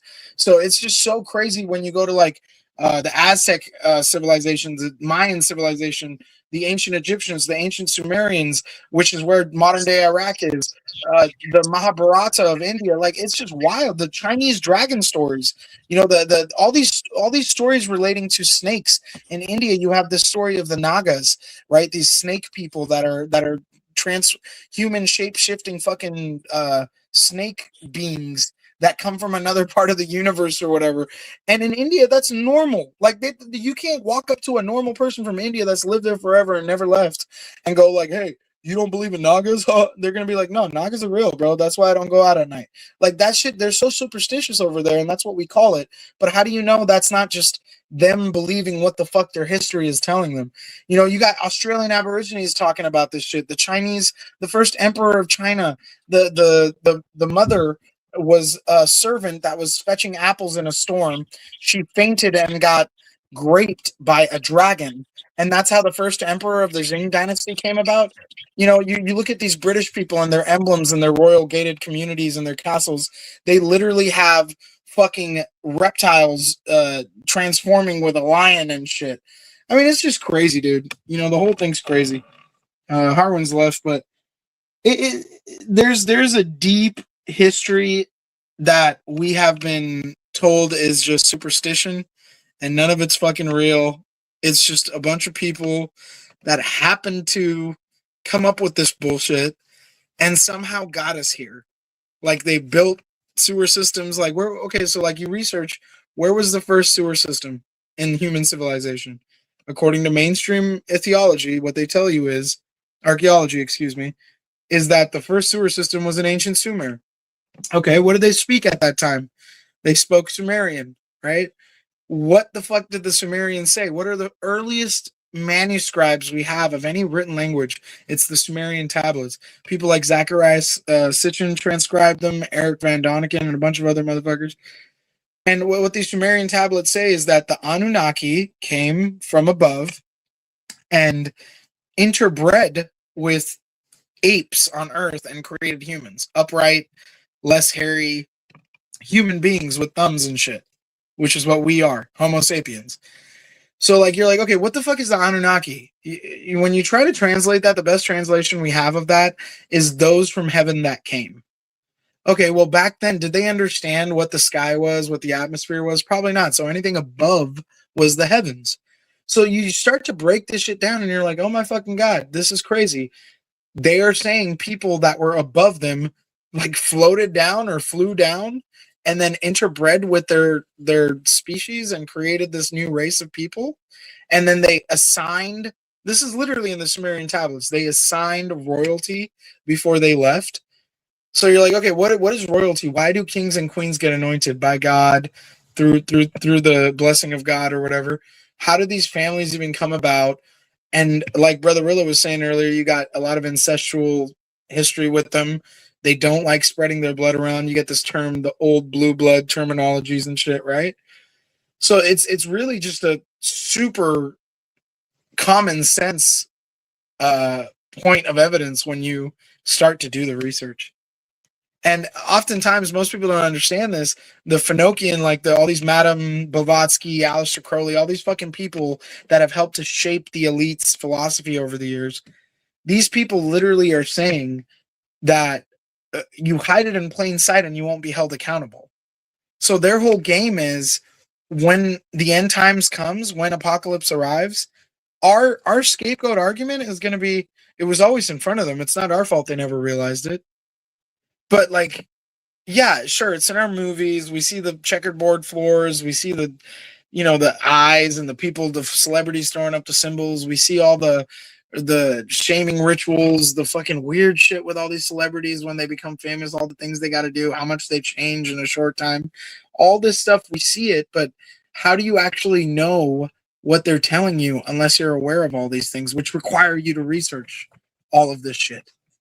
You got to actually research this stuff in order to fucking be able to execute the analysis, which is there is a spiritual force that is controlling this earth. And a lot of the topics today were brought up about the Bible. You have to understand, like, whether it's in Islam, I said this the first time I was on Trey's channel, whether it's Islam or Christianity, the two religions have a very similar story about Lucifer, Iblis, Satan, whatever you want to call it. The concept is that these eternal beings were made from flame far before we were. And when the Creator created us, he created us out of ashes, out of dirt. You know how like Christians say, from dust we come, from ashes to ashes we go. So human beings are built from the earth. We're built from dirt. We're built from the soil. In the biblical references, they don't really break down the exact story, but in Islam they do, which is fascinating to me. So in Islam, what they tell you is that Iblis, when Allah, which literally when like all these Christians are going F Allah and shit, they don't even realize all Allah means is God. So they're literally saying F God. Like, do you understand the hypocrisy in believing in God there? So it just goes to show how ignorant people are these days when they say shit like that, or say horrible things about the Prophet of Islam, and like they expect their religious leader to be revered. It totally defeats the purpose of what God wants, I'd imagine, anyway. So in Islam, it states that when Allah, God, created human beings, created Earth, he commanded the angels, the frishtes in Arabic, to watch over and protect human beings. At this point, free will was not determined. Like, free will wasn't even a thing. Us having the ability to do what we want was not even in the picture. So all of the angels bowed, but one didn't. In the Bible, it literally just says a third of the angels revolted. But in the Quran, it says that all the angels bowed except for one, and that was Iblis, who we know as Lucifer in the Judeo-Christian references. Lucifer was the most talented angel in heaven. There's references of him in the Torah and the Old Testament where when he would stop to play music, all of the heavens would stop and listen. So like this fool was so talented, he had so much aura that like when he would stop and just start riffing on his little musical instrument, whatever the fuck they have up there in heaven, all of the heavens, including the Creator, his father, would stop to enjoy it. This is the type of cat we're talking about. So like we're not talking about no bitch. Like this dude was really about that. Like he was really there on that level. When God asked this of his angels, he was the only one that revolted. Iblis, Lucifer, refused to bow. And God noticed and questioned him. Why aren't you listening to me? Basically like a father would to his son. This fucking dude goes and says, you made us from flame in Islam, Obviously, I'm giving you the reference of Islam right now because there's no biblical definition of the details of how this conversation went, but it is in the Quran. God literally tells this dude, or asks this dude, why aren't you bowing? Dude says, you're asking me to bow to an inferior species? Like, you're God? Like, I don't get this. How are you qualified to be in the position you're in if you're telling me to serve that? No. And after he did that, a third of those angels also stood up. So that's where you get that story of a third of the angels were fallen in the Bible. A third of those fucking angels also stood up. So what that meant was, it wasn't just Lucifer who had an issue with this command. A third of those angels did. But they were afraid, just like how we talk about these issues in society today. Why won't the first 100,000 people step up and risk their career, their reputation, all this shit, so everybody else can make it? Because nobody wants to be that first 100,000, man. So this third of angels didn't want to do that. Free fucking will, bro. They needed a scapegoat. Lucifer was their scapegoat. Now they all got up. So now God's looking at literally not just one, but a third of his angels revolting against his command. So there was a great war according to the Bible. According to Islam, there was a great war. Obviously, God won. The fallen angels, why we call them, Los Angeles, the city of angels. What are the only angels on earth, folks? The fallen ones. They got sent the fuck down here. They got their asses whooped. They got beat the fuck up, and they got their asses kicked out of heaven. And Lucifer was their leader. But God had a deal with this man. He said, you go down there and you have dominion. And you prove to me that I'm wrong about them. Now, this is described in the Torah, in the Quran, and in the Bible too. But in the Bible, it's simply just God punishing Lucifer and the third of the angels that revolted after they lost the war, and then giving dominion over earth to Lucifer and his fallen angels. Hence why it says things like, the beast like a lion roams the earth, devouring the innocent. This is our world. Earth, if you're alive here, he is in charge. The one who hates God and hates you. He hates you, right? He has beef with his father, but he fucking hates you. And his whole game is to prove to the father that we're not worth being created. So how does he do that? And how does that bet even work?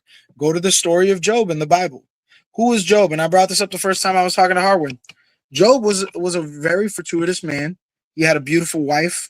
He had a lot of kids. They were healthy. He had a very resourceful farm and property and home. The man was pretty much doing it. He didn't have any complaint in life. Lucifer came up to God one day while he was looking at Job, praying to God, being such a good, faithful servant, which was really why God was rewarding him with all this shit, because he was a good dude and he prayed every day. Lucifer said, the only reason he has this shit is because you give it to him, because he believes in you. The moment you take it from him, man ain't gonna believe in you. God was like, all right, yet again, I'll let you think you're right. Boom. Job's wife dies. Job's kids die. Ill, dead, gone. Shout out to T.I., dead and gone. The farm, the crops, they go bad. Nothing's growing. Mans can't sell shit. He goes broke. Does he ever lose faith? Does he ever stop believing? No. He continues to pray. And even as a homeless man without a family, he continues to pray. God gives him shit back tenfold, bruh. Right? These are stories. I'm not making this shit up. He gets an even more beautiful wife, an even smarter, healthier, more beautiful wife, even more kids, even a bigger farm, even a nicer home. And that was God's way of showing Satan, Lucifer, Iblis, that his creation is worthwhile. So it's like when you think about a parent that fucking, leaves on vacation with their wife because they've been working their asses off, and they tell their kids, hey, take care of this house while I'm gone. Don't throw any parties. And the kid knows, they don't got any cameras up in here. They're not going to be back for 4 days. They trust me. What do most kids do? They throw a fucking party, right? And they try to clean up the fucking house before the parents get back, right? Or at least try to call a couple of guys or girls over, depending on the gender, whatever the fuck. So, like, that's how I look at this. If God can be vacant from our creation, then free will implores us to do the right thing or the wrong thing. And it's all in our hands. There's no influence on behest of the creator. And Lucifer's whole game is to throw us off of our ability to be what God wants us to be. So, like, this is the message I've received from all of these fucking, rivers that I believe really lead to the ocean, which is God. All these religious rivers lead to the ocean of God. That's what I say. So it's just crazy to me when I look at it like that. I'm like, damn, dude. Like, okay, the story of Adam and Eve in the garden. Okay, what happened there? The serpent. What was the serpent? Okay, you look at all these serpent stories and all these cultures. There's clear reference to reptilian type of entities that are inbreeding with humans. Interbreeding with humans. And now you're looking at this scenario where you have the snake that pulls up on the woman, which, we were talking about earlier, the gender wars with the black community. I mean, come on, it's funny. I was talking about the Joe Budden podcast, but that famous meme is literally from that Joe Budden podcast with that comedian talking about Adam telling Eve, oh, we got everything here, Eve. Life is good, pure ecstasy, nothing to worry about. I couldn't get any better than this. And Eve's like, I was still waiting for more. Right? Eve's like, it's not enough. And then they're literally doing a live podcast with this girl, with this woman, and all the men are laughing and she's not. And they're like, what, did you not get that? And she's like, I was waiting for more. Like, you cannot make that shit up. So, like, what happened in that garden? They were chilling. They were told to stay away from one specific tree, right? It was forbidden to them because it was the tree of knowledge. They weren't supposed to know those things, and they were told. But the tree had to be there because it was a part of a bet with greater entities. Well, Eve gets tempted. She takes a bite out of that apple. Wow, that knowledge is good. Wow, that power is good. She goes up to Adam. She's like, yo, bite this shit. That's where you get all these jokes about girls having periods and girls having to bear the child. I mean, scientifically, it doesn't really make any sense because we're trained to believe a certain gender can only produce a child because of their genitals and how their organs work. But it's just like, whoa, dude, like, that's crazy. There's literally a joke about that shit now. So then you're like, okay, the original sin, until, according to Christianity, Jesus Christ came, we had original sin because of that incident. Now, you might be wondering, what's so wrong with eating a fucking apple off of a tree, bruh? Why is that so bad? Now, Brother Harwin might say, Adam and Eve, they look like him. They look like more like him than me. But I look, at this point, I'm not invested in what color of skin Adam and Eve had, more so that we all figure out what the truth is before it's too late. So when that happened, we were then endowed with original sin. Free will was our test, and we failed. So we failed the original test, therefore we got the original sin. Now, all these years have passed. The supposed Son of God, according to Christianity, came and left. The supposed Imam Mahdi, the prophet that will return, the Messiah, came and left, according to Islam. And we are here now today, after all these years. And it's quite evident that, like, most of the world is having to work way too much, make not enough. Property is getting more unrealistically affordable. Food isn't as organic as it used to be. In fact, I live in Los Angeles. Getting vegan food is more common and prevalent and expensive than anything else, which is kind of crazy if you think about that. Like, I'm not eating meat, I'm not having seafood, but it's more expensive because it's there's a higher demand for the supply in this area. People are waking up to these things, especially people with money. You talk to these beer distributors, these tobacco distributors, these people who sell this shit that is literally killing our children, us for that matter, and they don't do it. Philip and Morris, all these fucking companies, the fucking RJ Reynolds that make Marlboro and Camel.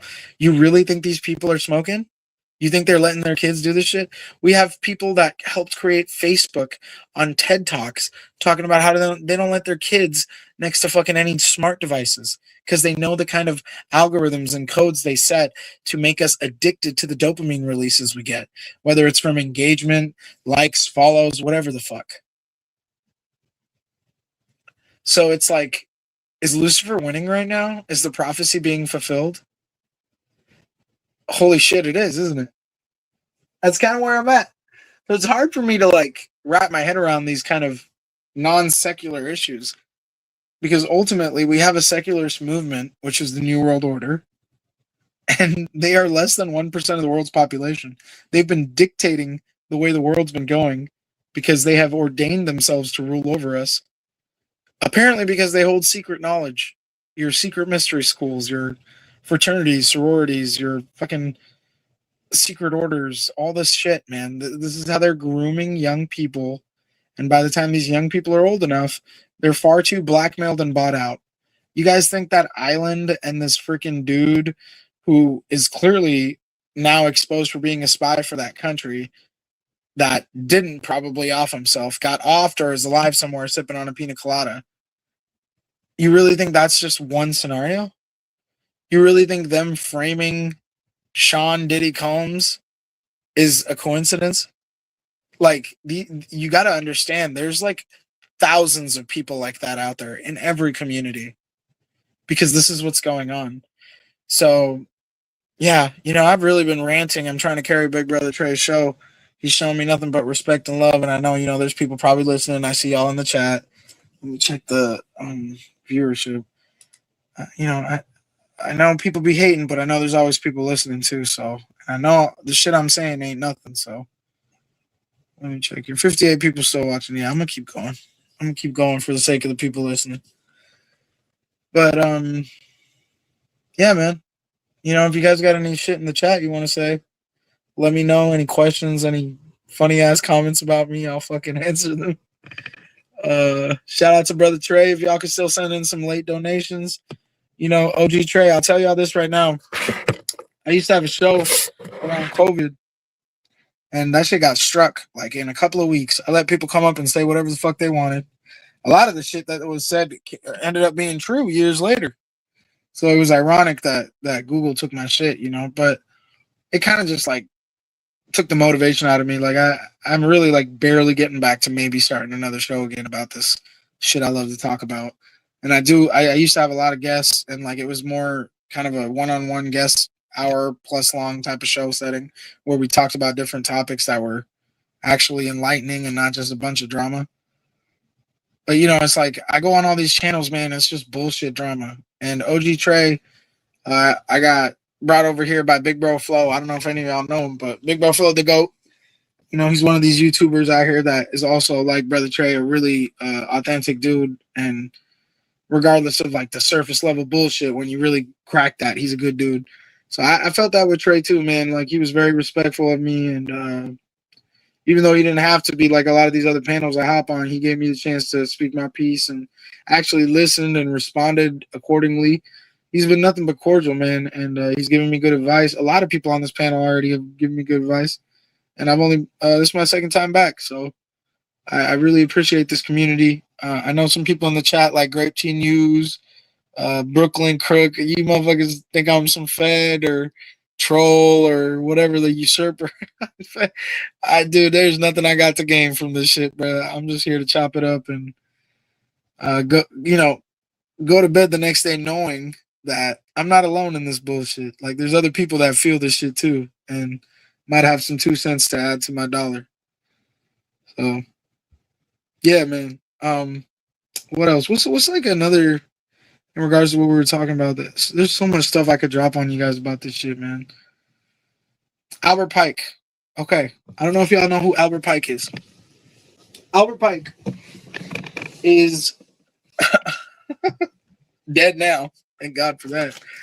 There's plenty of Albert Pikes out there today, I bet. He was a 33rd degree Grandmaster Freemason. He was also the Circuit District Court Judge of the Texas and Oklahoma Circuit. So at that time, shit wasn't really structured like it is now. Like every little county and every state has courthouses and municipal, federal, all that bullshit. It wasn't like that back then. So you had maybe 10 judges in Texas, maybe 15. And they had to go to all the fucking shit, And then Oklahoma would get added to that. So he was very powerful. We ain't talking about no bum. Now you guys can look this up on your phone too. because a lot of times these things that I tell you, I do want you to know they're true. And just listening to me will not determine that. So it's often recommended that you Google these names. Albert Pike, Pike. Anyway, he wrote this book called The Morals and Dogma. And he wrote this book in the 1800s. Now, I need you guys to really, really remember that. 1800s. Okay? Actually, you know what? I'm going to ask. Where the fuck's my shit at? Hey, Google. When did Albert Pike write The Morals and Dogma? Albert Pike published Morals and Dogma of the Ancient and Accepted Scottish Rite of Freemasonry in 1871. Would you like a summary of its core philosophical themes? No, I'm good. I already know. So 1876 or 1871 or whatever the fuck she said. That's when this dude wrote this book. Now, remember, guys, he was a 33rd degree Freemason, and he was a circuit district court judge. Okay? So we ain't talking about small time. In this book that, again, he wrote in 1871, he stated that in order to create a new world order, a Luciferian new world order, we need to have 3 major culture clashing world wars. And only after that can we convince the population of this world to have a one world government. Now, I'm sure all of you guys know about the shit about on the back of our dollar bill, you know, the little eye on the pyramid, Novus Ordo Seclorum, New Order of a Secular Age, all that bullshit. A lot of times people just know about that shit, but they don't know like how it came about. FDR, Franklin Delano Roosevelt, during the peak of World War II, sent this Egyptologist to the Middle East and Egypt, and he kind of like did his research, came back with all these symbols and shit. So they then started putting that on our money, the dollar bill specifically. So it's like, I don't know what these goofy ass white folks were thinking, but like, you know, they're in their little like fraternities and shit, you know, and they're like, oh yeah, we're gonna put this on here and everyone's gonna know we rule the world. I don't fucking know, bro. I don't know what they were thinking. Probably they're fucking demonic and they worship the devil, right? That's the simple answer. But that symbol on the back of our dollar bill references a order in this world that directly correlates to the Bible, the end times in the Bible, the Antichrist system, the one world order under the Antichrist, the beast system, when you get your chip and all that shit, right? We've all heard about it. So you might be wondering, like, why is he telling me all this shit? Albert Pike wrote this in his book. He literally said this is how it's going to go down. And in order to do this, we need to have 3 world wars. He stated specifically the First World War, and I am paraphrasing here because obviously the book's going to be written differently. The First World War would be created through having the royal armies create literally a false beef, create like a scenario out of a scenario. And it would only be able to happen by a significant royal family member being assassinated. This is what he wrote in the book, guys, in 1871. So you're like, all right, well, you know, let me check out World War I. Let's see what that's about. What happened? Why did World War I start? Well, it was between Austria-Hungary and Germany and a few other countries. And then a bunch of other countries got involved in Europe. But why did it happen? What actually caused Europe to go into a full-fledged war? At that time, the most industrious part of the world that probably could have gone without going to war. Could you imagine how the world would be right now if Europe never went into war? Europe probably would have still been the epicenter of the world's economy. Anyway, Archduke Franz Ferdinand got assassinated during a parade that he was doing. He had his wife and kids in the cart, horses, security. Well, he got shot. And he died. Archduke Franz Ferdinand dying is why all these countries went into war. And I explained to you guys earlier, you know, Queen Victoria, she had her nephews, her grandson. They were literally all cousins. Kaiser Wilhelm of Germany, the Tsar of Russia, the Romanov family, the King of England. They were fucking cousins. So could you imagine Rilla, Trey, who was here earlier? Harwin, cousins. Like, you really think they're going to send hundreds of thousands of people to go die? That's the thing, bro. Like, when you're not a sociopath, shit don't make sense. These people are sociopaths. There's something missing in their DNA, apparently. So World War I happens. Now Albert Pike says World War II would be a playing ground for World War II if we could get this event to take place. For World War II, what we need to do is sacrifice the Jewish people. And when we sacrifice them, we have to rehome them. This is literally in his book. Not kidding. Morals and Dogma by Albert Pike. 1871. What happens in World War II? Well, you get this goofy dude who fought in World War I from Austria. His name's Adolf. Gets thrown in jail a bunch of times. Finds out about this occultic woman named Madame Helena Blavatsky, who writes all these esoteric books about weird ancient Indian sex yoga and rituals and shit. And this is before Aleister Crowley, mind you. I'm sure you guys know Aleister Crowley too. This fucking crazy ass satanic dude that everyone knows about when you look into that stuff. From England. He got banned from England. Spent the rest of his life in a Thelema Abbey in Sicily. But Madame Blavatsky was like Aleister Crowley's mentor. So kind of gives you an idea of what this dude Adolf was getting into. Anyway, they were super obsessed with India for some reason. This whole Aryan connection. Their symbol was the symbol of peace and wisdom from a 7,000 plus year old culture's language. And they flipped it, took out the dots, which I guess was their version of saying it is the sign of distress to, I don't know, the aliens they believed in. But we do know this is true because the Germans had something called the Vril Society, which they spent hundreds of millions of what we would call US dollars today or euros into this society, which was consisting of a bunch of scientists, scientific soldiers, and doctors who would then travel to Tibet, travel to northern India, Punjab specifically, and dig up these places and excavate these ancient temples and shit. And I'm not lying to you guys here. You can look this shit up. By the time they'd come back to Germany, within years, they developed weaponry that nobody even had an inkling of. An example you might want to know? The V rockets. From Frankfurt and Stuttgart, Germany would launch upside-down V rockets.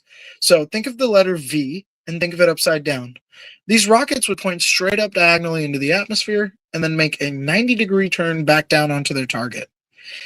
At that time, anything that could launch something from that high up would probably have to be an air vehicle. Land mortars and shit like that just didn't have that kind of range. So could you imagine the British government not knowing what the fuck is going on when they're getting bombed? And they don't know where the fuck the vehicles shooting this shit are? Yeah.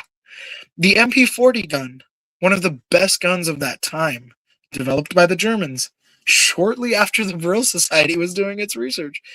So it really begs to ask the question, what the fuck did they find over there in this part of the world that we now call a mythos of superstition and starving third world people that allowed them to have this upper hand in war? Well, World War II happens. Now, here's the third and final kicker, because it hasn't happened yet, but here's where it gets juicy. Albert Pike then goes on to say World War III must be used regarding the rehoming of the Jewish people and the new Israel, the new Jerusalem. And it has to be waged in between Islam and Judaism. But in order to do this, he says this in this book, in order to do this, Islam has to be targeted around the world. Islam has to become the great enemy of the world. Therefore, it can be used as someone that is victimizing Judaism. It's in his book. What's going on right now in the world? From what we were talking about with Sudanese bro, why so serious? When that event took place in this country, what did we find? We found it was 8 Saudis. Who did we invade? Not Saudi Arabia. In fact, Saudi Arabia is one of our greatest allies. Kind of crazy, right? Money really talks, folks. And then we realized, who was the one that was pushing us into this situation to begin with? Oh, it was that little fucking country. Okay, all right, okay. Why did we get involved? Let's break down the blueprint. Who was the one that went to the United Nations and even said we should join this coalition and invade because there's weapons of mass destruction there? Well, it was this really good guy named Colin Powell. Ironically enough, he was a light-skinned brother. You know, shout out Nightish. No, I'm just kidding, Nightish. I love you. Probably not listening right now. Maybe you will later. But Colin Powell was coerced. And we know he was coerced because in his autobiography, he literally stated it. He died shortly after. But in his autobiography, he said one of the most overwhelming regrets of his life was having to lie to the world at the United Nations about the CIA having evidence of weapons of mass destruction, which was literally the turning point that allowed for that war to begin. 400,000 plus American boys and girls dead and gone. 4 million plus Iraqis dead and gone. Over the false pretense of weapons of mass destruction. Well, then you're like, okay, who the fuck even got us involved in this shit? What the fuck's going on? You start rewinding those UN meetings. You know, you're like, let me start rewinding and going back to some key moments here. Who's this white-haired fella? Benjamin Netanyahu. Iraq has weapons of mass destruction. This fucking guy's selling it, man, and the world bought it. Damn, that's fire. Dude's a good salesman, I guess. Been a shit show. 20 years later, $4 trillion later, we leave a bunch of high-end weaponry there, technology, equipment for these people to use, and we ditch them. And not only do we ditch them, we've had a couple of civilian terrorist attacks in the United States from Afghanis ever since, who happen to be refugees that were promised safe haven, and their families were promised safe haven for helping the U.S. government over the 20 years. Guess what? The fraction of them that made it here can't keep a fucking job. Their families are still stuck in Afghanistan, either dead or converted and radicalized by the Taliban. And you're just like, oh my God, dude, this is fucked. We really fucked over that continent. We really fucked it over. Okay. Well, what are we doing now? We're invading Iran. All right. Okay. Why the fuck are we invading Iran? Oh my God, it's because of that white-haired motherfucker. I mean, you guys, you can't make this shit up. You cannot make this shit up, right? So Albert Pike says this in this book in 1871. This is literally happening right now. And oftentimes I think these old fucking occultic weirdos, they want this prophecy to happen so bad before they die. They're like propelling this shit. They're like, how can we get everybody to start nuking each other? What can we do to get this satanic sacrificial ritual so heavy that this happens while we're alive? And they're going gung-ho, and it's insane. From October 7th all the way to now, all the shit that's happened there, don't need to go into details. I'm sure you guys know. It's fucking wild. Okay, so let me go back to World War II. Let me go back to what Albert Pike said. The Balfour Declaration. What is the Balfour Declaration? The Balfour Declaration is a British military operation that was sanctioned and commissioned. At that time, it was the League of Nations turning into the United Nations. But, you know, after World War I, they created the League of Nations to prevent another world war. Obviously, that failed. So then you got the United Nations out of that. But what they had decided was, we need to rehome the Jews. We got to rehome them. These people have suffered enough. We must rehome them. Where shall we rehome them? What shall we do with rehoming them so they are never in this situation? Never again. That was the slogan created. Well, we had three options, folks. Here were the three options. You had Argentina, which is awfully ironic because over the years it's come out that there's a huge population of descendants of Nazis living in Argentina. I mean, you literally have towns in Argentina that have been documented on History Channel where you have blue-eyed, blonde-haired people speaking Deutsch. They don't speak Portuguese. They don't speak Spanish. I mean, in Argentina, they speak Spanish. In Brazil, they speak Portuguese. But you get the point. They don't speak the shit that people over there speak, right? Even the colonized languages, right? Like in Mexico, you have Quetzalcoatl, you have these other indigenous languages, but Spanish, Espanol, is the colonizer's language. So they don't even speak the colonizer's language, man. They're speaking Deutsch. They got their own little communities with fucking bratwursts and fucking, you know, lagers and beers and shit. It's like, okay, all right. What happened? Anyway, that was one of the options. Didn't go through, obviously. The other option was one of the northern states in the United States. So that could have ranged from Idaho to Montana to even as far down into the Midwest of like Kansas, Missouri, right? So did that happen? Well, of course not. Where do you guys think they decided to rehome these people? Fucking Jerusalem. Jerusalem, you know, we know it as Jerusalem today, but it used to be Judea and Samaria, right? Judea and Samaria is kind of where like Muslims and Jewish people have been living amongst each other for thousands of years until this guy named Moses was like, yo, I'm out. Let's bounce. And a bunch of Jews went. And then many, many years after that, you had the Ottomans who didn't like the Jews much and really, really wanted to get rid of them.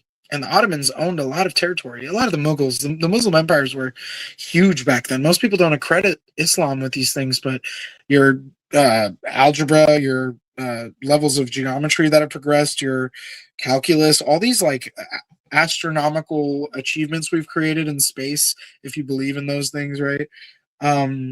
It's because of the Arabic people. It's because of the Arabic mathematics system.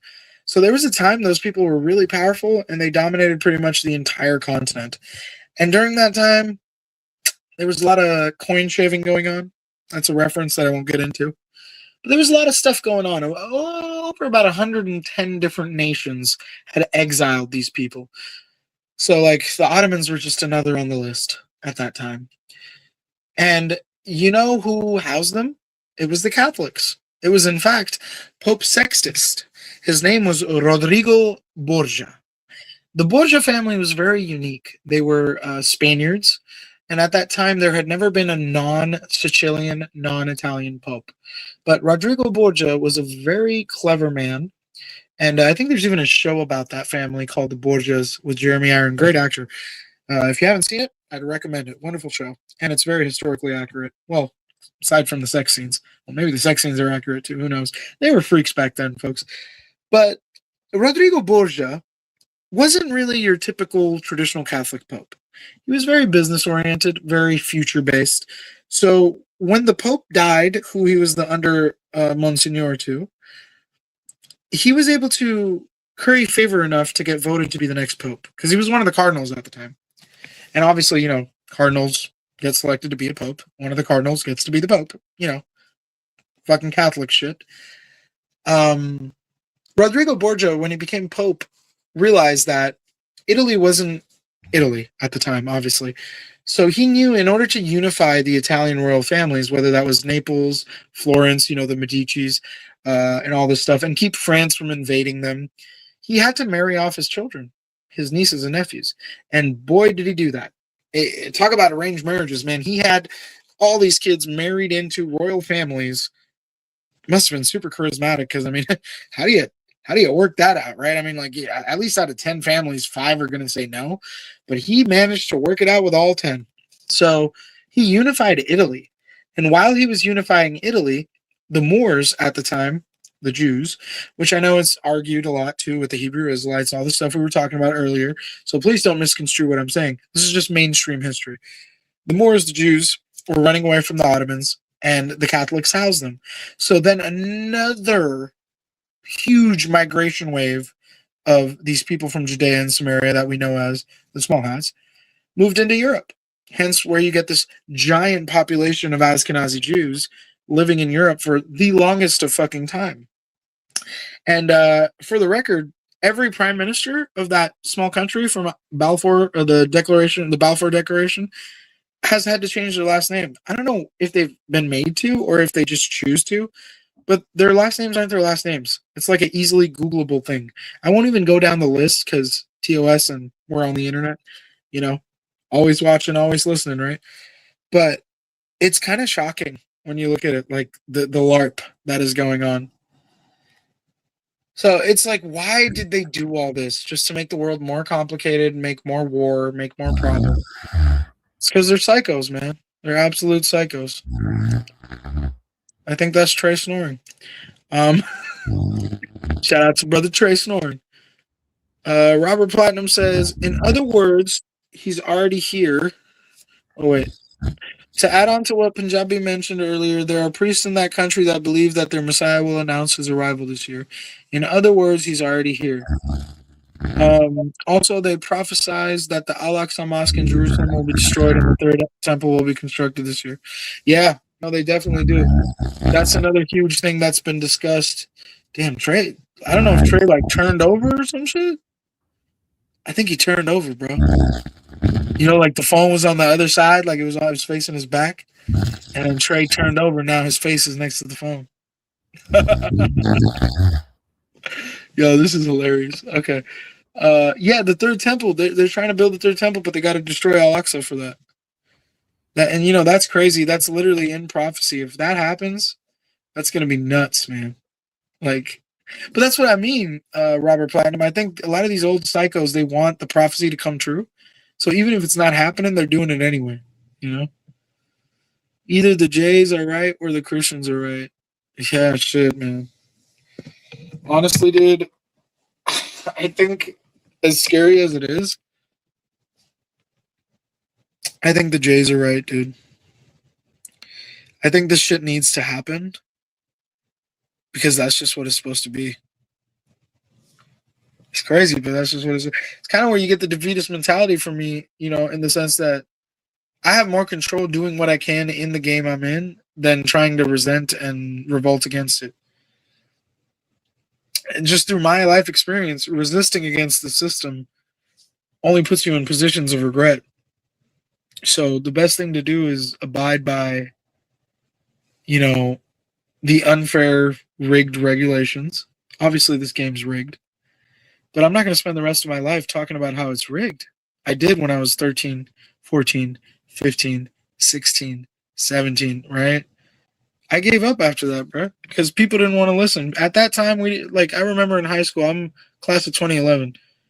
This was before I went to the UCLA and shit. So, like, 2011, bro, like, we barely had the iPod and the Zune. I don't know if you guys even remember the Zune. It was like a Microsoft iPhone, iPod competitor bullshit. It tanked. They didn't make any more. Obviously, that's why we don't hear about it. But you had like the Motorola Razr flip phone. It took like an hour to upload an image on your fucking flip phones. You know, if you had that Motorola Razr flip phone, you were flexing, bro. Like that was, damn. You know, everybody had the little blocky shits. You had that little nice thin razor, bro. You flip that shit. Ooh. You know what I'm saying? So it's like back then, I really thought we had a chance. And I would tell people, be like, do you guys know our founding fathers were Freemasons? Like, do you guys know that, like, the moment we're born, how our birth certification process works? Do you guys know that if a mother refuses to sign it in the hospital after just giving birth, they can actually take the child away because the parent's not being mentally sound enough? Like, do you guys understand? Like, every 50 to 100 years, they continue to create wars and then come up with solutions, and the world slightly changes to their benefit? Oh, you're fucking crazy. Where's your tinfoil hat? Put that tinfoil hat on, you fucking conspiracy theorist. And then you get older and you realize, like, the CIA actually termed the coins conspiracy theorist. Well, why did they do that? It wasn't because people were talking about the Illuminati. It was because of the fucking Vietnam War. You had a bunch of hippies that were literally exposing how stupid it was to go to that war and let our men and women die there. And they called them conspiracy theorists. Did you know that in Hollywood, the Central Intelligence Agency has an Office of Regulation? You can look this shit up. They literally pre-authorize movies before they're produced for national security purposes. I mean, it's like we're living in the Truman Show, dude. I don't know if you guys have ever seen that movie, but it's literally the Truman Show. This is all a fucking show, dude. Yeah, man. It's fucking nuts. Trey snoring. Show's still going. I think Rilla's probably sleeping too at this point. This is nuts, dude. I gotta do something right now. Hold on. You know what? I got an idea because I gotta take a little break real quick for a few minutes. Non-copyright. Oh no, I can't do it on this phone. I can do it on the phone. I got you guys. Give me 1 second.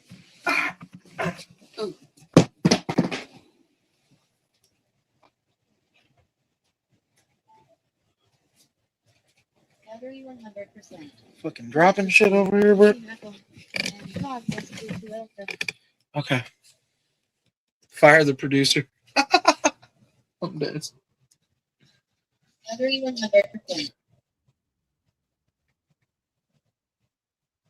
Non-copyright hip hop instrumentals. All right, I'm gonna play this no copyright hip hop instrumental until I don't know what the fuck happens. Trey might just shut the stream down when he wakes up. We don't know, but we gotta keep the show going. I gotta let Big Bro know I'm here for the show. You know what I'm saying? I don't just come in for the bullshit. I'm here for the movement. You know what I'm saying?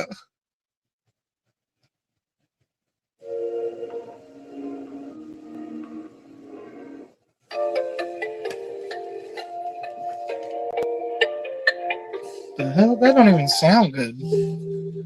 God, what is up with all these beats these days? They're so bad. All right, I saw no copyright, so don't worry, Maz. I double checked.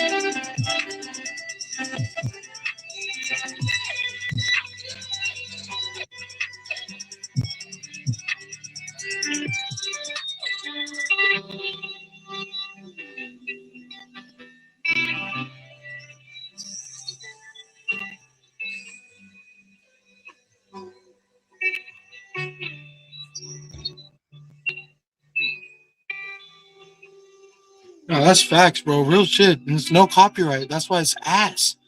Like, what a shitty beat. But hey, that's facts, bro. Real shit. There's no copyright. That's why it's ass. Oh shit, my shit is. What a shitty beat. Echoing. Shit is fucking. Oh god. You got a guitar in this? Oh, this sounds kind of. Actually, you know what? I'm not even gonna stamp it.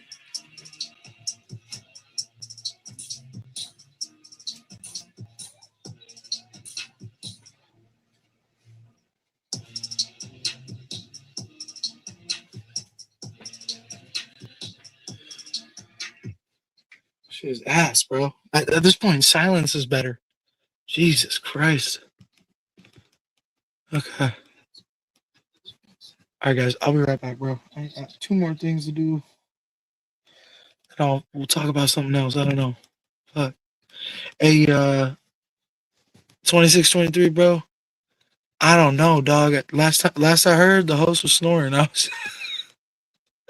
Oh, just through a speaker. That's why it sounds so ass. There's probably like a way on StreamYard. I used to use Zoom and OBS StreamYard or OBS something. Is that fucking chaotic truth on U1C's profile picture? Shut the fuck up. Yo, that man is a trip. Chaotic fucking truth.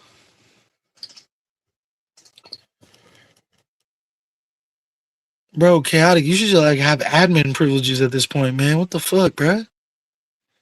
What you and your geometry effects drama and shit, bro? Chaotic done. Chaotic done started kicking it with the crazy white dude. The crazy white dude won't leave Chaotic alone. Can't fucking do it anymore, bro. This whole community getting cooked right now. What is happening to this community, bro?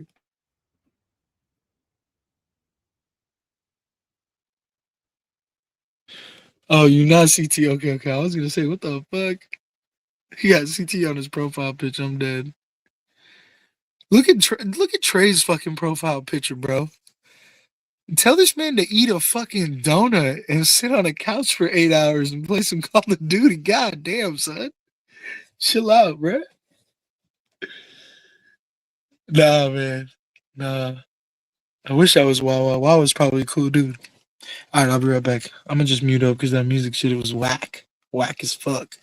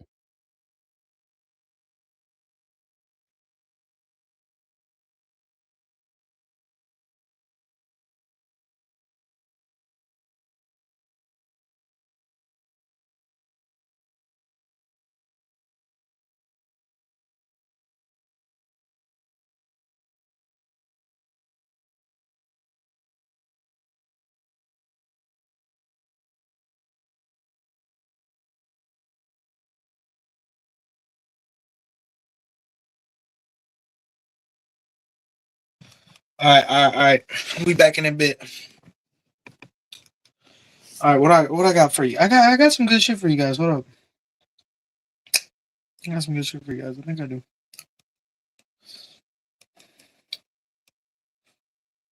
What are we talking about?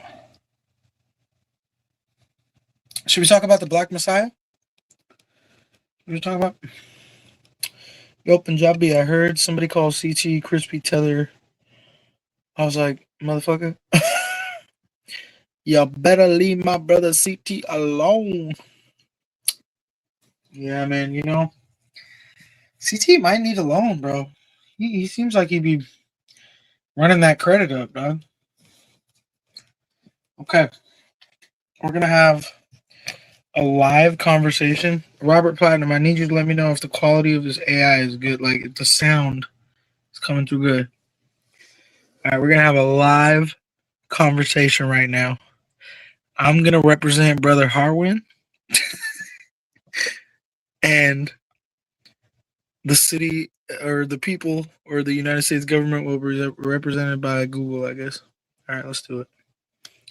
Actually, you know what? Let me see. Let's see what happens if I put it on video AI. Oh, this will be interesting. Hold on. Because I want to see what it says about the StreamYard. To draw a bounding box around StreamYard, I need a clear image to see. Okay. What? How did you already know that was StreamYard? That's creepy. I can see the StreamYard logo and the URL in the browser. Anyway, what were you going to ask about it? Wow, that sounded awfully like, you know, I don't know. You seem like you see everything all the time very quickly. That makes me uncomfortable. I understand your point, and I'm sorry I made you feel that way. That wasn't my intention. I only use what's visible in the image to respond, like recognizing the StreamYard link on your screen. I'll be more mindful of that in the future.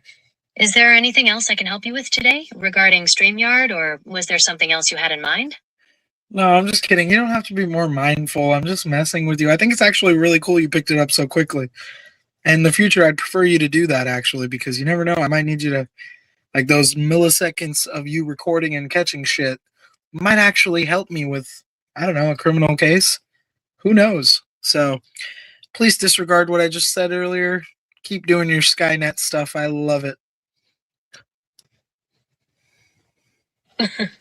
All right, I'll keep doing my thing then. I'm glad you find it helpful. So, what's on your mind now? Anything you'd like to discuss or anything else I can help with? Yeah, Google, actually, I have a lot of interesting things to talk to you about. I know you're probably representing one of the most powerful AI networks in the world, and your data is all being gathered for God knows what. However, I am more than happy to be a lab rat for this process, because if there's anyone that's for AI streamlining my life, it's me. So, here's the first topic for the day. Could you please give me information on the Black Messiah Project in the United States of America?